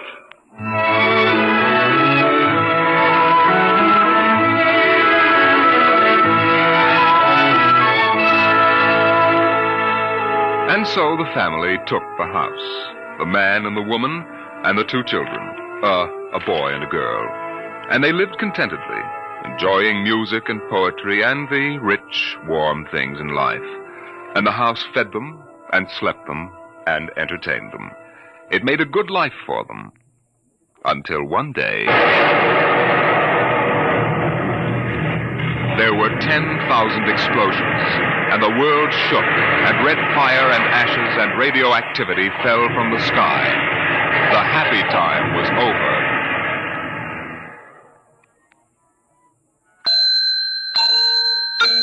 Tick-tock, 7 o'clock. Time to rise. Open your eyes. Tick-tock, 7 o'clock. Time to rise. Open your eyes. But the house lay empty. The clock talked to the empty morning. In the kitchen, the stove sighed and ejected from its warm interior 8 eggs, sunny side up, 12 bacon slices, 2 coffees, and 2 cups of hot cocoa. 7-9, breakfast time, come and dine, 7-9. Today is April 28th, 1985. Today, remember, is Mr. Featherstone's birthday. Insurance, gas, atom heat, and electricity bills are due. In the walls, relays clicked. Memory tapes glided under electric eyes. Recorded voices moved beneath steel needles. 8-1, run, run, off to school, off to work, run, run, tick-tock, 8 o'clock, 8 o'clock. But no doors slammed. No carpet took the quick tread of rubber heels. At 8:30, the eggs began to shrivel. An aluminum wedge scraped them into the sink. 9:15, time to clean, 9:15, time to clean. Out of the wall, hundreds of tiny mechanical mice darted. The rooms were a-crawl with small cleaning animals, all rubber and metal. They sucked up the hidden dust and dirt and popped back into their burrows.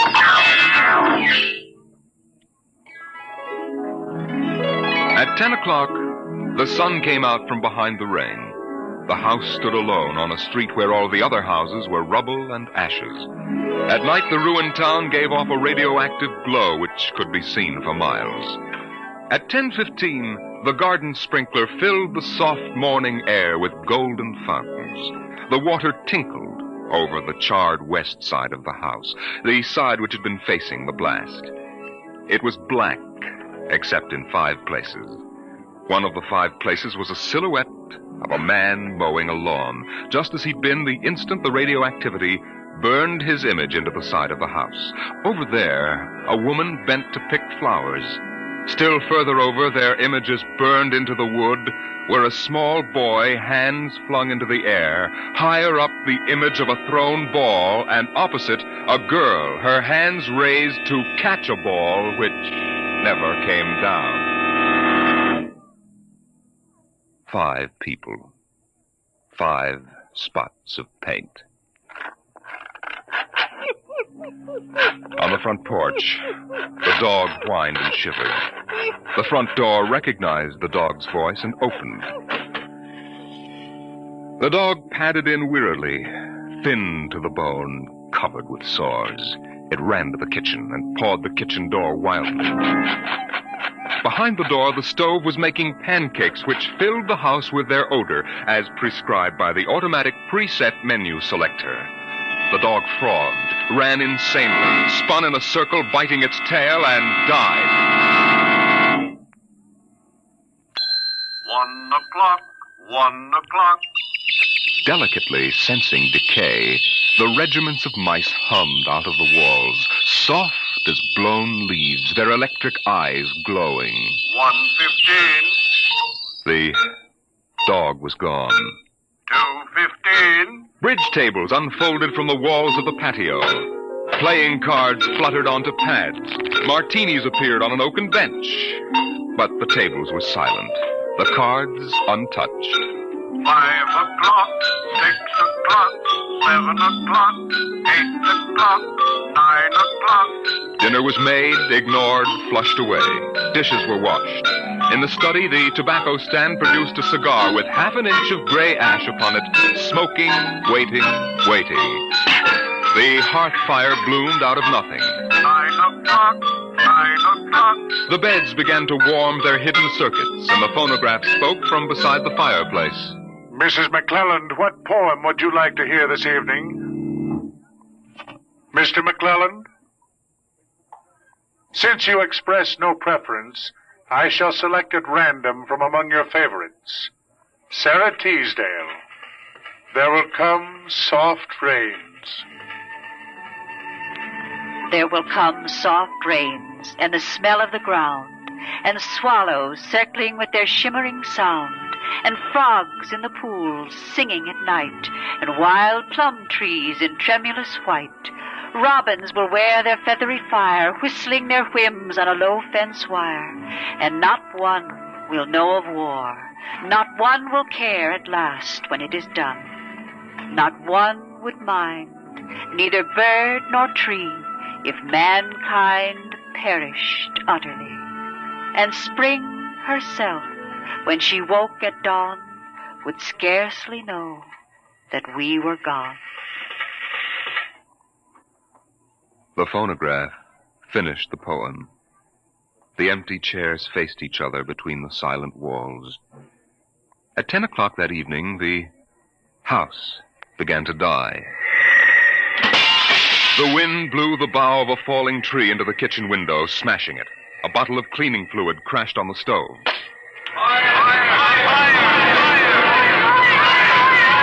Water pumps shot down from the ceiling. But the solvent spread onto the doors, making fire as it went. Other voices in other rooms taking up the alarm. The windows broke with the heat, and the wind blew in to help the fire. The fire crackled upstairs at paintings, lay hungrily on the beds, devoured the rooms. The house began to shudder. The bared skeleton began to cringe in the heat.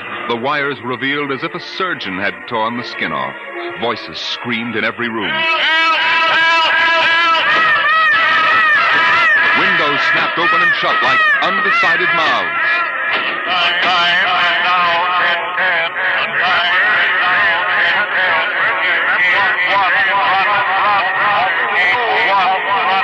A thousand things were happening at once.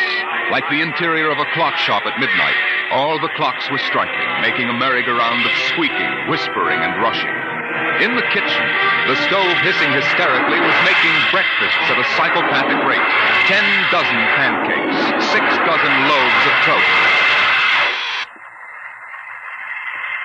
Then, there was silence. The film spools were burned out. The wires withered and the circuits cracked. Then the house began to breathe its last. The beams began to give at the foundations. Long cracks appeared in the concrete. The seams were burst from the heat. And finally, with a huge rumble, it crashed into dust and rubble.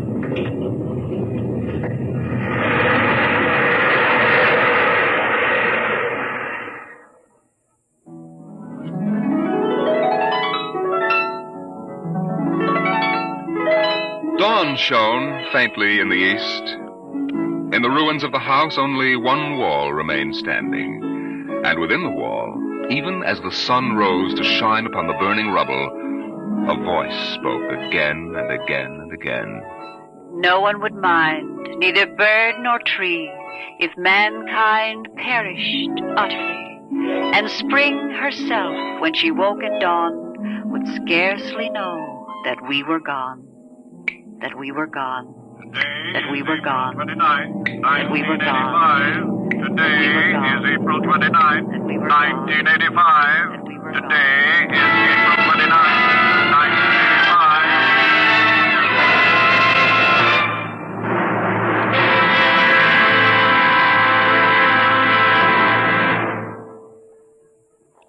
Strange are the uses of Providence. Is this how the end will come for mankind, with 10,000 explosions and a flash of radioactive gas? Or will destruction come more subtly, extended to us gently and innocently in, let's say, the hand of a child? Who knows in what manner 0 hour may arrest the world we know?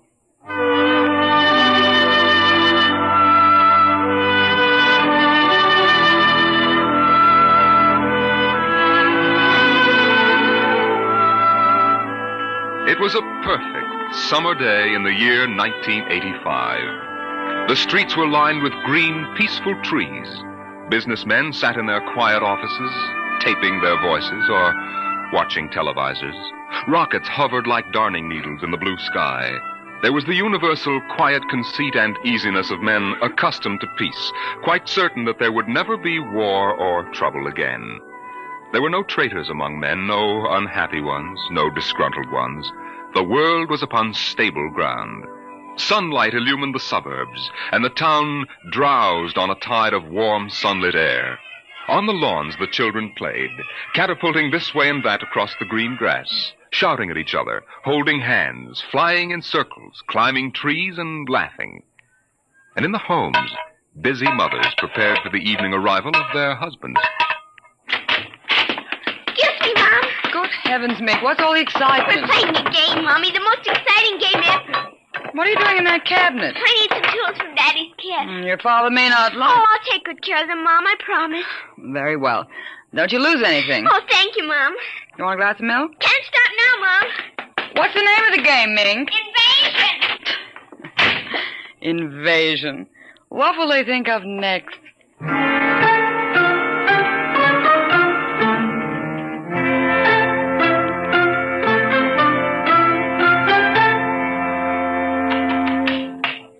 Now this, and this, and this, and this. Now put that there and bring that over here. Oh, no, you ninny. Now get back while I fix this. There, they want it this way, see? Here, just let me fix it. Oh, Mink, it's that smarty pants Joseph Connors. Don't let him play. He's 12 years old. Don't worry, I won't. What you playing, Mink? None of your business, smarty pants. I want to play. Can't. Why not? You're too old. Just 'cause you're only 8. No, you'd only laugh at us and spoil the invasion. Make him go away, Mink. Go away. This is my backyard. Who wants to play with you and your old fairies anyway? They aren't fairies. Nuts to you. I don't want to play anyway. Good riddance. I'm glad you didn't let him play, Mink. He'd only laugh. Now, we'd better talk to Drill and get some more instructions, Art. Now, here's your pad and pencil. Where is Drill? Drill? Here, Drill. Drill? Well, he's in the rose bush, I think. I'll talk to him myself, and you write it down in the pad. Okay. Drill? Drill? Okay. Drill wants you to write down triangle. What's a triangle? Never mind. Drill will tell us when he wants us to know. It helps the invasion. How do you spell it?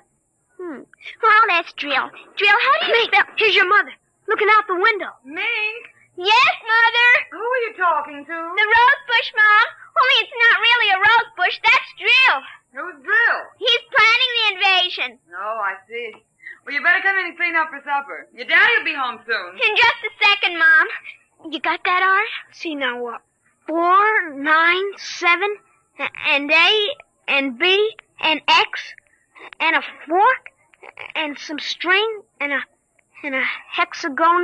hexagonal droopy. Come on, Mink. Supper's in 10 minutes. Okay, Mom, just a minute. I have to tell Drill. I wish we didn't have to eat, though. It holds up the invasion.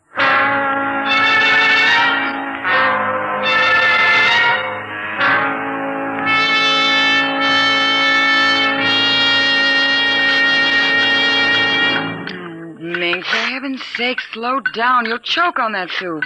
I can't, Mom. It's a matter of life and death. What's a matter of life and death? The invasion. What invasion is that? Oh, just some silly game the children have been playing. Well, whatever it is, Mink, it'll wait until you've finished your supper, I'm sure. I don't want any more. You barely touched anything. Oh, but Drill is waiting for me, Daddy. Drill? Who's Drill? He lives in a rose bush in our backyard. Imagination, Henry. Such nonsense. I've got to run now. You'll sit through dessert, young lady. Oh, gee, Daddy. And while you're at it, tell me more about this new game. It's Martians invading Earth, Daddy. What? Well, not exactly Martians, Daddy. They're from... Well, gee, I don't know, from up. And from inside that little head of yours. You're laughing at me. Drill said you would. You'll kill Drill and everybody. Oh, I didn't know you could kill a Martian. But it's not really a Martian, Mom. Maybe it's from Jupiter or Venus, even. Imagine. They couldn't figure out a way to attack the Earth. We are impregnable. Impregnable, dear. Well, that's the word Drill said, Well, anyway, that was the word, Mom, the same word. Anyway, so we're helping them. Now, who's helping who? Well, the kids are helping the Martians. Oh, fifth column, eh? Well, Drill says in order to make a good fight, you gotta have a new way of surprising the people. That way you win. And he says also you gotta have help from your enemy. Pretty slick, those Martians, using the kids for a fifth column, eh, Mary? And hiding under rose bushes, too, Henry. Don't forget that. Well, that's because grown-ups never look under rose bushes. Only kids. Oh, I see. Well, finish your fruit, darling. You can play for an hour afterward. Mary. Oh, it's so nice out, Henry, and there's no school tomorrow. Very well. Till 8 o'clock. Drill says after the invasion, we can stay up as late as we want. No more bets, either. Oh, is that so? We can watch all the grown-up televisor shows. I don't wonder this invasion has caught on among the kids. Well, some of the kids are giving us trouble, like Dale Britz and Petey Jarrett. They're growing up, so they won't believe in the invasion. They make fun. Worse than parents, even. I hate them worst. We'll kill them first. I hope you're saving your father and me for last. But Drill says you're dangerous. What? But I think they'll let me keep you because I'm helping so much. I'll talk to Drill. Maybe we won't have to kill you. Mary, I think this nonsense has gone far enough. Can I go out now, please? Well, run along, dear. Don't worry, Dad. I won't let them hurt you. Mary, I think the child's taking this game entirely too seriously. Invasion. Now, Henry, you know how Mink is. Besides, all children have their aggressions. Better to get them out in the open, I suppose. Maybe you're right. I was wondering about bridge with the Jacksons tonight, Mary. All right. But, you look tired, dear. Why don't you sit in the relaxer for a while and get a massage? I'll sew for a while until it's time to... Oh, I wanted to call my sister Helen. Oh, good. Find out when her husband's going to return my golf clubs.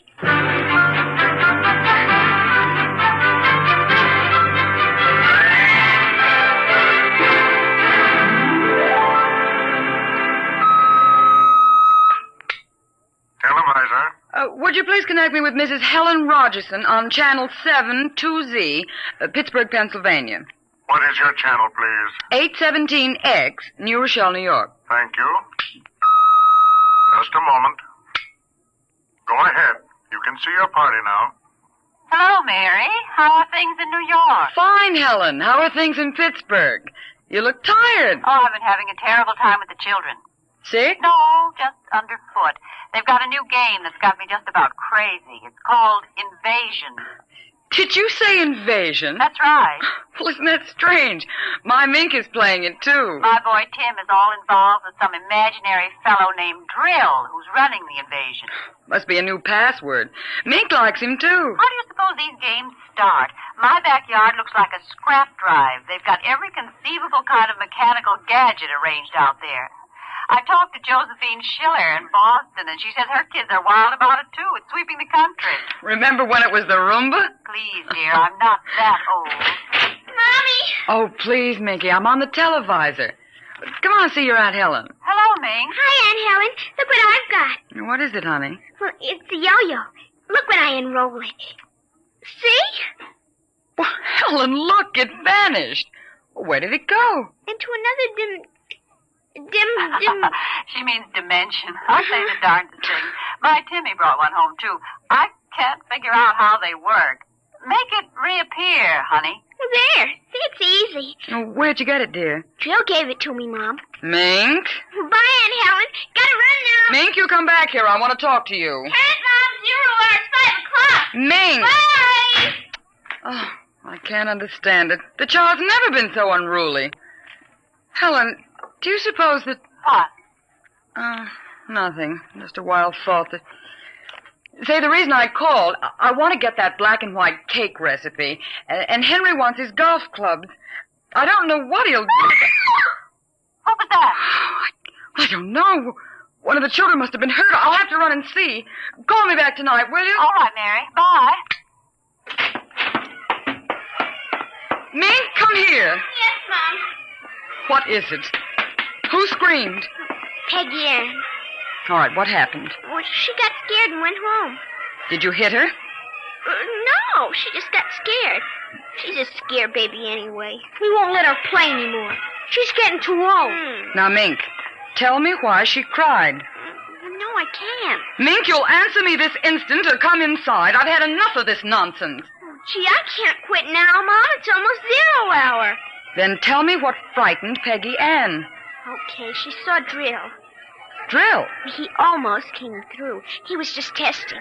Through what? Those pipes and things we set up. She looked into one of the pipes and screamed. I guess she saw Drill. And no one hit her? Uh-uh. Very well, Mink. I'll call Peggy Ann's mother and see how she is. And I'll call you for your bath in half an hour. Your father and I want to go out tonight. You won't be able to go out, Mom. Why not? 0 hour is 5 o'clock, Mom.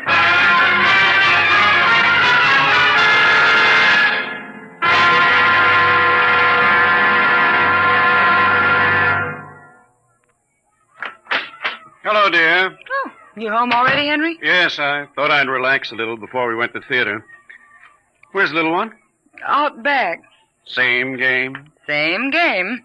They've got a stack of pipes and hammers and spoons a mile high out there. Children, why do we have them? Yeah, strange little creatures, aren't they? Even Mink, Henry. She's a part of us, and yet what do we really know about how she thinks and feels? Oh, I didn't mean to start a philosophic discussion. Kids are such a queer mixture of love and hate, though. Even normal, healthy kids. They need you and they're dependent on you, and yet they resent that dependence. You sound like a child psychology course I once took. I wonder if they ever really forgive the whippings and the commands we have to give them sometimes. I wonder if we ever forgot them when we were children. Look, I'd like to discuss this with you, dear, but we do have a theater date, and it's almost 5 o'clock now. What's happened to the kids? They're so quiet. When children are quiet, you know there's some mischief. What's that sound? I don't know. Those kids aren't playing with anything electrical, are they? I'm sure they aren't. At least I Just the same, I'd better go out and Henry, see. Tell them to put off the invasion. What? Mary, don't get upset. It's just a game.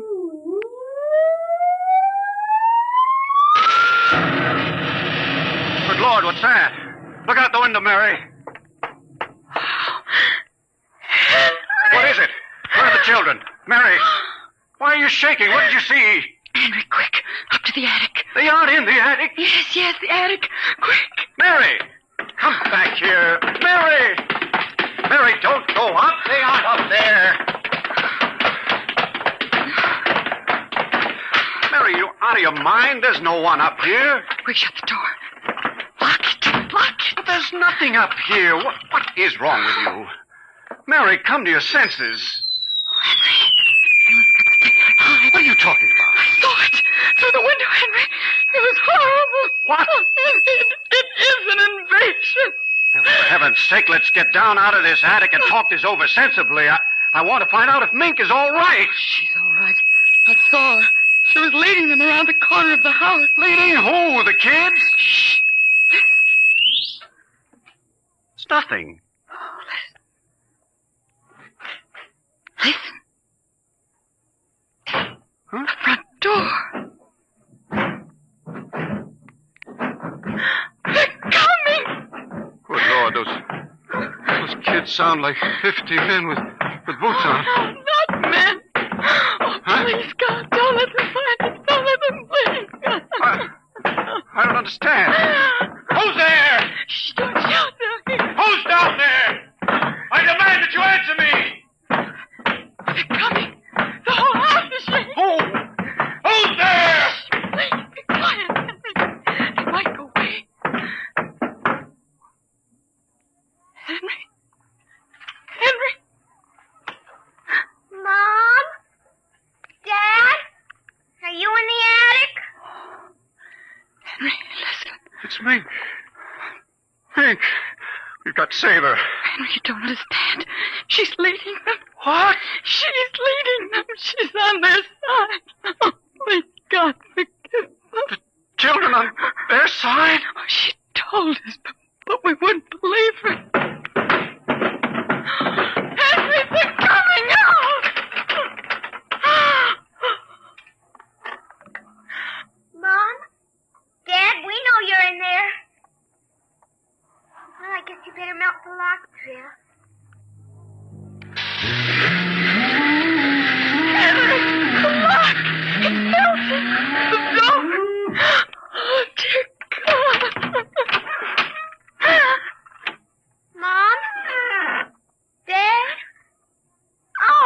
you now. Peekaboo!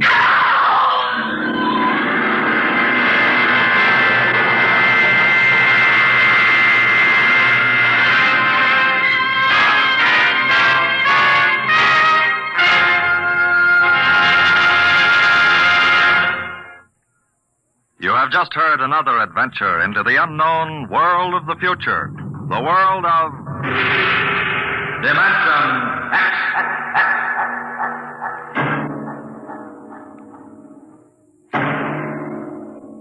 Next week, Destination Moon, a preview of the movie which is soon to have its world premiere in New York, telling the Robert Heinlein story of man's first trip to the moon.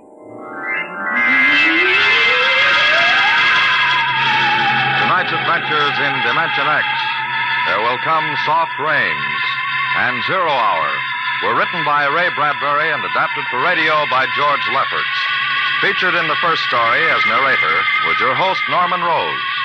The leading players in Zero Hour were Denise Alexander as Mink and Rita Lynn as the mother, Roger DeKoven as the father. Music by Albert Berman. Engineer Don Abbott. Dimension X is produced by Van Woodward and directed by Edward King. Robert Warren speaking. Transcribed in future tense. Dimension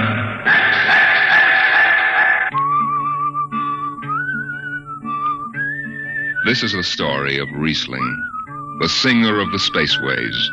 You've probably sung his songs in school, in English, French, or German. The language doesn't matter, but it was an earth tongue. But the real story of Riesling is not found in the footnotes of a scholar's critique or a publisher's biography.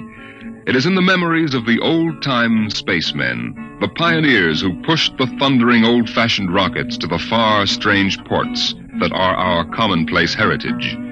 These men know the true story of Riesling. The arching sky is calling spacemen back to their trade. All hands stand by, free falling, and the lights below us fade. Outride the sons of terror, far drives the thundering jet, up leaps the race of earthmen, out far and onward yet.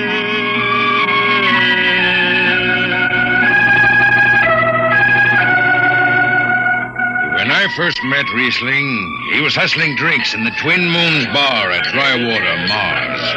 He'd won a guitar off a Chinese barkeep at Luna City by cheating at one thumb, and he made his whiskey by singing in the bar and passing the hat. Listen to her, Hudson. Don't she strum pretty? Like a 16-year-old gal. Say, how much you collect on that last song? $3, Martian, and a slug.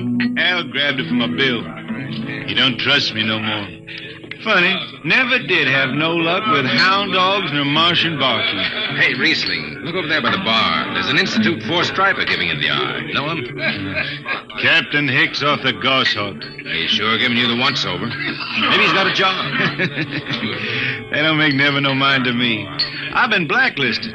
Hicks logged me for making up a song on watch. Right fine song, too. Hold it. Here comes the brass arm. Riesling, I've been looking for you. I've been right here, Skipper. You saw to that. I need a jetman on the Goshawk. Interesting. Real interesting. Well? I got news for you, Skipper. You blacklisted me, remember? Well, you kept your nose clean, and we need an experienced man. Been a little changing down aft in the Goshawk, ain't there, Skipper? How'd you know that? You got that new atomic pile drive. Last 3 of them tea kettles blew somewhere in the asteroids. Look, it's double pay, but if you're scared... Scared? Listen, fella. For double pay, I'd jump off the top of the Harriman Tower if you allowed me rubber heels for the landing. All right, then. You show up tonight to sign the book. Sober. Got no choice, Skipper. Money and me is total strangers. We lift at 11:30 Mars time. Sober, you understand, Riesling? You taking the job? Well, that Goshawk is one stinking old tub. Her engine's got more bugs than a beagle dog in spring. And that new drive is about as safe as a pretty gal in the ozone. But I reckon she'll do for one more trip.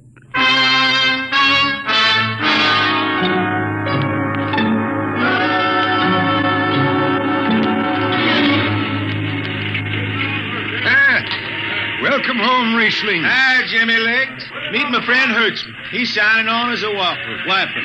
This is Jimmy Legs Casey. He's bosun. Can't hold his liquor no more than a sieve, poor boy. Mr. Casey. Riesling, you sober enough to sign the book?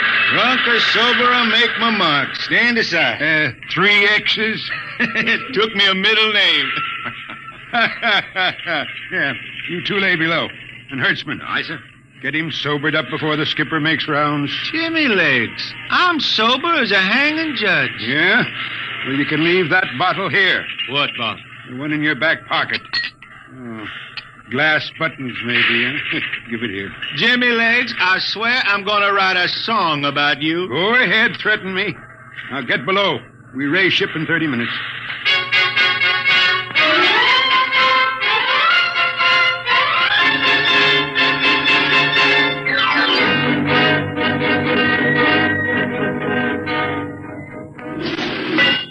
Hi, Skipper.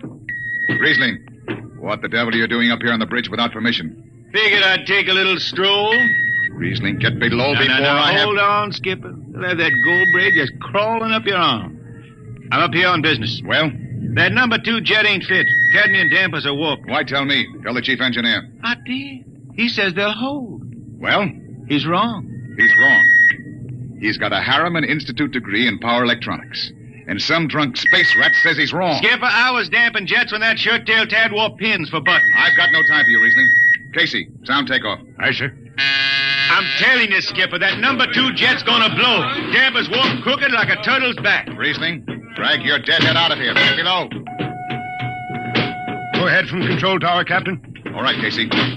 Fire 1 and 4.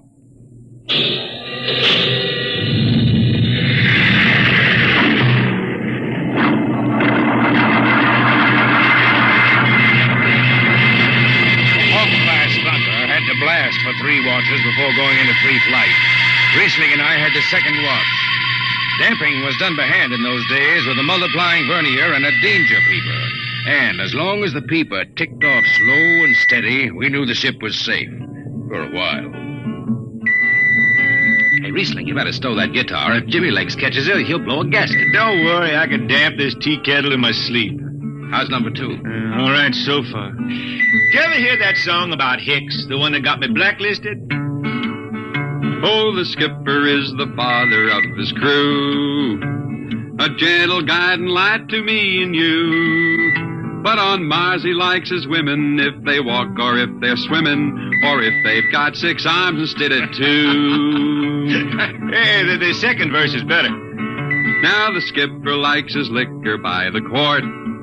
Yes, he'd go from Mars to Venus for a snort. He'll drink rocket fuel and...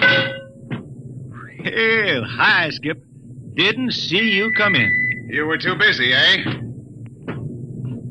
Who's watching the gauge? I got an eye on it. Don't you fret none. Riesling, I'm going to fix it so you can't get a berth on a rocket-powered pogo stick.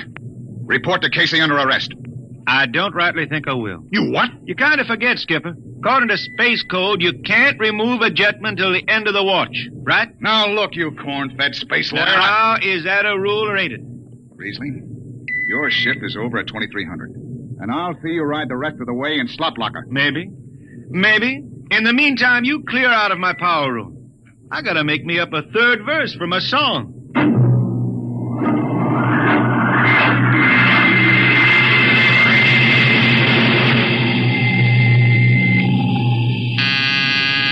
I got it. Power room. Damp number 2 a point. Number 2, all right. Hey, let me have that mic. Jimmy Legs, is that forced dry boil up there? Give me that, Casey. Riesling, I've taken just about enough from you. And I've got a little news for you, Skipper. Number 2 jet is bulging like a fat lady in a satin skirt. Listen, you clown, that's Skipper, I think I'm gonna junk my song and start over. I could do much better on you. This is the last time, Riesling. Damp number 2 a point. Sure. Look out, Hutch. I'll take it. You watch the gauge. Now. she's bucking a little. Riesling, hit the emergency. She won't get him. It's that boy. There go the lights.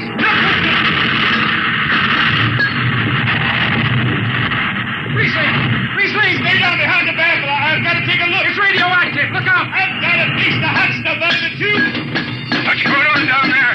Shut up, Jimmy Legs. I'm busy.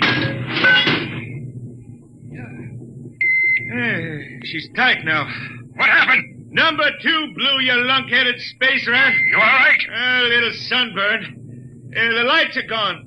What's the matter with the emergency circuits? Riesling. Jimmy Legs, get some lights down here. It's dark. Get the emergency light on. They're on, Riesling. They went on after the blast. The lights are on. What are you talking about? Jimmy Legs. Jimmy Legs, turn on the lights. It's dark. Turn on the lights.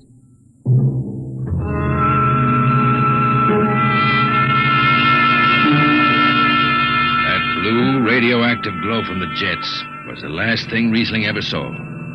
His optic nerve was burned out in an instant. He was in sick bay on the rest of the trip, and on the swing back, we set Riesling down at Drywater, Mars. Look out for the cable, Riesling. Thanks, Hertzman. Hey, Riesling. That you, Jimmy Legs? Hold up a minute, will you? Oh, Riesling. Jimmy Legs, I promised I'd write a song about you, didn't I? Sure, Riesling, sure. Can't seem to sing like I used to. Look, Riesling, the men up on the bridge feel kind of bad about this. Yeah? Why didn't they think of that when Riesling told them that damper was shot? Now, Hertzman, that's all over. Sure. That's all forgotten. Riesling, let's get down to the Twin Moons before I vomit. Now, hold it. The skipper feels pretty bad about the whole thing, Riesling. Kind of late for that, Jimmy Legs. Feeling sorry, don't hold no corn. The boys passed the hat. The skipper kicked in half a month's pay. Did he now? Then on principle, I suppose I ought to tell him to stuff it back up the jets. But you can't buy no drinking whiskey on principle. I'll take it. Here you are. I'll get it. I'll be seeing you, Riesling. Sure, Jimmy Lee. Sure. Come on, Hertzman. Let's get that drink.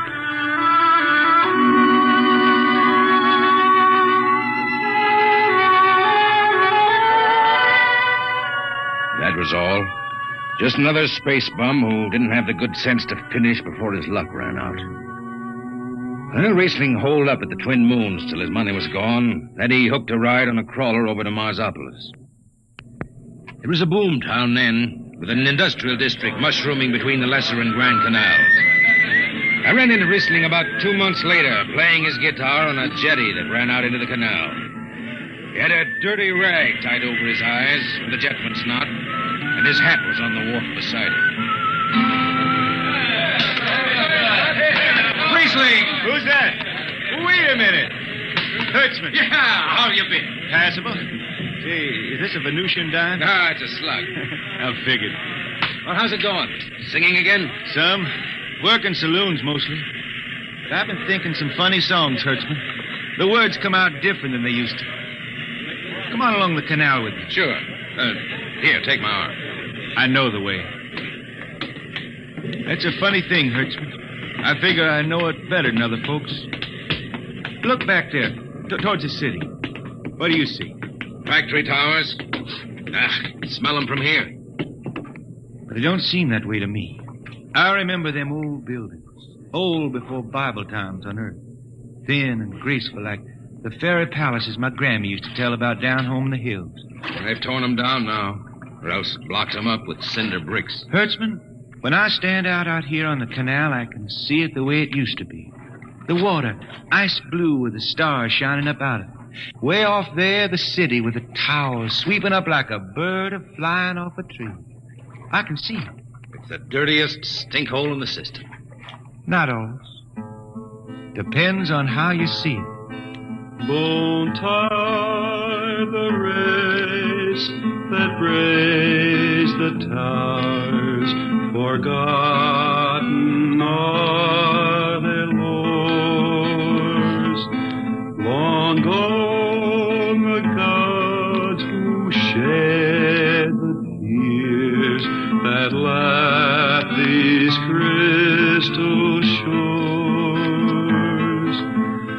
slow beats the time-worn heart of Mars beneath this icy sky.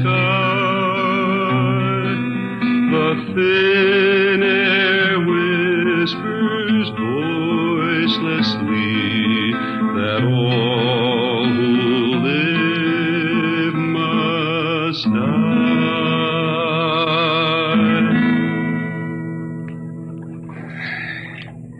You make that up. Why don't you go home, Riesling? Home?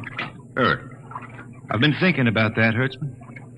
When I was a youngster down in the Ozarks, I used to climb a big old oak tree my daddy had in the dooryard. You could see the hills for miles, green and cool. I've been thinking about that. Why don't you go back then? I couldn't see them hills no more now. I couldn't stand to see black when I knew they was lying all around me, cool and green in the sun. I couldn't stand that. Yeah. Well, let's get back to town, Hertzman. Today I made $3.50 Martian. I'm all set to drink it down before dawn. Come on!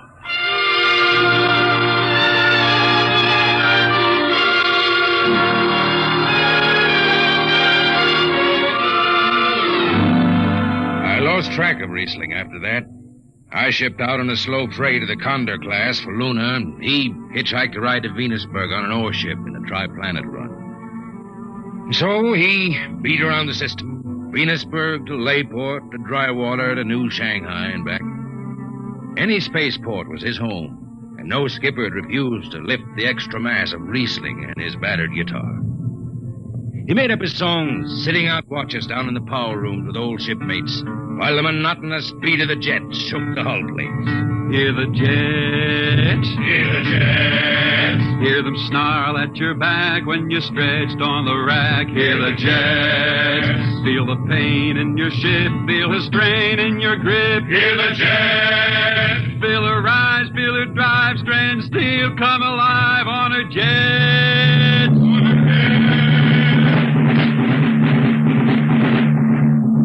Little by little, his songs began to travel along the spaceways ahead of him. Raw spaceman songs with titles like Since the Pusher Met My Cousin and The Spacesuit Built for Two. But more and more, we began to hear a different kind of song. Strange, sad songs, the ones you find printed in the centennial editions. Dark Star Passing, Death Song of a Woods Cove. And then, finally, The Green Hills of Earth. It grew for 20 years, that song. They say it started way back when Riesling was down in the labor camps on Venus, singing for the indentured men. Now, if someone will kindly pass a bottle.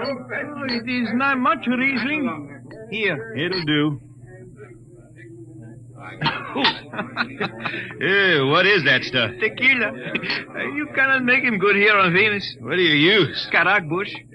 Home it is different. Where are you from, son? Tasco, Mexico. That's a long way from here. See, a long way. How'd you come to sign on? The man comes out to the village from the city in a shining automobile. Very big. He says there is work. You signed the paper for 10 years and you work. Yeah, work. There is work here, all right. 10 stinking hours in the jungle with machete. I tell you, when I get home to Earth... What'll you do, son? What is the use? We aren't getting home. You know how many men die out there in the swamp today? 10 men. 10! What is the use? My mother, she's dead. My father don't care. A girl? Oh, she says she wait. I don't know. Sure, son. You sing some more, Riesling. We drink, you sing. Maybe a new song, son. We rot in the molds of Venus. We regurgitated breath. Foul are her flooded jungles, a-crawling with unclean dead. What is the matter?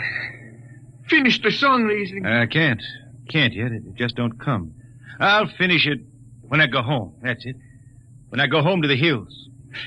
Now pass that bottle. The dawn whistle don't blow for 4 hours.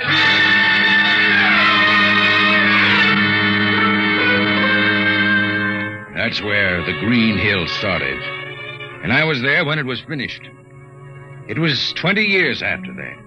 And there wasn't a man flying or on the beach hadn't heard of Riesling and his songs. He was getting old now for a spaceman. He was a familiar figure through the whole system. Tall, gaunt, and with that dirty bandage tied across his blind eyes. I was chief jetman then on the old Falcon. We were cradled at Venus Alice Isle, scheduled for a direct jump to Great Lakes, Illinois, on Earth. I was checking in dunnage when Riesling felt his way up the gangway and came through the lock. Riesling! Who's that? Mike Hertzman. Hertzman. Well, what are you doing on this old hog? I figured I'd ride her back to Earth. Earth? Are you going home, Riesling? I thought you were never going to make that run. I've been hankering to set foot in the Ozarks again. How about those hills? I've been singing about them so long now, Hertzman. I got to finish the song. I got to set foot in the dooryard and hear the wind through that oak tree. About the last thing I'll be doing. I got to get home before... Riesling, there's a new company policy in effect. You see, Hertzman, I'm getting just a little old. Riesling, listen. No more deadhead rides. The new code book is in force. Oh, I seen code books come and go. The skipper's one of them youngsters fresh out of Harriman Institute cadet training. He's liable to throw the book at you. At me? I've been around space as long as Halley's Comet and Brewster's Ridge. I'm going back to Earth, the cool green hills of Earth. I'm going home. All secured, Hertzman. What are you doing here? That's Riesling, Captain. Riesling, huh? I'm dragging it back to Earth, Captain. Not in this ship. Hertzman, have this man removed. Funny thing, Captain, I've sprained my shoulder suddenly. Look, Skipper, you're a youngster. You're pretty new out here. I'm going home. You don't know what that means to an old man, going home. I can't take you. Against the Harriman Code. Oh, now look, Skipper. You can slide me by to the distressed spaceman's clause in that code book. Distressed spaceman, my eye. You've been bumming around the system for 30 years. Skipper, you make me do something I never done for no one before. I'm an old man. An old blind man, and I want to go home. I ain't never crawled in front of a four-striper in my life, but you gotta let me drag home. The law says a man's got a trip coming to him. You can stretch for a poor old blind man, now can't you? You got it, Skipper. All right, you old space rat. But keep out of the way. I run an efficient ship, and I don't want any trouble. No, sir, no trouble. I'll just lay down to the power room. I'd kind of like to be near the jets when they blast off for Earth.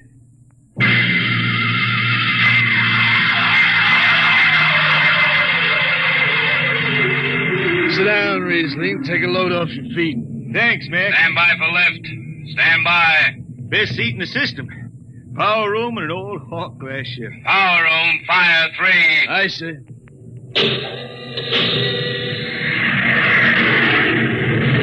The cool green hills of Earth. You still singing that, Riesling? Oh, some. I changed her a little. Gonna finish her now, Mac. Going home to finish her. Yeah. Have you seen those new automatic dampers, Riesling? Don't have to do nothing but sit and watch. Where's the peeper? Turned off. She's all automatic. You have it soft nowadays. When I was twisting her tail, you had to stay awake. You got an old hand damping plates on? All but the links. Iron shipped them. They cover up the dials. You might need them. No, the automatics handle. Finally going home, Riesling, huh? Won't seem the same out past the moon. I've been waiting for this a long time, man. Gonna be good to get home, I reckon. The argent sky is calling spacemen back.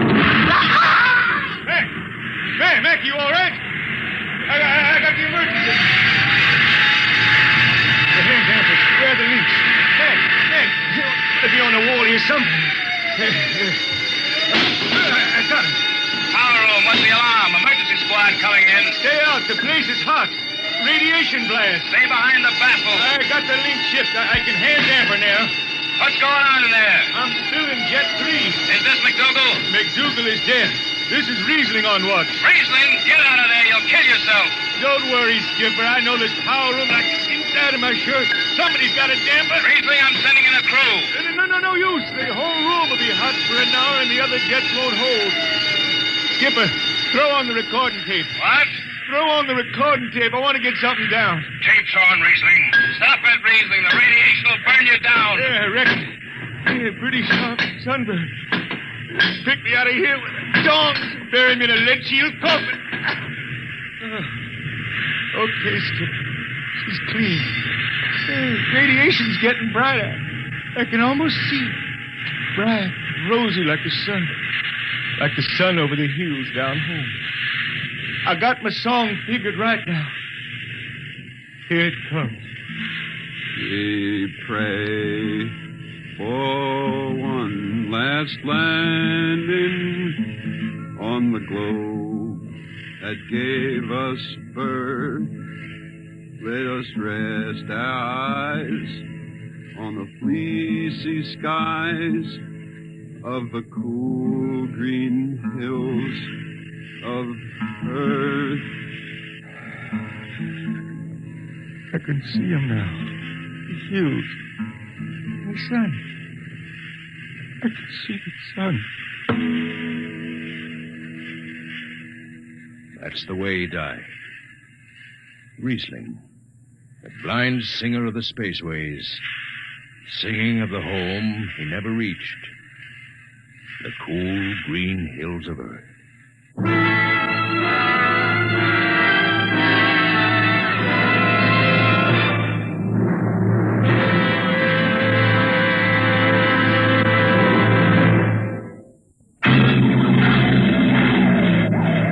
Be with us at this same time next week for another adventure into the unknown world of Dimension X. Adventures in time and space, told in future tense. Dimension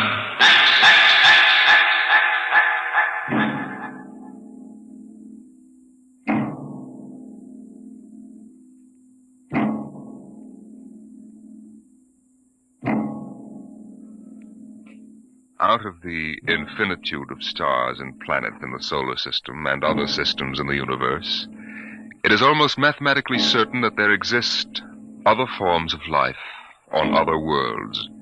Someday in the future, in 1,000 years, or in the next 10 minutes, daring travelers through space will make contact with the inhabitants of another world. But the question is, will we contact them first, or will they contact us?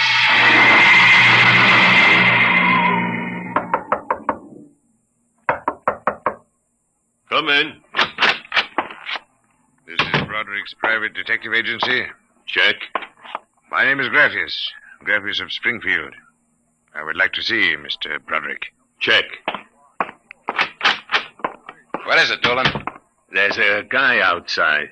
What kind of a guy? Oh, a great big guy with a big shining head and thick glasses like the bottoms of Coca-Cola bottles.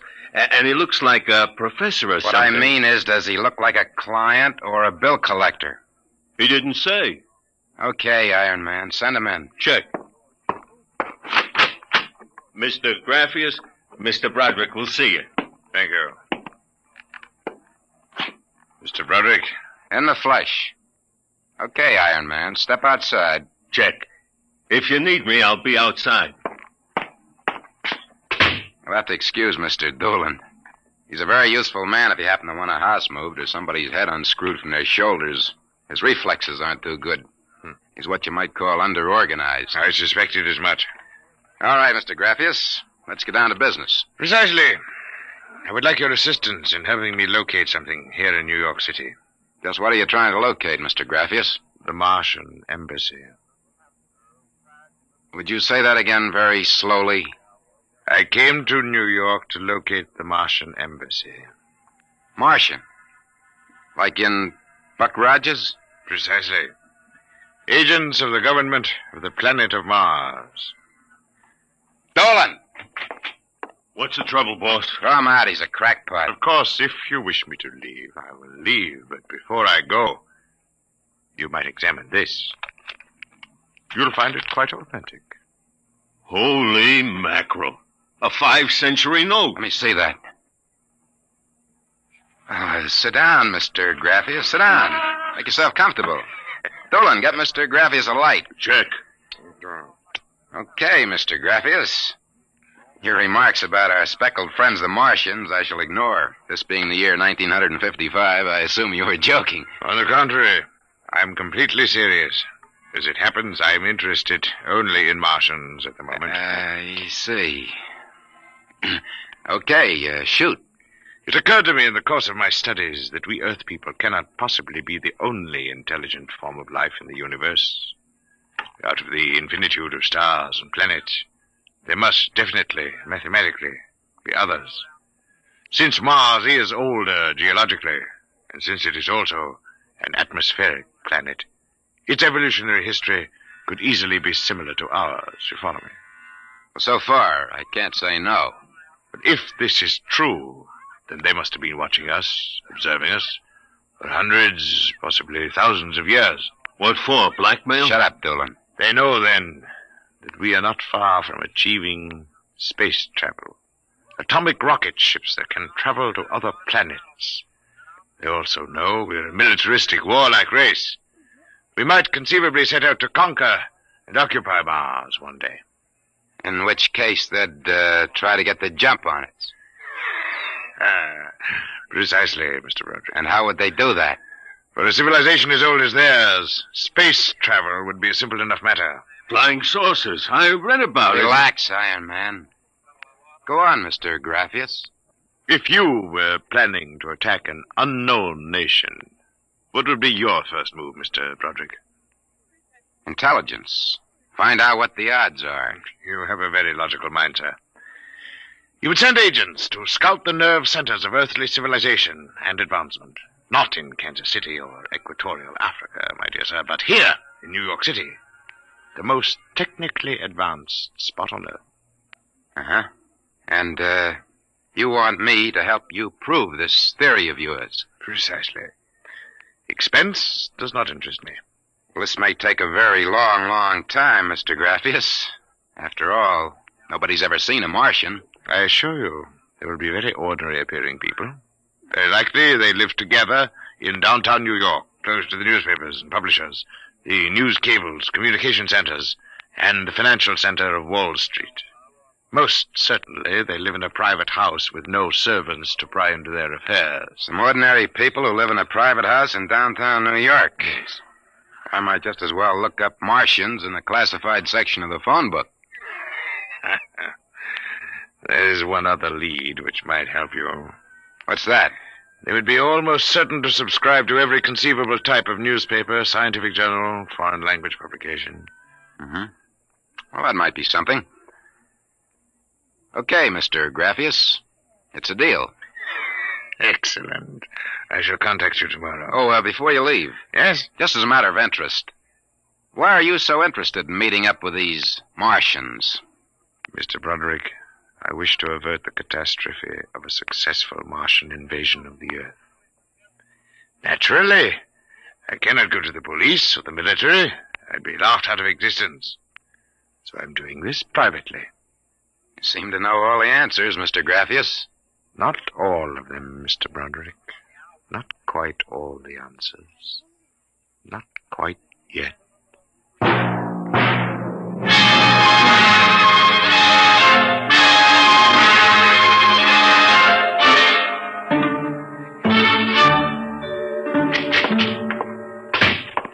Boss, here's a private address. Takes everything from Pick magazine to the Manchester Guardian. Listen to this. Pick, Look, Scientific America, the Daily News, the Daily Worker, the Police Gazette, the Journal of Engineering, Scientific Quarterly, American Psychiatric Journal. Let me see that. Oh, Dolan. Dolan, sometimes I wonder. What's the address on this? 9 West 124th Street. Which happens to be the Harlem branch of the Public Library. Oh. Now listen, Noodle Brain. Check all the renting agents. Find out every private house in downtown New York. And then cross-check with the magazine subscription departments of the scientific magazines. You got that? Check. I wonder. Boss, what's the sense of all this? We know there ain't no Martian embassy in New York. This crackpot is paying us $100 a day, and we gotta keep him happy. You understand? Yeah. Also, I've got a hunch that Mr. Graffius isn't looking for any Martian embassies. He's looking for something quite different. Now start making with a telephone.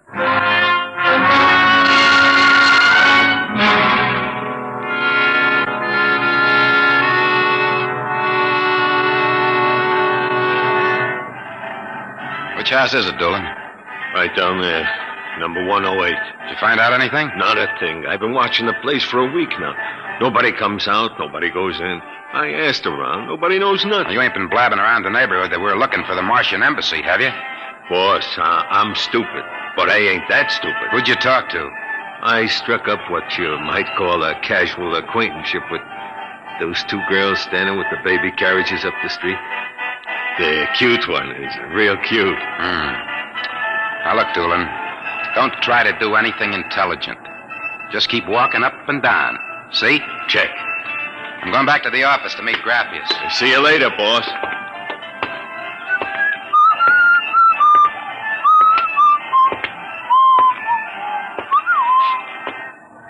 Hiya, beautiful.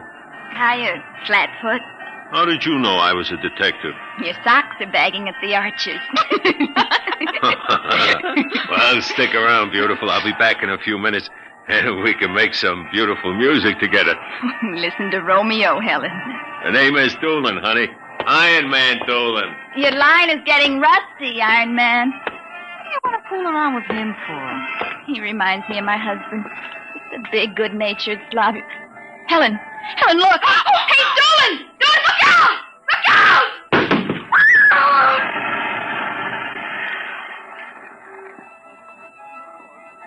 Helen?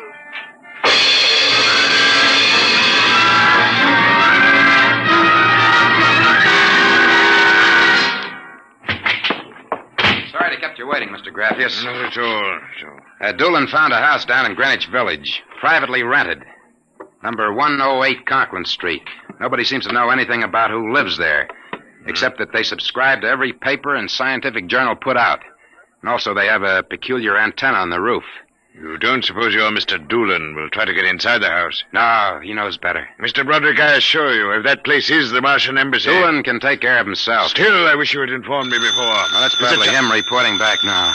Excuse me. Hello? Yeah, speaking. Doolin? Yeah, he works. What? Oh, no. No, I can't think of any. Yeah, sure, okay. Yeah, I'll be right down. Okay, Lieutenant. Yeah, right away. Something the matter? Doolin is dead, Mr. Graffius. What? They found him splattered all over the sidewalk in front of number 108 Conklin Street. How did it happen? There were some witnesses. They said a building cornice dropped on him. The cornice? But how? It fell off the building next to 108, right on top of him. Come on, we can get a cab. I have to identify the body.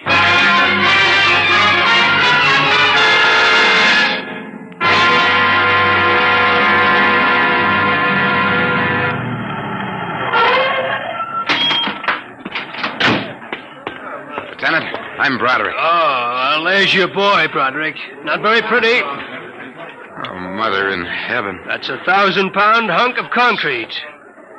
Where did it come from? Dropped off the roof of 106. Anybody see it? Yes, a couple of maids pushing baby carriages. One was so shaken we had to send her to the hospital. The other one is hysterical, but she can talk. Can't seem to get any sense out of her, though. Do you mind if I talk to her? Not at all. I'll be back in a minute, Graffius. I'll wait here. She's standing right over there with the patrolman on the beat. Hanson. Yes, sir? This guy wants a few questions with the girl. Please, I told you what I saw. How many times I gotta tell you? Yes, the dead man was a personal friend of mine. Would you tell me what happened, please? Helen and I were standing in front of Rathman's candy store up on the corner. We both had the babies out. I worked for Mrs. Gillian on Washington Square North. He said hello and joked a little. Then he walked down the street just like he's been doing all week. Hadn't taken more than a few steps when Please, miss. It's very important. I tell them, but they don't believe me. What do you tell them? How it happened. Tell me. It's too awful. Please.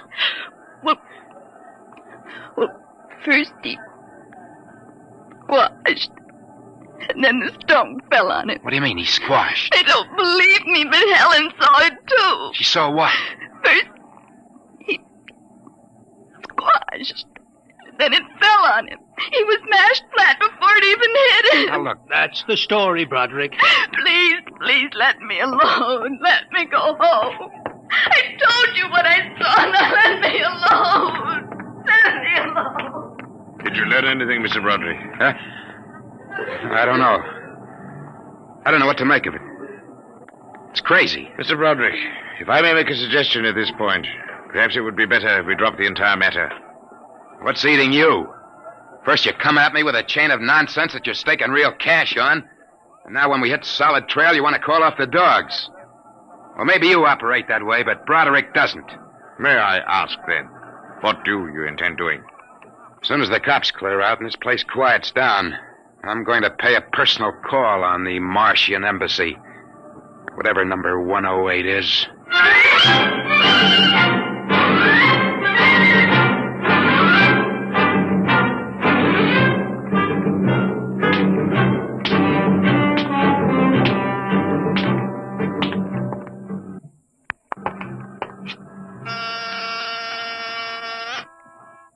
Whatever you are, open that door. Got 2 heads or 10 fingers, I'll drill you like a platoon of rookies. Yes? Oh. Well, young man, Excuse me, ma'am. Is the lady of the house at home? I'm the lady of the house. Well, my name is Broderick. I represent the Manhattan Child Adoption Center. We're soliciting funds and clothing for stranded and unadopted children. I wondered if... Oh, won't you come inside? Well, we don't usually... Oh, nonsense. I'm old enough to be your grandmother. Besides, my son, Lauren, is working at home. Your son? He's a bibliographer. He writes summaries of articles and books from scientific journals and publications for libraries and universities. I see. Well, sit down, Mr. Broderick. We get so few calls, and I do like to visit. Oh, thank you. Now, what was it you wanted to talk to us about? Oh, well, I wondered if you or your son... There's nobody else living here. No, just Lauren and I. I'll have to ask him about the contribution, but I'm sure he'd like to. Good. Thank you very much. I'll send a representative to collect... Oh, please, stay a moment. I was just about to have tea. Let me pour you a cup. Well, no, thanks, really. No, young man, I insist. Well, thank you. I was getting awfully tired of having tea by myself every afternoon. You know, I'm not very much of a tea drinker, but this seems to have a strange taste. It's my own recipe. The secret is in the brewing. It's sweet. It almost metallic. It takes a few sips to get used to, like olives. Uh-huh. Well, I think I'd better be running along. Oh, but you haven't finished your tea, Mr. Broderick. I better be going. I'm late. Oh, you're not being very polite. Do finish your tea. No, really, I feel funny. Oh, I'll call Lauren. No, I'm leaving. I feel dizzy. Oh, I'm sure Lauren can help you. I'll call him. Oh, no, don't bother. But I must. Besides, you aren't well. Gee. Lauren! Gotta get out. Lauren, hurry. Got it out of my way. No, you must stay. Struck my teeth. Let go my arm. Lauren! Let go. Gotta get out of here. What heaven? The other one, that Broderick, he was here. I drugged his tea. He got away. Fool, idiot. Go after him. Use the pressure ray. Risk another murder on our doorstep. Are you insane? But he suspects. We'll have to take our chances. We'll have to think of some other way. How did they find us? I don't know how, but I'm certain someone else sent them. Who? I don't know. I'm afraid to let myself think. It might be them.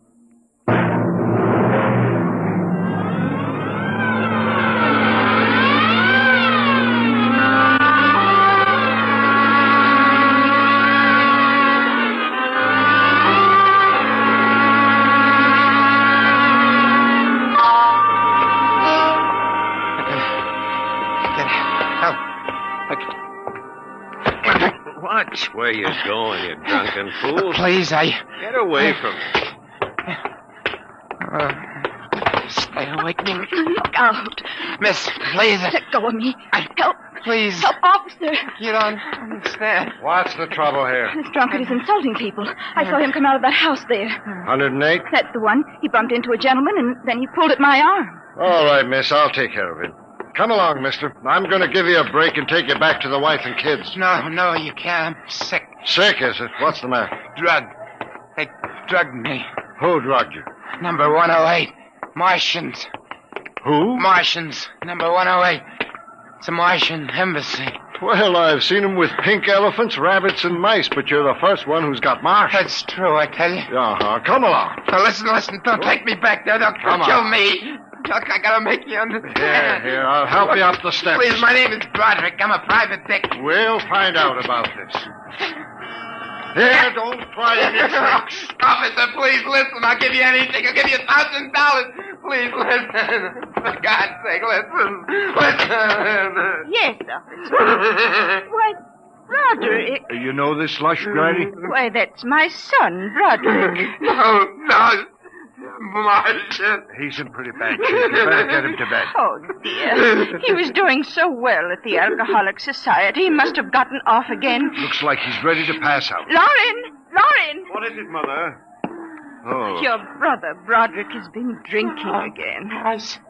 Look out, he's passed out. I'll take care of him, officer. We've handled this sort of thing before. Can you manage okay? We'll be fine, thank you. You've been very kind, officer. Nothing at all, Granny. I know how it is with these alkies. Well, I'll be seeing you.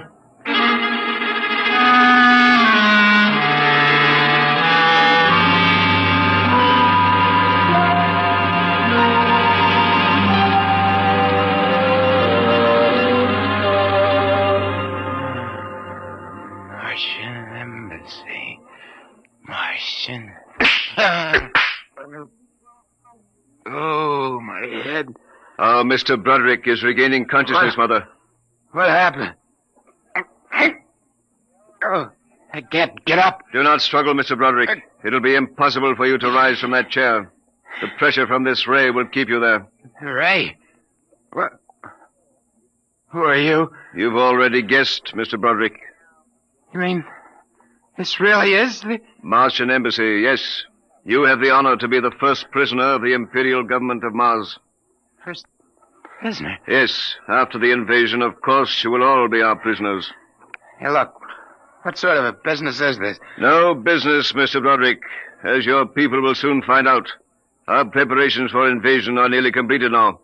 As soon as we give the signal, our armed forces will launch a surprise attack. And then the Earth will be ours. You're crazy. Not half as mad as you, Mr. Broderick, to come muddling so foolishly into our affairs. That was a fatal mistake. So, Doolin's death was no accident, then? Assuredly not. We found it necessary to use a pressure ray on your friend. The block of concrete was an afterthought. We thought it might help to avert suspicion. All right. What happens now? If you cooperate, you can look forward to a quick, painless death like your friend, Mr. Doolin. If not? This pressure ray has many delicate adjustments. It can move a pin, or it can crush a boulder. Let me demonstrate.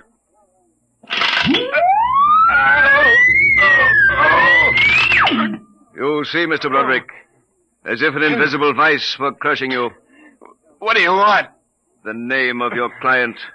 We are interested in knowing who is so anxious to locate the Martian embassy. The names of my clients are confidential. Well? All right. Turn it off, Mother. Mr. Broderick has seen the wisdom of speech. His name is Graphius. Graphius? Yeah. An unusual name for an Earthman. Describe him. Well, I don't know if I really can. Mother. Describe him. He's tall. Got a big forehead. And about 60. He wears thick glasses. He's bald. Lauren, it sounds like one of them. Yes, it does. Contact the planet. Tell them we suspect that our plans are known. Ask for an acceleration of invasion day. At once. What about me? I am sorry, Mr. Broderick, but I am afraid you know too much now. In exactly 5 seconds, you will feel the full impact of the ray which faces you. I would suggest that you relax and meet your fate calmly. Now, wait a minute. You will feel no pain, just a wall of force engulfing Oh, you. listen, 5. No, you can't do this. 4. It isn't human. I know, but we are not human. 3. Yeah, but... 2. No! 1. Mother in heaven. Now. Lauren, It didn't work. Something's happened. The magnetic field is dead. get it working. We've got to get rid of this one. Now, listen. Listen, Be you quiet. two. I can't understand what's gone wrong with the ray. Why would it suddenly stop like that? Perhaps I can explain. What? Graphius. It's you. Yes. Lauren! Stand back from the pressure ray, please. It will not function anyway. I have decontrolled your field. Lauren, it's one of them. They've found us. Did you think we wouldn't? I trust you have not harmed my friend, Mr. Broderick. He's been very useful to me. Brother, am I very glad to see you. Talk about the Marines landing in the nick of time. You're free to move now, Mr. Broderick. I don't know how you got in here, Graphius, but stick around. These babies are really Martians, just like you said. They're planning to invade the Earth and take over. There will be no Martian invasion. You keep these characters covered. I'll get the police. There will be no need for the police. I intend to handle them myself. But the police will Do not call the police. Why not? You fool of an Earthling. Don't you realize with whom you are dealing? The invasion of Earth by Mars will be like child's play compared... Lauren! Holy mackerel. They just flattened out. Like your friend, Mr. Doolin. I detest the use of violence where the intellect can rule. But unfortunately, the Martians are a threat to us. It must be destroyed. I believe you now. Another 5 seconds, they'd have finished me. I'm glad you didn't waste any time. There is little time to waste. The Martian invasion was to have taken place next week. Yeah, Hey. They never said that. How do you know? You would not comprehend. Wait a minute. There are some things here I do understand. A second ago, that pressure ray didn't work. Now you're using it like it was a toy. How did you get in here, anyway? Who are you? Another one of those Martians? No, Mr. Broderick. I happen to be a Venusian. What? A representative of the planet Venus. Venus? That's impossible. Not at all. The Martians are really an inferior race. We Venusians are much farther advanced. As much as we are over you, Mr. Broderick. The Martians would simply have conquered and enslaved your people. We Venusians felt compelled to exterminate you completely. That's impossible. Oh, no. Now that we have disposed of the Martian threat, what is there to stop us? Our invasion begins tomorrow at noon. By nightfall, the Earth will be ours. Brother in heaven. Either I'm completely cuckoo or... Oh, well, this is really on the level. You needn't edge toward the door, Mr. Broderick. You're thinking of running for help, aren't you now? I can read your thoughts quite clearly. Suppose you're going to knock me off like our Martian friends. On the contrary. Go ahead. Leave? Why not? Why don't you try it, Mr. Broderick? Because the minute I turn my back, you're going to let me have it. Suppose you try it and see. I have no interest in stopping you. Go ahead. All right, Buster, you asked for it. It will do you no good. No good! You'll see! You let me go. Here, where do you think you're running, Tom? Hey, officer, listen to me. Oh, it's you, the one with the marsh. Yeah, that's right. Now listen. That story is true. They're inside that house. Inside number 108. He killed them. Who killed? Graphius. He's the leader of the Venusian invasion. Venusian invasion? That's right. Tomorrow at noon, they're going to take over the Earth. Now listen. Go in that house. Martians, now Venusians, eh? Okay, that's enough for me. Come along. Good. We haven't got much time. Hey, wait. Where you taking me? Bellevue Psychiatric Ward, my friend. Come on. Bellevue, no! Now, come along. No! Why don't you listen to me? Why are you such a fool? Let go of me! Here, Looney is a bedbug. Come on! No! I tell you, there's going to be an invasion! The Venusians are going to invade us, don't you understand? You gotta believe me! You gotta believe me! All right. I believe you. Oh, why don't they listen? Why won't they believe me?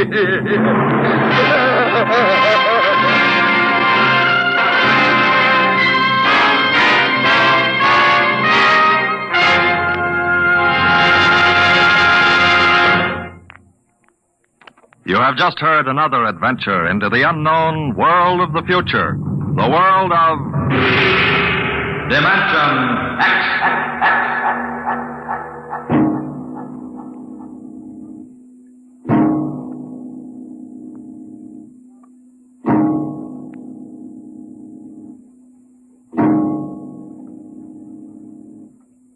Next week, the story of Riesling, the strange blind singer of the spaceways. He traveled the space lines from Mars to Venus to the moons of Jupiter. No captain could refuse to carry Riesling and his battered guitar.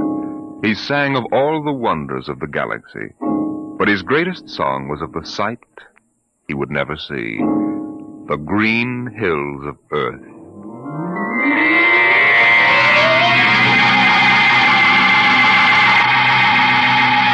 Tonight, Dimension X has presented The Embassy, a story by Donald A. Wollheim, as adapted for radio by George Lefferts. Joseph Julian was heard as Broderick, Barry Kroger as Graphius. Your narrator was Norman Rose. Music by Albert Berman, engineer Don Abbott. Dimension X is produced by Van Woodward and directed by Edward King. Adventures in time and space, told in future tense. Dimension X.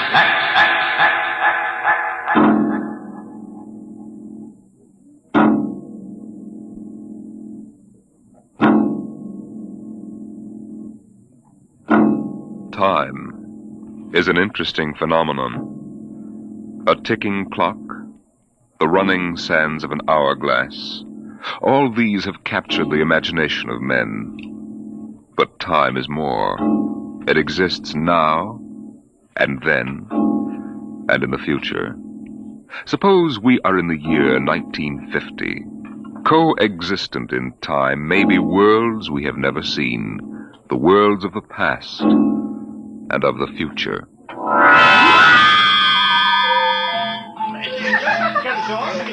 The year was 1950.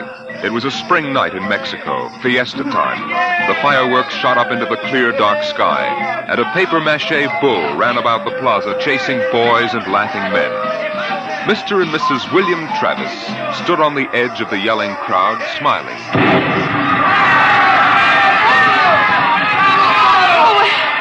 What is it, Bill? What are they saying? They're cheering for the bull.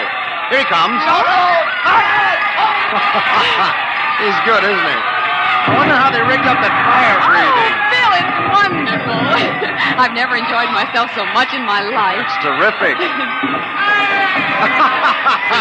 Oh, they brought the bull. Bravo, Toro! Bravo, Toro! Oh, it will go on, won't it?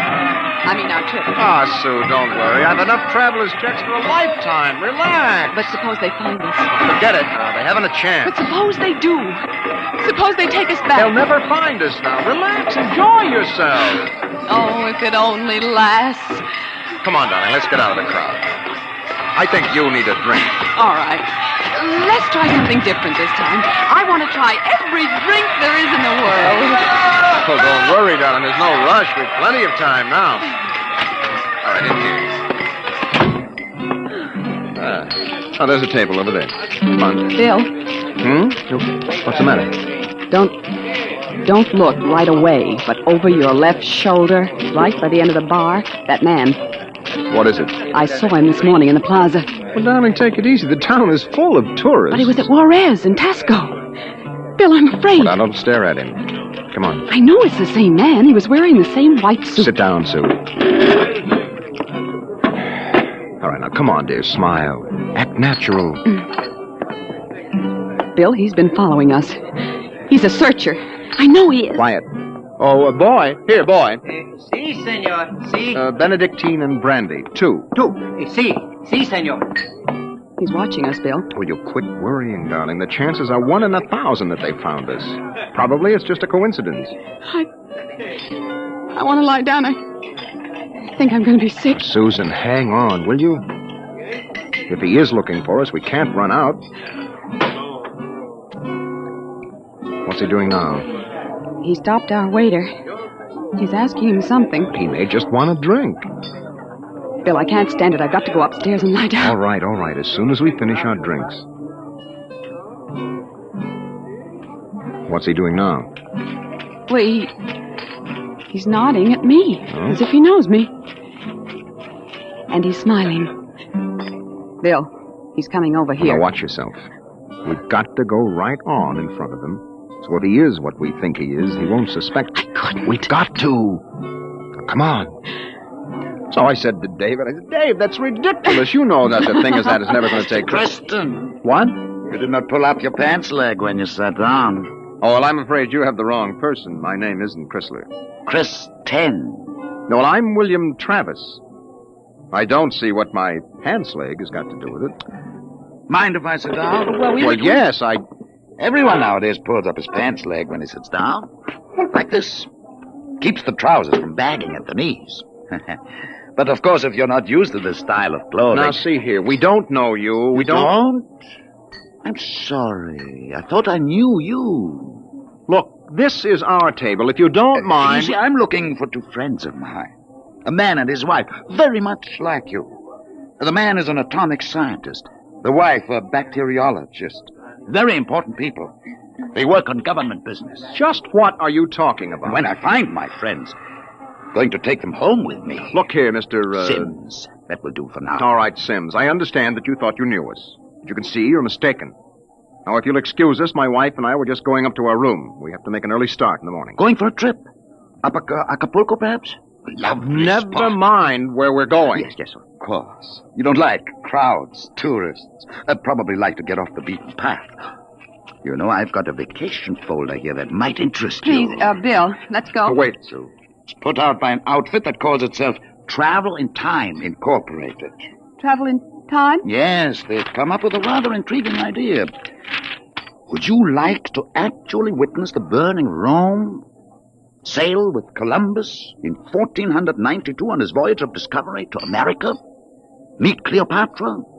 Then why not take your vacation in time as well as in place? But perhaps you've seen this leaflet before. Of course not. Then you'll be interested in hearing the rest. Travel in Time Incorporated can costume you, put you in the crowd at any place and time in history. Look, we guarantee to teach you any language you need to move freely in any year without risk of detection. This summer, why not escape from the worries of our modern world? Take your vacation in time. Oh, that's impossible, of course. But think what it would mean. A chance to escape all the tensions of an unpleasant life. War, insecurity, fear. Sims, Suppose you were a scientist working on a dangerous bomb project. Or you, Mrs. Travis, suppose you were a bacteriologist working on disease cultures. And you had a chance to escape all that. To take a vacation 200 years in the past. Would be wonderful, wouldn't it? Escape to a more peaceful world? A trip back to, 1950. 1950? But you said a vacation in the past. So I did. But you see, 1950 is the past if you come from the year 2155. 2155? Mm-hmm. Terrible times. Most unpleasant. A war raging, an atomic bacteriological war. Terrible times. With none of the little comforts we enjoy today, like this fine Havana cigar. Bill, I want to go upstairs. I want to lie down. If you were living then, think of how wonderful it would be to take a vacation in time. Back to now. Oh, you're crazy. I don't know what you're talking about. Suppose a young couple like yourselves took a trip to 1950 and didn't want to come back. You know what would happen? The government sends a searcher back to look for them. This is all fantastic nonsense. The searcher finds them and brings them back. Well, do you think I'll find my two friends, Mr. Travis? Bill, please take me upstairs. I don't feel well. Oh, is the lady feeling a bit sick? How unfortunate. Here are the drinks, senor. Well, shall we drink a toast to 2155? To the future.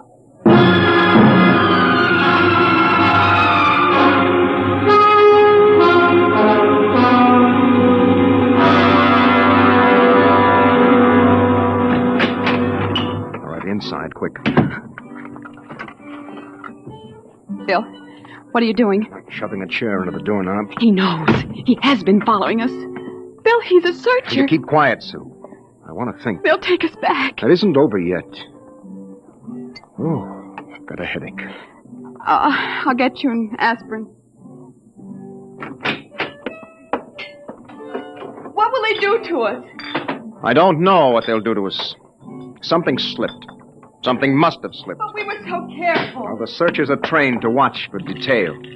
Things like not pulling up my trousers. That started him thinking. There's a man who isn't used to ancient clothes.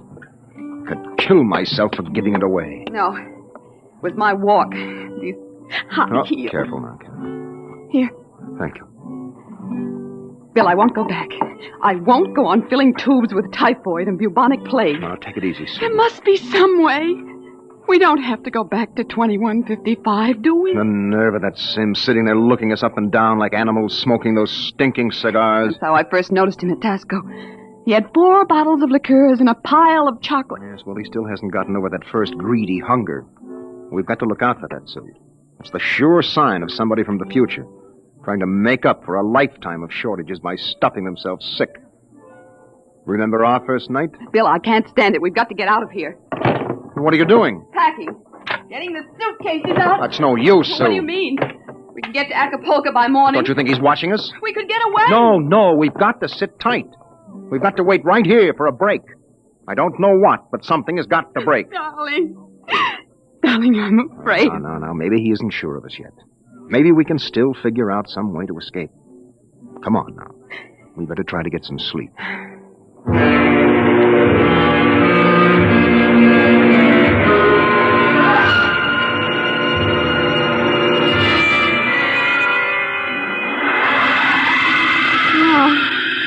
No, I won't go back. Security police. The bomb. The bomb is falling. It's falling. Sue, what's the matter? Sue! Sue, wake up, darling. Sue, wake up. Where are we? Bill. All right. Now, calm down, honey. You were dreaming now. It's all right. Bill, where are we? No, we're still in 1950. It's all right. You must have had a nightmare. It was awful, Bill. Bill, there was an explosion, a terrible explosion, and my hand burned and wrinkled, and the buildings broke. Oh, Bill. Bill, we won't go back there, will we? Ever? No. Go to sleep, honey. It's all right. We're in Mexico, 1950, and we're going to stay here. Oh, Bill. Sue, I've been lying awake here thinking. It may be that he's still testing us, but he's not absolutely certain. That may be why he hasn't moved. Well, maybe he's just playing with us. Yes, maybe. I wouldn't put that past him either. He's got all the time in the world. He can stay here as long as he likes, then bring us back to the future 60 seconds after we left it. They can't make a scene, can they? They don't dare come out in the open. No. That might change the future. They're afraid of that. Oh, Bill. If we could only tell somebody, ask for help. Now, Sue, you know we can't. That's why we had to submit to the psychological block treatment before they okayed our vacation. We couldn't tell if we tried. The block is too strong. Oh, maybe we can break it, Bill. And what if we did? Who'd believe a crazy story like ours? Who would believe that we come from 2155? No, Sue, that would do no good. But this is important. They have to get us alone to put us in the time machine to send us back. Well, then that's it. We'll never be alone. Listen, it's still fiesta time. It'll be easy to stay in the crowd. Yes, that's our only chance. We must not let him get us alone. He won't get us back to that war and that insane world. Bill. It could be the room clerk. At 3 in the morning? I'd better answer it. No, don't. Don't, Bill, don't. I've got to. Hello? Hello? Mr. Travers? What is the idea of this? It's 3 in the morning. Yes. I just wanted to remind you, the rabbits may hide in the forest, but a fox can always find them. What was it, Bill? Bill. No, never mind, darling. Come on. Let's get some sleep. Why, we can.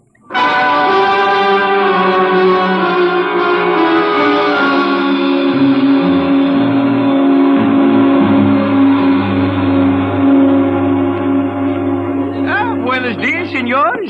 Good morning, Senor Gomez. I trust you are spending pleasant days in my hotel. Fiesta time is the best. Oh, it's been lovely. Your special table is all ready for breakfast. Oh, fine. Where blazes is the hotel? Hey, you, Buster, where's the hotel in this godforsaken sinkhole of a What is all that racket? Great excitement, very great. All right, what is it? They come with 4 trucks and innumerable automobiles. A motion picture company from Hollywood. Oh, what are they doing down here? They make pictures of our fiesta for the backgrounds. Oh, yes. We have a very beautiful town. Beautiful. Yes, very beautiful. That fat man, the one with the most colorful shirt, he is the chief, the director. Oh, yes. Manager, where's the manager of this Adobe flea bag? Coming, senor, coming. You will excuse me. Oh, I hope the table is satisfactory. Coming, senor, coming. Sue, this is a break. That movie company will draw crowds, and that helps us. But when can we leave, Bill? Well, not today. They'd be sure then. It'd be easy to catch us above on the road. We better stay and try to lull Sims. Okay, kids, end of the line. Ciao. Get it up, Buster. Lay out the pepper. I gotta know something. There's Sims, Bill. Where's the dining room? Well, we can't do anything now, not with these actors coming in. Okay, follow me, kiddies. Hey, Gloria, you sit next to Papa. Hey, Max, make sure nobody monkeys with the trucks and the gears. Right, Shane? Do we have to eat at this crummy joint, Joe? Cheer up, sweetie. Your mere presence makes this Chasen's and the truck rolled into one. Not this early in the morning, Joe. I couldn't stand it. Okay.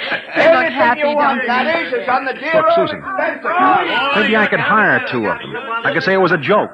Oh, why? We could dress them in our clothes, have them drive off in our car sometime when Sims couldn't see their faces. Where would that get us? Well, with him off on their trail, we might make it to Mexico City. It'd take years to find us there. Bill, that movie man's coming over here. Oh, excuse me. You folks are Americans, aren't you? Yes, that's right. Boy, am I glad to see you. Yeah, I'm so sick of hearing Spanish I could kiss you. Hey, come on over and eat with us, huh? Oh, well, I don't think we should intrude. Come on. Misery loves company. I'm Misery, and that's the company. We're from Hollywood. Yes, so I understand. Yeah, and boy, would I like to be there now. We're down here for some preliminary shots on some Technicolor clam bake, real turkey, stinkeroo. Oh, well, that's too bad. But we've got an expense account. Oh, that's a lovely thing. I'm Joe Melton. I'm the unit director. Oh, well, I'm William Travis. This is my wife, Susan. Hi. Mutual. Oh, come over, kids. Join the party. Cheer us up. Only no tamales. I burned out 3 kidneys on tamales since I came over the border. Hey, am I funny? Oh, wonderful. Oh, come on over. Hey, kiddies. I got new blood here, brother. Oh! Just a moment, Mr. Travis. I thought you might be breakfasting with me. Alone. Sorry. Oh, no, I got him first, Mac. You want to join us? No, I've already ordered. Mr. Travis, I think you'd better talk with me now. Hey, is this guy giving you trouble? It's all right. Well, you say the word. I'll have Max pitch him out on his ear. So, no. It's all right. We'll be right over, Mr. Melton. Oh, Bill. We'll talk to Mr. Sims. Mr. Melton, sort of keep an eye on us, huh? After all, you found us first. Yeah, sure. Well, come on over soon, kids. Sit down, Mr. Travis. I hope you slept well. Did you? I'm not used to spring mattresses. But there are compensations. I stayed up half the night trying new cigarettes and foods. A whole new spectrum of sensation. What are you talking about? Still acting, huh? But it's no use. You can't stay in crowds all the time. I'll get you alone soon enough. I'm immensely patient. Let's come to the point. It took me a month to trace you down and be sure of you. Now, if you come with me quietly, I might be able to get you off with no punishment. If you agree to go back to work on the bacteria bomb. We don't know what you're talking about. Stop it. Use your intelligence. You know we can't let you get away with this escape. Other people in the year 2155 might get the same idea and do the same. We need people. To fight your wars. Bill, It's all right, Susan. We can talk on his terms now. He's got us. We can't escape. At last. Really, you've both been incredibly romantic. Running away from your responsibilities. Running away from horror. Nonsense. Only a war. Only? With half the world dead, the other half dying? Yes. But we can't have you escaping here while we drop off a cliff. Dying people love to know that others died with them. Kids, break it up. We're waiting on you. The longer you keep me waiting, the harder it will go on you. What do you mean? We need you on that bomb project. Return now and no torture. Torture? Yes. You see, later we'll force you to work. And after you finish the bomb, we'll try a number of complicated new devices on you. Bill. As you say, you can't escape. We have all the time in the world. Here in 1950. Sims, I'll make a deal with you. I'll come back now if my wife stays here alive, safe, away from that war. No, Bill, Keep no. quiet, Sue. Well, Sims, you need me for that bomb. You can duplicate her work. It exceeds my authority. But all right. Meet me in the plaza in 10 minutes. I'll pick you up in the car. Good. We'll drive out into the country to some deserted spot, and I'll have the time travel machine pick us up. Bill, I won't let you. Don't argue, Sue. It's settled. Good. I'll meet you in the plaza in 10 minutes. Your wife may stay here as long as she wishes. All right, Sims. It's a deal. Don't try anything now, Travis. I know when I'm licked. We just want a few minutes to say goodbye. I'll be seeing you then. Bill, I won't let you do it. I won't let you. Please, Susan. I'm going to tell the truth. I'm going to get help. You can't. The psychological block It's won't... our last chance, Bill. Hey, aren't you two going to join us? I thought Mr. Melton, I've got something to tell you, and you've got to believe me. Sue, it won't work. You've got to try. Go ahead, kids. Spill it. You've got to understand. You see, we really... Bill, my head. I can't think. My you head. need a my bromo, head. honey. It can't work, Sue. Now, the block is too strong. Come on, we'd better get the car. Hey, someone's crying now. Breakfast, no time for people to cry. Now, what in the world could a good-looking kid like you find to cry about?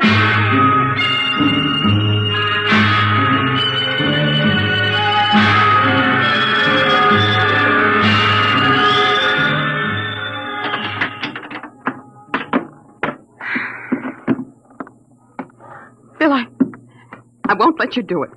Now, don't make it harder, I'll Susan. let me go back with you.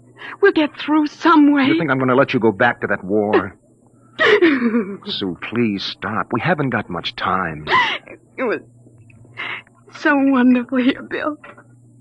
Oh, Bill. And there he is, smoking those cigars of his, waiting for us. Oh, there must be some way that we can both stay here. Maybe there is.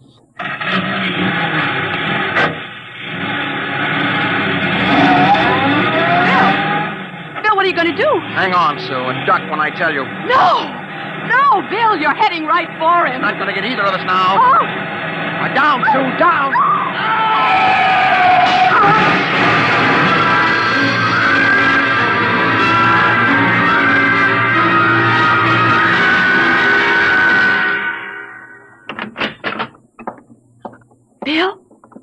Bill? It's all right, darling. It's all over now. This is the mayor, dear. Senora, your husband has been officially cleared in this most unfortunate affair. It's obvious this Senor Sims died of an unavoidable accident. An accident? Yes. Oh, yes, of course. Adios, Senora. Adios. Will they want to see you again? No. I'm clear. I lost control of the car. That's the way it stands. Oh, Sue, I hated to kill him. I never wanted to do anything like that in my life.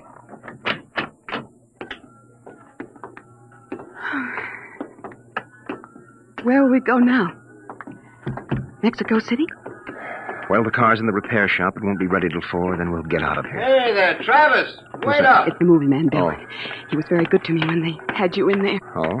Hey, I heard what happened. They sprung you, huh? Great, Yes. great. It was an accident. Well, it's lucky you didn't get hurt yourselves. Everything okay now? Yes, I think so. That's fine, but you both look a little rocky. Say, you want to get your mind off your troubles? We're through for the day. Cloud's fouled up our shooting schedule, so we're going to put a header on it up at the hotel. Well, I don't think we'd better. You've got to wait till your car's fixed, don't you? Oh, come on up. It'll do you good to relax. It'll get your mind off what's happened. Gloria's cracking the ice now. Well, maybe we will join you. I've got to go check up on the car, and then... Oh, don't miss the party, kiddies. I'll see you upstairs. Bill, I don't think we... come on, honey. We've got the break now. Sims is dead. Before they can put another searcher on our trail, we'll have time to make a clean getaway. Bill, I'm so tired. I know, and what you need is a little excitement. We rate a celebration, honey. Well, I guess it would be nice to unwind. Sure. We'll go up to Melton's room, have a couple of drinks and a few laughs. Honey, it's all over. We can relax.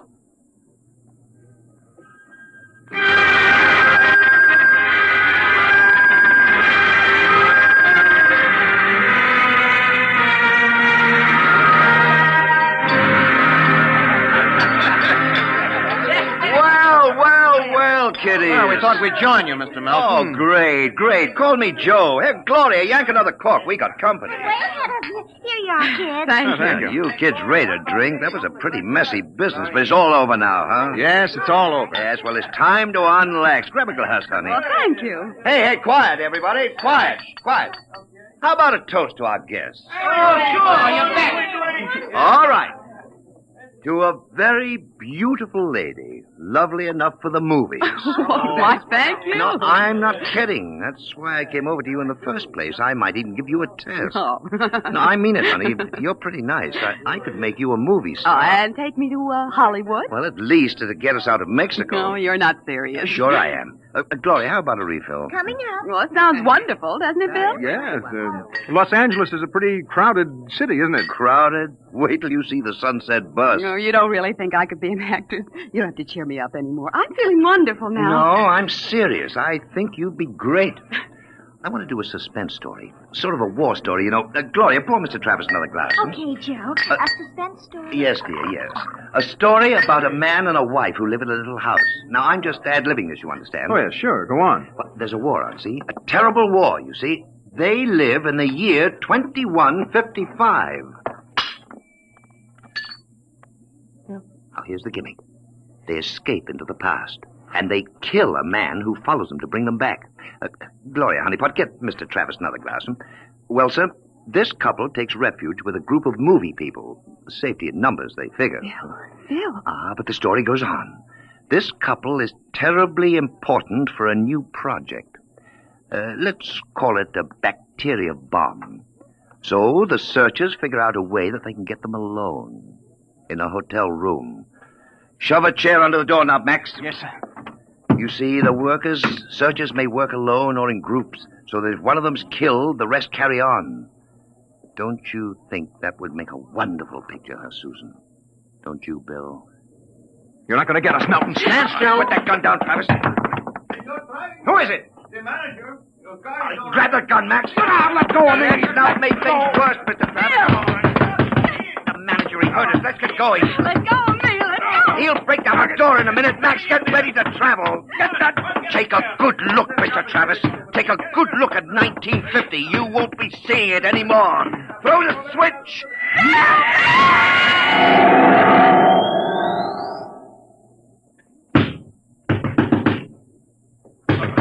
All right, Juan. Break down the door. Where are they? I was at the door. I heard them inside. They're gone. Windows. No, the iron bars are undisturbed. What happened to them, Juan? They just disappeared, all of them. Nuestro Padre Cielo. All right, Juan. Pray later. Senor, I think you'd better send for the priest and holy water. Later, Juan. Hey, they just disappeared. Look here in the closet. See? Hey, bottles, hundreds of bottles. Chartreuse, cognac, absinthe, tequila, Turkish cigarettes, and boxes of pure Havana cigars. These crazy Americanos. Why should anyone leave all this behind? Juan, never question providence. There is enough here to last us both for a month. Juan, I think we can look forward to a most happy future.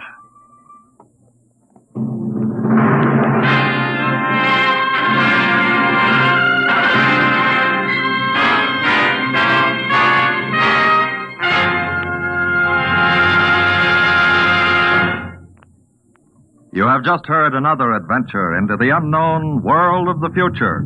The world of Dimension X.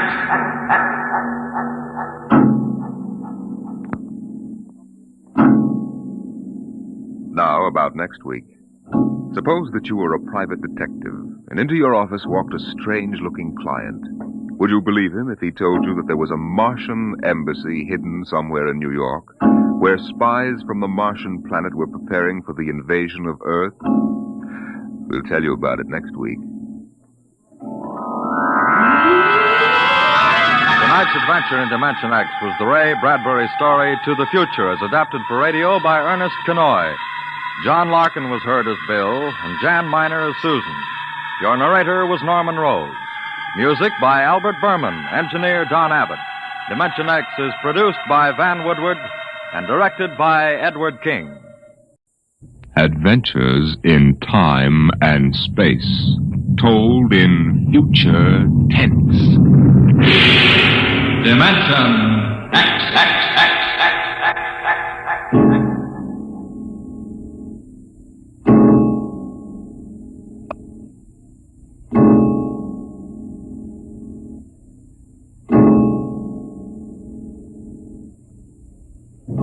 When man first crossed the vast distances of outer space to land on strange worlds, he found that someone had been there before him. The ruined canals of Mars, the smashed cities of Titan and Centaurus II and III, all these were evidence that 100,000 years ago, a race of intelligent beings built their cities across the galaxy. They knew space travel, atomic power, astrophysics, and engineering. And then they destroyed themselves. Completely. So that of all the cities on 1,000 worlds, only dust and rubble remained. Why? Why did these beings obliterate all record of themselves? That is the mystery of the lost race. The freighter Carillia, bound out of Earth for Cetus Alpha 2, came into normal flight after 103 days in overdrive. The stars were unfamiliar. The constellations known on Earth had disappeared. But there was a yellow sun off to port, and about it revolved 3 planets.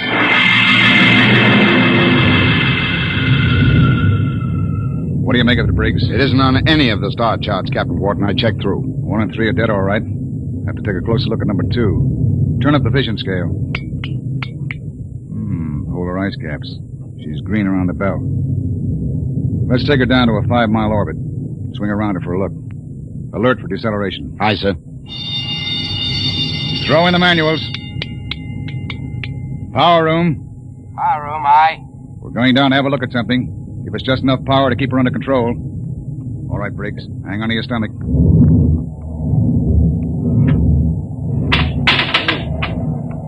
You sent for me, Captain Wharton? Come in, Mr. Howell. Do you mind if I sit down? Free fall sickness? Well, I'm afraid I'm not an old space hand. Oof. We'll level out in a minute.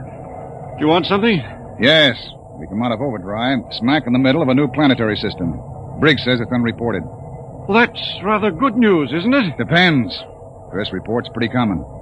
But we'll stake a claim on her, in case there are any mineral discoveries. Well, I meant the possibility of archaeological finds. I'm afraid I'll leave that to you, Mr. Howell. You're the expert. Coming up 5, Captain. Level off. Hang on, Howell.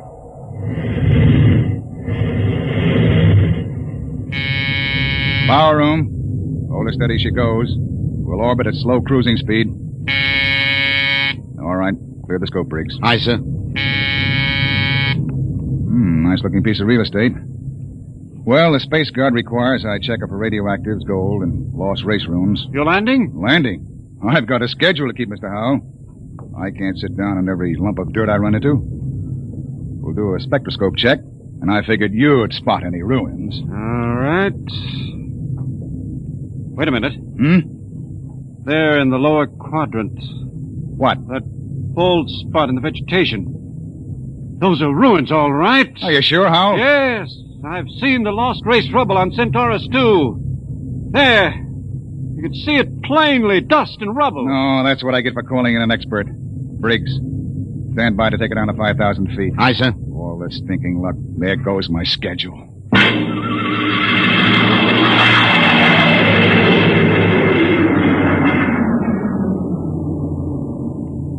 Seen enough, Howell?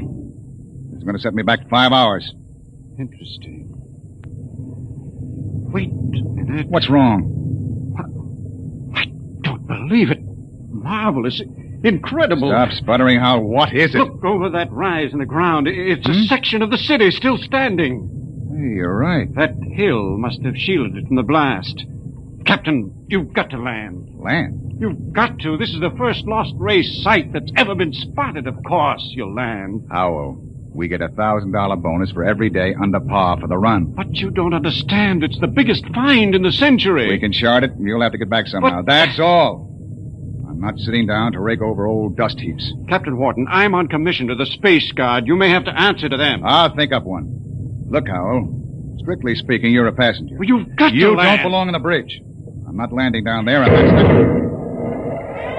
Briggs! Emergency from the power room. Something must have blown. Power room. Power room. Danton, what's wrong down there? Danton! He doesn't answer. Anything serious, Captain? Reaches the fuel locker. That 5 pounds of ascending will go and kick us right out of space. Danton! Danton! Power room, aye. What happened? What blew? Main tube coupling. She's secured What's now. the damage?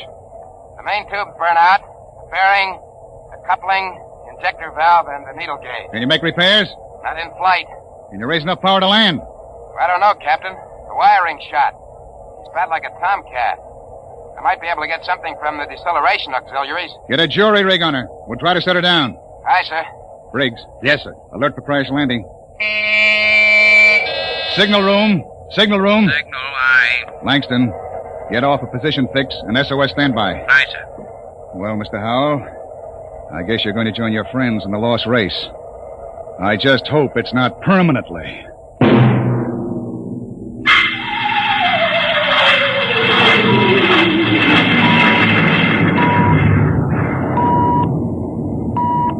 Leveled off now, Captain. Trim her up a point.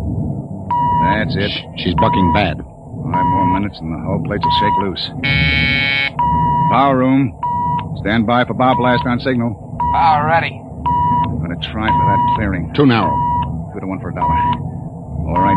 Hang on.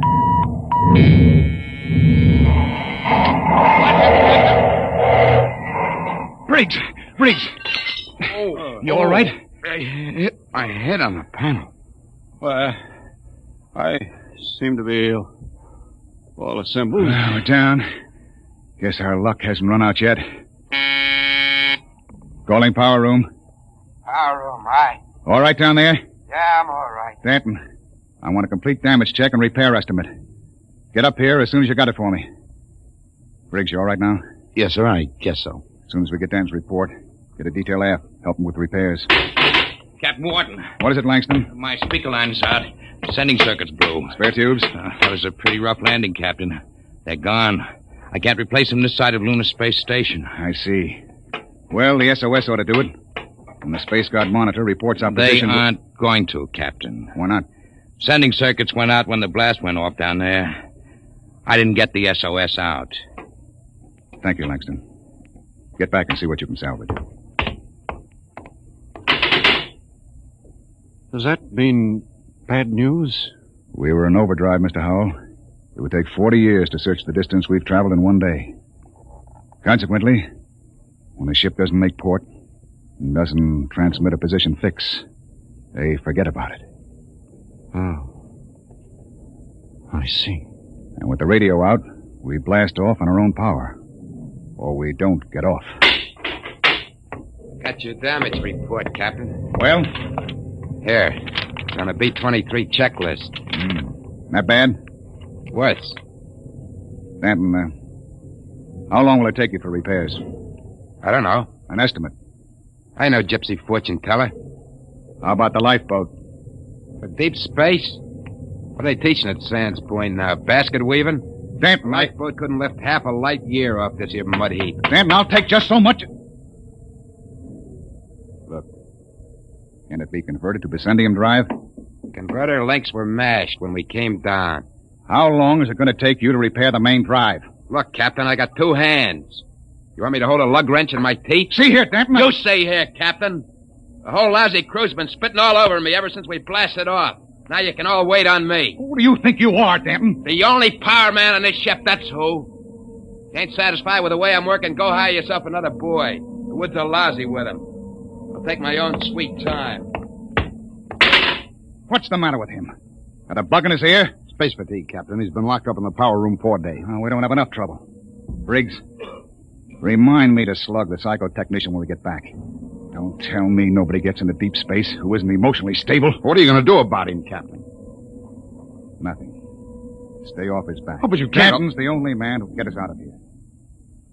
We want to hit the cradle at New York Spaceport again. We've got to keep him happy. Captain Wharton, as long as we're landed, and we do have to wait for the engines to be fixed, I suppose we can explore the lost race ruins. Look, Mr. Howell, I can't spare the men. We are now stuck tight until Danton gets those engines fixed. And if he can't, which is entirely possible, we are stuck, period. Oh. Briggs, I want you to keep a careful eye on the men. Space fatigue is nothing compared to what we might run up against now. Captain Wharton. Captain, I've got it. Is there any circuits? No, sir, but I picked up the incoming video band. Well, that's something. Can you get the mail call through? The men could use a little lift right now. Well, the scheduled one-way personals are due at 23:30 Greenwich. Good. That ought to help morale.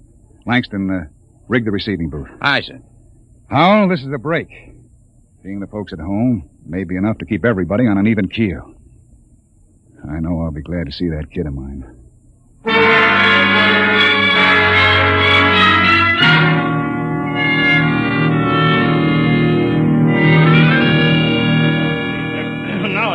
Yeah.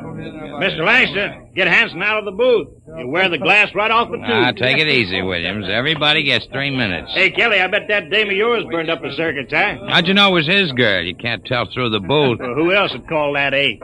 What'd you say, Kelly? Oh, nothing. She don't have to. She just stands in front of the pickup tube and, oh, brother. I can just see that. Hey, it's a boy. A boy? Alice had a boy. They're going to show him to me in the circuit tomorrow. Congratulations. Who's next, Mr. Langston? The last call's coming through now on ticker. It's for Williams. Well, wait a minute, Williams. Hey, let go of my arm. What happened to my call? No call today, Dan. You're a liar, Langston. Hey. My girl calls on every scheduled circuit. That must be mine. Let go, Dad. Maybe Janie was busy waiting tables at the lunchroom. What do you know about her, Hanson? You kidding? She's a swell kid. Everybody at New York Spaceport knows her. Yeah, I've seen you hanging around Jane, too. Now, wait a minute, Danton. Take it easy, Danton. You and Williams made this up between you, didn't you? You're going to take my call, huh, William? You're space happy. You used to hang around with her before I cut you out. Now, listen, Danton, you were lucky enough to get her. Let well enough alone. You bet I got her all right, and you're not going to steal her back. Williams, I'm going to... Are you crazy? Danton! Get him off! You lying. Get him off! Hey, what's going on in here? Let him fight! I'm going to kill you, double-crossing... Behind my back! Grab him, Hanson. Get his arm. Let go of me! Nobody took your call. Now, calm down, Danton. I'll fix all this. Look out. He's got a wrench. Danton! He's nuts. Nobody gets a call. Nobody. How do you like that, Williams? You ain't going to hear from Janie no more. How do you like that? After him. Kelly! Hanson! The airlock. He's left the ship. Let him go, the jealous screwball. Sure. But that's the only man who can get us off of here.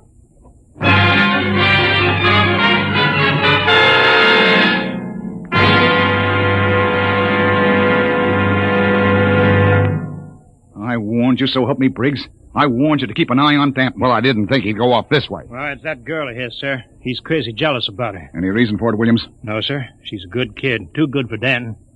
I guess he's just so afraid of losing her to some other guy, he's getting psychopathic about it. Well, we've got to get him back.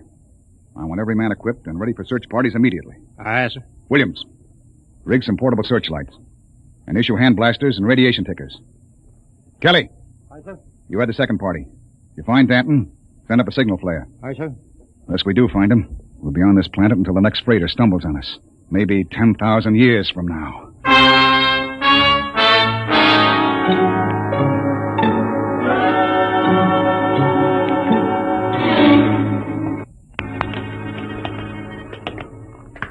that light up, Hanson. This is amazing, Captain. Lost Race building's actually standing. Hey! What is it? Oh, nothing. A shadow. Place gives me the willies. To be able to find out so much about them, their science, art, what they looked like, perhaps even why they destroyed themselves. I'm beginning to wonder about that, Hal. You sure they destroyed themselves? Maybe they lost a war to another race. The winners would have left traces. Genghis Khan, the Mongol emperor, left a pile of skulls as a monument after he destroyed his enemies, but there's been nothing like that found. No clues at all, eh? Nothing. When they decided to wipe themselves out, they did a thorough job. But why? That's what we've been asking for 50 years. They wanted to end like that. Captain, there's a rise ahead. Keep going. Anything on your side, Briggs? No, sir. Hanson, what is it? I don't know, sir. It's a funny kind of a glow. I guess I shot without thinking. Don't get trigger happy. Howell. Yes? Where do you think the light is coming from? Down there. It's an amphitheater. Stone seats and a hood. It looks like a band shell. What's up, Captain? Wait a minute. Well, Howell? No. That's the Lost Race sign on the hood. A what? A sort of hieroglyphic. The only thing we'd ever found before. One in each ruin. What does it mean? Some kind of a warning, I think. Come on. We're going down there. Careful now. There's a platform of some kind down there. Looks like a lecture platform, doesn't it? Or an altar. This might have been a temple. Perhaps the Lost Race sign had a religious significance. It looks like a throne to me. A throne 5 feet high. Briggs, climb up there. And see if there are any controls for this machinery. Aye, sir. This wasn't meant for any man to sit on. There's a lever up here. Shall I try it? Sure, go ahead. Hey, what's that mist? It's like a steam bath. I wonder if Kelly and Williams ran into anything Kelly, like... hold that light up. Shut up and keep looking for Danton. What? Look there, in the hood. It's Williams and Kelly. That crazy jet jockey. When I find him, I'm going to beat his brains out. You could see him, a three-dimensional image. Some kind of television. Get down, Briggs. Aye, sir. Did you see it, Skipper? I was just thinking about him, and there he was. And we all saw it. Out of the way. I'm going to try it. This thing can pick up Earth. It'll replace the receiver Danton smashed. Just throw the lever, eh?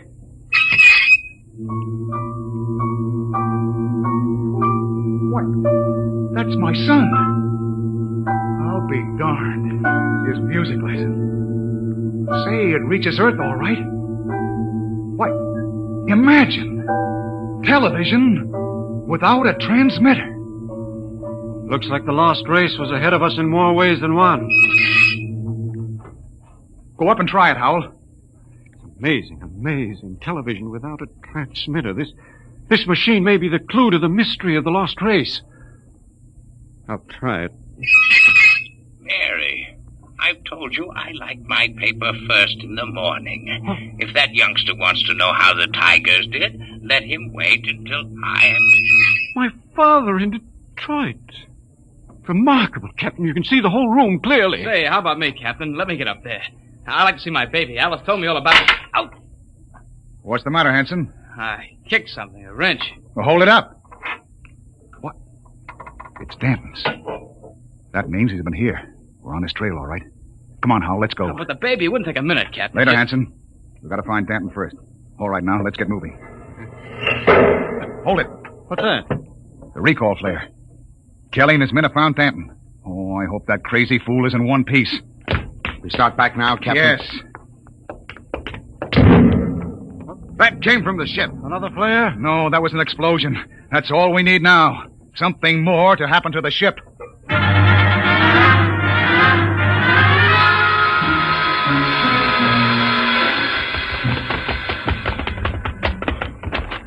Oh, it's the main jets. Smashed flat. Of all the stinking rot. Check through the ship for further damage. Aye, sir. Oh, look at those plates. Crumpled like an accordion. Captain! Oh, Captain! Here comes Kelly's party. We got him. We got Danton. Hold it. What happened here? Somebody blew up the main jets. Danton, do you know anything about this? No, sir. Not much, he doesn't. He's crazy enough to blow us all up. Listen, Hanson, I admit I went off my head tonight, but I'm not crazy enough to commit suicide. The jets are smashed, we're all marooned up the same creek. I still think he's got something to do with it. Lay off, Hanson. We found him wandering up in the hills. And he was with us when the blast went off. Yes, that's right. We saw your recall flare before the explosions. Oh, I guess that puts Stanton in the clear. Well, then who did it, Captain? I don't know, Howell. Looks like somebody didn't want us to leave this planet. Well, we still got one slim chance left. If we can repair the lifeboat... Skipper, it's gone. Gone? The escape port is open, the boat's missing. Oh, what else? The arms chest was cleaned out, sir, and the fuel locker was jimmied open.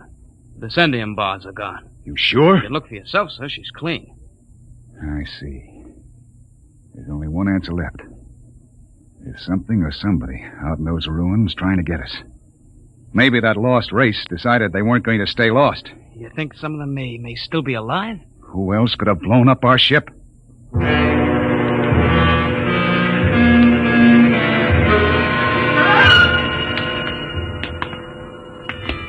Keep your blaster up, Hal. And be careful. It's a hair trigger. What are we doing back at the television machine, Captain? I thought we were looking for the lifeboat. We are. Whoever blew up the ship must be around here. Might as well try to use the machine to track them down. Yeah. Catch them with their own gadget, huh? That's right. All right, Hal, you're the expert. Get up there and try to find him. I hope it works. Well? Trying, Captain. Nothing but mist. I don't understand it. It reached all the way to Earth before. I saw my father in Detroit. Mary, my paper's all rumpled again. What? There it is again.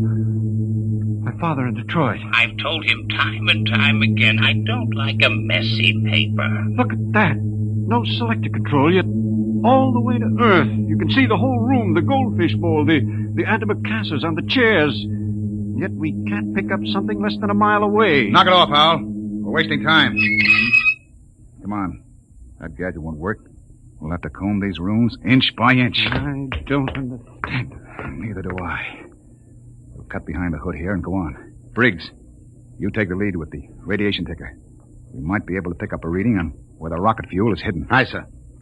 All right, let's go. I can't understand why that machine can pick up Earth and not... Help, Captain! Briggs, what is it? Captain, help! I'm falling! It's a cave-in. Hang on, Briggs. I'm slipping, Captain. Grab his wrist. All right. Now pull. Pull. Higher. What happened? I was just walking along and the ground caved in. What? It's some kind of shaft. Hold your light over it, Captain. Oh! 50 feet deep in a stone bottom. I could have split my head open like a grapefruit. Something down there. Hold that light steady. Amazing. Amazing. Looks like a pile of bones to me. 2 piles. It may be the first skeletal remains ever found of the lost race. I've got to get down in there. We haven't got time, Howell. Come on. Let me have your binoculars. Wonderful. That small skeleton must be an infant. They've been laid out carefully at the burial chamber. The way they're lying, it's probably a mother and infant. Yeah. The tail, she's definitely anthropoid. Howell, you mean apes? Something like that. Yet they had atomic power and built cities across the galaxy. Amazing. Howell, we haven't got time. Hello, that's funny. The little one is different. The caudal bones are different. No tail. Listen, Howell. What do I care whether they had tails or not? Come on now. It's almost as if... Well, they did have atomics, and radiation does funny things to heredity. They had that problem of mutations in Detroit. What? Detroit? That must be it. What? The new atomics plant at Detroit. They tore down my father's house to make room for it. Quickly, Captain. Oh, where are you going? Back to the machine. I've got a theory that may solve the whole mystery of what happened to the lost race. I don't care what happened to the dead ones, Howell. I want to find the living ones who wrecked my ship. I think this machine may give us both answers. There's the house, Detroit, down to the last detail. Oh, come on down. We know all that. But don't you understand? That house was torn down. I got a letter before we lifted off Earth. It's gone. But it's on the television machine. Captain, that machine isn't television. It's a thought projector. What? It only mirrors what's in your own mind. But, Mr. Howell, we saw Earth. It was really there. But it was just because we imagined it, Briggs. It's a thought projection. I can produce any mental image that occurs to me on this machine. New York spaceport, a space guard patrol, anything. Anything? Yes. And now I think I know what inspired the Lost Race to do what they did. It was fear. Fear of what was in their own minds. They could all see it with machines like this. But fear? Fear of what? They foresaw the future. So they destroyed themselves. Every last one of them. Hold it, Howell. Are you sure they're all dead? 100,000 years ago. Then who blew up the ship and stole our lifeboat? Danton. Danton? But why? He was pathologically jealous. Yes, but blowing up the ship was like committing suicide. He wasn't crazy enough to do that. The Lost Race was after they looked at this machine. You mean Danton did too? We found his wrench here. You're right. He must have looked at the machine and thought it was television. He must have seen all his fears about losing his girl confirmed. That was enough to make him completely unbalanced. But he was with Kelly when that explosion went off. He's got an ironclad alibi. No, he hasn't. Wouldn't take a power man long to sneak back to the ship and rig a delayed action fuse. Howell, we've got to get back to the ship before Danton. Never mind, Captain. Stay right there. That's Danton. In the dark. You make a perfect target there. Stop your gun. I got a blaster set at wide angle. Drop him. He's got us cold. I've been following you, Wharton. I wanted to tell you. I'm going back to Earth. I got the lifeboat hidden over that rise. It won't work in deep space. You believed me when I told you that, didn't you? Well, I've got it fixed. And with that Vicendium fuel, it'll be a milk run. I'll reach the Space Guard station at Volta with a long, sad story about how the rest of you exploded in mid-space. Danton, that's murder. Yeah, that's just what it is. And easy, too. Danton, you can't just leave us here. Watch me. Sit in front of that machine and watch me. Yeah, I know what it is. I know it's a television without a transmitter. And I did some checking up. I've seen how you were stealing my calls. Trying to steal my girl. Danton, you're sick. You Pretty can't... smart, that Lost Race. They built some machine. And it showed me plenty. It showed me enough to kill you. Oh, you've got it all wrong. This isn't a television machine. What are you trying to pull, Wharton? I saw it. Those were your own thoughts, Danton. Those things you saw exist only in your mind. Shut up before I blast all of you down. You're just trying to lie out of it, that's all. But I know the truth when I see it.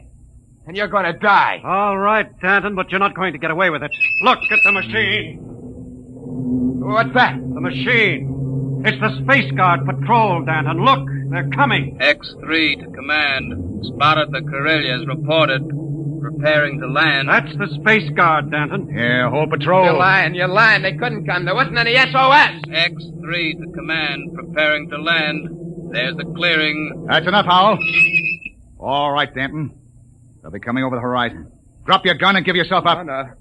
No, they're not going to catch me. I'll be away in that lifeboat before they land. Stay still, all of you. Stay where you are. I still got you covered. Danton, look out behind you! Burial shaft. He fell in it. Hold the light down, Briggs. Well? He's dead. Deader than the Lost Race. And what about those Space Guard cruisers? Out of my head. I just imagined them, and there they were on the machine. Poor Danton believed they were real. I wish they were real so we could get off this planet. No, it doesn't matter. We know where the lifeboat is now. We can send one man to bring back help. And it won't be Danton. The machine got him the same way it got the Lost Race. Through fear. But what was the Lost Race afraid of, Howell? Changing. Changing? Look at those skeletons down there. They had atomic energy, but they couldn't control it. Look. The baby's different from the other. The race was changing by mutation. Mutation? Look at those skeletons. Now imagine a shifted hip socket so they could walk upright. The baby was already without a tail. But how? That would mean they were changing into... Yes, Captain. The Lost Race committed suicide rather than face the fear of seeing their descendants become such horrible creatures as men.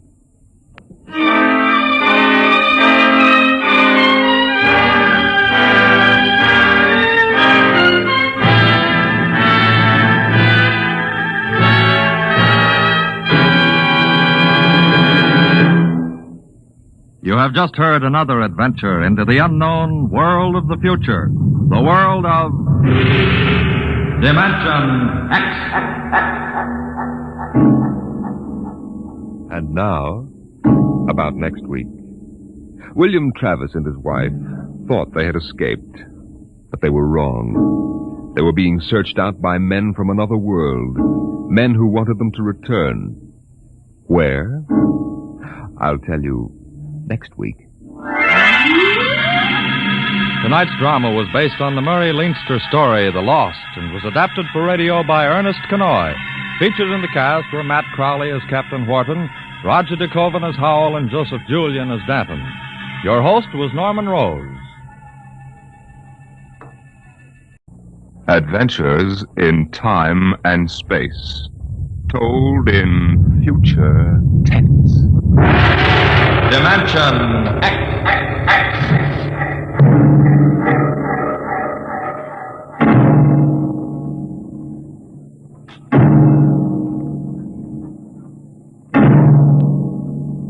Can you predict what will come in 100 years? Or in 10? Or in the next minute? Can you see beyond the known dimensions of time and space into the unknown Dimension X? It was in the year of 1982 that spacemen first discovered the Great Galactic Barrier. In the past 10 years, rocket travel to the moon and the nearer planets had become commonplace. And then men fixed their sights on a more distant star, the remote planet known as Volta. 5 exploratory ships went out, and none came back, each in turn disappearing mysteriously at the same vanishing point, an invisible wall somewhere in the vast outer reaches that became known as the wrecker of spaceships, the Galactic Reef. And yet, the explorers refused to admit defeat. It was on June the 2nd, 1987, that the rocket Star Cloud made ready for takeoff, the 6th to attempt to crack the barrier and win through to Volta. Now hear this. Condition blue. 1 minute to blast off. Now hear this. Condition blue.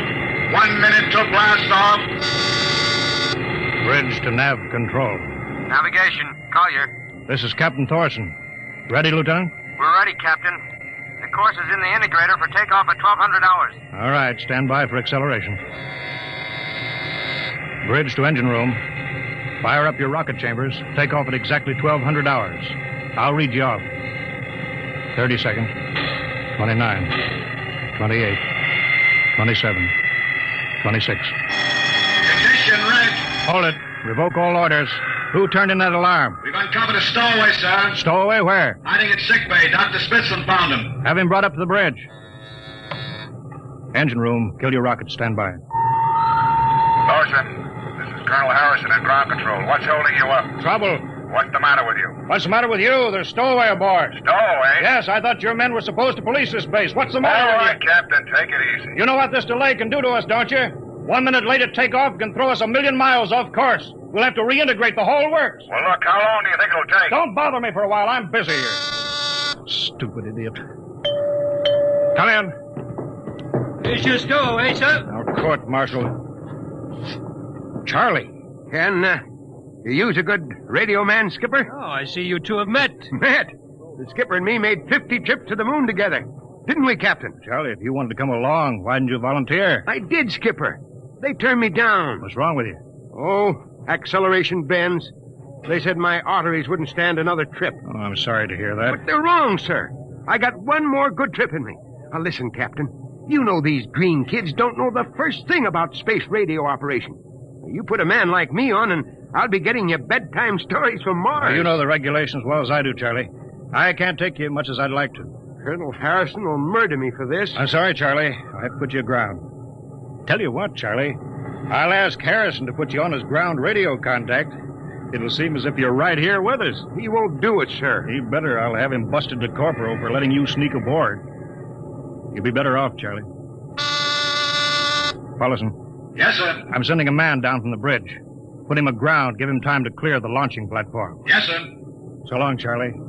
Sorry. Well, good luck, Skipper. I thought you were going to have him drawn and quartered. Been anybody else, I would have, Smitty. But Charlie, well, Charlie's kind of special. He's been with me since my first command. We began the regular run to the moon. If he wanted to come along this time, well, it's only through loyalty to me. You know, Lewis, I didn't realize it before, but you're almost human. Navigation. Lieutenant Collier. Nav control, Collier. Lieutenant, how badly we fouled up. Can you recalculate the course, or shall I cancel the takeoff? I've already plotted a new course on the integrator, sir. Oh, that's quick work. Are you sure? Positive, sir. All right, Collier. Putting it in your hands. We'll blast off in your signal. But, Lewis, isn't that a lot of responsibility for a young green officer? Yeah, but if he can't do his job, I'd rather find out now than at the galactic barrier. Bridge to engine room. Ready your rockets. Prepare to blast off on navigator's signal.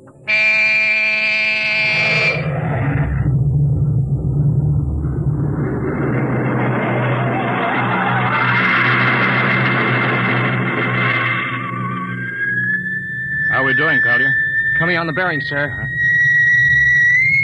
4, 3, 2, 0. We've intersected the course vector. That's good work, Collier. Course corrected, sir. Ready to go into atomic overdrive anytime you say. All right, stand by. Now hear this. Prepare for maximum acceleration. Bridge to engine room. Kill your rockets. Rockets out. Fire up number 1 cyclotron. Number 1 ready. Fire up number 2. Number 2 ready. Engineering, withdraw your dampening rods. Fission chamber ready. Blast tubes are clear. Ready. Take it on overdrive. How are we doing, Collier? On course, sir. She's running hot and true. Well, my compliments, Lieutenant. This job would have done your father credit. He was the best navigation officer I ever saw. Thank you, sir. Start your gyros, put her on robot control. All right, ship is yours, Mr. Collier. If you need me, I'll be in Dr. Smithson's office. Yes, sir.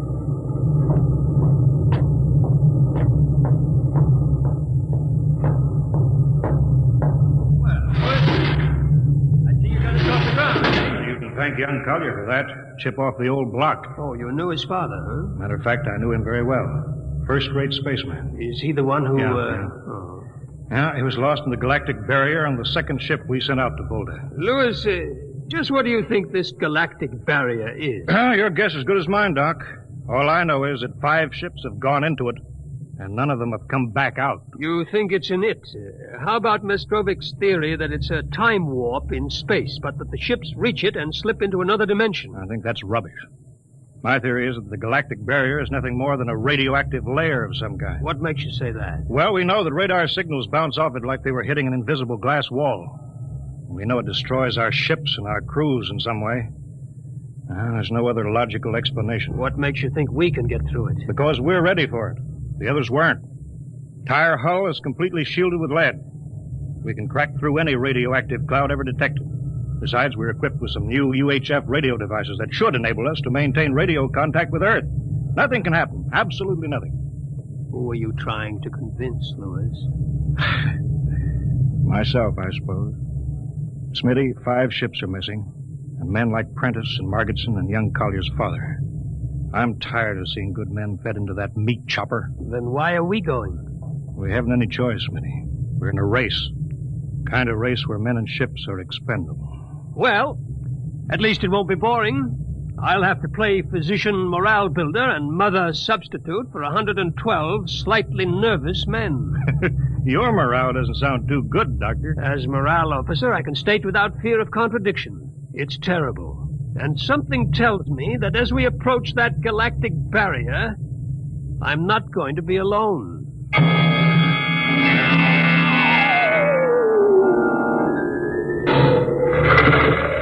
Hello, Earth. Hello, Earth. Captain Thorson of the Star Cloud calling Earth. Star Cloud to Earthbound. Can you read me? Hello, Star Cloud. Hi, Captain. Charlie. Well, I see they haven't court-martialed you yet. No, sir. Thanks to you. Well, Charlie, it's good to hear you. You can read us the funny papers on Sunday morning. Right. How's the signal? Strong. Clear as a bell. All right, here's our log report for Colonel Harrison. Ready? Shoot. June 2nd, 1987. 4 weeks out from Earth, running true, no radiation, operation normal, still making our approach to the galactic barrier. That's all, Charlie. See you later. Good luck, Captain. I sure wish I was with you.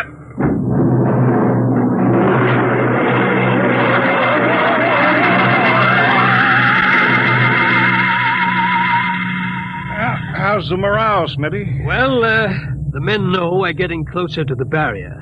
They're beginning to show a little tension, Lewis. How's their physical condition? Any sickness? About half the crew has come down with space blues. Badly? Oh, same as usual. Lips and hands with a bluish cast. Eyes sensitive to infrared. I don't know. When I first started flying these tin cans, nobody ever heard of space blue. Well, there's a new theory that is caused by the terrific acceleration of these atomic overdrive ships. The change in gravity affects the circulation. What do you think? Oh, I think it's psychosomatic. I've noticed that the same men who get space blues under tension on a ship tend to get blue coloration back on Earth when they're upset. I guess it's an occupational disease of space navigators. You think it's just nerves, then? I don't know. But young Collier has a bad case. I think it's tension from overwork. Maybe he needs some vitamins.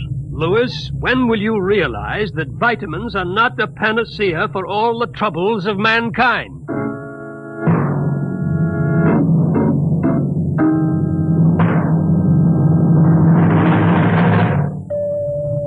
Come in. Oh, Lieutenant Collins. Sir, I understand you've relieved me from duty. Dr. Smithson says that you aren't looking very well. I'm giving you a rest. I feel perfectly able to continue, sir. Your lips are as blue as Minnetonka. I'd like to remain at my post, Captain. Don't be foolhardy, Lieutenant. I'm not being foolhardy, sir. I have a special personal reason for wanting this expedition to reach Volta. Your father? Yes, sir. You think he might still be alive? I have to find out what happened, sir. I think I understand. Very well, Collier. Report back to duty.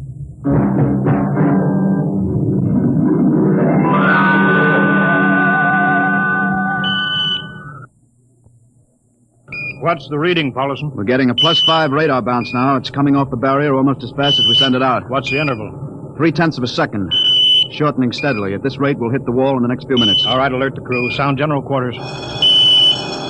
Now hear this. Condition red. We are now approaching the galactic barrier. All hands to stations. All radiation detectors to be fully manned. Full security will prevail until further notice. That is all. Paulson. Aye, sir.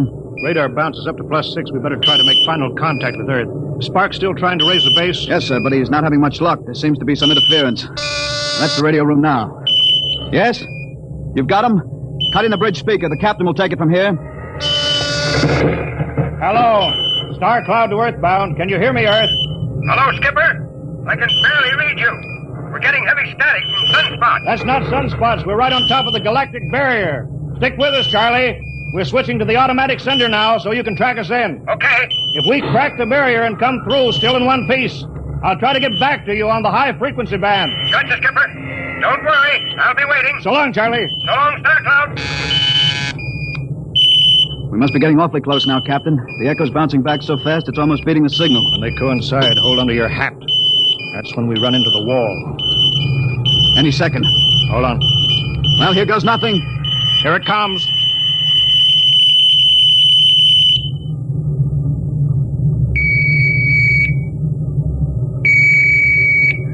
Captain? Why, nothing happened. We made it.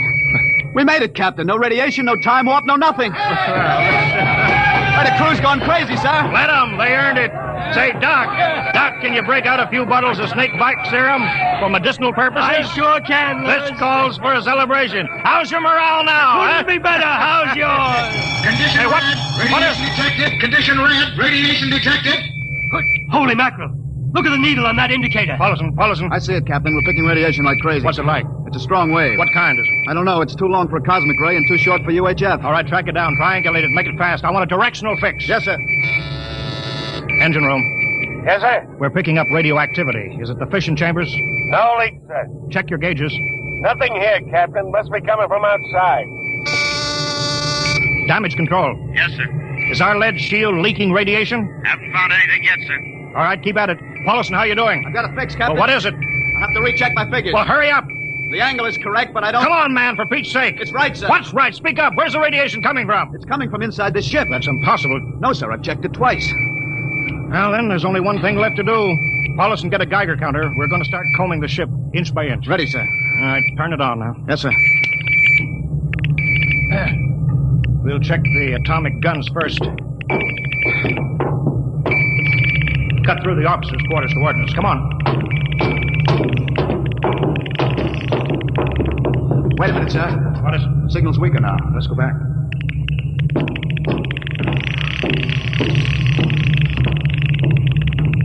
Hold it.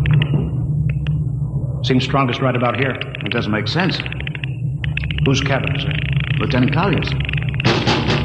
Collier? It's probably down in nav control, sir. Try the door. That's not locked, sir. It's in here, all right. Listen to that counter. Strongest over here. Open that wall cabinet. It's locked. Smash it. All right, shut off the Geiger counter. What do you make of this, Pollinson? It looks like some sort of portable transmitter, sir. Must be foreign manufacture. I don't recognize the calibration symbols at all. Never seen anything like it. Which raises a small question. What is Lieutenant Collier doing with a transmitter in his cabin? I don't know, sir. Well, I intend to find out, Paulson. Get down to nav control. Bring Collier up to the bridge. On the double. Well, hadn't we better find some way to shut this thing off first? I know a way.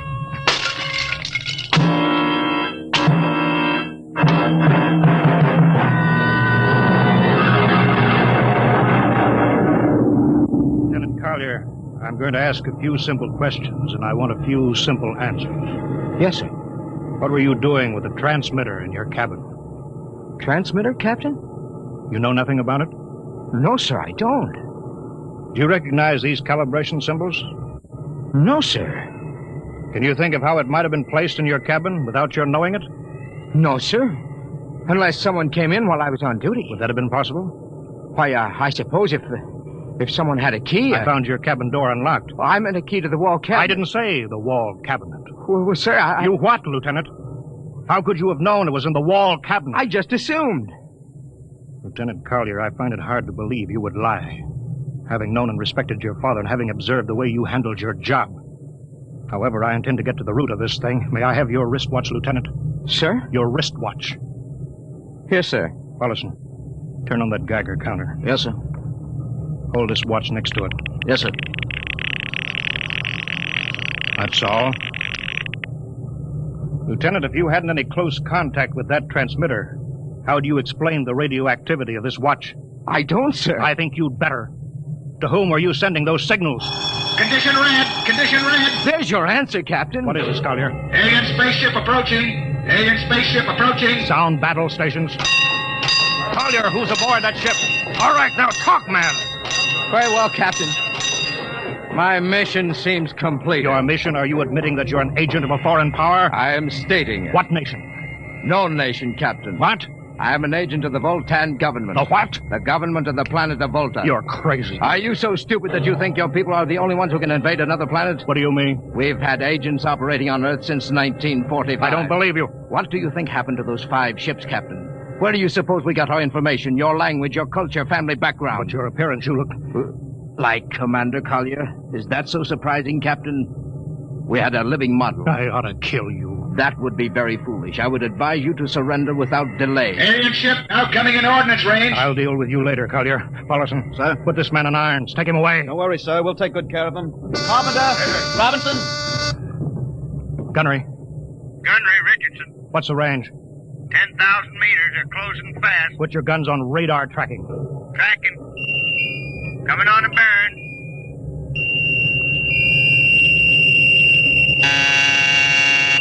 Fire. Fire. Richardson, you hear me? Fire. What's the matter down there? Did you hear me? Richardson, answer me. It's no use to shout, Captain. Collier. Yes, Captain. How'd you get loose? Where's Paulson? Lieutenant Paulson is dead. All stations. Lieutenant Collier has escaped. Seize him, man. Don't waste your breath. Your men can't hear you, Captain. What? Those still alive are my men. You're lying. No, Captain. Every ship that has ever left Earth was controlled by a Voltan crew. That's impossible. Those were hand-picked men. Hand-picked by us. I don't believe you. Then why not call for help?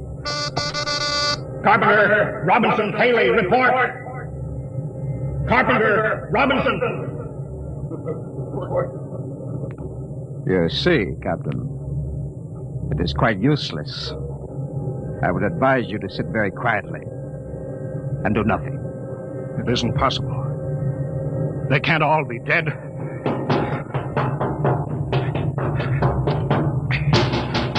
Smitty! Dr. Smithson! Smitty, what have they done to you? Oh, those dirty... Don't talk, Smitty. Closer. Not much time. Lewis. Space blues. Space blues. What is it, Smitty? What are you trying to tell me? All men with space blues. Voltans. Here, let me help you, Smitty. No, Lewis. Get message back to Earth. Voltan. 5th column. Watch out for space blues. Smitty.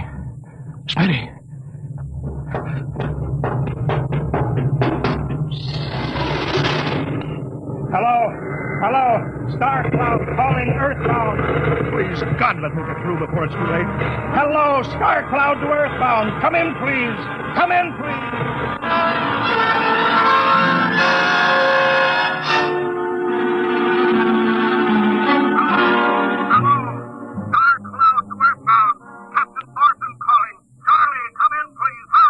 Hello?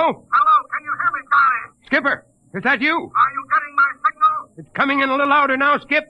Keep sending. Thank God, Charlie. Now listen to me. Not much time. Get word to Colonel Harrison. Crew mutinied. Most of crew members, Voltan. What? Voltan. Spell that. V-O-L. Voltan? That's right. They're from the planet Volta. Skipper, are you all right? Charlie, this is serious. They'll be here any second now. Listen. They have a 5th column on Earth. They're planning to invade you. You don't mean it. Of course I mean it. Tell Harrison that they're posing as humans. You can detect them by space blues. You got that? Only Voltans get space blues. Charlie, do you hear me? Space blue. I get you. Step back in, Charlie. I'm depending on you now. Warn everybody. Captain. They open the door. Go on, Charlie. Tell Harrison that's Captain Thorson.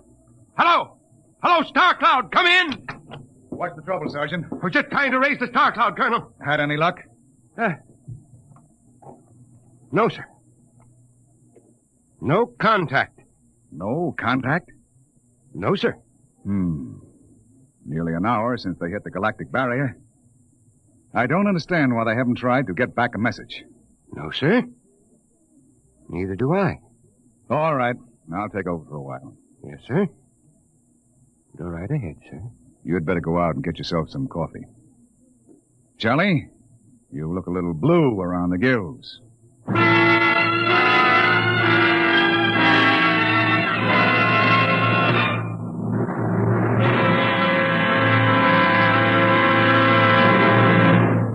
You have just heard No Contact, an adventure in time, space, and the unknown. Dimension X.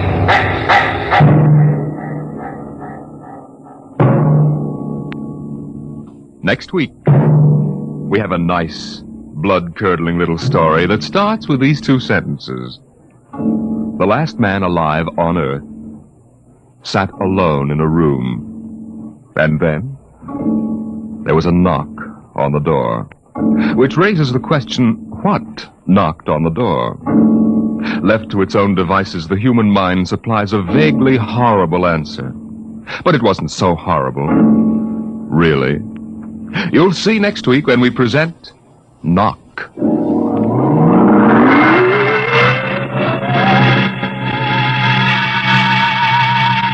Tonight, Dimension X has presented No Contact, an original story written by George Lefferts, from the storyline by Lefferts and Ernest Kenoy. Featured in the cast were Wendell Holmes as Captain Thorson, Lawson Zerby as Lieutenant Collier, and John McGovern as Dr. Smithson. Your host was Norman Rose. Music by Albert Berman. Engineer Bill Chambers. Dimension X is produced by Van Woodward and directed by Edward King. Adventures in time and space, told in future tense. Dimension X.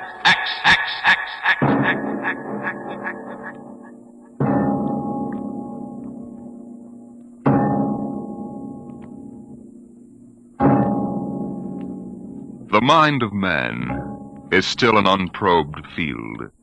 Within it lie many mysteries still unsolved. But there are men today, psychologists now experimenting with telepathy, hypnosis, thought transference, who believe that in the future we may discover the existence of a force of the mind, more powerful than any force the world has ever known. We go ahead now in time some 10 years, and in space to the campus of a small eastern college. The hour is late, and in one of the dark college buildings, two men stand in front of a door that bears the name Professor Arthur Barnhouse, Psychology.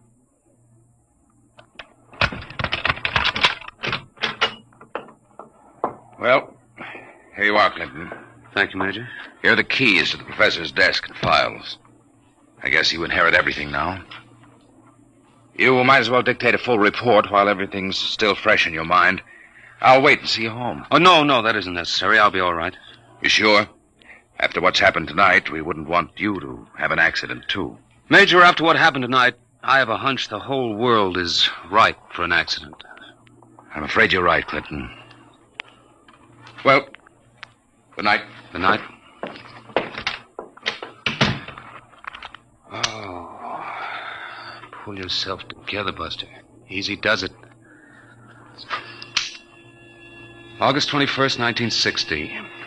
Restricted report from George Clinton to the Secretary of Defense, Secretary of State, the FBI, National Security Board, etc., etc., etc. Subject, the so-called Barnhouse effect, and Professor Arthur Barnhouse, who discovered it. I first met the professor 2 years ago in the fall of 1958. He was a professor of psychology here at Wilton College, and I was here on an instructor's fellowship in the psych department. They assigned me to be Barnhouse's assistant, and he needed one. He hardly ever remembered to go to a class, and he didn't seem to do anything else either. For 3 months, I watched him sitting at the desk here in his study. He'd either stare at nothing for hours or fall asleep, nodding over his mess of papers.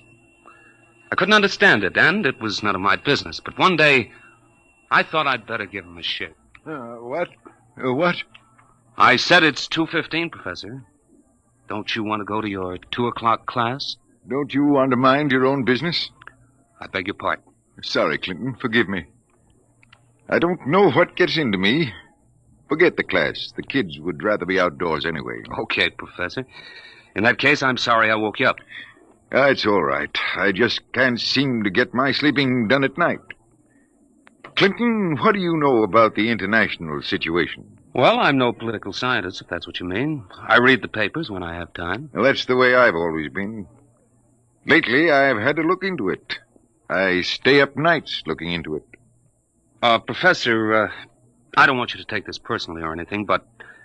Well, sir, I wonder if you'd mind if I asked to be transferred. You mean you'd rather work with somebody else in the department? Oh, no, sir, it's not that. I think maybe there's a chance for a psychologist to work on that government project. Government project? Oh, yes, that army thing. Yes, sir.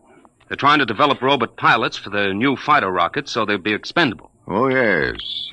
Something else designed to replace men. Yes, sir, and you know it's a funny thing. The robots work just like human brains. They get overworked or overloaded or something, and they have nervous breakdowns. Now, if I could only find out what drives those electronic brains crazy, why, I'd feel Clinton, that I was... if you want to study a brain that's going crazy, never mind the robots. You can go to work on me. What are you talking about, sir? I don't know. I'm either crazy as a bedbug or a...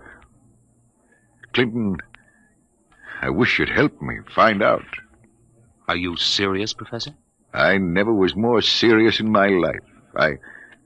I'm afraid I'm going out of my mind. But why? What makes you think so? This is what makes me think I'm crazy. Those dice? Clinton, do you know what the odds are against my rolling a 7? Oh, about 5 or 6 to 1. Watch. 7. Now, what are the odds against my rolling it again? Twice in a row? Plenty. About 100 to 1, I'd say. Watch. Professor, you're hotter than a $2 pistol. It's funny. That's what they said 8 years ago when I first discovered this. Discovered what? This force of the mind. I call it dynamo-psychism. You mean you shoved those dice around just by thinking about it? People have always thought there could be a force of the mind. You know that. Fortunately or unfortunately, I've learned to control it. Yeah? How did you happen to find out about this, Professor? Well, it was about 10 years ago, back in 1948. I made the mistake of going to a psychologist's convention, and in order not to appear unsocial, I happened to find myself, for the first and only time in my life, in a dice game. What happened? I didn't have the faintest idea what was expected of me, and someone told me to roll 7s. So I did. 10 of them. I'll bet you weren't asked back into that game. That night, in my room, I realized that it simply couldn't have been an accident, Clinton. I tried to reconstruct the exact scene, the position of my body, and finally, the thoughts in my mind. And that was what did it. I remembered what had been my train of thought, and I proceeded to roll 7s, not 10 consecutive times, but 50. Oh, brother, there it is again. Professor, can you do anything else? I mean, besides shove dice around? You see that inkwell on my desk? Sure. Watch it. Don't take your eyes off it. If nothing happens, say so, and I shall go quietly, even happily, to the nearest sanitarium. Okay, Professor, shoot. Hey, why, it just blew up. Yes, I'm sorry. I didn't mean to splash ink on your suit. That's okay, Professor. What was that funny noise? Oh, that? The dynamo psychic waves are a little like ultra-high frequency waves. Sometimes, when I turn on the power, they create a kind of static. Listen, Professor, how much power have you got? Could you blow up anything, well, you know, big? I could flatten the Great Wall of China. Boy, you'll make the helio-oxygen bomb look sick. That's what scares me, Clinton. The thought that maybe I could use this power to save the world. Clinton, you've got to help me. Who, me? Professor, when it comes to international relations, I don't know from where. You'd better get in touch with the State Department. State Department? Yes, they'd be the ones, wouldn't they? Well, you probably want to be getting home now. I'll see you to the door. I could use a breath of fresh air. Okay, Professor.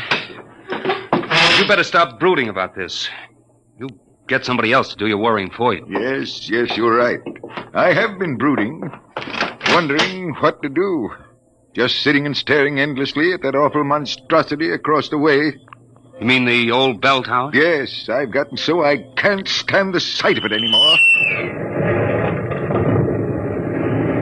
Professor! Professor, look, what? Well, there's nothing left but a pile of rubble. Oh, my, I didn't really mean to do that. Well, you see, Clinton, it's got to the point where my lightest whim is more dangerous than a blockbuster. Professor, you get in and write that letter to the State Department right now. You packed too much of a wallop.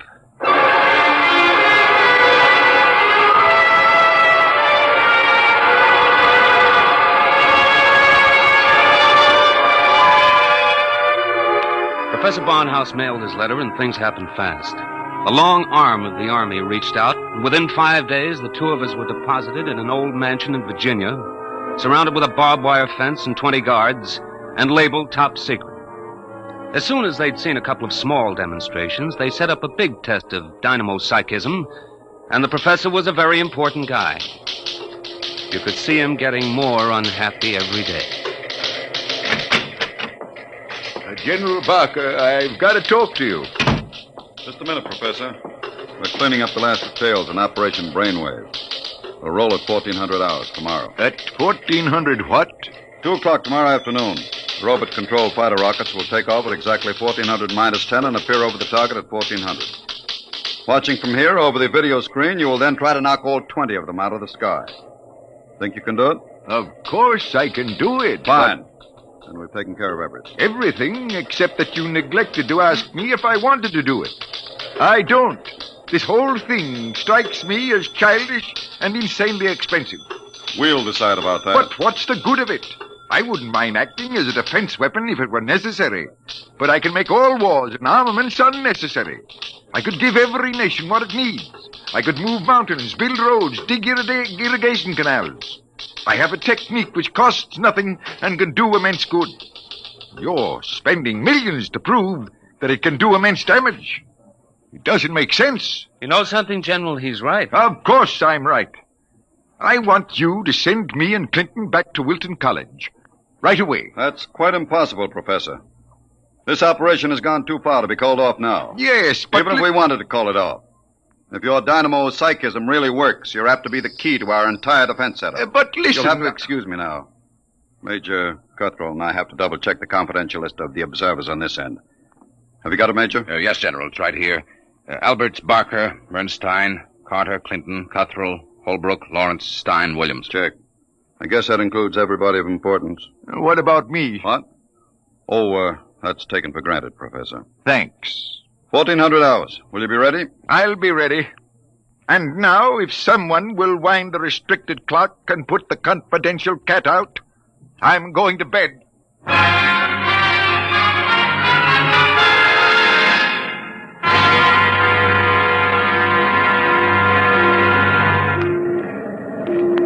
YDR to brainwave control. Observation plane to brainwave control. Come in, please. That's McKinley in the observation plane. Cut me in. Hello, McKinley. Reading you clear on the speaker. Everything all right? All okay, General.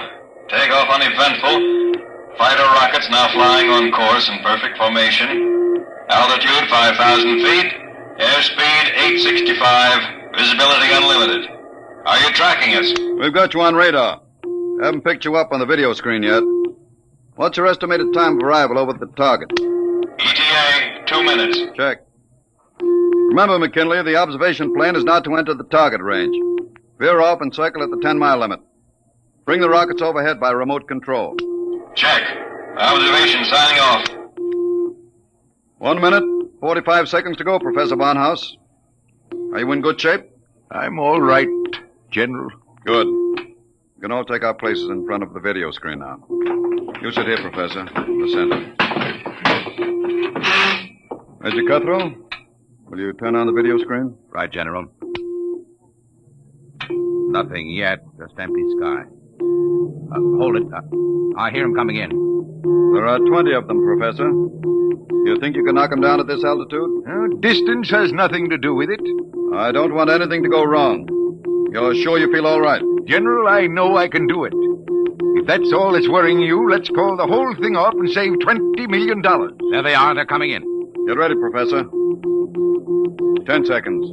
9, 8, 7, 6, 5, 4, 3, 2, 1. Now, wide open, Professor. Well, go ahead, Barnhouse. Knock them down. I did. Nonsense. All you've done is blank out the video screen. What went wrong? Did you give it everything you had? I was wide open, General. Then it didn't work. They're still flying. What's that? It just took a few seconds to work. That's... Holy smoke, they're dropping like flies. McKinley to brainwave control. What's happened to these rockets? They're going down like flame. By heaven, it works. It really works. Cuthrell, get Washington on the line. Barnhouse, I want you to...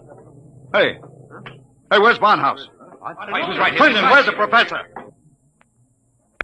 Got me, General.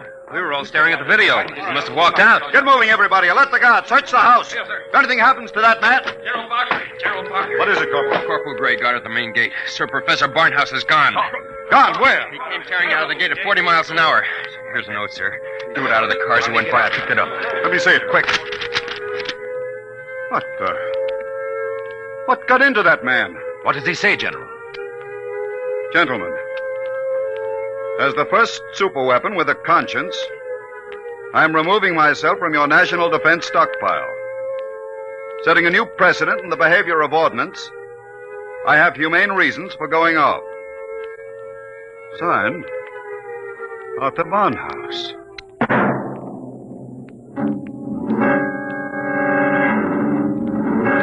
Barnhouse was gone, and within 12 hours the world was on a spree.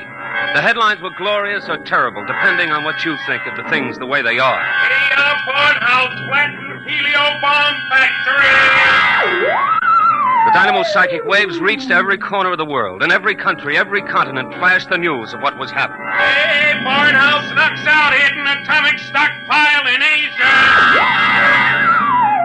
There was a new kind of war, the war of tattletales.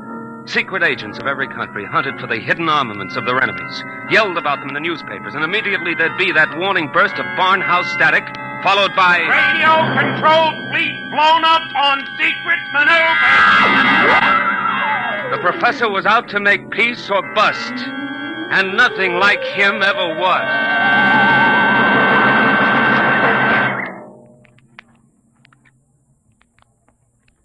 Look, Major Cuthrell, I told the FBI and the Army everything I know weeks ago.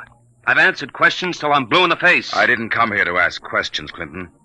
I came to ask for your help. My help? That's right. Find Barnhouse. What if I don't want to? If you're his friend, I think you'd better. Why pick on me? You've got the FBI, the police, and Army intelligence. Why can't you find him yourselves? We're trying. But you know the man well. You could spot him where we wouldn't. And you're the only one who can. Maybe. But why should I? Wherever he is, I think he's doing fine. He's making war impossible, and I like it. So do I. Yes? He's putting you out of a job. That's all right with me. I'll retire to a truck farm with pleasure. Well, then? Look, Clinton, we aren't the only ones in this race. Every country in the world has its best agents out hunting for Barnhouse. Nobody can beat that kind of a manhunt. He seems to be doing all right so far. Sure, but how long do you think he can keep it up? A week? A month? Sooner or later, he'll be spotted. And if the wrong people find him, Clinton, we're done for. You know what kind of weapon this is. Whoever controls the Barnhouse effect can control the world. Well, all right. Suppose they do find him. He'd never give the secret away. Never give it away? Are you out of your mind? You think these fellows are playing for marbles? Well, no, but... Read the papers, Clinton. Don't you know what's going on in the rest of the world? Yes, They'll get the secret out of Barnhouse, all right. What happens to him in the process won't be very pretty. Well, he must realize that then. He'll never let himself be taken alive. He may not have the choice. And if he doesn't, God help us all. All right. All right, I'm in. Good.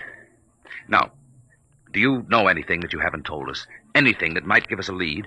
Only this. It was addressed to me. I found it here on his desk the morning after he escaped. You mean he came back here? Yes. I guess he needed to pick up some personal effects. Anyway, the files were open, and he left this note on a scrap of paper. Anything to do with the Barnhouse effect? Read it yourself. It's Greek to me. Just these few lines scrawled on a piece of paper, and the last one breaks off right in the middle of a sentence. This stuff doesn't make any sense at all. You know, from the looks of this, I'm beginning to wonder if the professor isn't going off his rocker. I thought of that, too. All the more reason why we've got to get to him quick. He may be helpless, and the whole world's on his track. Come on, Clinton. We haven't much time.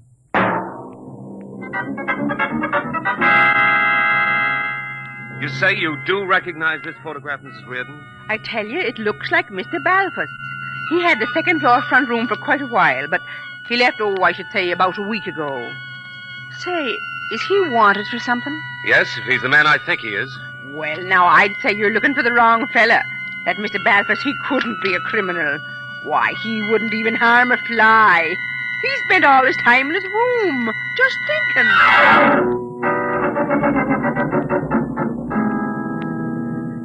Oh, brother, it's hot. What a way to spend an August afternoon, huh, Major? Give my eye teeth to be at Jones Beach. So would I, Corporal. We've got work to do here. Look, so we've been cruising around these radio detection cars for a week. Not a sign of Barnhouse static. The professor must have run out of things to work on. Well, we'll give him a little more time. Switch to shortwave. See if there's anything special coming through. Yes. Try the 9-meter wave. Radio Miranda calling. Let's hear that. Our American enemies who have hidden behind the unjust and diabolical persecution by Professor Arthur Barnhouse will tyrannize us no more. I wonder if the professor's out of Today, this. our glorious leader takes up his residence in a shelter, shielded with lead against all dynamo psychic rays. With its protection designed by our brilliant scientists to be absolutely impregnable against the Barnhouse effect, he will once again lead us on the path of our glorious death. triangulate it and get me a fix. I've got it. Let me check this chart. Quick, man. 3.9, 1.7. Oh, my aching back. What is it? We haven't got a prayer of finding a major. He'd have to be picked out of 2 million people. Where is Barnhouse? Right where I was wishing I was. Right smack in the middle of Jones Beach.